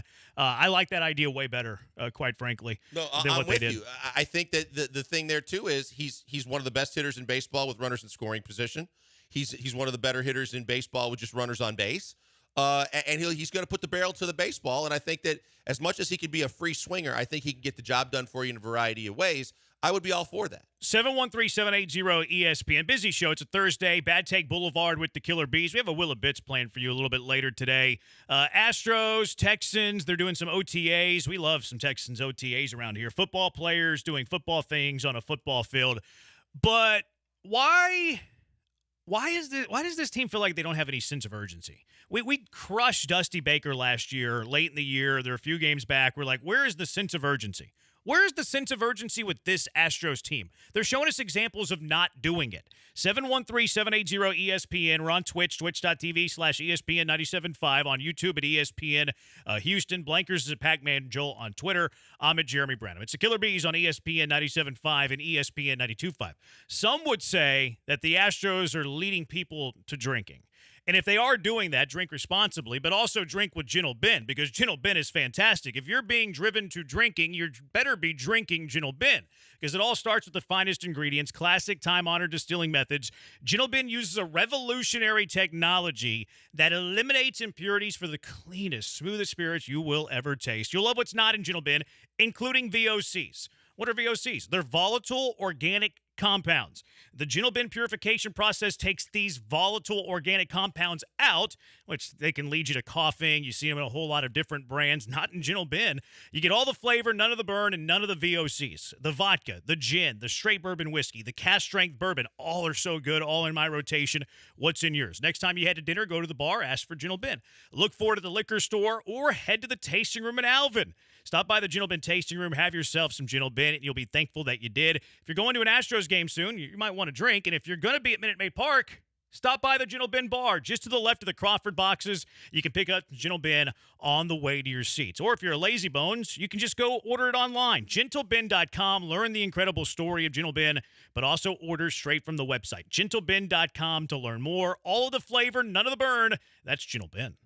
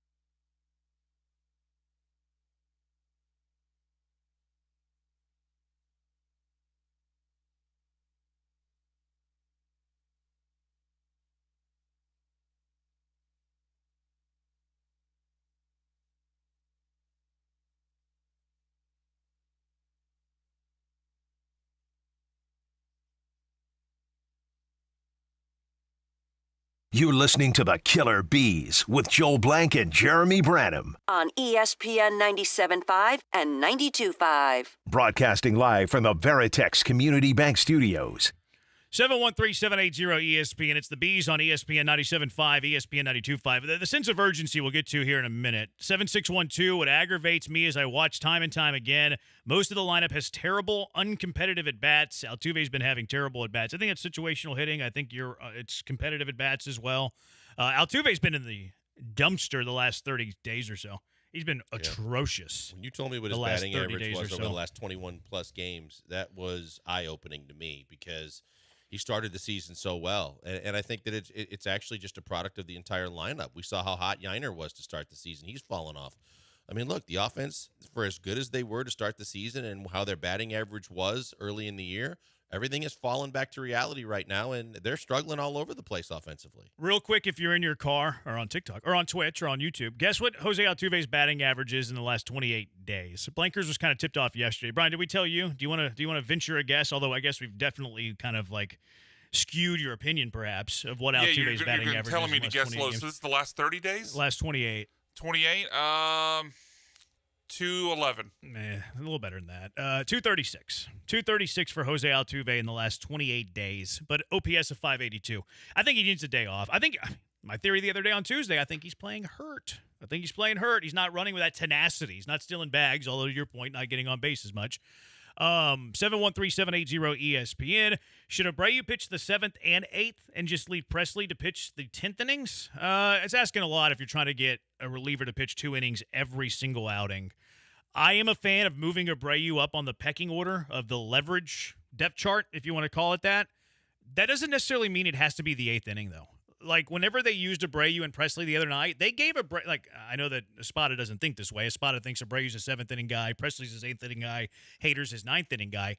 I would just make Abreu my higher leverage guy over Presley. And if the higher leverage spot's in the 7th inning, well, there you go, Abreu. If the higher leverage spot's in the 8th inning, well, there you go, Abreu. And then Presley gets the leftovers, whichever one is the less difficult pocket of hitters coming up in that inning. Yeah, look, I'm fine with that. When we were talking about it even yesterday, going from the old school kind of managerial style to Espada supposedly being more of the analytical-driven guy, I'm good with the fact that it doesn't take analytics to tell you. If you know that the heart of the order is coming up, right now I would rather see 2 of the 3 guys, and it's not Ryan Presley. It's either Hader, and if it's earlier in the game, then I would like it to be Abreu, and I'd like Ryan Presley to start doing what you had to do on a lesser scale with Montero a year ago, which is you're going to kind of lessen the load of the leverage in the instances where he is brought into a game until he has proven that he has kind of honed his stuff back in. And then even still then, I don't want specific defined roles, especially for Abreu and Presley. I know Hader's your closeout guy, but as it relates to those 2 guys, I would let them know, hey, situationally, I'm going to do what I feel like is best based on the lineup coming up. You guys may get the 7th, you may get the 8th. I actually don't think Espada's that analytical for what it's worth. He hasn't shown this like progressive mind that we all thought we were going to get. 713-780-ESPN. Look, this team is done. Let's stop beating around the bush. They don't mesh anymore. But also true is Crane Gang will run into the ground before being wrong. And then someone saying Jose Altuve is getting thrown in high and tight. How come the Astros aren't doing anything about it? Should the Astros be doing something about it? Altuve is getting some pitches high and tight. I've seen it all series, but I don't think it's been tight enough for them to have to react to it. I think that, look, we've talked about Hunter Brown trying to control the inside part of the plate. Sometimes we know Hunter Brown doesn't have pinpoint control. Sometimes the ball's going to get away from you a little bit. Do you think that they were sending a message? I don't think they're going to do it in every game of the series. And so far, that's happened a lot to him in the series to where I don't think they're missing at his head in the box. I think it's closer to just missing pitches and locations, trying to control the inside half of the plate upstairs. Yeah. I like a good Donnybrook. I don't think the Astros have been in position to do it, though. Like, they've been in all these tight games. You don't want to give free base runners. Now, if a game gets out of hand or you're up by a few runs, okay. All right. Well, we can play that game, J-Rod. You're giving Altuve all this chin music. J-Rod, you get a little bit of chin music. Not saying to dome the guy in the head. But, yeah, high and tight. I'm not opposed to that, especially if they're pitching one of your guys that way. I'm cool with it. I condone that. Now, I'm not telling you to dot the guy in the temple. But, yeah. Flyby on the tower? Yeah, no, maybe. Yeah, maybe. I'm okay with that. I'm okay with little old school throwback baseball. As long as it's not legitimate, as long as it doesn't legitimately have a chance to connect with his dome and do some damage, I'm fine with brushing him back and going upstairs a little bit. Yeah, I am as well. 713-780-ESPN HRP listener line. Let's go out to the HRP listener line. Tommy from Siddler Lake, you're on the hive with the bees. What's up, Tommy? Hey, how you guys doing? What's up, Tommy? So I taught high school athletes for a while, and the problem with the closer deal is all the athletes these days are just prima donnas, and it's filtered down to college and then high school and even pre-high school, which is the sad part. If those guys are pitchers, Hader don't need to come in the 9th. Why can't Hader come in the 7th? I understand they got certain roles and they're supposed to do certain things, but you guys are professional athletes. Go out and give me 3 outs. Go out and give me 1 out. Go out and do something. Don't sit on the bench and watch your teammates struggle when you could be out there instead getting the job done. And that's all I have to say. Professional sports has just gotten to the point where the players are so elevated that you guys talk about the coaching. Coaches can't do anything with those guys. Those guys are making more money than them. The coaches are there to put it on the field, and there's a very few group of coaches who have their respective players. Popovich comes to mind. There's Bill Belichick, when you guys talk to him, there's a reason why he doesn't have a job. The players don't like to play for him. You know why? Because he rode them too hard. Well, you know how you get better? You work hard. It's that simple. All right, I'm going to hang up and listen. Appreciate it, Tommy. Look, I don't think in that situation Hader's the right example because Hader's a guy that's been willing to give you 2 innings since he's been an Astro. He's wanted the ball for more than an inning. He's wanted to go out there and try and do whatever he can now that the Astros have taken care of him with the contract to be that kind of guy. Now, if you want to talk about the fact that until he got the contract, that it was basically the unspoken way it is that he wasn't going to go 2 innings and that rubbed some of his ex-teammates the wrong way, that's part of what you're saying, that there is that kind of silver spoon-fed mentality of players these days in all sports where things are expected and there's the understood, which is until you show me the money, I'm not going to show you, even if I'm capable or even if I possibly want to, that I'm not going to lose the opportunity to cash in big by risking injury by doing more than what my job is supposed to entail. From the standpoint of the mental toughness to be able to realize whether you're the closer or not, your job is to get 3 outs. That's a tougher scenario because some guys just should be mentally. All of them, everybody should be mentally tough enough to be able to take on that situation and do it. But we've seen it with Ken Giles. We've seen it with other guys where they're a little bit more fragile mentally, and those kind of things wear on them, and that's part of human nature. It sucks, but it's not that kind of a dicey situation when you're talking about guys based on their contract situation not willing to give you more than 1 inning. Yeah, I agree with 99% of Tommy's call. I do think we see some wussification of sports, certainly. Now, that said, I do think over the course of 162 games that it is good to have roles in your bullpen. Now, those roles don't have to be a specific inning, though. Now, Hader, you're not throwing Hader before the 9th inning. Why would you do that? Well, you know, somebody's going to say, well, you're facing the Yankees and you got Soto, Judge, blah, blah, blah coming up in the 8th. Okay, well, that's probably more of a playoff move. I don't disagree with that logic a whole lot, but I do believe in defined roles over the course of 162 games in the regular season. Other than that, I agree with everything that Tommy had to say. 713-780-ESPN. We crushed Dusty Baker last year when, you know, the Astros were a few games back and they were 3 or 4 back, and we were like, Dusty, where's your sense of urgency? Why aren't you playing your players? Why aren't you playing your guys? We're seeing that right now with Joe Espada. Like, this is what we're currently seeing with the Houston Astros. And maybe it's not Espada, but whoever the decision makers for the Houston Astros. The Astros have played 56 games. That's over a third of the games that, you know, that they're going to play this year of 162. They're 6.5 games back in the division. They're 7 games back in the wild card. And they're still toying around with this idea of Jose Abreu playing 3 of every 4 games whenever he can't hit as well as Roger Clemens did as an Astro whenever he was in his 40s. They're still flirting with Chas McCormick, trying to get him back on track and get him rolling. They're still dabbling with Ryan Presley in the 8th inning, even though he's not your best guy. So why are they doing all of these questionable things when there should be a sense of urgency with the Houston Astros when you've played 56 games, you're 24-32, you're 6.5 games back in your division, you're at first place Seattle, and you're still toying, you're still experimenting, you're still dabbling with Jose Abreu, with Chas McCormick, with Ryan Presley. Why aren't your best 9 playing? And I understand, well, the hot hand. You know, play the hot hand. When he cools off, okay, put him on the bench for a little bit. See if the next guy is the hot hand. They're doing all of this experimenting with 56 games into the season and trailing the division by 6.5, and it drives me nuts. You're not wrong, Jeremy, but I think that the one thing that drives me nuts is that unlike with Dusty Baker, there was a clear, defined leader when it comes to anything inside the dugout and pertaining to lineup and how the rest of the game is going to play out. I believe that the biggest problem is that it's not about the team right now and the urgency and who they're playing. It's about the feelings and the tinkering of the powers that be with the Crane Gang up above. I believe that Joe Espada is being told what lineups to put out there, who to be in those lineups, probably even to the point of where they should hit in the lineups. And that is a very dangerous, very, very scary proposition for a baseball team that's trying to compete for playoffs and have World Series aspirations, because you can't have these guys pulling the puppet strings of your manager and your general manager, for that matter, and saying, hey, I realize Loperfito's a better option, but I realize that we were the guys that brought in Jose Abreu and paid him all this money, and we say he should play. And it doesn't matter that you're worried about it being against a first-place team. And it doesn't matter the situation that you're telling me is not the best situation for him. I'm telling you he's going to be in the lineup. I'm telling you Chaz was great last year. That means he should be great right now and this year. He should be in the lineup instead of other guys like Dubon and again, Loperfito and other guys. It's ridiculous, and it shouldn't be this way. But when you have the money and own the team and you've gotten rid of guys that were willing to push back to you, this is what you're left with. But it doesn't make it right, and that's why I said absolutely. That's why I said the decision makers and not necessarily Joe Espada, because I do think that Joe Espada is being forced into some of these decisions, especially with the lineup. That's why I said the decision makers, and the decision makers currently aren't showing you a sense of urgency.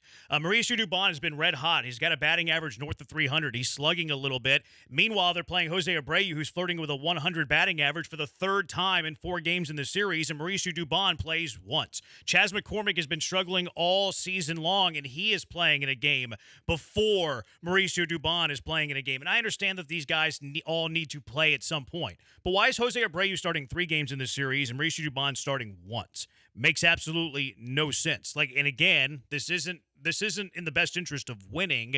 It's in the best interest of pride. And what annoys me about it is they have zero sense of urgency. You're more than a third of the way through the year. You're 6.5 back, and you're 8 games under 500, and you still are toying with these ideas that, quite frankly, aren't working.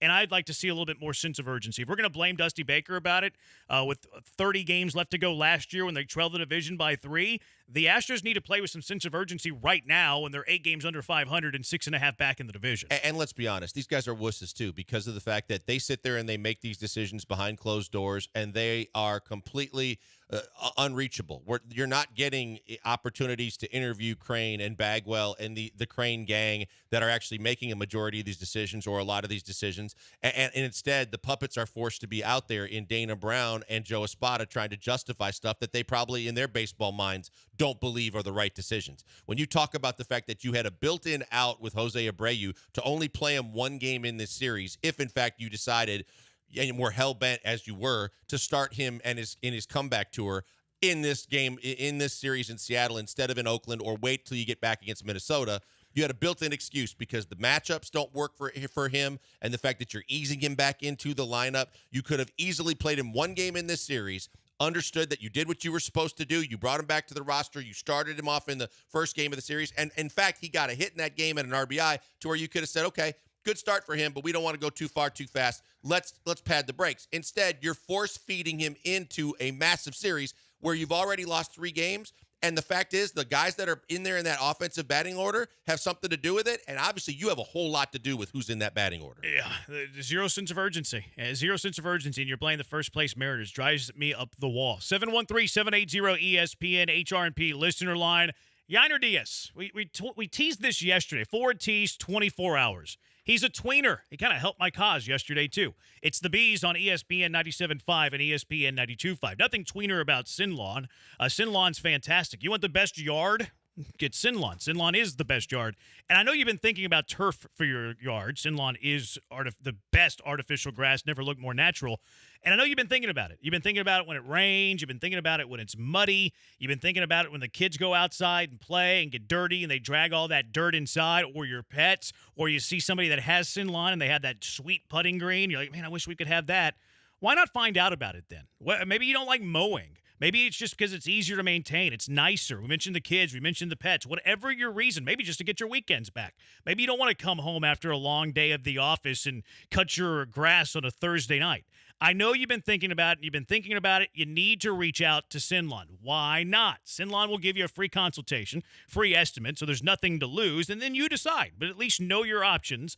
The greenest turf company, not just in color, but also in theory. Sinlon's products, best in the game. Top-of-the-line products. They're made right here in the USA. Lifetime warranty. Their in-house crews are fantastic. You don't have to worry about the nightmares of a job that's contracted out. We've all been there. We all hate it. Don't worry about that with Sinlon. They got got their own in-house crews, fully insured, fully bonded. Customer service is elite, top-notch. That's because Sinlon controls the process from yarn to yard. Sinlon created the industry. They're the sister company to the AstroTurf that you know, the stuff in the Astrodome. Sinlon has nearly 2 decades in the game, the only turf company in Texas that can say that. Get that yard of your dreams with Sinlon.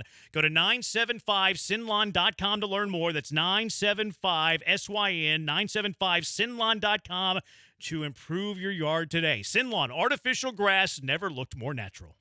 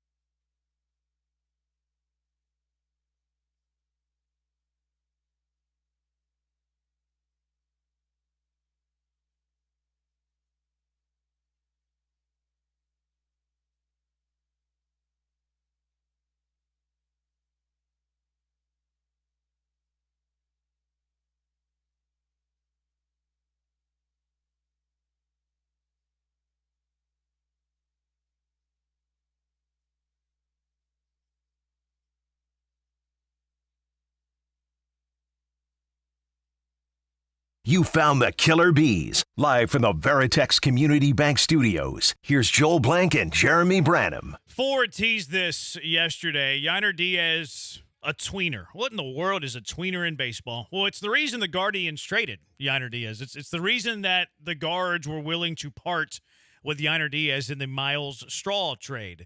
They viewed him as a tweener, and we're seeing it right before our eyes as Yainer Diaz, the full-time catcher for the Houston Astros. What do you mean he's a tweener? Well, he's not good enough defensively to be a catcher. You notice that his defensive metrics are some of the worst in baseball at the position.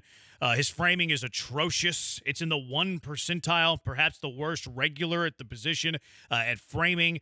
He's fine, like with his arm, but his pop time is slow. He doesn't get it out of the mitt that fast.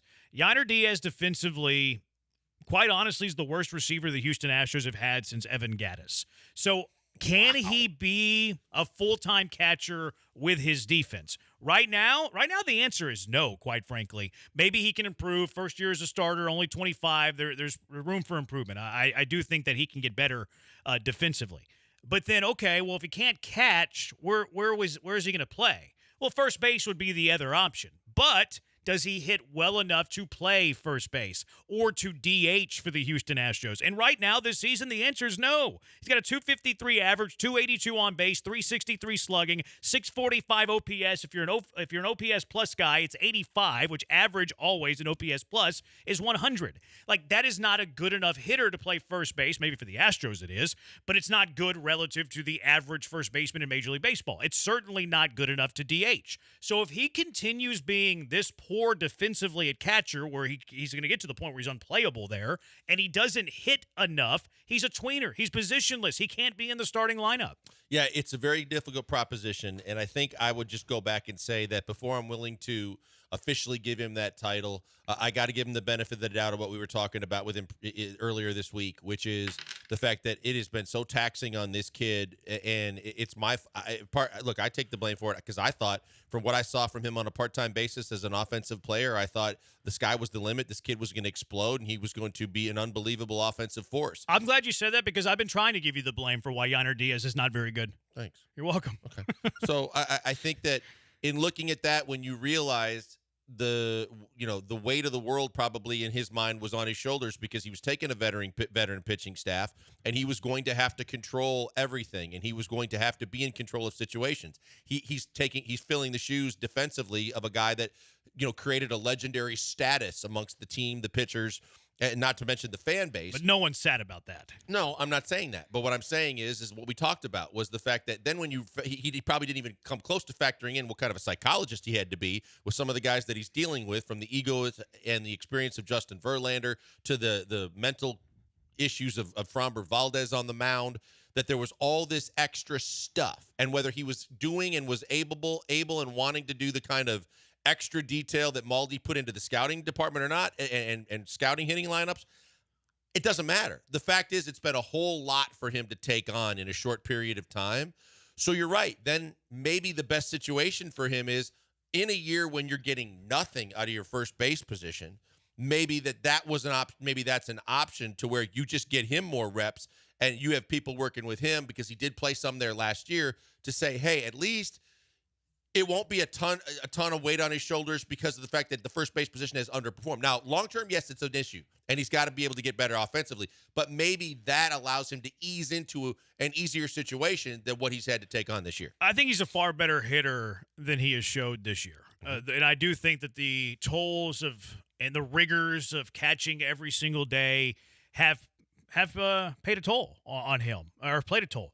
And look at the things that have happened to him this year. Like, the Astros took their bullpen catcher. It wasn't even their bullpen catcher. It was like their bullpen coach. They moved him to the dugout to help Yainer Diaz in between innings and games that he's catching. Okay, like that's enabling. And then you had Framber Valdez that can't trust anything that he's putting down. Well, I guess putting down is an antiquated term now. That he's dialing in on the pitch comp. So like he's had some moments too. They're like, okay, how much do they actually trust this guy behind the plate to where you're taking a guy out of the bullpen, moving him to the dugout? Pitchers, and Framber went rogue, but Verlander's had some issues with Yainer Diaz this year as well. And yes, Yainer caught a good game from a pitch calling perspective yesterday. But you go back 2 days ago and Ryan Presley, the whole wild pitch pass ball. I thought Yainer Diaz was a poor block there. You talked about it more on Presley's end. Josh Hader threw a pitch yesterday. Did he miss his spot? Sure, he missed his spot, but it was in the strike zone, and Yainer Diaz slapping it out of the strike zone. Watching him catch is painful. It is painful watching Yainer Diaz catch a baseball game. And I don't know how long they're willing to go, probably this whole year, how long they're willing to go with Yainer Diaz as their primary starting catcher. And then if they eventually give it up, then it's, does he hit enough to play first base? And in the offseason, we talked about this in a much more positive light, where does he out-hit the position? Does he hit so well that you don't want to catch him, be your primary catcher because he's only going to play 115, 120 games, and it would have, a toll on his body, and over the course of a year, is he going to be such a good hitter that he graduates out of the position, a la Craig Biggio, who moved to second base? Now it's the opposite. Now it's like, I have some questions if he can handle the position defensively, and then secondly, I have some questions if he's got a good enough bat to be your primary first baseman, your primary DH. So You're kind of in a tough spot with Yainer Diaz right now. I think the decision, Jeremy, really has to come down to there has to be a pretty clear and defined decision by the end of the season in terms of what he's going to work on in the offseason. If he's shown you enough that he's improving as a catcher, then he's going to work on his catching skills, and you're going to do a lot of deep instructional tutelage in the offseason as well, focused on the fact that he's going to be a catcher going forward. But if it's not, then he needs to spend the offseason and any working out time working on honing in his skills as a first baseman, and then you're going to realize that this is where you're going to get the most benefit from him and hope that improves his bat. Because by the end of the season going forward, whether you say as a roster, look, we're still in World Series mode, or we're changing directions. This is a young, talented player that is going to be counted on offensively. So you got to find a home for him, and you would hope by the end of the year it's pretty clearly cut for you in terms of he can handle it as a catcher, or you got to find another position. And it goes, and I'm with you, like give him this year and see where you're at. Now, in the meantime, it goes back to the last segment. Where's the sense of urgency? Is Victor Caratini a better option right now behind the dish? Like, no doubt. I'm not Defensively? saying defensively, no doubt, but I'm talking about all around. Yeah. Like Victor Caratini, and yes, small sample, 2 months. Victor Caratini's outperforming Yainer Diaz with the bat. Do you know who pinch hit for Yainer Diaz yesterday? Victor Caratini. So you're telling me that late in a close game, whenever it matters a ton, you have the go-ahead run at second base with 1 out. What did Joe Espada do? Joe Espada pinch hit for Yainer Diaz with Victor Caratini. There's your answer. There's your answer on who they trust more with the bat right now. So where's the sense of urgency? If you're trying your hardest and your darndest to win baseball games right now, and Victor Caratini is your better defensive catcher, and your manager is pinch hitting Victor Caratini for Yainer Diaz, there is your decision. That's all you need to know. But why aren't you doing it? Where is the sense of urgency? Well, I can tell you, again, this probably has a decision made far above the dugout yet again, but I also think that everything that you said is true, and you're not talking about a guy that has limitations offensively that's been a clutch hitter for you, and he's been a big-time hitter for you. Even when at the start of the year when Yainer was hitting for average, he was a different hitter with runners in scoring position. He tensed up. He was chasing more. He looked completely out of place, like almost like nerves were actually being a part of being a Major League Baseball player because it was a bigger situation. That's not what you're expecting to see. But I believe that this one where Dana Brown would probably even go along with it, but the organizational belief from the Crane gang is probably, this is our guy. We've committed to this guy. This is our catcher of the future, or this is our guy for the future no matter what.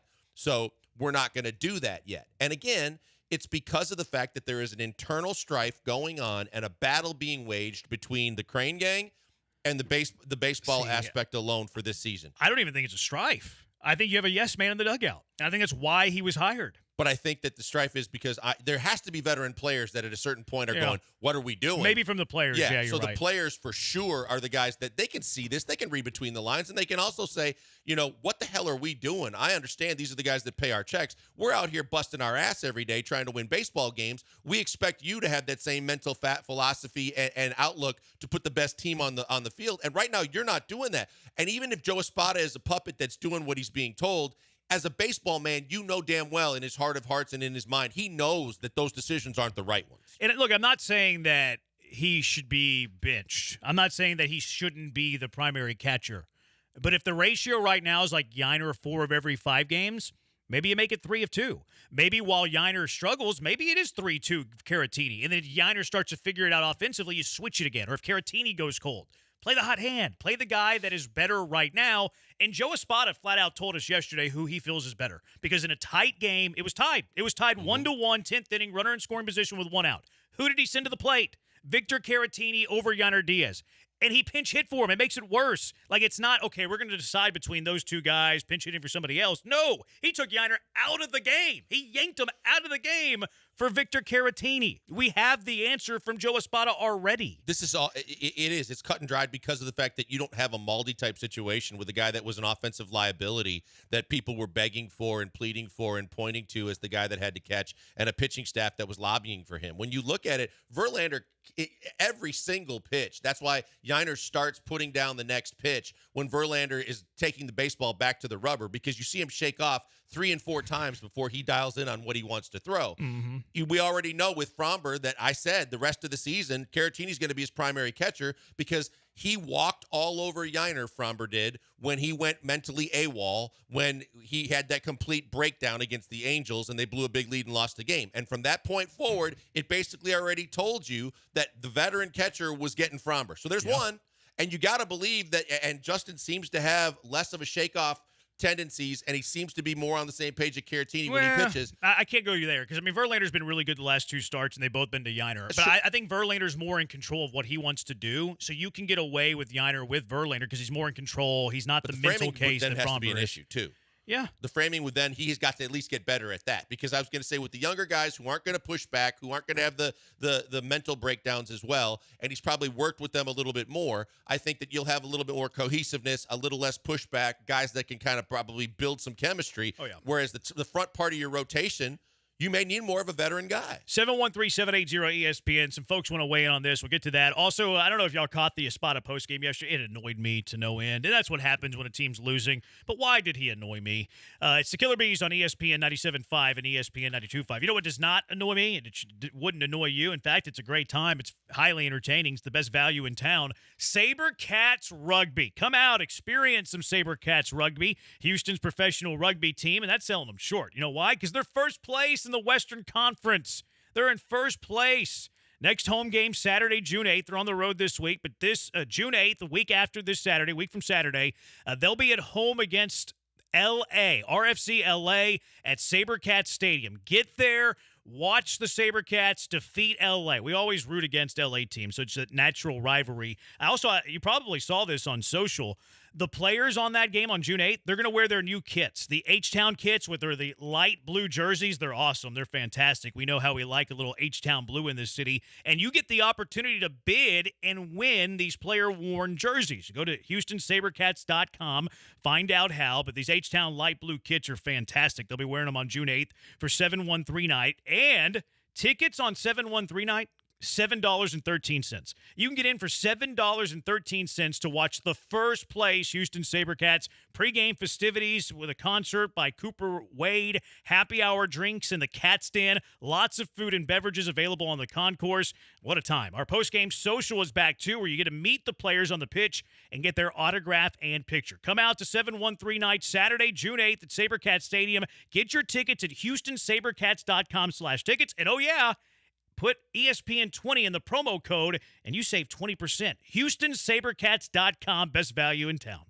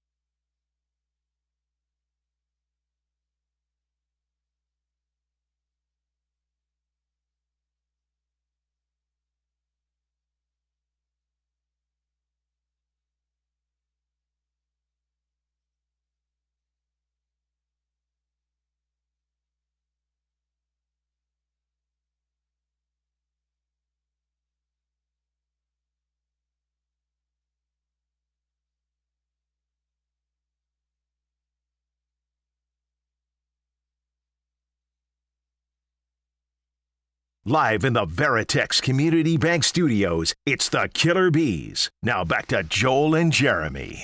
He's blank. I'm Branham. People weighing in on the Yainer Diaz talk. Rocky on the ESPN Houston on YouTube. Diaz is bad defensively? Question mark. Yes, he's very bad. His framing's maybe the worst in baseball. He's in the 1 percentile. He's in the 1 percentile of something. That's bad. Diaz will come around. He's extremely raw. He is raw. I think he'll come around. Although he is 25 years old. Like, he's not 20. Like, he's 25 years old. He's been catching for most of his professional career. Like, yes, he's in his first year as a big league catcher, but he's been catching throughout his entire career in the minors. And a team, because they didn't like what they saw from him defensively, traded him because they didn't think he could be a full-time catcher in the bigs. And right now I'm questioning that, quite frankly. Yes, we're going to be talking some Astro baseball a little, Paul. The other part of this, Rocky says, I think he's worn out. He's not used to playing every day. I agree. I agree. I'm not saying that Yiner should be benched. I had somebody coming at me today on Twitter. You're saying that Yiner should be in AAA? No, never said that. Stop putting words in my mouth. But how about play 3 of every 5 games until he catches fire, and then flip it back to 4 for every 1 game? If it gets so bad, make it 2 to 3. Get Yiner off his feet a little bit. Like, if he's struggling, sit him on the bench for a little while. It's a delicate balance because you've got a guy trying to learn a position, but he was a really big offensive force for you last year when he was in the lineup. You don't want to lose that. So you want to try and balance it so that you can maximize both. Get him better as a catcher, get him more experience, get him more reps, but also not to the level that we talked about yesterday. But when you talk about everything that's been put on his plate and the stress levels that go with it, and balancing all the mental side of it as well with the egos and the attitudes and everything that Fromber brings to the table, it can be too much, and you can get worn out mentally as well as physically. If there's a way to take a little of that away from him so he can focus on days more on his offense, that he can still work and get his work in to get better as a catcher, then it's everybody that benefits, because now the option's still out there for him to be the long-term catcher for this team, good, bad, or indifferent, as opposed to thinking about scrapping it at the end of the year because it's either too much and he ain't grasping it, or it would take too long and you think it would be too much of a detriment losing his offense. 6691, you guys are ridiculous. You were saying the exact same thing about Pena last year. It's called a sophomore slump, which is pretty normal in baseball. 2 things. Okay, I'll concede that a sophomore slump is normal in baseball. That's fine. Should he be catching 4 of every 5 games? Probably not. Like, sit some games out while you're going through this slump. Secondly, you're absolutely wrong about Pena. Like, we defended Jeremy Pena a lot, and even though he wasn't hitting, we were complimenting his defense because his defense is good. Like, it's not being ridiculous. It's calling it like you see it, and sometimes fans don't like being told how it actually is. Sometimes they don't like the truth a whole lot. Here's the other thing, too, Jeremy. We talked about the fact that if they were gonna do this at the start of the year, they were gonna give Yiner the starting catcher job. You couldn't have Maldi back as the backup because quite honestly, you were gonna get the constant pushback. They were gonna get the people that said, get the guy back in there that's been there, done that, and done it here. And also because of the fact that he was an offensive liability, you didn't want to take the chance of having another full 162 with basically an out waiting to happen at the end of your batting order every time he's in the lineup. That's not the case this year. You can split the reps between the starts of the starting pitchers, and you can be as good as you are offensively with either guy, because right now Yiner's underperforming and Caratini's probably overperforming a little bit. But the fact is, Caratini's way better offensively than Maldi, and he is a very, very good defensive catcher that has the respect as a veteran of the pitching staff. You can split them up, and it shouldn't be that big of a love-loss situation like it was a year ago. And if you still want Yiner in the lineup, when he's not in the lineup as a catcher with Caratini, there is an option for him to DH. Yeah, I think that Yiner is going to be a better hitter long-term over Caratini, like maybe even the rest of the year. But currently, right now, it's not the case. And you know what another clue to this whole deal might be? Where maybe the Astros had some thoughts that maybe Yiner Diaz wasn't quite ready to catch 140 games a year. Victor Caratini's the 13th highest paid catcher in all of baseball. Like, if you're so sure that Yiner Diaz is going to be your primary catcher for 140 games, that's 140 is probably a lot, 130 games. Like, because the best catchers, they only start like 130 games behind the dish, maybe even fewer than that.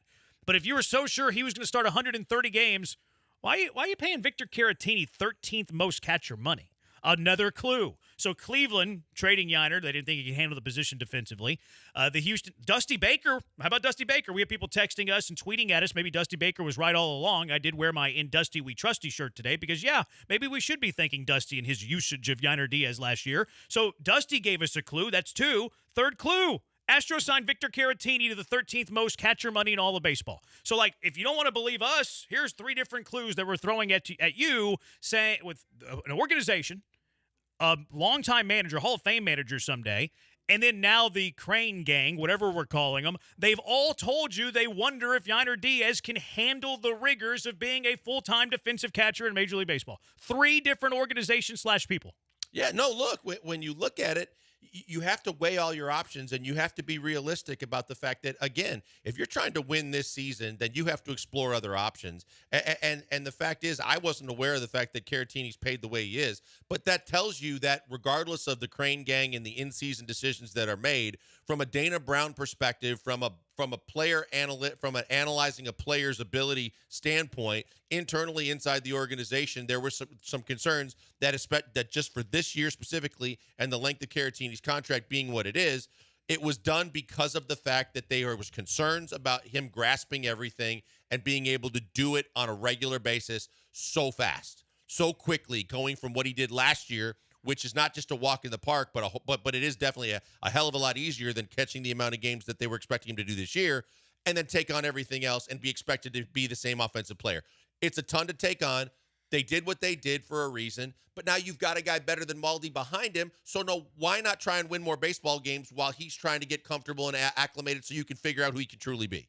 Here's the gatekeeping for Yiner that it annoys me, like the babying of Yiner. 9012, why are we talking about Diaz? We should be talking about scoring 5 runs in 3 games. Bullpen horrible. Coach keeping Scott in the game after walking the bases loaded. We've talked about all those things. Like, you can't talk about a catcher who, in our opinion, shouldn't be playing quite as much as he currently is. I don't understand that. But because he's a young player that is liked, everybody wants, don't talk bad about this guy. A 9506, maybe a bit harsh on a first-year starting catcher. Maybe you're right, 9506, but maybe I'm not being harsh enough on a starting position player for a Major League Baseball team that is currently 8 games below 500 and one of the most disappointing teams in all of Major League Baseball. He is an element that is involved in how bad this team is performing offensively. He is part of the reason why this team is underperforming offensively, and the things that you brought up that we talked about earlier in this show. To the texter, this is about the fact that we've already highlighted how bad Bregman has been. We already have given our opinions as to Abreu, should he be in there, should he not, and how bad he has been. We've talked about the guys underperforming, but just like Yordan has been underperforming to Yordan standards and levels, we set higher standards for Yiner, and we saw early on when he was hitting for average at least that there was a belief that he was going to be able to live up to a lot of that. Now, because of the fact that he's underperforming too, and defensively he hasn't been the kind of catcher that you look to expect from a World Series caliber baseball team, we're discussing that too. Those are my standards. I mean, the Astros have earned those standards, like, quite frankly. Like, we're talking about a team in the golden era that goes to the ALCS every year that's won 2 World Series in recent memory. That is the standard the Astros have set, and that's the standard that Jim Crane set. The window's always open with me. Okay, that's the standard then. It's awesome that's the standard. It's a good standard to have, but we're going to hold you to the standard. It's also all connected. They're all spokes in the wheel. So if your team isn't scoring 9 to 10 runs a game, your team isn't this offensive juggernaut that's allowing everything to be easier defensively, catching-wise, pitching-wise, and otherwise, and you're in these one-run games all the time, now you have to adjust to that. Not expecting the big offensive outburst, not expecting the powerhouse lineup to get it done for you every night. If you're not expecting that, then you've got to adjust on the other side. Part of the adjustment is he's not the greatest defensive catcher in the world right now, and you have a guy behind him that's capable of being better defensively while being decent offensively. Battery Chuck says going at Diaz when the team is winless after Abreu come back. You know, you're right. We totally dismiss everything that Jose Abreu's done all year. We never talk about Jose Abreu and how bad he has been. 713-780-ESPN, HRP listener line, 713-780-3776. Big-time respect for the Texans. Is this big-time respect for the Texans? It's the Killer Bees on ESPN 97.5, ESPN 92.5. Guys, before we go to the break, a word from a good friend, Doc Linville. Doc Linville, best in the business at the NeoGraft procedure. If you don't know what the NeoGraft is, but you've been struggling with pattern baldness, thinning, and straight out being bald and not liking it, you need to check out what the NeoGraft is and what it can offer you, because the fact is it's a game changer. If you don't know what it is, Doc Linville and his staff have a deal going on right now because he loves us and he wants you, because you listen to us, to get a deal by going and asking questions and figuring out some things with him. Therefore, if you go to 975hair.com right now, you can get all the information on the NeoGraft as well as PRP and other ways that he and his staff can help you either maintain the hair you have or get more hair on your head. And the fact that you go there means you don't have to pay $150 for a consultation. It's free. Nothing to sign on the dotted line for, no commitments to be made, no money out of pocket. You go in, you ask questions, get answers. They explain the NeoGraft, and you see if it's right for you. You walk out with all that information, you can hem and haw and figure it all out. But if you want to do it, they are the best at it. I know because I did it, and I will speak for them all the time and tell you what a great procedure it is, how effective it is, and the fact that I got my hair back. Genetically, you're never going to lose the hair on the sides and the back of your head, no matter how bald you go in other areas. So therefore, he takes some of it, repurposes it where you need it, and almost instantly you see better coverage. The follicles are there, and they ain't going anywhere because they're coming from a place that they're going to stay with you for the rest of your life. It's a game changer, and I'm telling you, I did it. I couldn't be more happy with it, and you should too. Check them out today, 975hair.com. Tell them I sent you by.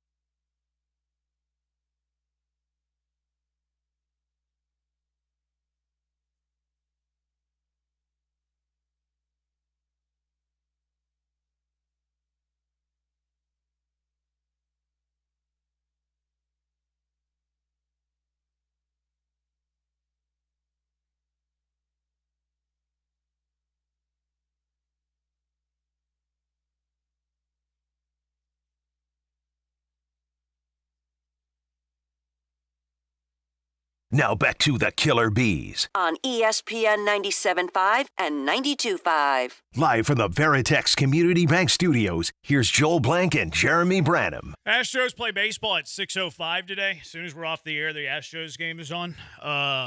Alex Bregman, when he's not hitting in the top 4 spots in the lineup, is a pretty good baseball player. Unless there's a runner at third with less than 2 outs, then he still stinks.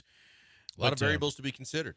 Wink, wink. Astros play at 6:05, but they currently lead. Don't use Presley in the 8th. We're watching the game, obviously, from the corner of our eye. The game that starts at 6:05.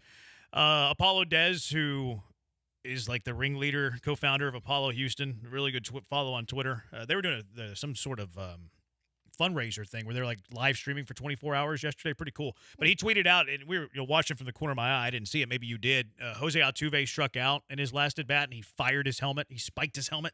I didn't see that. Yeah, apparently he spiked his helmet, which Jose Altuve, he doesn't really do Right. that.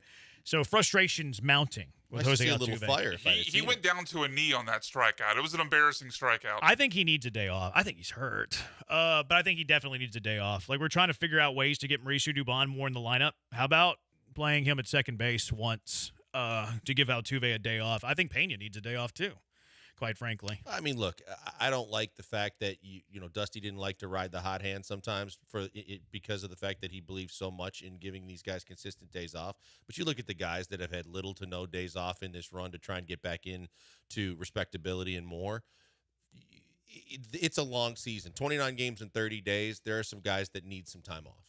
Yeah. 713-780-ESPN, 713-780-3776. So is this a compliment? Big time respect, ? Ron Burgundy for the Texans. Pro Football Focus, they did their roster ranking of every team in the NFL. Where would you have the Texans roster? Like, you're just trying to do a blind ranking. Houston Texans roster, much improved, a year of development, year 2 D'Amico Ryans. Where would you blind rank them if you're a blind ranking? Top 10 for sure. I don't think they're better than Frisco, Philly. This is a very slow blind Okay, ranking. sorry. Okay, I'll just say very, very slow. Sorry, 8. Oh, that's really good. Really good. They're 7. They're 7. The Pro Football Focus is blind. So is that, before we take a look at who is ahead of them, is that a compliment? Is it a compliment that the Houston Texans have the 7th best roster in the NFL? I think it is. I think it should be. I think because of the fact that a year ago at this time, we were talking about potentially the worst wide receiver room to start the season. The way we were breaking things down, it turned out a little differently than that. But from the standpoint of the way the roster looked, from the standpoint of they were just transitioning from the Fighting Rex Burkheads to a roster that was actually going to put some legitimate talent and some veterans on this roster that could play. You didn't expect it to come that quickly. And then with the season that they had, the breakouts all over the place, the fact that you got the right coach and the right coaches and then the right players to go with it, and then you coupled all of that with the ability to get really aggressive in the offseason with trades, with free agency, and then had a good draft. I think that it's more than respectability when you start talking about the fact that this is a team that now is considered one of the top 10 best teams in football. The roster should mirror that, and it does. I think it is a compliment. Yeah, I would have it as a compliment as well. I think especially, should we factor in where they were a year ago? Should that be part of the calculus here? From a roster standpoint, I think it is. Yeah, because I don't like doing the revisionist history thing a whole lot. Here is your standard for the year, and let's see if you live up to it or if you don't. So, the fact that they were 30, 31st, 32nd a year ago, to me, shows more about their plight than it should be factored into who they are this year. Whenever I look at the 2024 Houston Texans, the fact that 2 years ago they were a bottom 3 team in the NFL, according to everybody, that is not how I'm holding my expectations for the Texans this year. I'm holding my expectations for the Texans this year as if they're a team that went to the division round of the playoffs last year, that won the division, and that is universally a top 10 team in the NFL. That's fair, but that's also the reason why I said what I said, because from a roster-based standpoint, I was a guy saying that I didn't believe that this roster was upper echelon rosters in the NFL. I believe that they had so many holes to fill still, and there were so many weaknesses on this roster a year ago. It's really difficult to basically turn a roster upside down in a positive direction and put the entire a thorough roster together that's capable of being one of the better rosters in the NFL in 1 year's time. Just the same way they were able to do it with the season that they put together. We knew the schedule wasn't what it is this year, but we also know sometimes teams get hot. Look at the team that won 9 games in a row, the Texans, that 1 year. I don't think anybody thought that was a fantastic team. They found a way to pull those games out. But from a roster standpoint, to turn it around in a year's time from how bad I thought they were a year ago, to see the fact that I didn't think they were going to be as aggressive as they were in free agency, to then couple that with the 2 big trades that got you a premier wide receiver and a running back, I think that's why I brought that in. The teams that are ahead of them, San Fran, I have no problem with San Fran being ahead of the Texans. I think they have... That's number 1 overall. Yeah, I don't know if they're the best roster in the NFL. Philly's right there. I don't know. I like Kansas City, but I get skewed because of Pat Mahomes. I like Detroit's roster a whole lot, too. Detroit's solid. Kansas City's 2. Number 3 is Philly, so you're right there with Philly. Number 4 is the Jets.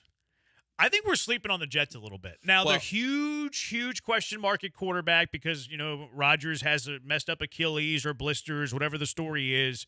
That roster is pretty dang good, though. No, the one thing that I would say is not only did they beef up the skill positions, but the biggest glaring weakness, other than the uncertainty at quarterback, was the offensive line, which looked really awful all of last season, no matter who was at quarterback. And maybe that was part of the reason why Rodgers got the pressure when the Achilles went. But that Rodgers is not that mobile. He does run from time to time, but he needs help. They did that. They got Tyron Smith. They added offensive linemen. They drafted the big kid out of Penn State. They went and bolstered the offensive line. Their skill positions on both sides are really, really, really good. Their defense is damn good. So if Rodgers can be anywhere just healthy, the fact is that team is capable of being a playoff team immediately. Yeah, 713-780-ESPN. After the Jets at 4, they have Baltimore at 5. No problem there. It's interesting that Baltimore's not the second AFC team, though. I would have Baltimore ahead of the Jets. 6 is Detroit, and then 7 is the Houston Texans. So the Texans are 4th in the AFC, 7th in the NFL. Where's Green Bay? I knew you'd ask that. Well, because they got a ton. Everybody. That's because you're a Packer fan. Well, no, it's because they said that they had the youngest roster in the NFL, and they've blown a ton of number 1 picks across the board. That's why you're asking where Green Bay's at. Yeah, I'm but it's not because you're a Packer fan. I actually have. You can admit when you're being a homer. Yeah, it's fine. No, but I've been more of a Texans fan than a Packer fan in the last year and a half. Why didn't you ask where Miami is or Cleveland's at? Well, because I'm thinking about teams with young rosters full of talent that you follow and love. That have great quarterback play? Oh, no, they don't. Green Bay's number 13. Upper echelon quarterback play. Okay. Yeah, 13. All right. And how far is Buffalo? As you wear a Milwaukee shirt today. Baltimore's like what, 15? Yeah, look at you try to. No, Baltimore's not 15. Not Baltimore. Buffalo. Buffalo's 10. Oh, okay. Buffalo's at number 10. So that's the 3rd best AFC team in the NFL. 4071 says Texans are top 5. Top 5 is it's tough. I don't think I have them in my top 5. 40 he also says they're definitely Final Four contenders. I would say that they're Final Four contenders. So in this case, that's AFC Championship game. I think they are contenders there, but I definitely think they're outside looking in because KC Baltimore for me. To me, it's but Kansas City's on a different level right now because they're the two-time champs. But I think it's really comes down to can they compete with Baltimore? Can they compete with roster-wise, talent-wise, the Ravens? And I think that they've closed the gap by a large margin because of what they've done this offseason, because they bolstered the defense, because they've added better skill position players. So I think that they've closed the gap. Now we just have to see how that translates on the field when the two teams play. 713-780-ESPN, HRP listener line, 713-780-3776. You can weigh in on that. Is 7 too high? Is it too low for the Texans? Is it just about right? Also, are we buying these bold NFL predictions? It's the Bees on ESPN 97.5 and ESPN 92.5. Guys, before we go to the break, we know the NBA playoffs are heating up. Got a big game again tonight. It's the perfect time to get your game on with mybookie.ag. By getting your game on, that means make it more interesting. Put some money down. If you got a hunch, if you know some things or see some things, you want to put down some money on some things, you go to mybookie.ag because you can bet from anywhere, anytime, and you never miss a shot to cash in on a play. What I mean by that is you can even live stream and bet on the games right from the sportsbook, giving you everything you need to decide. Cash out or let it ride. MyBookie really makes it easy to get paid. Tons of boosted props, slam dunk parlays. New boosts are now posted on the daily. It's more than just a sports book, too. Buzzer beaters, underdog upsets, a community to share all your excitement with while you're watching games and making bets. And even when there's no games going on, you can have there are dealers standing by, live dealers, mind you, for casino games like poker and blackjack. It's all fantastic. It's all at one site. It's mybookie.ag. And because you listen to us and you're looking at mybookie.ag as a possible option to put money down, I need you to tell you our promo code is BET975. You use that because you can get limited time bonuses when you sign up and make your first deposit, or if you're an existing customer and you're reloading. Either way, when you use that bonus, instantly you will find more money in your account and you will have more opportunities to actually get more money, bet on more games, and cash in with more wins. It's fantastic. As I always tell you, bet anything, anytime, anywhere. With the only place I tell you to do it, it's mybookie.ag, and use that promo code BET975.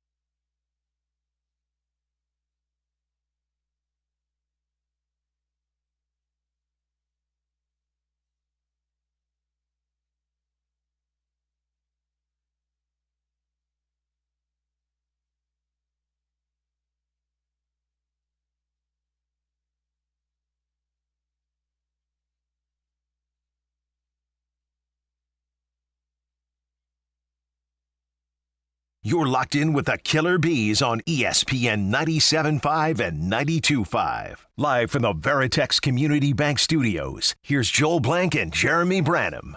He's Blank. I'm Branham. That catcher thing, by the way. Who's the better catcher for the Astros, Victor Caratini or Yainer Diaz?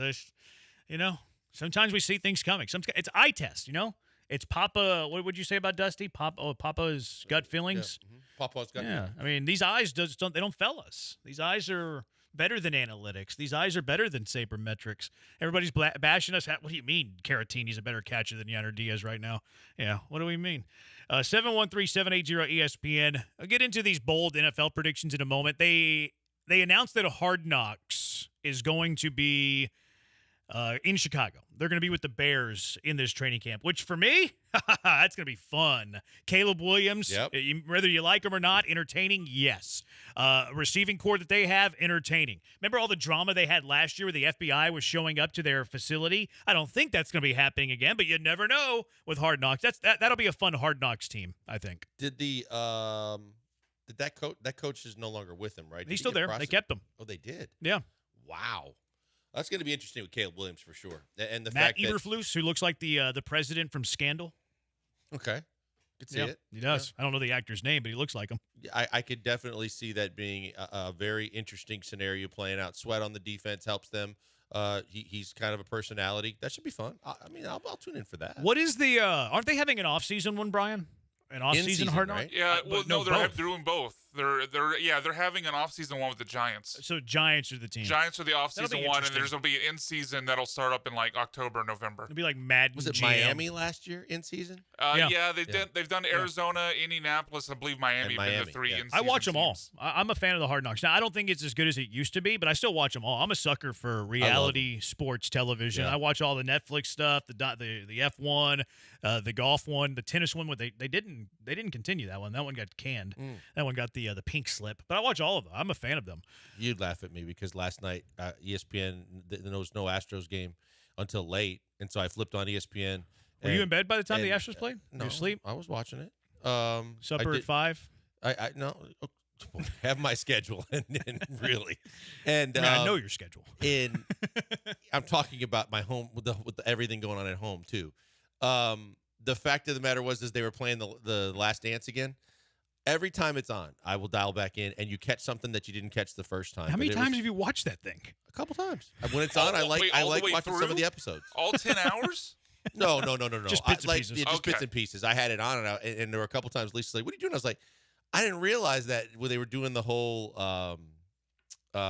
when B.J. Armstrong got in Michael's head and the excuses that he was using again for motivation and stuff." And I was like, and then when he made the comeback, those kind of things. But yeah, I love the documentary stuff and the behind the scenes stuff. I love Hard Knocks. Yeah, it's a fun. What's the guy that narrates them all? The actor Lee of Schreiber. Lee, yeah, he's very, very good. Yeah, he met Rodgers whenever it was with the Jets last year during camp. Remember they showed him at the end shaking hands. Rodgers wanted to meet him. Yeah, he's a good voiceover guy. Bold predictions in the NFL. Are we buying these bold predictions to happen this season? Judy Batista, NFL.com. Chicago Bears, speaking of the devil. Good tie-in, yeah. They make the playoffs. I don't see it. I think they're good. I'll cash this one. I'll cash the Bears in the playoffs. I think Caleb Williams is going to eventually be good. I don't think that he's coming anywhere close to C.J. Stroud's rookie year. I think he's going to struggle. I don't care how he does have a lot of weapons to work with offensively, but I think that they are still figuring stuff out. I think they're going to fall short. Chicago's the second best team in that division. Behind Detroit? Yes. I think it's possible. Oh, I did not expect that reaction. I think it's possible. Green Bay's quarterback's terrible, though, right? Joel said I'm not a Jordan Love guy yet. I'm telling you guys, I need to see more. I saw people propping him up too soon. So, but Caleb Williams versus Jordan Love, I think Jordan Love's better than Caleb Williams right now. Yeah, I like the Bears roster. I think if Caleb Williams is solid, that's a playoff team. But I like the Packers too. I do like Jordan Love. The New York Jets make the playoffs and lose in the divisional round. I think that they're going to make the playoffs. I think they're a scarier team than the divisional round if everybody stays healthy. I don't see a conference championship for them. But I see divisional round. Here's a bold take. I don't know if I actually believe this because I need to see the schedule and I haven't done that yet. I'll hedge a bit. This will be a soft take from Branham. I believe the Jets will contend for the AFC East. I think they're in it too. I really do. I mean, look, I've seen enough of the guy. I can't stand him off the field, and I can't stand his ego and antics. But if Rodgers is healthy, no matter how old he is, they've surrounded him with so much. He is a pinpoint passer of the football, and their defense is damn good. I believe that they will. I think they're better than Miami defensively. I think that they can hang with them offensively. I definitely think they're going to be in the running for that division. Saquon Barkley just misses getting 2,000 yards from scrimmage, but the Eagles return to the Super Bowl. I would trash that. The first part The first part I don't believe in because of the fact that there's too many weapons to go around there. There's too many. As much as he's going to get his chances rushing the football and everything like that, I don't see him getting that much in the passing game with all the guys that they have to go to. Yeah. I think they have a very legitimate chance between them and San Francisco of going to the Super Bowl. But if I had to pick right now, I'd say San Francisco. I'm going to trash. I don't think he gets 2,000 yards from scrimmage. I don't think they go to the Super Bowl. I wouldn't have him in my top two to go to the Super Bowl from the NFC. I would have San Fran. I would have Detroit ahead of Philadelphia. I got Philly above Detroit. Cowboys lose the NFC East, but make an early playoff exit. Fire McCarthy and hire Belichick in 25. I'll cash all of it. I'm going to cash it just because I want to see all of it happen. I think we know that Jerry could easily do that. We know that Jerry is enamored by big names. We know Jerry has done this with the Parcells of the world. He likes those kind of guys, and I can see him being done with McCarthy. I can see them make an early exit, and I don't think that they're going to win the division. Yeah, this sounds fun, so cash it. Bengals go to the AFC Championship game. See, with what we've just said about the teams that are going to contend and who's going to be in the mix, I don't see it. I don't see it. I think that they've lost some stuff defensively. They've lost players defensively. I think that Burrow is still struggling with coming back from the injury the way he's talked about it. I'm interested to see how everything comes together for them, but I think there are better teams. I think Baltimore and Houston are better. I don't see it. I'd have Cincy like 5. Yeah. I would have KC, I'd have Baltimore, I would have the Jets, and I would have the Texans ahead of Cincy. Yep. And there might even be another team that I'm not thinking of at the moment.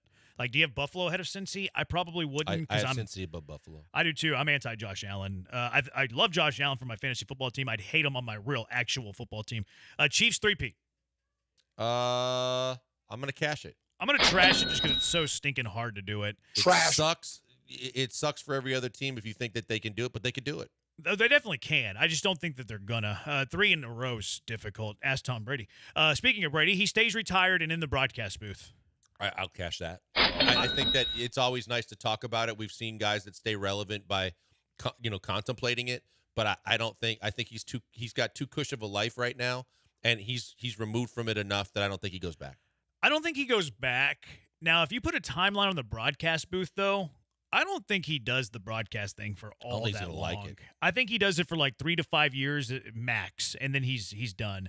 I think it's less than that, Jeremy, because I think that when he realizes the different kind of scrutiny he'll face by criticizing players, he ain't gonna like it. He went on the roast. Like, well, I don't know. And then after the roast, he started having all these different regrets and all these different things that he didn't like. He's not going to like it when he's going to catch a whole lot of heat for criticizing things. But is he going to like making $45 million a year? Sure he is, but he's made a boat ton of money in his career. That said, I don't care how much money you made. It's still $45 million. Yeah. It's still $45 million. So I think he does it for I don't know the length of the deal. I think he does it for the length of the deal. I don't think he signs a second deal to do it. I think he does it for one contract and then he's out. Kirk Cousins keeps Michael Penix on the bench in Atlanta, but Russell Wilson gets benched for Justin Fields in Pittsburgh. I will say I'll trash that because I think both things are going to happen. I think that Russell Wilson is going to be benched for Fields, and I believe that at a certain point that whether it be injury or being benched, I think Cousins will find a way. Atlanta will find a way that Penix is going to play. I'm going to trash it because I think Atlanta's going to be pretty good, and I think they'll be in the playoff race because they're in a poor division. So unless there's injury, obviously, I'll say Cousins keeps the job. Penix, I think, gets redshirted. And I also disagree with the other one. I don't think Fields is going to beat out Russell Wilson at any point. Not to beat out to start, but I think I don't think he'll get benched for him. I think they'll either be out of the playoffs or by midseason if they struggle at all. I think that Fields will be the quarterback. I think they're going to go 8-8-1 and be on the cusp of Again? the playoffs. Yeah. Derrick Henry goes for 1,600 rushing yards with the Ravens. Oh, no, I don't believe that at all. That's so many rushing I just yards. don't, yeah, regardless. With his age and the fact that he has taken a beating, I don't care how good that offensive scheme is for running backs. 1,600 is way too much. Yeah, I'm out on that. And plus, I think they're going to try to, keep them healthy for the stretch drive. Like, they've had so much bad luck with running backs. I don't see them putting that kind of workload on Derrick Henry until, like, late in the year if they're in a race or in the playoffs. So I think they're going to try to keep him pretty, healthy. And then the final one, Jim Harbaugh poses an immediate challenge to the Chiefs. Oh, trash that. Trash. He's going to make them better because he's a more stable offense.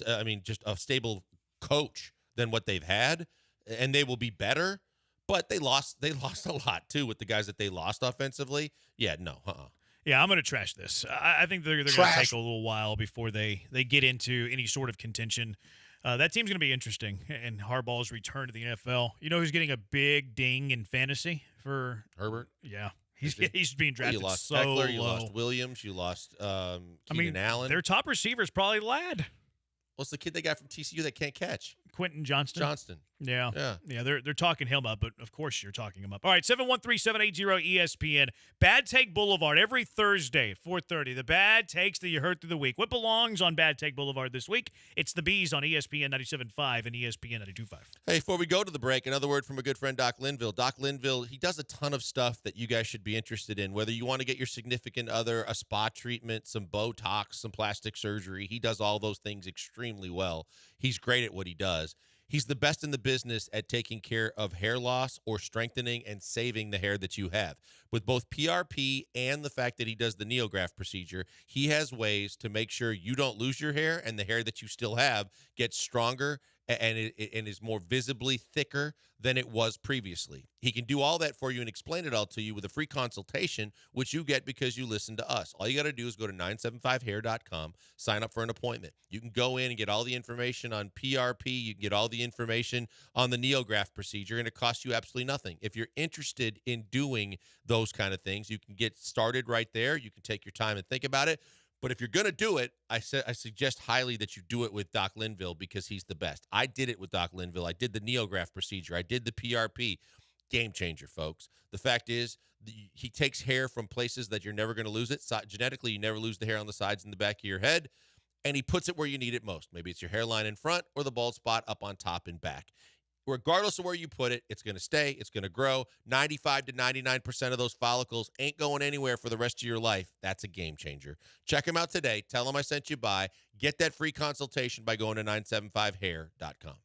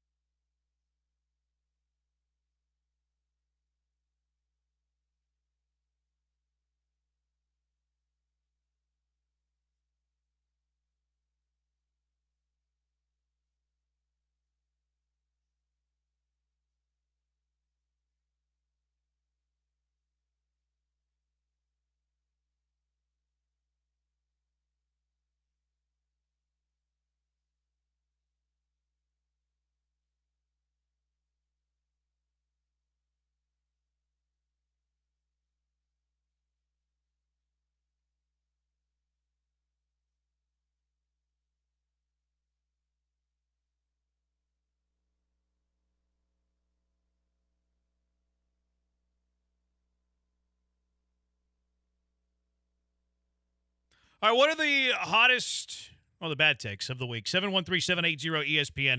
Who belongs on the list of Bad Take Boulevard? This texter said anything that Joe George says belongs on Bad Take Boulevard. That's mean. I have a place for that. I have a place that will put that and talk about it on Monday or on Friday. We'll talk about it tomorrow. Yeah. This other texter, he says that Boulevard I heard, the Astros are bringing Jose Abreu back. Good call. Good call on that one. All right, worst takes of the week. The bench I'm not supposed to call him that. My bad.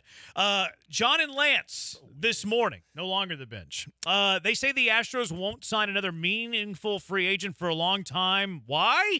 Here's what they had to say this morning. Well, hold on. This is from a caller who makes it's a caller. This is a caller calling in and went all super hot take on why the Astros will never sign another meaningful free agent. TLDR. There was a lot of words there. I used to be one of the biggest Astro fans ever until they cheated. So this is just payback now, and I think it's going to happen. Tell me when one reputable free agent signs that is not controllable, I'll call in and apologize. But this is until old. That happens, the slide is on. What do you mean by not controllable? I've heard this what does that mean? Meaning they must have played it again. Go. Free agents could say, I can go anywhere I want to go. They're not coming to Houston. They're not. Yeah. At least not until probably this generation of players pretty much filters out, and that's probably what. Well, why do you think? But hold on, why do you think that though? Well, Rudy? They just signed. I mean, Jose Abreu came here. I'm going to – yeah, Bray, that's a great example. That's just feeding into my argument. This is the other thing. Don't say Josh Hader either. When you get a player that more than 6 teams are after in the free agent market, like when Hader. you get one of those, I'll call in and say Josh I'm Hader sorry. was one of those guys. Josh Hader's one of those guys. He's absolutely one of Josh those. Hader, nobody wanted – the bottom line on him was the word was out. He's a hack. Oh my God! I love that call. I feel like I've heard that before. I think I when you said that, I thought the same thing. I was like, you know what? Unless he called back again and he doubled down on it. So it's not deja vu all over again? No, I definitely heard him say. I heard him before because I remember John and Lance just going, "Are you kidding me?" Yeah. Like, and I thought they went more in depth the first time, giving examples of how guys have chosen to be here and players want to play here. But yeah, that sounded familiar. Well, the whole thing was like an 8-minute conversation. I don't think they would have replayed an 8-minute conversation. Oh, no, I heard it on he the probably air called this back morning. again. Maybe he called back. Yeah, it must have been a new. Because if they're not having take. success and because they're getting beat here, he probably kind of wanted to gloat a little bit. He probably was. That's probably what it was. It was the same exact take, though. The same exact take. Yep. And it's don't say Hader. Why not? Why wouldn't you say Hader? He was claims the no one wanted Hader but the Astros. No, that was his claim. No reputable free agent would sign with the Astros because the highest paid reliever in this free agent cycle signed with the Astros, and the highest paid first baseman in last year's free agent cycle signed with the Astros. Now, were they good deals? That's not really even debatable. It's debatable even TBD, for one guy. It is definitely not looking good. Not But for Abreu. Maybe the for Rangers Hader. wanted Hader. The Orioles wanted Hader. They were in on it. Both of them were in on it. Yeah, I don't know if, like, to the caller's defense, I don't think there was 6 teams that ever offered Hader a contract. Not I think there 6, was no. like 3 or 4 teams that like, hey, what are you looking for? And like kept touch with them. I actually think the Astros were the only team that offered Hader a real deal for what it's worth. Yeah, I don't know what Texas was offering, but they were supposed to be in for the long haul with him. But they were also talking about the TV deal and how they didn't have any money to give free agents. Like they didn't give him. I don't think they gave him a real deal. Hader was on with those. What's that AJ Przynski and Eric Kratz, that podcast? Oh, I don't remember. I don't know what the name of it is. Isn't Wainwright a part of that sometimes? I've never seen him on there, but probably because he's like a Fox guy. Yeah. I can't remember is it unintentional talk or intentional talk? That might be it. But he was on there with them, and he's like, yeah, only like 2 or 3 teams gave me contracts. And he wouldn't say the teams, but I think they were like the Dodgers and the Yankees. Giants? I don't think he said the Giants. They were looking to spend money. I don't think he said the Giants. Here was another one from the bench, but it wasn't a caller. This time it was Lance Erline. Did you like the Taylor Scott decision? I mean, he's been okay. He's been actually his ERA is good. He's been okay. I didn't really have a problem with it. I mean, but you're supposed to go from best to worst when you're when you're in extra innings. Some of your best, yeah. Unless you think we can't score, this is going to be a long one. That's what it felt like they were doing. Like, well, this thing's probably going to last forever. It's not going to be a long one when you bring in somebody who just walk, back, slap. Well, you don't bring It's him not in going to if be you that think- long at if all. you think that's going to happen. No. Remember, that's the side of your 20-inning game or whatever where you couldn't score a run. Yeah, that is true, but And you weren't showing any signs of quote-unquote scoring runs yesterday. Like you guys said, Taylor Scott's been a good pitcher this year. he's been all right. okay. He's been really okay. good. He's got a 1.63 ERA. Yeah, what do we keep saying? All right or okay? He's been good. Yeah. Yeah. Okay, that's fine. Stop. His name is Taylor Scott. How come they didn't mention the Manfred man? Yeah. Like that elevates scoring. What does the site of the 18-inning game have to do with it? Well, I think he's probably thinking because it's in Seattle. There's I not going to get be a whole it, lot but of runs. how does that factor? I mean, I don't think it does. I'm slants just his train defending of him. thought. You know how Okay. that goes. Yeah. Yeah, Taylor probably with an scouting. E. I kind of think it's a bad take to say that he shouldn't have been pitching, quite honestly. Like, who would have been in that spot? It's pretty much him or Rafael Montero. Presley wasn't available. You used Abreu, you used Hader. Like, it's Scott, Seth Martinez, Rafael Montero. Like, pick a name out of a hat. I mean, I guess to John's point, if you're going best to worst when you hit to extra innings, then you would expect what you're looking for Presley to pitch 2 days in a row. Yeah, and if you're talking best to worst, I mean, I he's mean, better Presley's than higher Montero, leverage right? chart.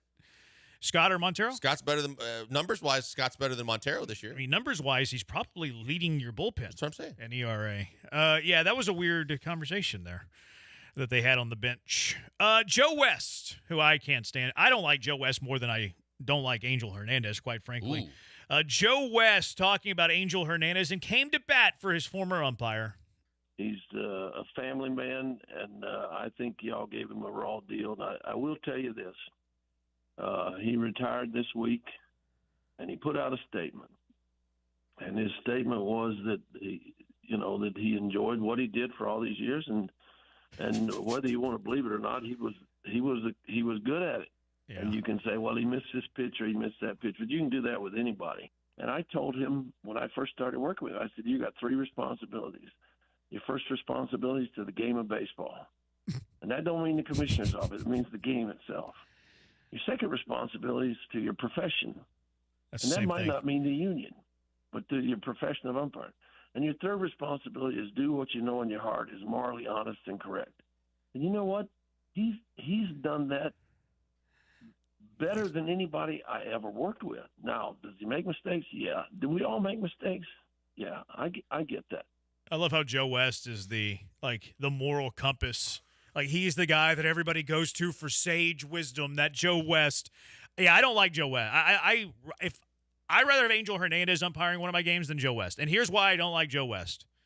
The Boston Red Sox series when Mookie Betts leaped into the stands. Mookie Betts was spearing Houston Astro fans in the right field seats, and they called fan interference. It can't be fan interference unless the fan comes onto the field of play or reaches over the field of play. The fans are sitting there beyond the fence, and Joe West is in shallow right field. Oh, yeah, that's fan interference. No, it wasn't. And then he goes and talks to the replay people. He goes, you guys got to confirm this. You got to confirm this. Joe West is a hack. And you're wrong about Angel Hernandez, but here is one thing I will defend Angel Hernandez with. Angel Hernandez could umpire laps around you, Joe West.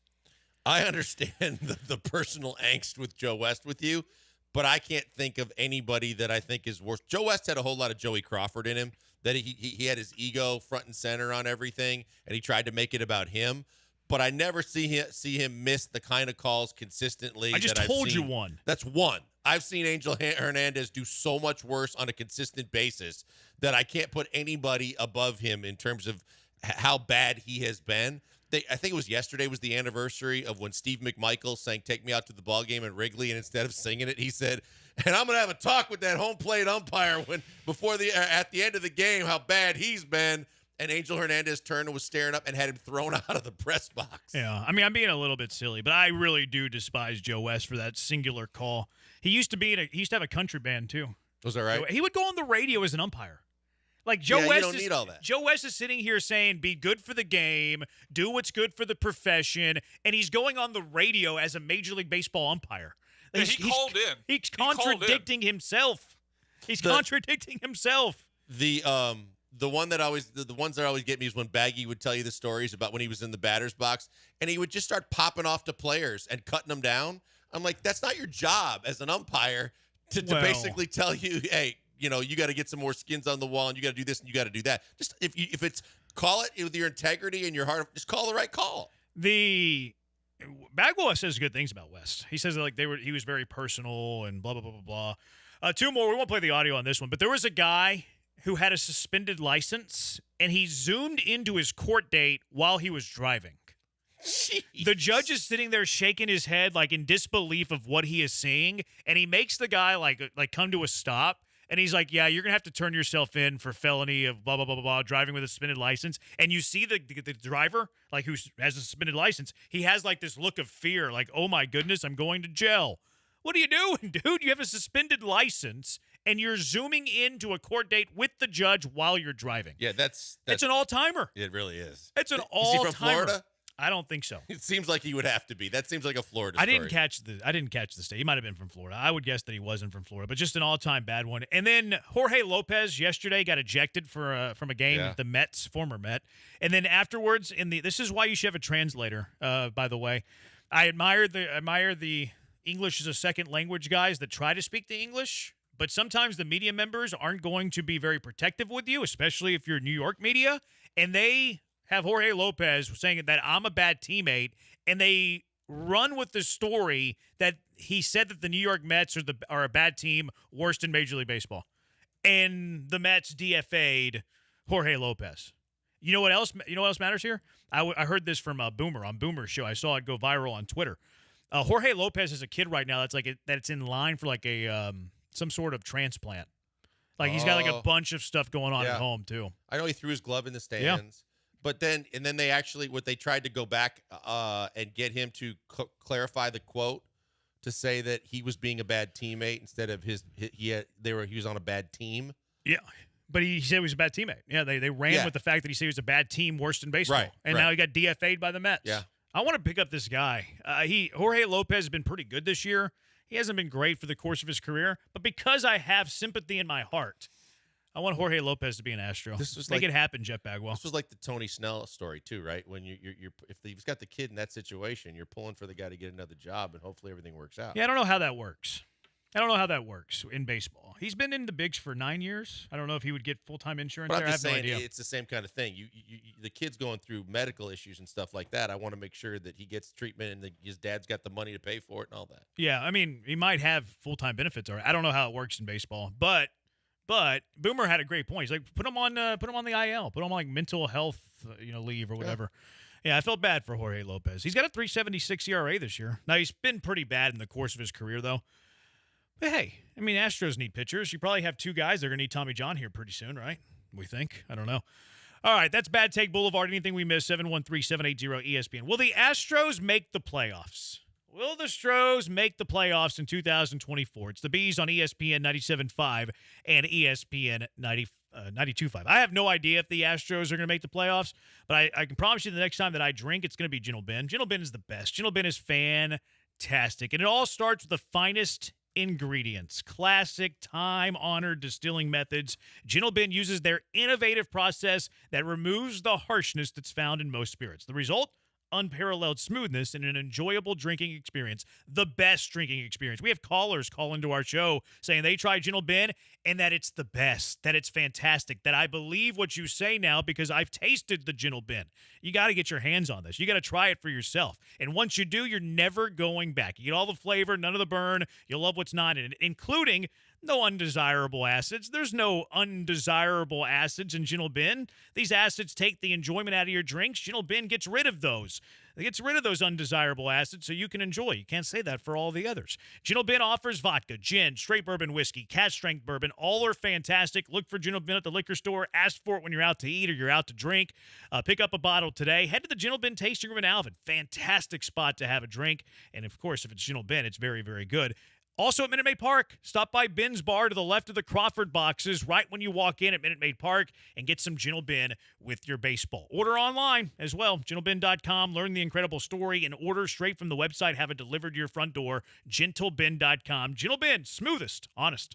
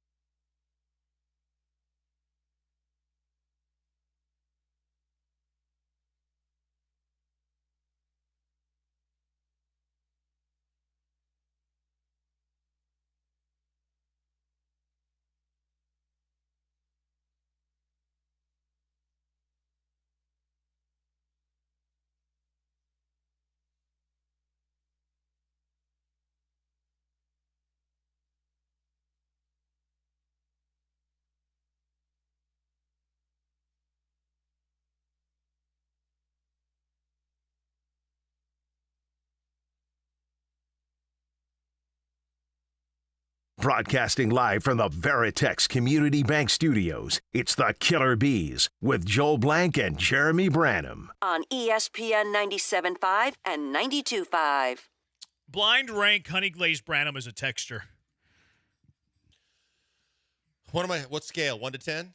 Yeah, he's somewhere. 1 being he's the best texter, 10 being he's the worst texter. He's 6. Okay. He sent a text twice. You can't do that. You can't send text multiple times. We see the text. If it's not good enough for air, it's not good enough for air. Although that one, Honey Glazed Branham, we're actually going to use tomorrow at 5:45. So it was good enough for air, just not yet. We're sitting on it. I actually did like the text. Just don't send it twice. You're going to get banned, like the Twitchers. 713-780-ESPN, HRP listener line, 713-780-3776.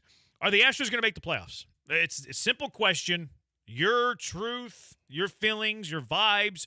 Will the Astros make the playoffs? 713-780-3776. I firmly still believe they will. I still see too much talent on this roster. I see the fact that they're going to get better by getting guys back at some point. And I believe that it's fixable. So I've stayed this way before. I'm going to stay the course. I still believe they're going to make the playoffs. Yeah, I think that they will too. And I Did don't you throw the towel in? Yeah, but I'm very fickle. Okay. I'm in, I'm out, I'm hot, I'm cold. I'm Katy Perry. Where was that from? Where I'm in? Oh, it's Katy the Perry Mafia song. thing. No, I'm in, and then I think I'm out, and then you drag me back in again. I think we used to use it as a bump. Yeah, it's something from one of the Mafia movies. Yeah, it's the big one. It's Goodfellas. No, or the Godfather. Yeah. We use it's the we use that a lot. That's what they did to me. That's what's going to happen today. If the Astros hold on to a victory, don't let Ryan Pressling anywhere near this game.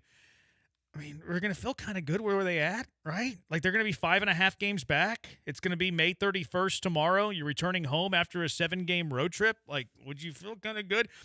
I still think that the Astros are a good baseball team. And I do think that they're going – I think they are kind of gradually figuring it out, quite frankly. Now, Caratini, I think, is a better catcher. And some guys are cold right now. Like Altuve is really feeling it right now. He needs to get it going. Pena's had a bad series. They've thrown him nothing but sliders. Jordan's had a good series, but he's still not hitting for power, et cetera, et cetera. The one thing that could cost them, though, are the injuries to the pitching staff. You know, we don't know about Javier. Jose Urquidy.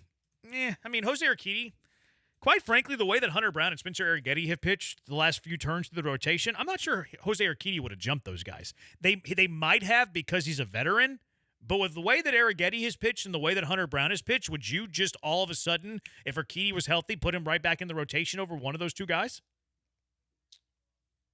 Yes. Who? So I'm taking which one am I getting? If Urquidy came back healthy, never got hurt, you're just going to put him in the rotation over Arrighetti and or Hunter Brown. I trust him more than I do Arrighetti because of experience. Yeah, just Arrighetti's been so good lately. Like, I know, but think about this now because there's going to be more big time games. You're going to be leaning heavy on a guy. Last year you leaned heavy on Urquidy down the stretch. If you're going to tell me he's going to be healthy, when you lean down him down the stretch, the Arizona game, the game before that, I forget who the opponent was before that when they definitely had to have a win and they got it. I just believe that even if in a very, very high leverage game, I think he would come through.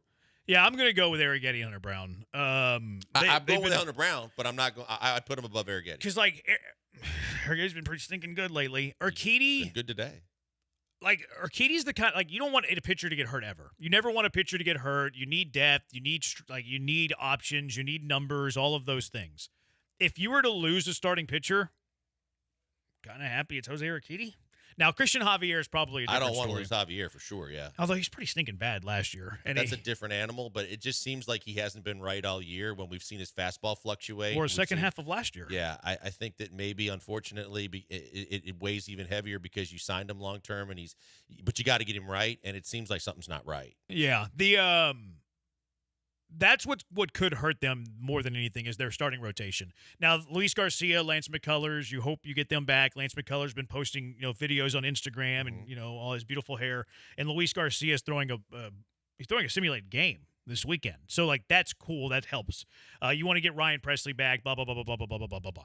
So I think that the Astros will make the playoffs too, quite frankly. Where are you at on this, Brian? Do you think that the Astros make the playoffs? 713-780-3776. In your plums, do you feel like the Astros are a playoff team? Will they make the playoffs? No, I don't think you're out. No, I don't think they're going to make. No, we did I remember exactly how long ago, maybe it was 3 weeks ago, where we waved the white flag and read the eulogies on air for them. I haven't come back to that. I mean, this series has only strengthened my resolve in that. I mean, sure, maybe they're close. Maybe they'll get guys back. Maybe they're only losing games by a run here, a run there. But there's just too many things they've shown us this year that gives me, like you led off the show with, it gives me no confidence that they can turn things around. They're not beating good teams. What was it, like 6-22 against teams above 500? 7-22, 9 outs away from that. Well, right, no, game starts at 6:05, Jeremy. We don't know that yet.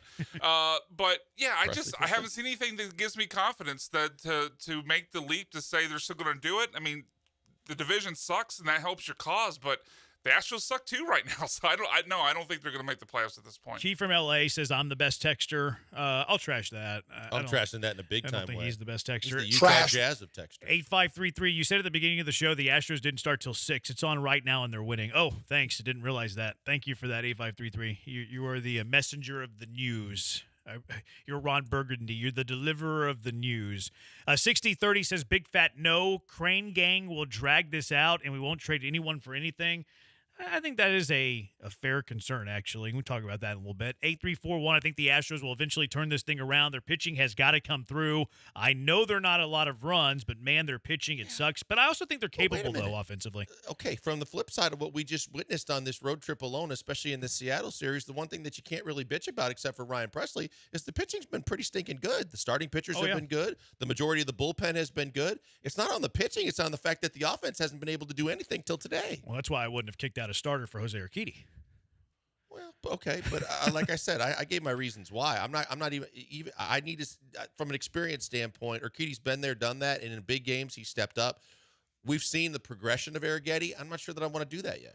713-780-ESPN 3209. What they do at the trade deadline will show you if they're a playoff team.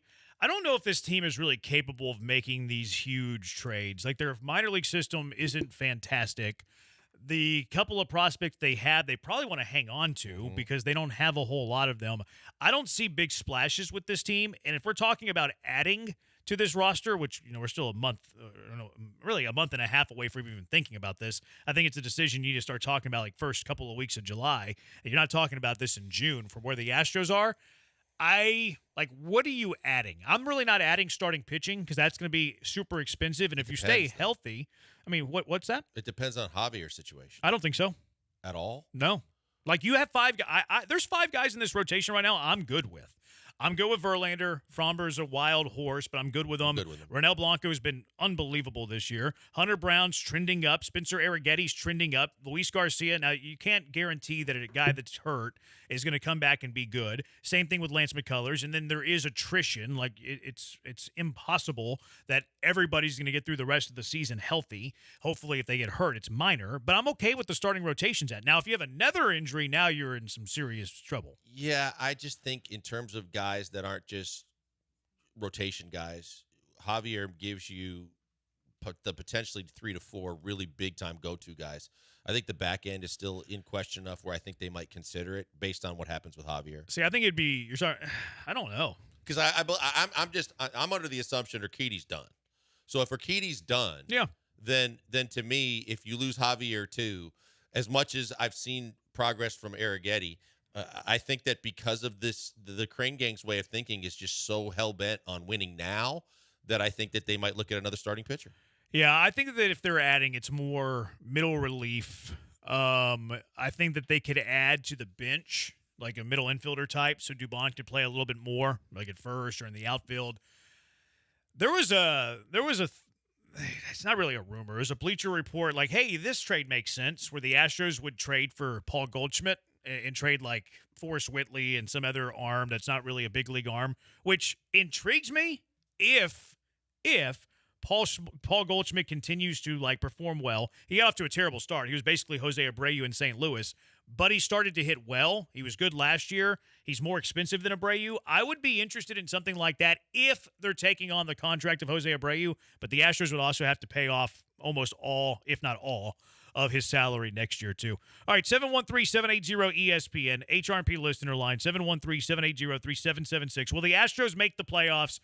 And if you're of the belief that no, like we're talking trade deadline, stuff like that, here's a concern that I do have. I don't trust these guys to do a rebuild right. I don't trust these guys that they would even rebuild. 713-780-ESPN and why Joe Espada's postgame press conference yesterday annoyed me. It's the Bees on ESPN 97.5 and ESPN 92.5.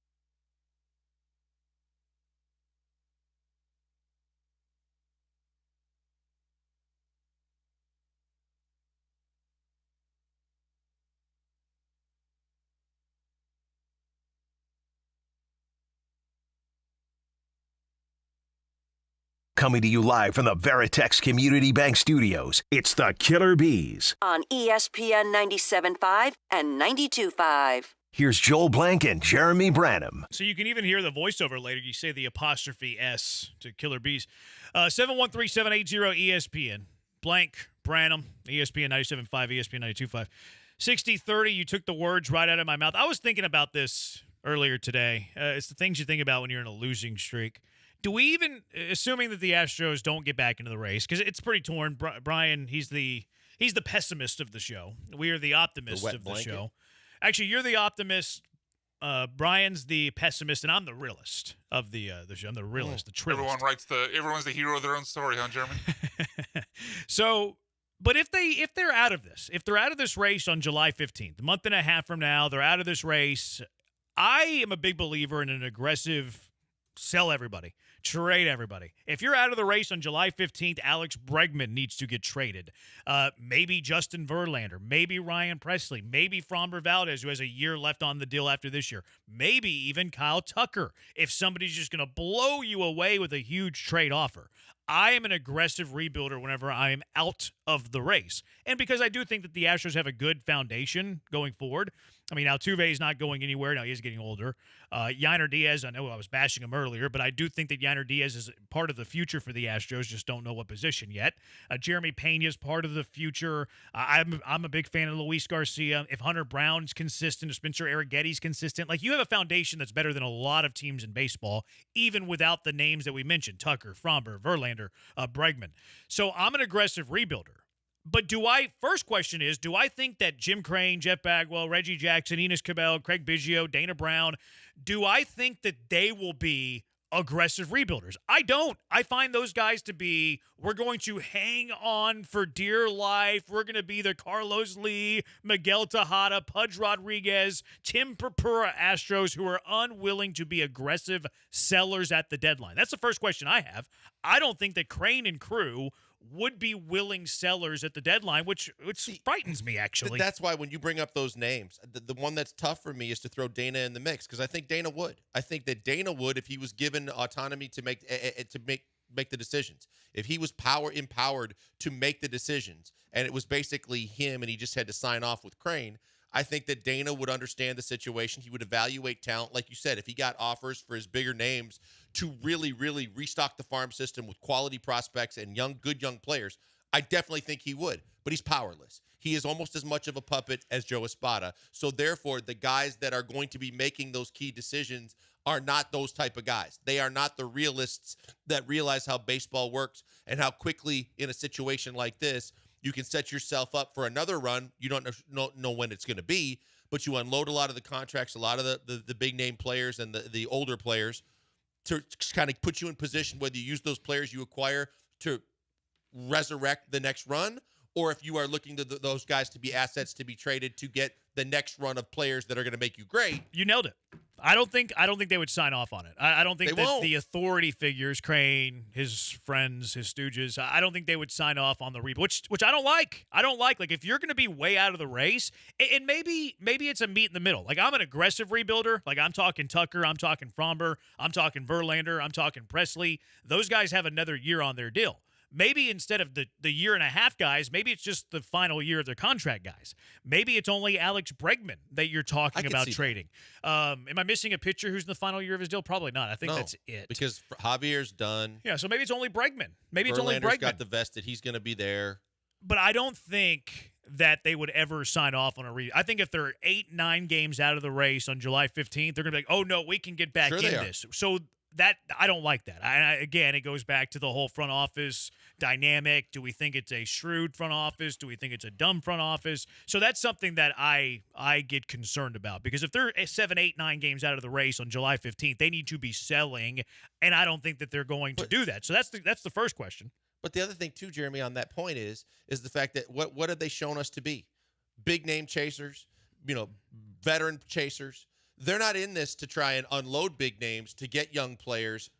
Dana Brown would be, but those guys themselves, no, they're always in go for it mode. The window's always open. And in Jim Crane's mind, when the window's open, we ride the horses we got. We go get more horses in the stable. And oh, by the way, if guys' contracts are going to expire, we're going to look like we tried to resign them. We're going to let them walk, and then we're going to go get more. Yeah, Alex says GM Bagwell says no trades.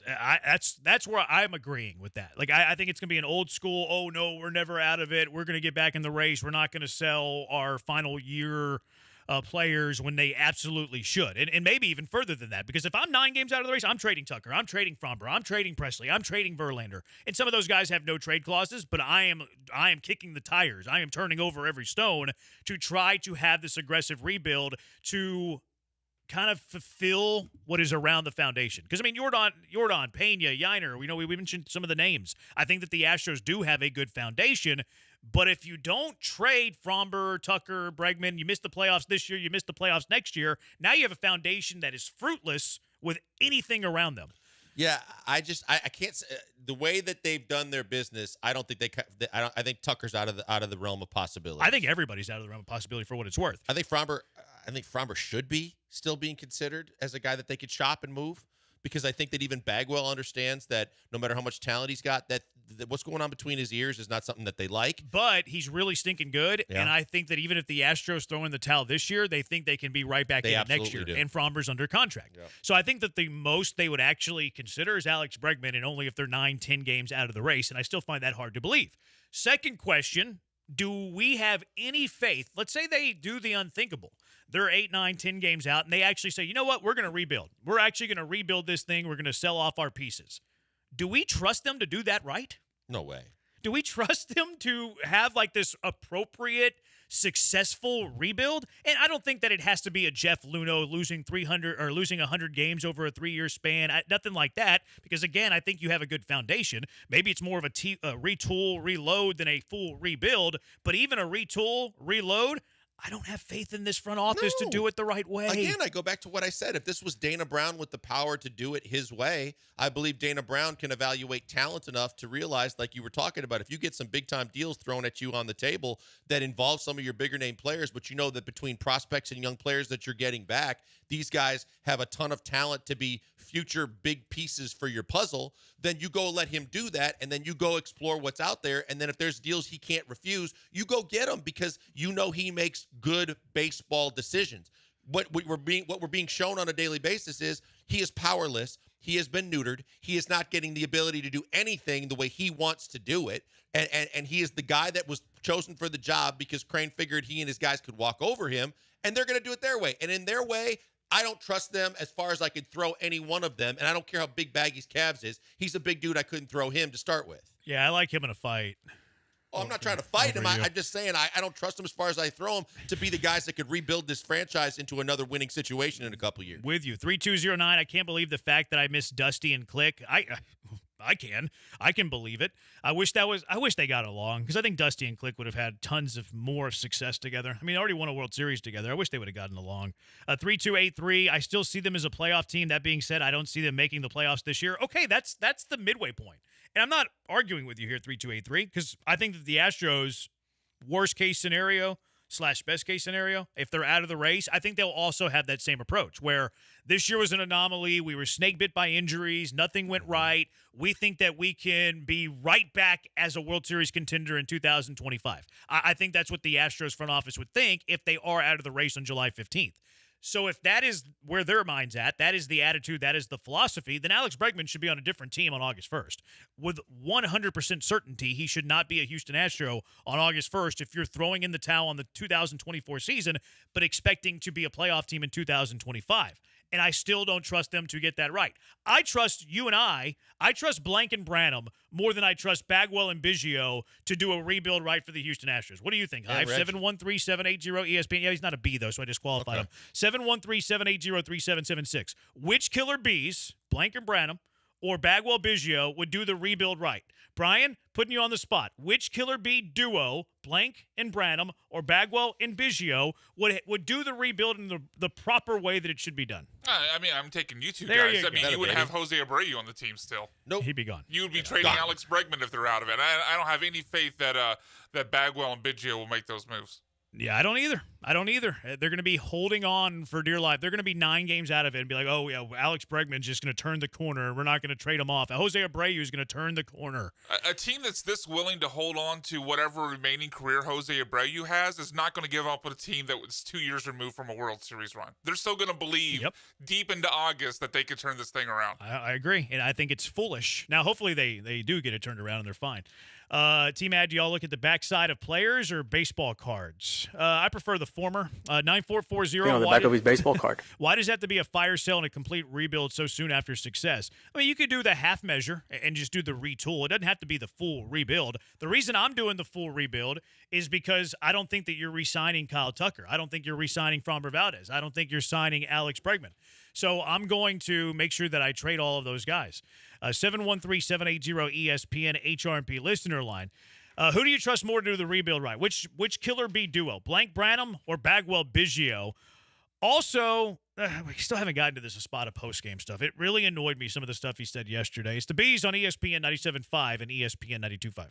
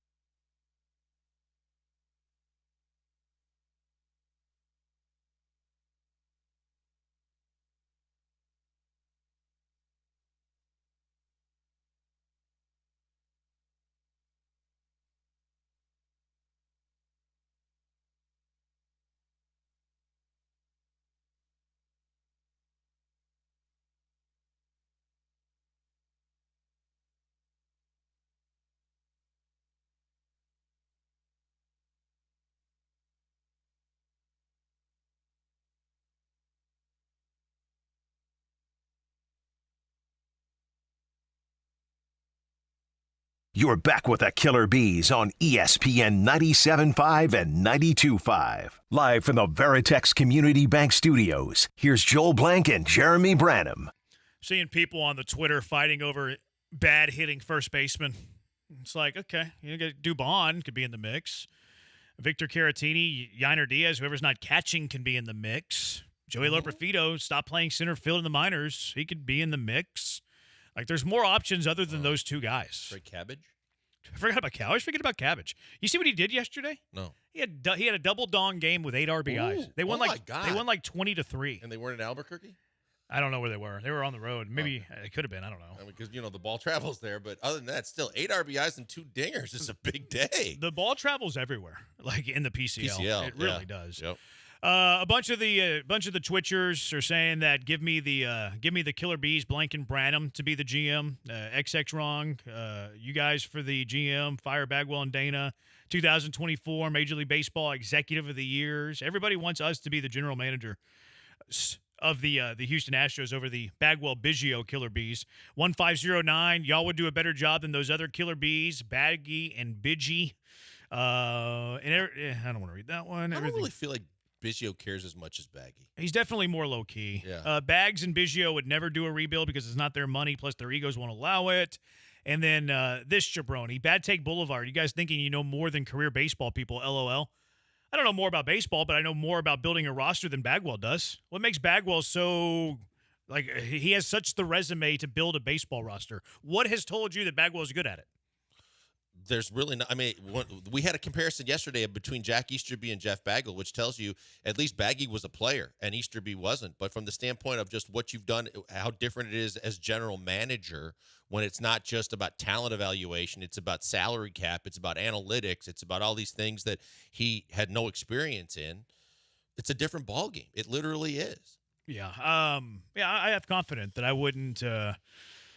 I might have sounded brave. You know what I would do, though? My first move as the general manager of the Astros? I'd hire Jeff Luhnow to be my assistant general manager, and I wouldn't do a single thing. I would let him do it all. Or James Click. Uh-oh. What is that? Breaking news. A little breaking news. That's sounder. not a good breaking I'm gonna news speculate sounder. here. I'm going to speculate here. Again, We need a better breaking news sounder than that. You want to try a few more out? We can try a few more out on Did the fly Abreu here. just get hurt? Yeah, that's what I was going to break in with. Jose Abreu singled, and clear as day, he was limping pretty hard getting to first base. I saw our video. We're behind. I'm not going to say the company. We're behind like 30 seconds, and I saw him round first base, and that was a pretty good grimace. Did That he leave was the a game? it looked like I pulled a hamstring grimace to me. Well, there you go. Speculation. Another out. Speculation. Another temporary He fix. stayed in the game. I know, that's what I can't figure out, because he very obviously pulled up like he had Left leg, yeah. Like a hamstring issue is what it looked like. But yeah, he's still in the game. We'll see if he soldiers through it. But There's 2 injured lists that you can place an injured guy on. The 15-day IL. Actually, it's a 10-day IL for batters, 15-day for pitchers, or the 60-day IL. There it is. 60-day IL, Jose Abreu. When those 60 days are up, he gets a 20-day rehab assignment in West Palm. That's 80 There it days. is. It's almost 3 months. So that puts us May 30, June 30, July. He'd still be back before the end of the year. He'd be back in we September. would know where the Astros are by then. It's true. Yeah. Yeah, he didn't look comfortable rounding first, but he stayed in the game. He came up a little bit gimpy early out of the box. Then he finished the run, and when he rounded it, then he really came up. He went putting no pressure on that left leg. To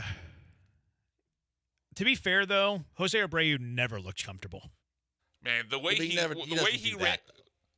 I don't know. He always looks like he the has way a he grimace was on running his when he face. got to first base. Yeah. Looked like he was feeling. Yeah, something once he pretty got past hard. the bag rounding it, he looked like he came up lame. I'm surprised he stayed in the game because I saw the same thing that you guys did. I'm surprised he's still in the game. Maybe they'll pull him for defense because a lot of times players will get hurt and then they'll stay on the bases to try to gut through it, and then they won't come out to play defense. So let's keep our eyes to see if he comes out and plays defense. Brian will have to tell us because we're behind. 1642. I trust the two of you to make the decisions on what to do, but we'll need to find someone else to decide who to trade for. I don't trust your knowledge of minor league players, and we already know Bagwell can't pick good players. No, I mean I'm We get a outsourcing all scouting of this. department. I'm outsourcing all of this.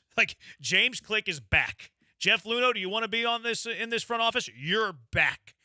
That'd be my first order of business. Yeah, because your Texter's right. I don't know minor league baseball players. But I know a we few. get a scouting department. We get hires within the department. I mean, you can look around I mean, from all the different people that have talked about being GMs or otherwise, what you don't know, you go out and find people that do, and that's how you can be have continuity within your department. Gee, Uncle Barney says, I don't know. You all love to embrace the suck. Astros win the 2032 World Series.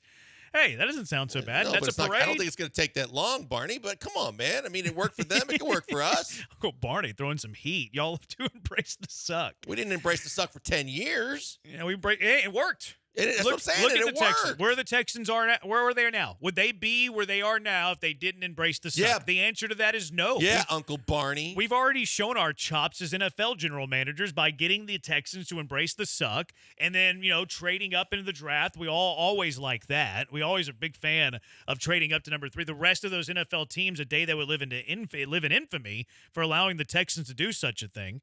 Y'all two and Biggie, see how far you can throw bag. Well, I would not be very helpful there.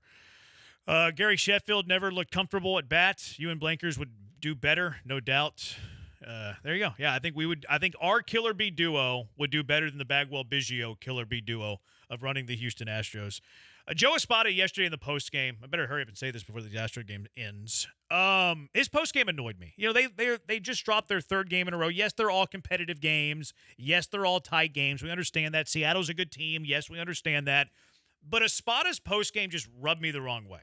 You've lost 3 in a row. 3 in a row to Seattle, like the team that you're looking up in. And his postgame press conference, I understand that you're not going to bash anybody individually, but he's sitting there acting like he's coaching the Bad News Bears, and he's giving them these moral victories for coming close against – you're the stinking Houston Astros. You're the best team in the American League for the last 7 years. You're the 2-time defending World Series champion Houston Astros in the golden era of Astro – you are the American League West Division, and Joe Espada, after losing for the 3rd game in a row against Seattle, well, it's just baseball. This sort of thing happens in baseball. I like the fight of the guys. They're really playing hard. Oh, the Mariners are such a good team, blah, blah, blah. He's moral victoring the dominant powerhouse of the American League after they lost their 3rd in a row at Seattle, and I cannot stand it. Yeah, what I didn't like was the fact that all he was doing was, pumping up Verlander too and talking about, look, at a point like that, you should be a pissed off manager that goes, we just lost another 1-run game. We just were in another battle that we came up short on. I'm ticked off. Yeah, Justin pitched great. Guess what? It wasn't enough to win because we didn't do other things. We're not hitting the baseball right now, pointing out the shortcomings, talking about the fact that your team right now is not doing what is expected of them, and the fact that we've got to be better and do that, and maybe talk about things that you can do so that you have a different outcome the next time. But he just basically was just rolling into every question, looking for the positivity he wanted to spew. And I was just like, okay, Joe, come on, man. Yeah, it rubbed me the wrong way. And is it because they're losing right now and 8 games below 500 and trail the division by probably? Like, yeah, that probably factors in. No one's happy right now. But you're the alpha of the division. You're the alpha of the American League. You're the heavyweight. You're the powerhouse. And it sounded like you're bowing down to the Mariners. And it's the same way he bows down to the umpires. It's the same way that he bows down to the second step in the dugout, lets Omar Lopez take the top step. Like, it's just, he doesn't command the room. It goes back to what we were talking about yesterday. Like, he doesn't command the room. And I think to be a good coach, good manager, you have to command the room. And Joe Espada just doesn't do that for me. No, I don't think he does it for anybody. I mean, from the way he doesn't argue and get thrown out, or at least, show fire there, to the post-game interviews, to everything in between, it seems like he's very easily walked upon, and he doesn't basically put his foot down at any time and take a stance and then take a hard stance. Maybe we'll talk about the Astros winning a ball game when we come back. Also, Will-A-Bitch. You never know what you're going to get. You never know what you're going to get with Will-A-Bitch. You just know it's going to be good. It's the Bees on ESPN 97.5, ESPN 92.5. Guys, before we go to the break, a word for Bull Shirts. Bull Shirts best in the business at doing the things that you need done, and they're locally owned and operated so that you can get them done the right way the first time, and if they're not, you can get them corrected and done before it's too late. That's what I mean by when I'm talking about when you're doing something with a promotional item. Maybe you're looking to do T-shirts for a family reunion or a gathering. Maybe you're looking to do things for a golf tournament and you need the goodie bags or the lunch bags, or you need gifts, or you need awards, or you need a tent for a tailgate or a golf tournament. They do all that, but they also do T-shirts better than anybody else. And if you need T-shirts for anything from like any kind of event to any kind of business doing, they're the people to call because they do it better than anybody else. They do it locally, so therefore they're going to get them to you on time. If there's something wrong, they're going to fix it, and you don't have to wait for shipping and hope that it gets there when your event is coming up. They take care of all the details so you don't have to, and they give you quality that people are going to remember when they walk away. That's why you go to them. That's why the Astros have gone to them for years, and the Rockets too. Bull-shirts.com gets it all started for you. Let them know when your deadline is. Let them know what you're thinking about doing. They'll give you all the options right there on the website. You can see them all and choose what you need. But trust and rest assured, they're local. They're going to take care of you, and they're going to get it done the right way. I love these guys, and they are the best in the business. Check them out today, bull-shirts.com.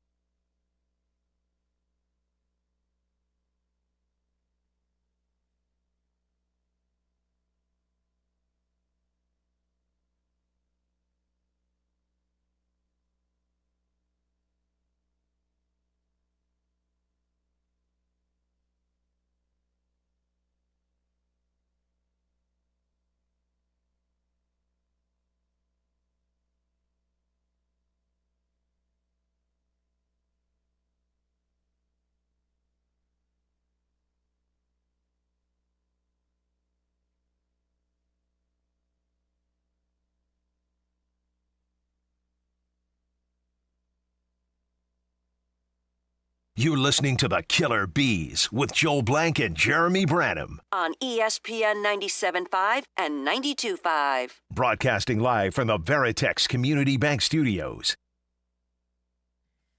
An investigation into a shocking crime spree pits a respected Jedi master against a dangerous warrior from his past. As more clues emerge, they travel down a dark path where sinister forces reveal all is not what it seems.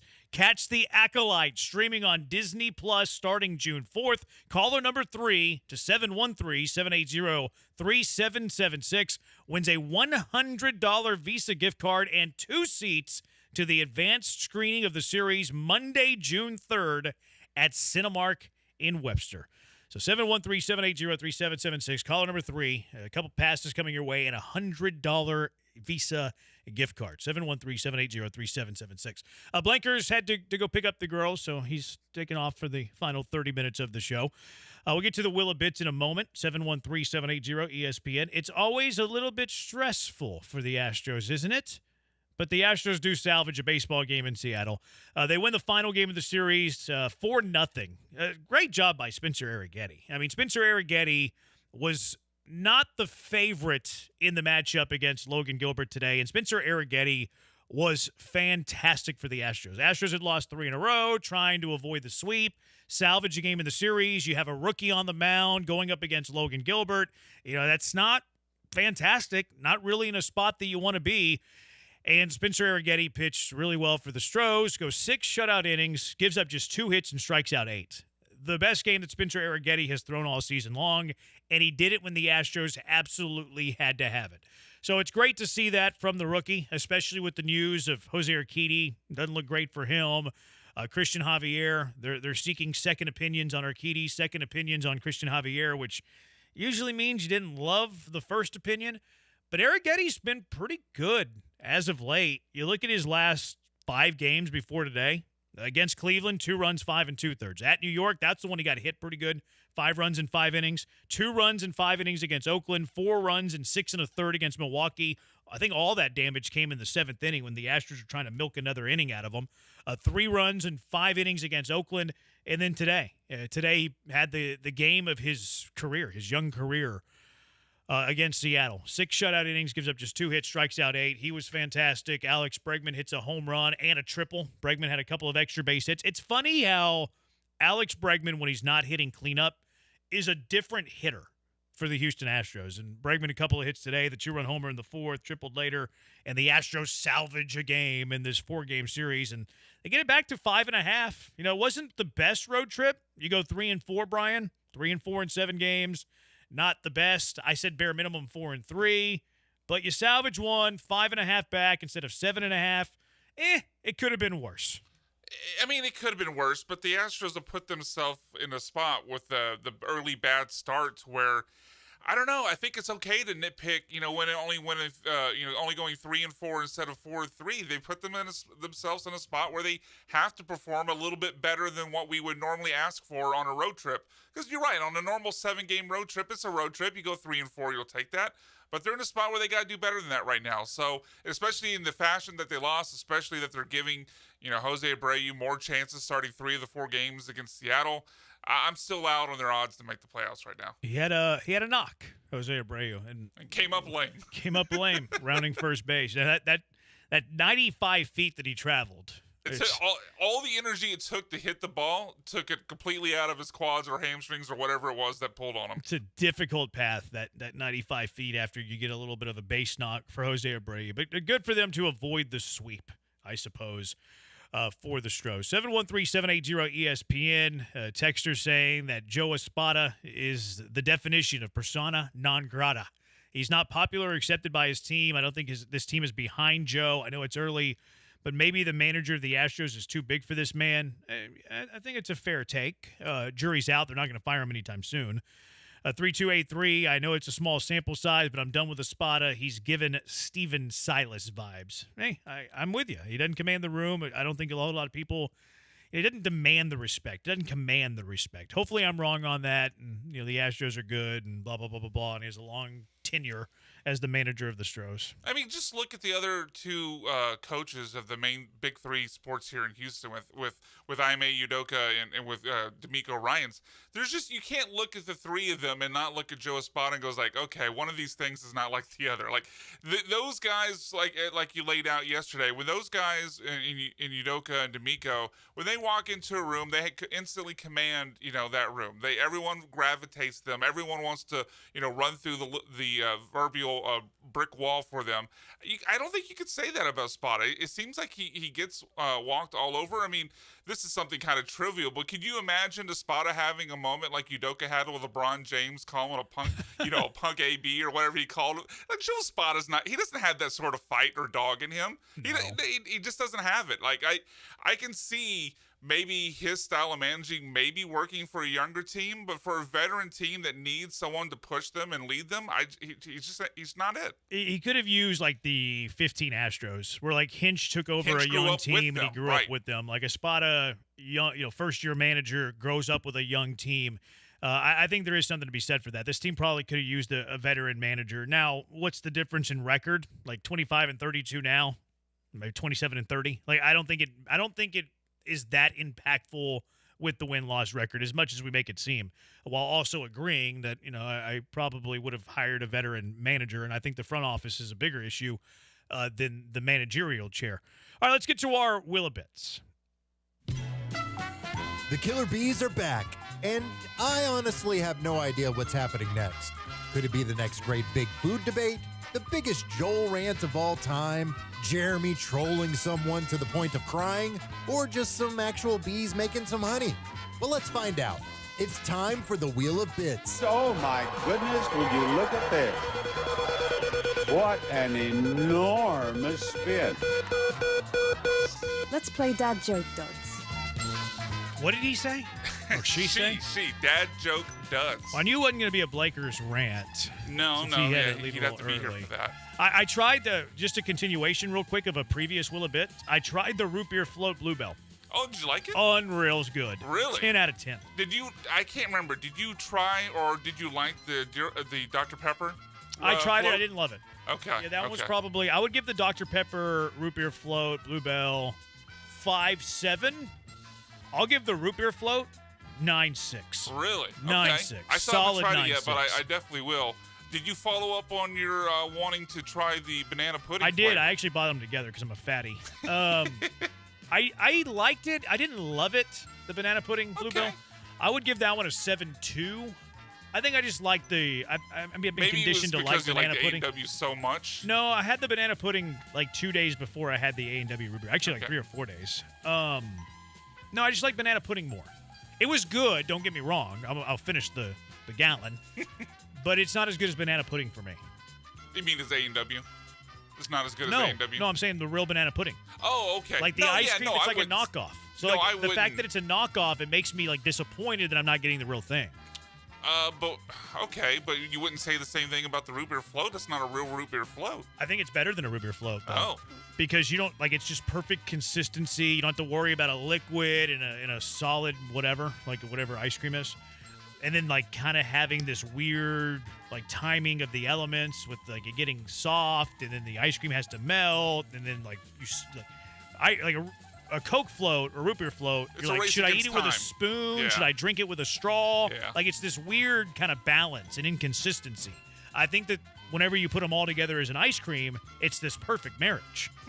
Yeah, I really got to try it. I haven't tried it yet, but I really got to try it. Very, very good. All right, what's you said Dad? Dad Joke Duds. I don't think we've done this one. I but wish that Blankers was here for this. I know, but I wanted something fun to kind of close out our day, because obviously it's been a lot of sad or mad about the Houston Astros. My idea with this was basically to read you these terrible dad jokes until either you actually laughed at one or you got so mad that you want to end the segment. So we'll see what happens first here. But all right, first joke, Jeremy. Imagine if you walked into a bar and there was a long line of people waiting to take a swing at you. Okay. No, that's the punchline. That's a 2-1. That's bad. My wife left me because of my obsession with pasta. I'm feeling cannelloni right now. I can't do these. You can't. Oh, so 2? We tapping out at 2? I'll give that one a 1-2. All right, let's see if I can get one more out of you. I ordered a chicken and an egg from Amazon. I'll let you know. I'll let you know. I don't get that one. What came first, the chicken or the egg? Oh. So bad he didn't even get it. I didn't get it. That was over my head. I'm not smart enough to get that awful joke. All right. How do flat earthers travel? I don't know. How do they travel? On a plane. Flat plane. Like flat plane. P-L-A-I-N plane. Yeah. Not I know. P-L-A-N-E plane. I need some rim shot. I think might actually have a rim shot. Have you ever took a deep dive on the flat earth thing? I've read some of the posts people have made. I wouldn't call it a deep dive, but I was interested to see the point they were trying to make, but it made me too angry and I stopped reading. See, I like conspiracies. Like, I rarely believe them, but I do like good argument. So I think of myself as open-minded. So I like to hear opposing views or just different people's views. So I've taken a deep dive. They do present some compelling cases. They do, like the flight patterns. It's interesting. Now, I don't believe it, and I know it's been like debunked, but it is. I do enjoy their arguments at times. Sure, I enjoy someone making a passionate argument and trying to make the case, but we can agree on some things, like the sky isn't green and the Earth is round. Sure. No, I don't believe it at all, but I do like some good old conspiracies. It could be whatever. It could be anything. I love me some good conspiracies. Yeah. You want a couple more of these, or you done? done? Let's go one more. All right. What's blue and not very heavy? What? Light blue. That one's not bad. I'll give that one a 4-1. Okay, all right. Let's end on a good note, though. Yeah, all right. Let's end there on a good note. All right, 713-780-ESPN, HRNP listener line. Virginia says, rarely believe. Which ones do you believe?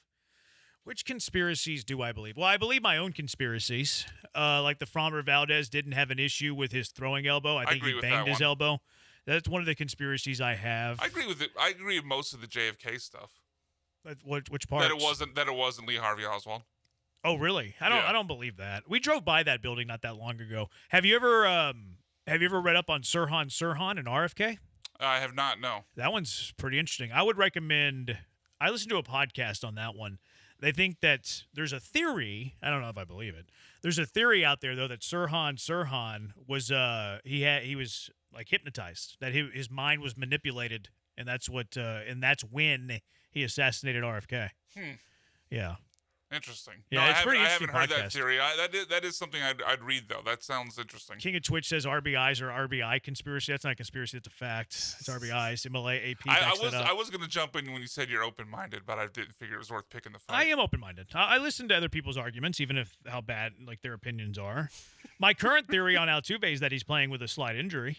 Yeah, his recent batting certainly suggests that. That bat, I think it was his third at bat today where he went to a knee on it. Yeah, I'm gonna have to start. I'm gonna have to start writing these down so I can remember. I mean, I have put them down at the bottom of the Google Doc. I have a sports conspiracy like once a week, probably more than that.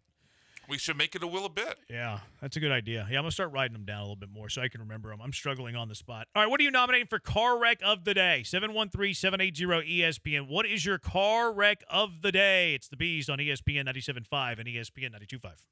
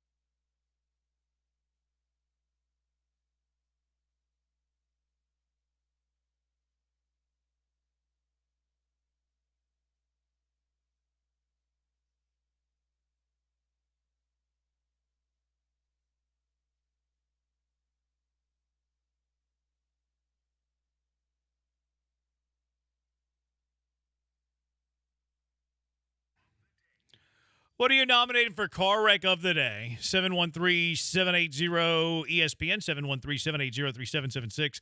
6171 in a Braves defense. He's not used to running the bases. Those 95 feet are a lot of distance for him. Hasn't had a lot of practice this year. And let's be very clear, the extra 5 feet, yes, I know it's 90 feet from home to first, is the turning of the bag. I think that's where he got hurt, too. He had to slow down. 2652, the root beer float ice cream with chocolate syrup. I don't know if that mixes. No, it doesn't seem like it would need chocolate. I don't love that pairing. I'm also very unpopular whenever I say I don't love chocolate. I don't either. I like chocolate when it's with things, not on its own, if that makes sense. Like I like a good chocolate covered pretzel or cashew or something like that, but I don't just eat chocolate on its own. And it's usually for me very light chocolate. Yeah, I agree. Yeah, it's kind of unpopular for a bunch of people. I guess we're making some people mad. 713-780-ESPN, car wrecks of the day. How about this one? This text car wreck of the day. Bluebell isn't even ice cream anymore. Look at the ingredients. Oh, come There's on. a theory for you. Although, I mean, it is good to eat whole foods. Oso nominates me for the car wreck of the day for my spelling of plane. The airplane, Plane. What'd you say? I said Plain, like it's very bland. Yeah, that was a different mistake. planes. Yeah. Oh, so my bad. That's well done of you. No one else picked up on it other than you. Yeah, Oso. I missed it. You're a sharp cat. Actually, you're a sharp bear. Yeah, that's my bad. That's bad spelling. I talk for a living. I don't spell for a living. This guy's nominating Altuve for swinging at every first pitch, like he's done his entire career. Yeah, that's what he's doing when he's winning batting titles too. It's not the approach to me. I mean, whenever you're reeling, you become even more aggressive sometimes. I think Altuve needs a day. I think Altuve needs a day tomorrow. Like you're traveling today, you play tomorrow. Don't play him tomorrow. Let Mauricio Dubon play second base tomorrow. Give him a day off. Give him a mental break. All right, what are you nominating for a car wreck of the day? A couple nominations, and one of these came up early in the show. But the Mets for the whole situation with the DFA and the not having the translator there while everything was going on. And then I don't know if you saw this, but Stephen A. Smith is calling out his own network, ESPN, after Bronny James apparently seemingly overnight rose from 98th on their draft prospect list to 54th. One spot next to where the Lakers are picking at 55. So in his mind, they're doing it so the Lakers, if they take Bronny at 55, can justify it by saying, hey, look, he was 54 in the draft board. You can't blame us. That's where the sort of prospect is. Nothing Bronny James did over the last 2 weeks would merit him jumping from 98 to 54 on the prospect draft list. That is a conspiracy theory that I'm buying. Yeah, I do too. I'm buying that because I've been two things when it comes to Bronny James in the NBA. I've been one, he and LeBron are going to force this power play 100%. to where they're going to be on the same team. No, it's going to happen, and you're seeing it happen. Did you see Bronny rejected team visits with every team but the Lakers? Like 2 or 3, right? Like the dude's not an NBA player, and he's rejecting visits from every NBA team except for the LA Lakers. I thought he also wonder took one why. with the Suns. But Did yeah, he take one with the Suns? It was like a very, very short list. Well, there's a theory. Yeah. LeBron to Phoenix with Durant and Bronny. That'd be interesting. Yeah, that is interesting. The Suns said the Suns owner said their window's open. That would be one way to go about Jim it. Crane says that all the time about the. I mean, I guess the window is open for the Astros. I want to nominate Yainer Diaz's defense. Yainer Diaz's defense is atrocious. It's bad. Worst receiving catcher the Astros have had since Evan Gattis. Victor Caratini is their best catcher right now, both offensively and defensively. I didn't realize it had gotten this bad. I don't know. Do you know off the top of your head did he rank this low last year as well? No, it was because I remember wasn't awful last year. He's got a strong arm, but his pop time is down. Right. Yeah, he was throwing out more batters last year than Maldi. He was, giving up fewer pass balls than Maldi. A lot of things on the defensive side he was doing better than Maldi, and that for a lot of last season was listed of one of Yainer's or one of the reasons why Yainer should be playing over Maldi other than just his bat. But it's interesting to see how far it's dropped off now that he's the full-time starter. Savant's defensive metrics, they're not everything. Like, they don't list all of the stuff, but he was pretty high on their defensive metric stuff. And he was slightly above average on fielding run value. So he was respected defensively. He was a bad framer last year, but he's gotten worse. He's even worse this year. He's in the 1 percentile. His fielding run value is -3, 10th percentile this year. He's a bad receiver. I mean, that ultimately points to, and you see this happen with a lot of first basemen that are good with the bat, and obviously he struggled with his bat. But you look at, Joe Mauer or Buster Posey, a lot of these guys end up moving to first, and Astros obviously have a bit of an opening at first. I mean, I doubt they make the move this year, but I wonder if that'd be something they would explore going into next season. He's gonna have to hit a little bit.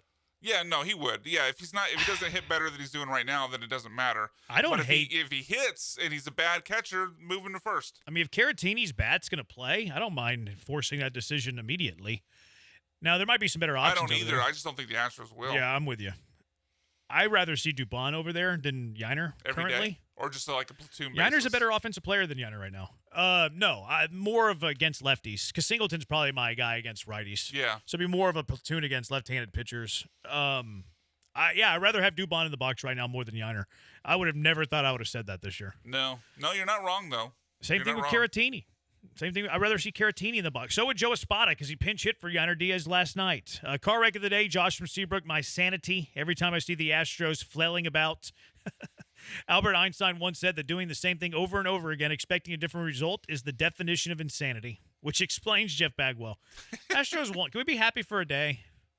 One day. Can we be happy for the Houston They Astros? still lost 3 out of 4 to the Mariners in the biggest series of the season so But they're far. all close games. I'm going to act like Joe Espada last night in the postgame. They're all close games. Seattle's good. You The gonna leader give of the them the moral division. victory on the way out? We're playing hard. Oh, God. I like the way that we're fighting whenever it's baseball is being baseball.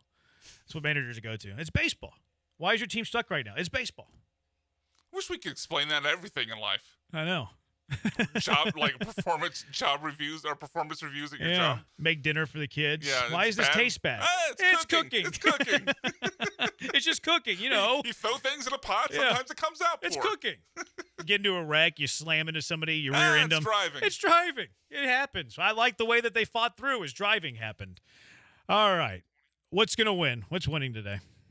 Mets? Yeah, let's give it to the Mets. Congratulations, New York Mets. They need to win something. Soccer Matters coming up at 6. Glenn Davis, and then Hall of Fame at 7. Space Cowboys over on 92.5 at 9:05. Keep it here for Brian Blankers. I'm Brandon. Talk to you tomorrow, Houston.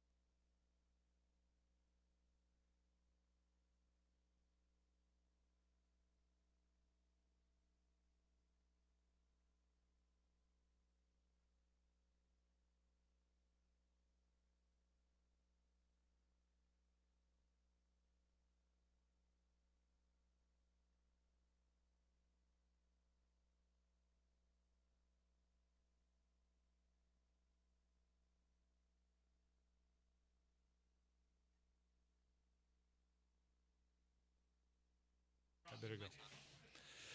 All right, welcome in, everybody, on the heels of the Killer Bees tonight. It is Soccer Matters, ESPN 97.5, as always, presented by John Daspit and the Daspit Law Firm. We very much appreciate the Killer Bees ahead of us, Joel and Jeremy. So we got two shows in a row. Tonight at 6 Central, tomorrow night, 6 Central. Was traveling, so we will get these two shows, and we got a lot of good things to talk about. We stream at ESPN975.com. Hit me up on Twitter at Glenn Davis Soccer, Soccer Matters GD. I might just read your take on the air. Better yet, call the show tonight, 713-780-3776. That's 713-780-ESPN with your takes and football thoughts. By the way, keep that number handy. Giving away Copa America tickets tonight, tomorrow. We got June 22nd, Mexico, Jamaica. We got June 24th, Colombia and Paraguay. And then July 4th, the knockout match, which likely could be Argentina if they win their group. By the way, you can also buy tickets at lsse.net or win them on the show. But either way, Copa America is going to give us that real World Cup 2026 flavor. Guillermo Lazo Romero behind the glass as usual. Dynamo winners come up with their first 3-goal game of the year last night, a fourth multi-goal game of the year. So in 16 matches, they've had 4 multi-goal games. And you've heard Eric Sviatchenko saying, we have to play without a little bit of pressure. We got to start scoring some goals. Last night was the perfect opponent, the Colorado Rapids. They had given up 8 goals in 2 games prior. There was something I sensed, and I think a lot of people sensed, that this could be a night the Dynamo score some goals, and they did. And we'll get into that tonight. I'm going to position the importance of this. Also, big managerial moves in Europe. An American manager you may not know has brought a Bundesliga 3 Division 3 team to the 2nd division. This is a really good story. I'll tell you about that tonight. Champions League, Real Madrid and Dortmund is Saturday at 2 Central. I think we're going to hit that a lot heavier tomorrow night. But there will be a big bash. Paramount is going to be at pitch 25, and I expect we're going to see a lot of Real Madrid jerseys there and hopefully a sprinkling of Dortmund. But if any Real Madrid or Dortmund fans want to have a say ahead of the UEFA Champions League final, 2 o'clock Central Time on Saturday, let me know. Dortmund fans, are you in Houston? Real Madrid fans, I know you are. Okay, so we'll start with Barcelona hiring Hansi Flick from the German national team. So Jordi Sunye of TV3 in Barcelona is going to join me tonight, segment 3. We're going to talk German Hansi Flick becoming the new manager of Barcelona. Second segment, we will have Dynamo goalkeeper live, Andrew Tarbell. 10 saves last night in 3-1 victory over Colorado. That equaled a record that Pat Onstad had. Outstanding. First half really positioned and kept the Dynamo in it. Made a lot of very big saves. He had that really spectacular double save where he sealed off the near post, got himself up quickly. We're going to talk to Andrew about his performance last night and what's going on with the Dynamo. But back to Hansi Flick. He's now going to be the new Barcelona manager. So Xavi led the team to the 2023 La Liga title. This season, they ended in 2nd place, 10 points behind Real Madrid. Xavi had announced his departure at the end of the season back in January. We were all kind of shocked by that. Then it was stated he would stay. And then a month later, Hansi Flick is hired. So there's all kinds of theories as to what's going on. Lots of talk of the poor relationship between Xavi and sporting director Deco. That is a fact. We've heard that one a lot. So where there is smoke, there is fire. And then there's, supposedly the loss of confidence from Joan Laporta, the president, who incidentally hired Xavi. Xavi and Deco have had, I think it's pretty clear, a conflict over the roster. I've heard things about Robert Lewandowski. Deco wants him to remain. Xavi wants him to go. There's also reports that the locker room and certain players were lost. So these are all the types of things that come out in a situation like this. I will ask Jordi Sunye if in fact he believes, and this is very subjective, but if this is the most pressure-filled job as a manager in all of world football. These board members are incredibly egotistical. They all fight for certain things. You got sporting director fighting for certain players. Sometimes the sporting director has been an agent before, feels loyalty to certain things. I think there's more politics in all this stuff. And I think we all know there's politics in it, but there's more than I think we even believe behind the scenes. And I've heard that in Major League Soccer as well. I've heard some interesting dealings with players in South America and things happening under the table and on and on. But I think that's in every soccer league in the world. So let's get into the Dynamo match from last night. I had the local call, and this was a match that I think if we looked at it on paper, here was a team coming in that had conceded 8 goals in 2 games. Zach Steffen, to me, has not looked good. He looked like a zombie last night, quite frankly. It's pretty bizarre. I thought something was wrong with him, honestly. He just, I mean, you've taken now 11 goals in 3 games. I didn't see any emotion, any reaction in him. I didn't see him shouting at defenders. So the good news is 3-goal game for the Dynamo, the first of the year. Andrew Tarbell came up with the big saves in the first half, positioned the team to win. Had that 26-minute double save. That was huge. And then in the 40th minute, Griffin Dorsey curls a great ball in, and Amin Bassi makes a nice time to run and splits 2 defenders. Here it is, 40th minute goal. Amin Bassi puts the Houston Dynamo up after they have been pummeled here, and after Andrew Tarbell's made a number of good saves. Can the Dynamo get one here? Coco Carrasquilla. Dorsey whips it in. It's 1-0. It is the Moroccan magician. He gets in the box. He side foots it home. 40th minute. And the Houston Dynamo take the lead here on the stroke of halftime. So Bassi, if he's getting in the box, it's probably not going to be him winning an aerial duel. So this was a nice curled-in ball. This is a beautiful offering from Griffin Dorsey. Good to see some end product from him. But he whipped it in hard and low, and Bassi just kind of snuck between a gap of 2 players, timed it perfectly, and side-footed it home. Now, 49th minute, and this is the start of the second half. So the Dynamo take a 1-0 lead into the locker room, and then they come out in the second half. Big mistake from Mikael.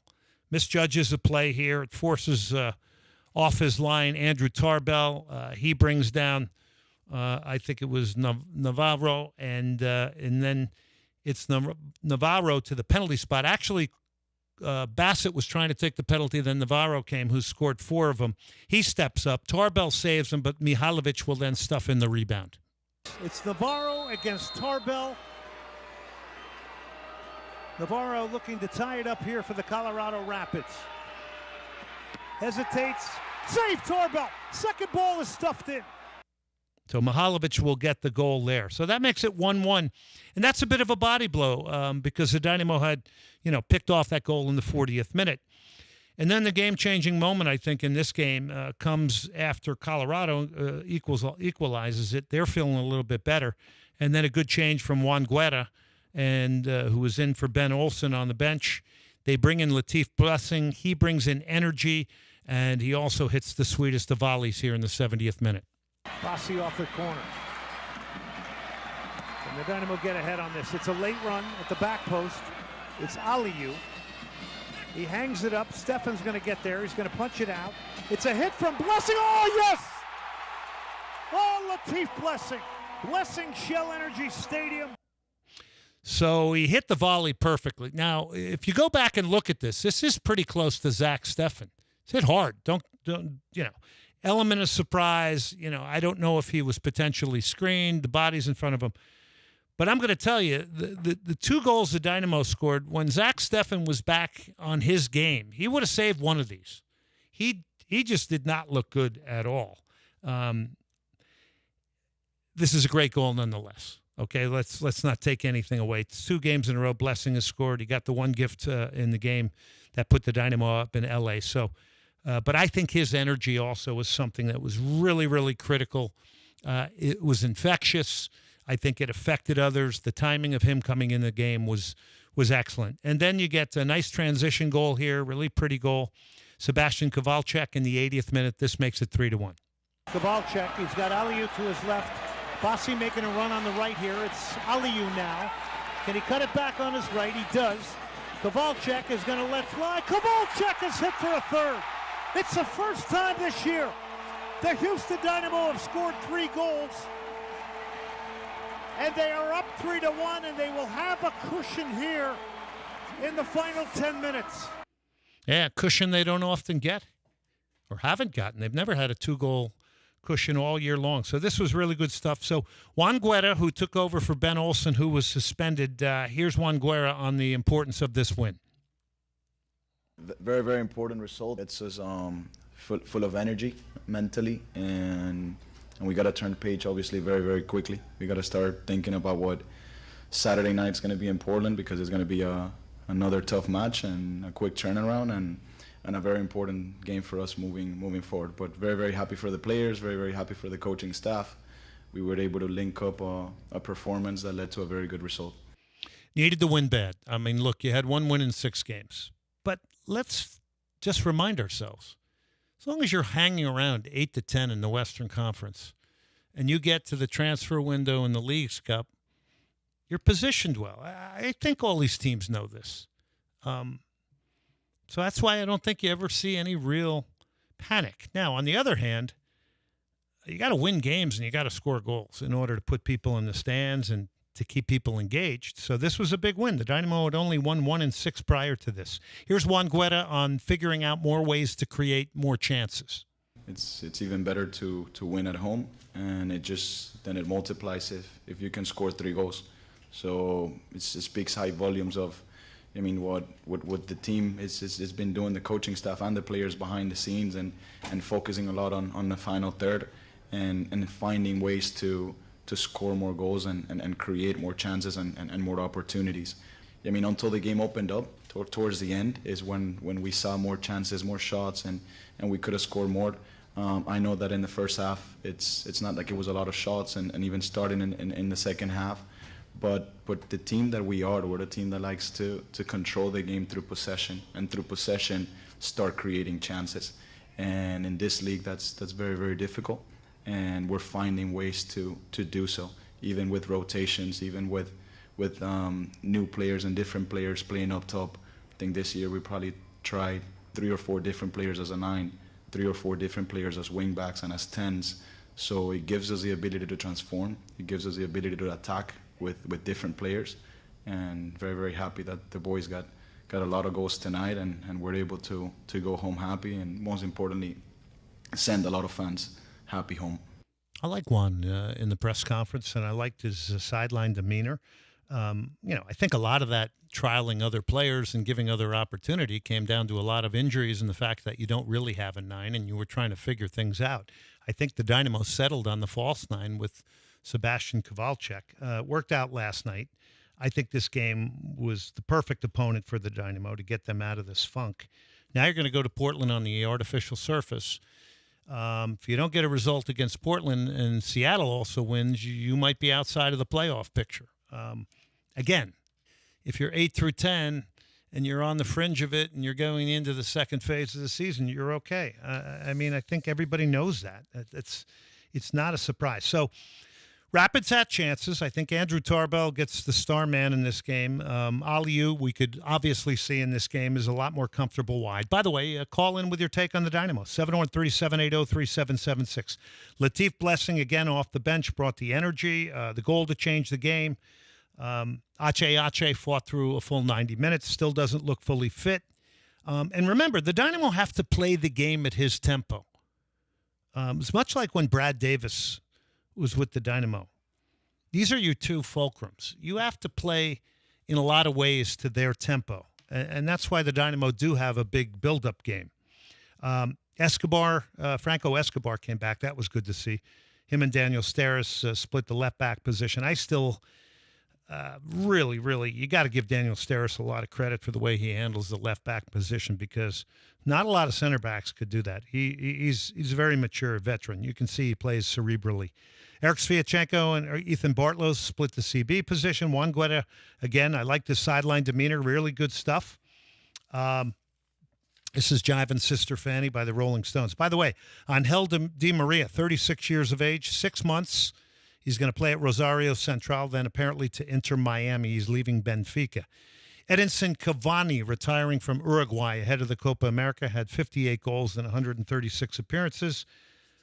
This is bizarre. Vincent Kompany to Bayern Munich. I mean, he was managing Burnley, who got relegated. They say he's like he wasn't their top 3 or 4 choices. I don't know if this is a nightmare about to unfold with Bayern Munich, but it is a bizarre one. Saturday, Real Madrid and Dortmund, UEFA Champions League final, 2 o'clock Central. Pitch 25, CBS Paramount will do a watch party there. Hugh O'Connor's also out on I-10. We'll have that. And, man, we got a lot to talk about. Jordy Sunier in segment 3. Coming up is Dynamo goalkeeper Andrew Tarbell, and we'll speak to Andrew. As we head to break right now, it's 713-780-3776. As we head to break, courtesy of Lone Star Sports and Entertainment and Soccer Matters, 713-780-3776, caller number 5, a pair of tickets to the Copa America, Mexico, Jamaica.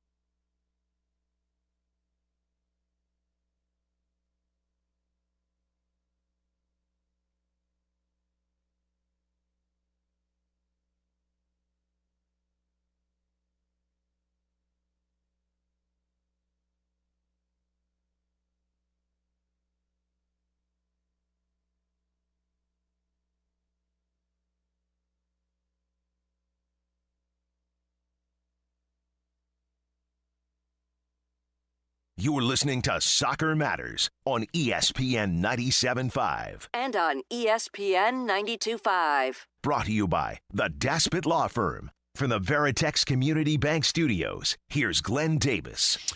All right, welcome back to Soccer Matters on ESPN 97.5. That's Phil Lynott and the one and only Thin Lizzy. Well, that guy died young, too. I mean, just so many of these guys die of lifestyle. So when I hear Thin Lizzy, I'm thinking of Cactus Music. My good friend Quinn down there. Get over to Cactus Music. All the vinyl you'll ever want.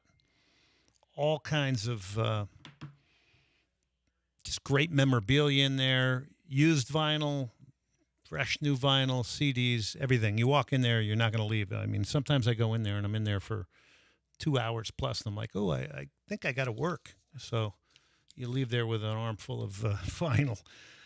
Okay, so thanks to Cactus and also to Hugh O'Connor's Pub out on I-10. All right, next guest right now. Outstanding match last night. Positioned the Dynamo for the win last night.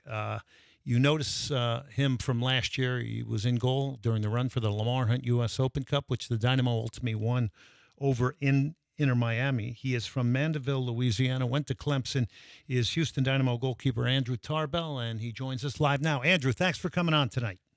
Yeah, thanks for having me. Yeah, so first of all, tell me about Mandeville, Louisiana. I know where it is, and your introduction to soccer and the youth game down there. Yeah, there's a couple clubs down there. I played for Mandeville Soccer Club. They're still in existence, run by a couple great gentlemen that I still keep in touch with as close friends, Mike Ortner and Shane Jeanfro.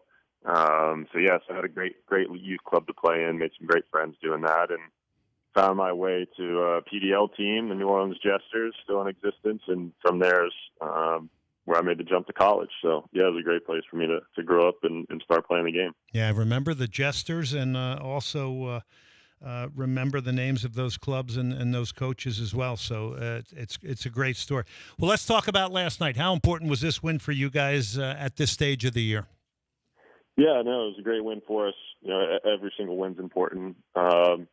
We coming off a loss away and a draw before that, just getting a home win in a busy week is really important for the team. So that was a really solid match for us to come away with 3 points and quick turnaround now in Portland 2 days from now.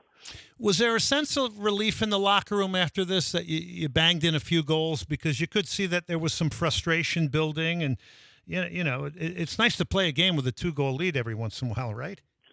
Well, I think we've been playing really well.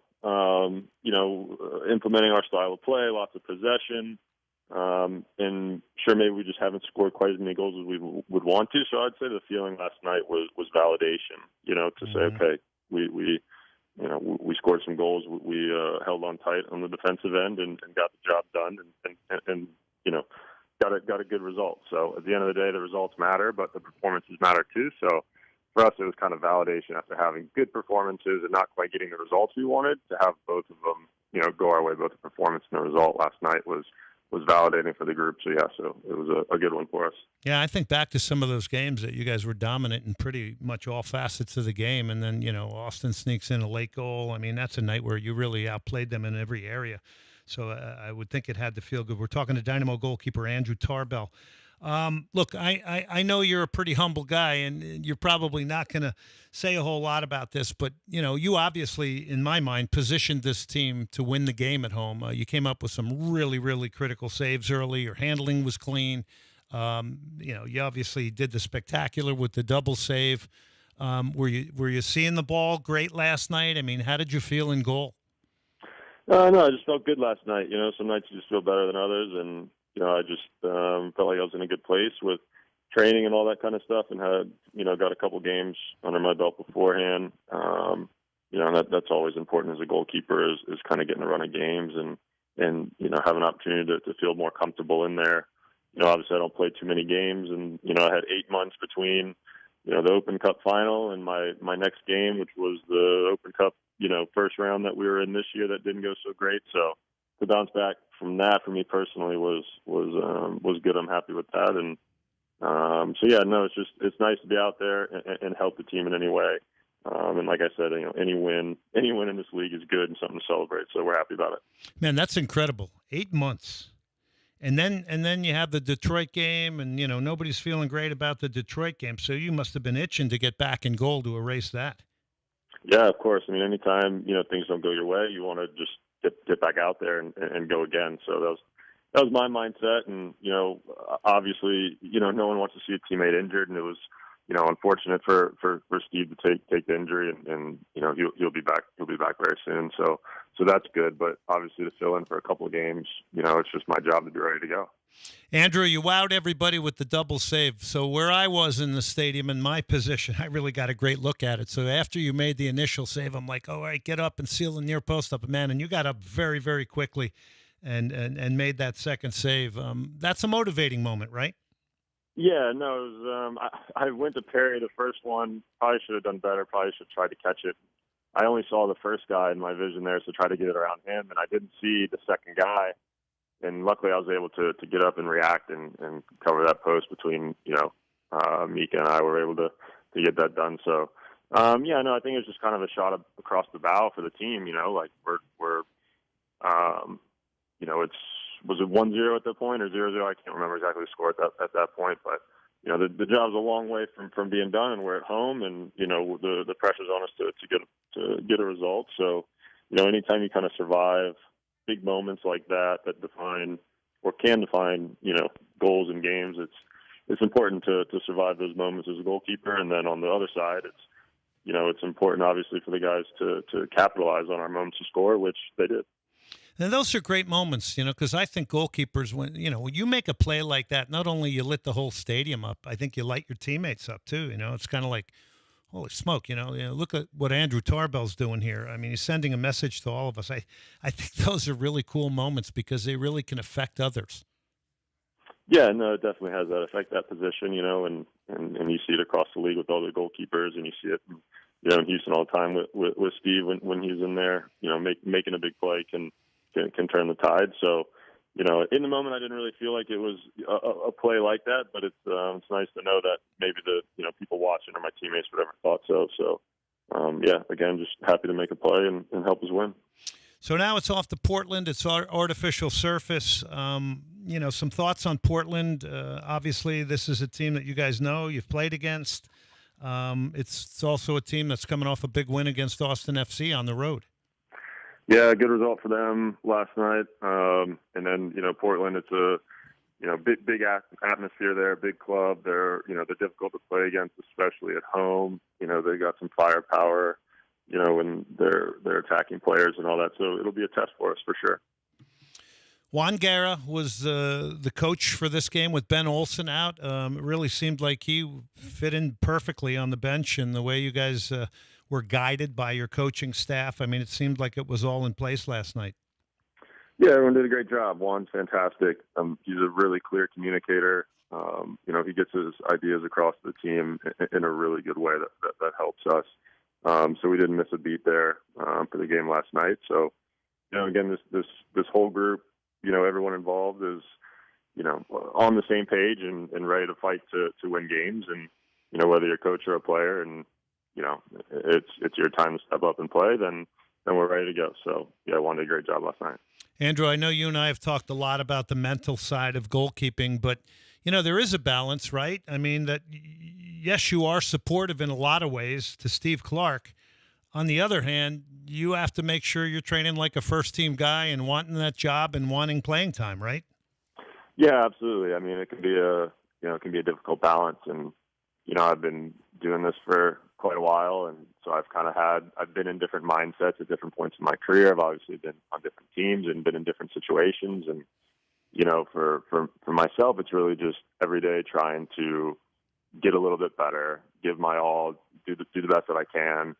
And then the decision on who's going to play is not really up to me. It's so my job is just to do the best that I can. And then, on the Saturday, if I'm not playing, then okay, then my job is to support who is playing, and if it's my turn to play, then, the other guys support me. And, we've got a good group who's willing to do that and has done that. So it's nice to be a part of, and that's just the way you got to frame it in order to continue to push and stay sharp. And, be ready to play and be excited about that when you get the chance, but also not, the world's not ending when you're not playing. You just got to keep going day by day. Andrew Tarbell, Dynamo goalkeeper, joining us. How do you like playing with Eric Sviatchenko in front of you? That nice combination of him and Mikhail, experience and youth.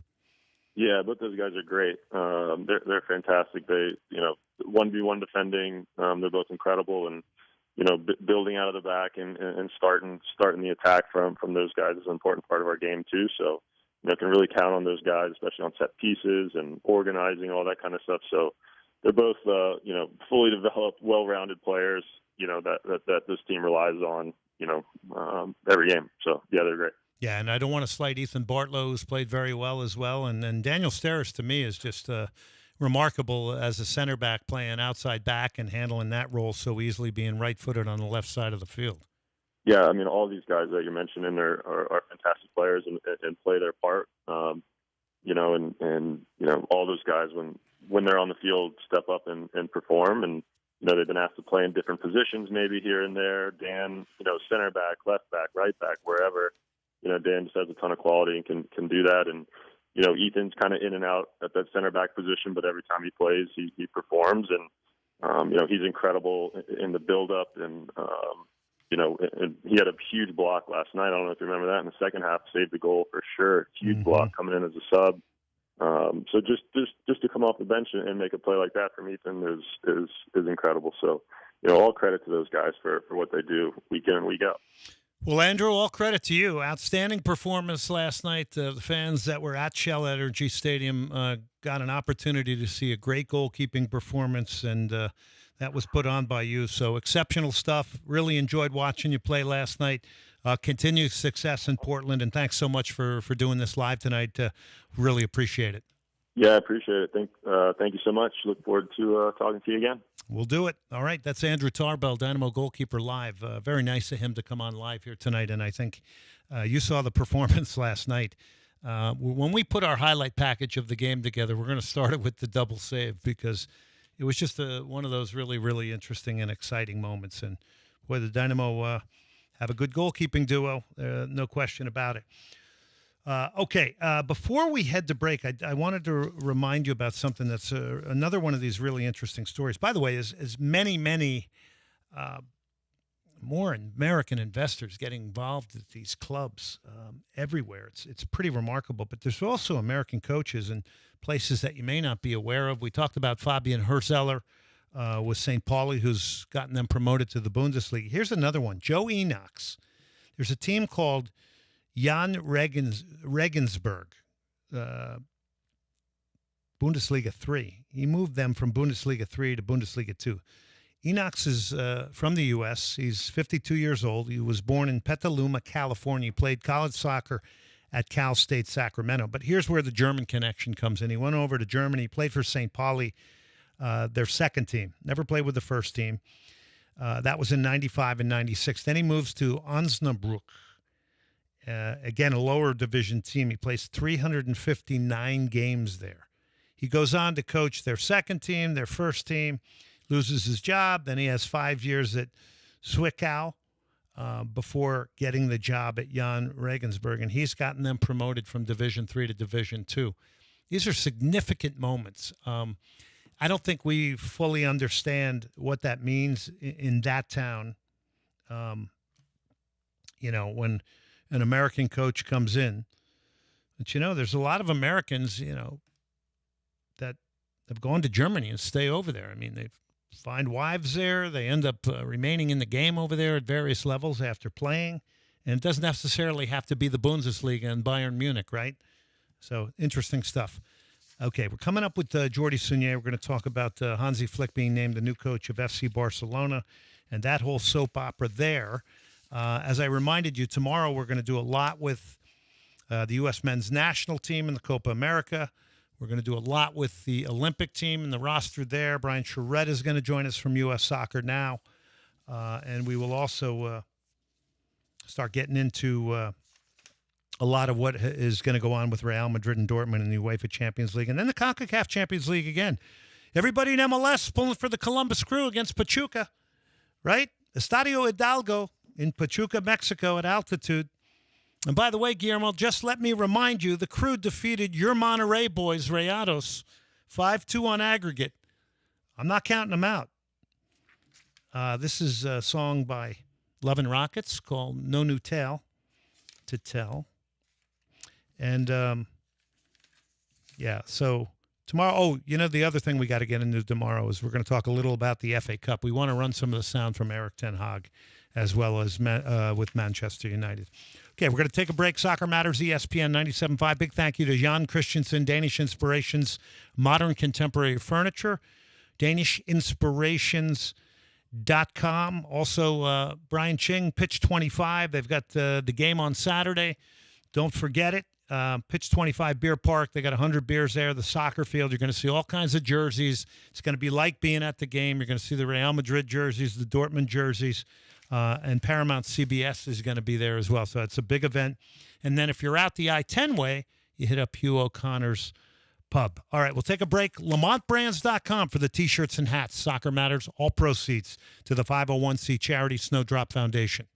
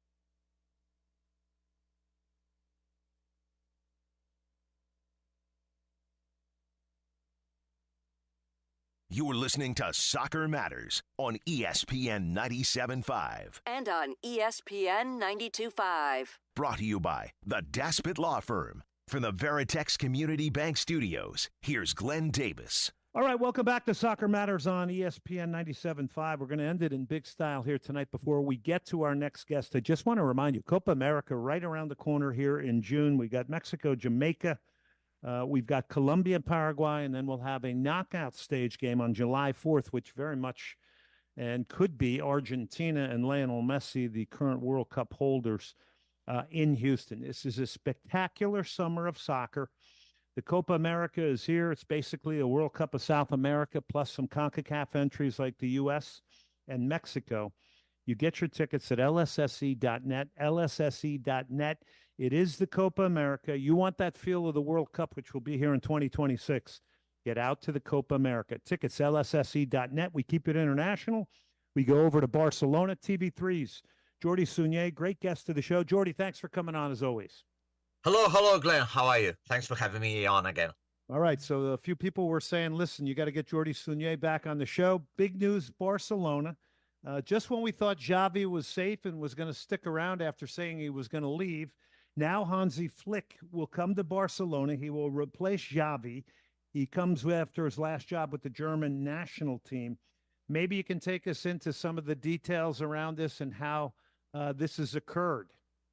Well, the thing is, small or apparently small situations show that Barcelona are really a mess. I would say even a circus right now, because this changement of situations is not normal for a big club like Barcelona. So they staged on late April that press conference in which Xavi announced he was staying alongside chairman Joan Laporta. And the truth is that it was like a kind of arranged wedding because of probably there was sporting interest, but for Barcelona it was okay to have Xavi one more season just for economic reasons, because they saved the money needed to search for a new manager. But the truth was there were heavy disagreements between Xavi and the sporting director Deco about how the squad for next season, the roster for next season had to be, because Xavi wanted to get rid of important players such as Robert Lewandowski or Joao Felix. He really thought Robert Lewandowski at 36-year-old was not capable of offering such a good physical performance as Xavi thought the team needed. And this was met with a negative response by Deco. So after Xavi announced he wanted to stay, these differences between the two aroused, and there have been other disagreements regarding how the team had to be for next season. So I think Xavi was alone. And in the press conference before the Almeria game, Xavi said, well, we have to admit we cannot compete with Real Madrid. We have not the economic power, the financial power. We don't have the money. We don't have the resources to compete with Real Madrid. We'll try to do our best with the youngsters, and we'll try to compete with Real Madrid. This was after the discussion with Deco, the sporting director, of about course. Lewandowski. Okay, so of course. He kind of took it public then. More or less. But the thing is, Chairman Joan Laporta has always sold illusion. I mean, in the current Barcelona's financial situation, you cannot sell things that are, let's say, 100% real, because many of these things cannot be done because you don't have the financial power and the financial muscle to do these things. So Joan Laporta felt a little bit betrayed by Xavi, because chairman is trying to sell this illusion, these dreams that, hey, we're gonna come back one day. And this was a clear, let's say, a hit of reality by Xavi to Barcelona fans. So he felt a little betrayed and decided, because Barcelona is day by day is a more presidentialist club.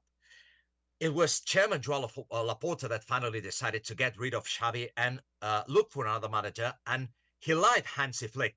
He's been, I think, I would say, for more than 2 years thinking of a German manager for Barcelona, and finally it's been Hansi Flick. What's the fascination? I mean, obviously German managers are great managers. Joan Laporta, it's very clearly stated that he does like German managers.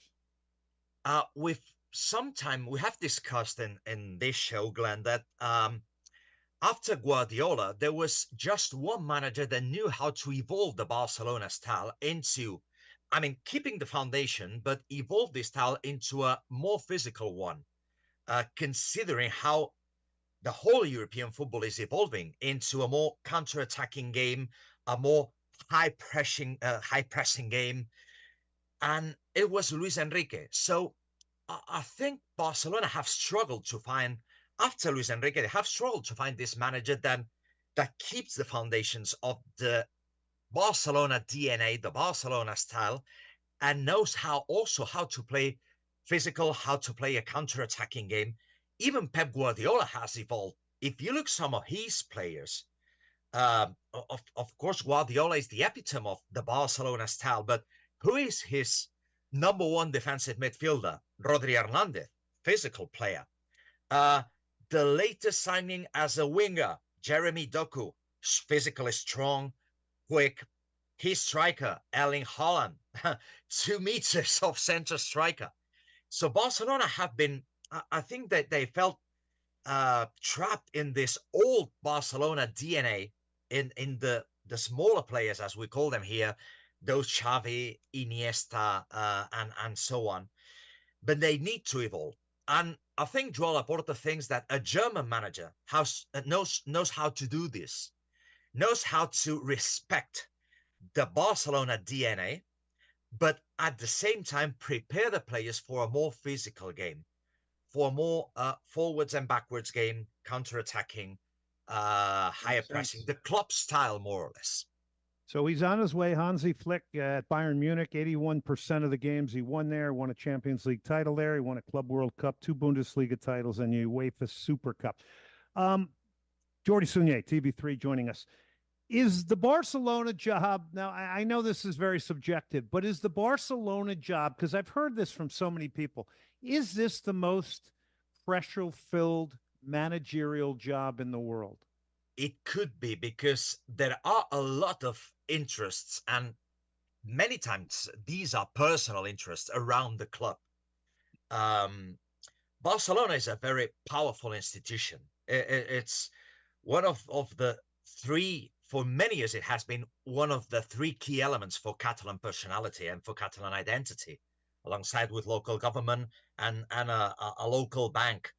And it gives you power. Being someone at FC Barcelona, for FC Barcelona, being the chairman, being an important board member, it's not a joke. So there are many interests around the club. And when I say interest, I mean lobbies. I mean many people that use the club as a power tool. So this means that the pressure is very high. And you know, there are 3 daily sports newspapers in Barcelona, many radio stations, many TV stations talking about the club. So I think also Joao Laporta is considering Hansi Flick as an unpolluted manager. He comes from Germany, may know what Barcelona is in historical terms, but he doesn't know the press, he doesn't know the lobbies, he doesn't know many of the things that surround the club. Will he be fed up of that, or fed up with that, sorry, after 6, 7, 8 months of coaching Barcelona? We don't know. But from the start, he's clean about all that. But it's very difficult. It's very difficult being a Barcelona manager. And you only have to look at Xavi. He's a Barcelona man. He's a local. He played many years for Barcelona. And I had the opportunity to talk privately with some members of his staff. And they were telling me, we are tired of all these political things, not in the strict sense of the word political, but lobbying, interest, what I was telling you. We are tired of that. They don't let you work in 100% of sporting terms. They don't let you think 100% about football, because there are all these things around the club that disturb the daily work. And even for Barcelona people, even for a former player like Xavi, it's been very, very difficult. Jordi Sunier joining us, TV3 in Barcelona, Spain. Let's talk a little bit about FC Barcelona's women's team, because they won the Champions League for the 3rd time. Women's football in the U.S. is big. They knock off León, 50,000 people, Bonmati, Putellas with the goals. Just position it for fans of the women's game here in the U.S., myself included. Where is the women's game? How competitive is La Liga? How competitive is the Champions League overall? And are these attendance figures, are they truthful? In other words, they're big numbers. They're big numbers. Numbers we don't see here. It depends. It depends. There was a heavy bet on women's football by FC Barcelona some years ago, and this bet has paid its dividends because right now Barcelona may be the greatest women's football team in Europe. 3 Champions League in these last 4 years. So it's extraordinary. They have a clear game plan.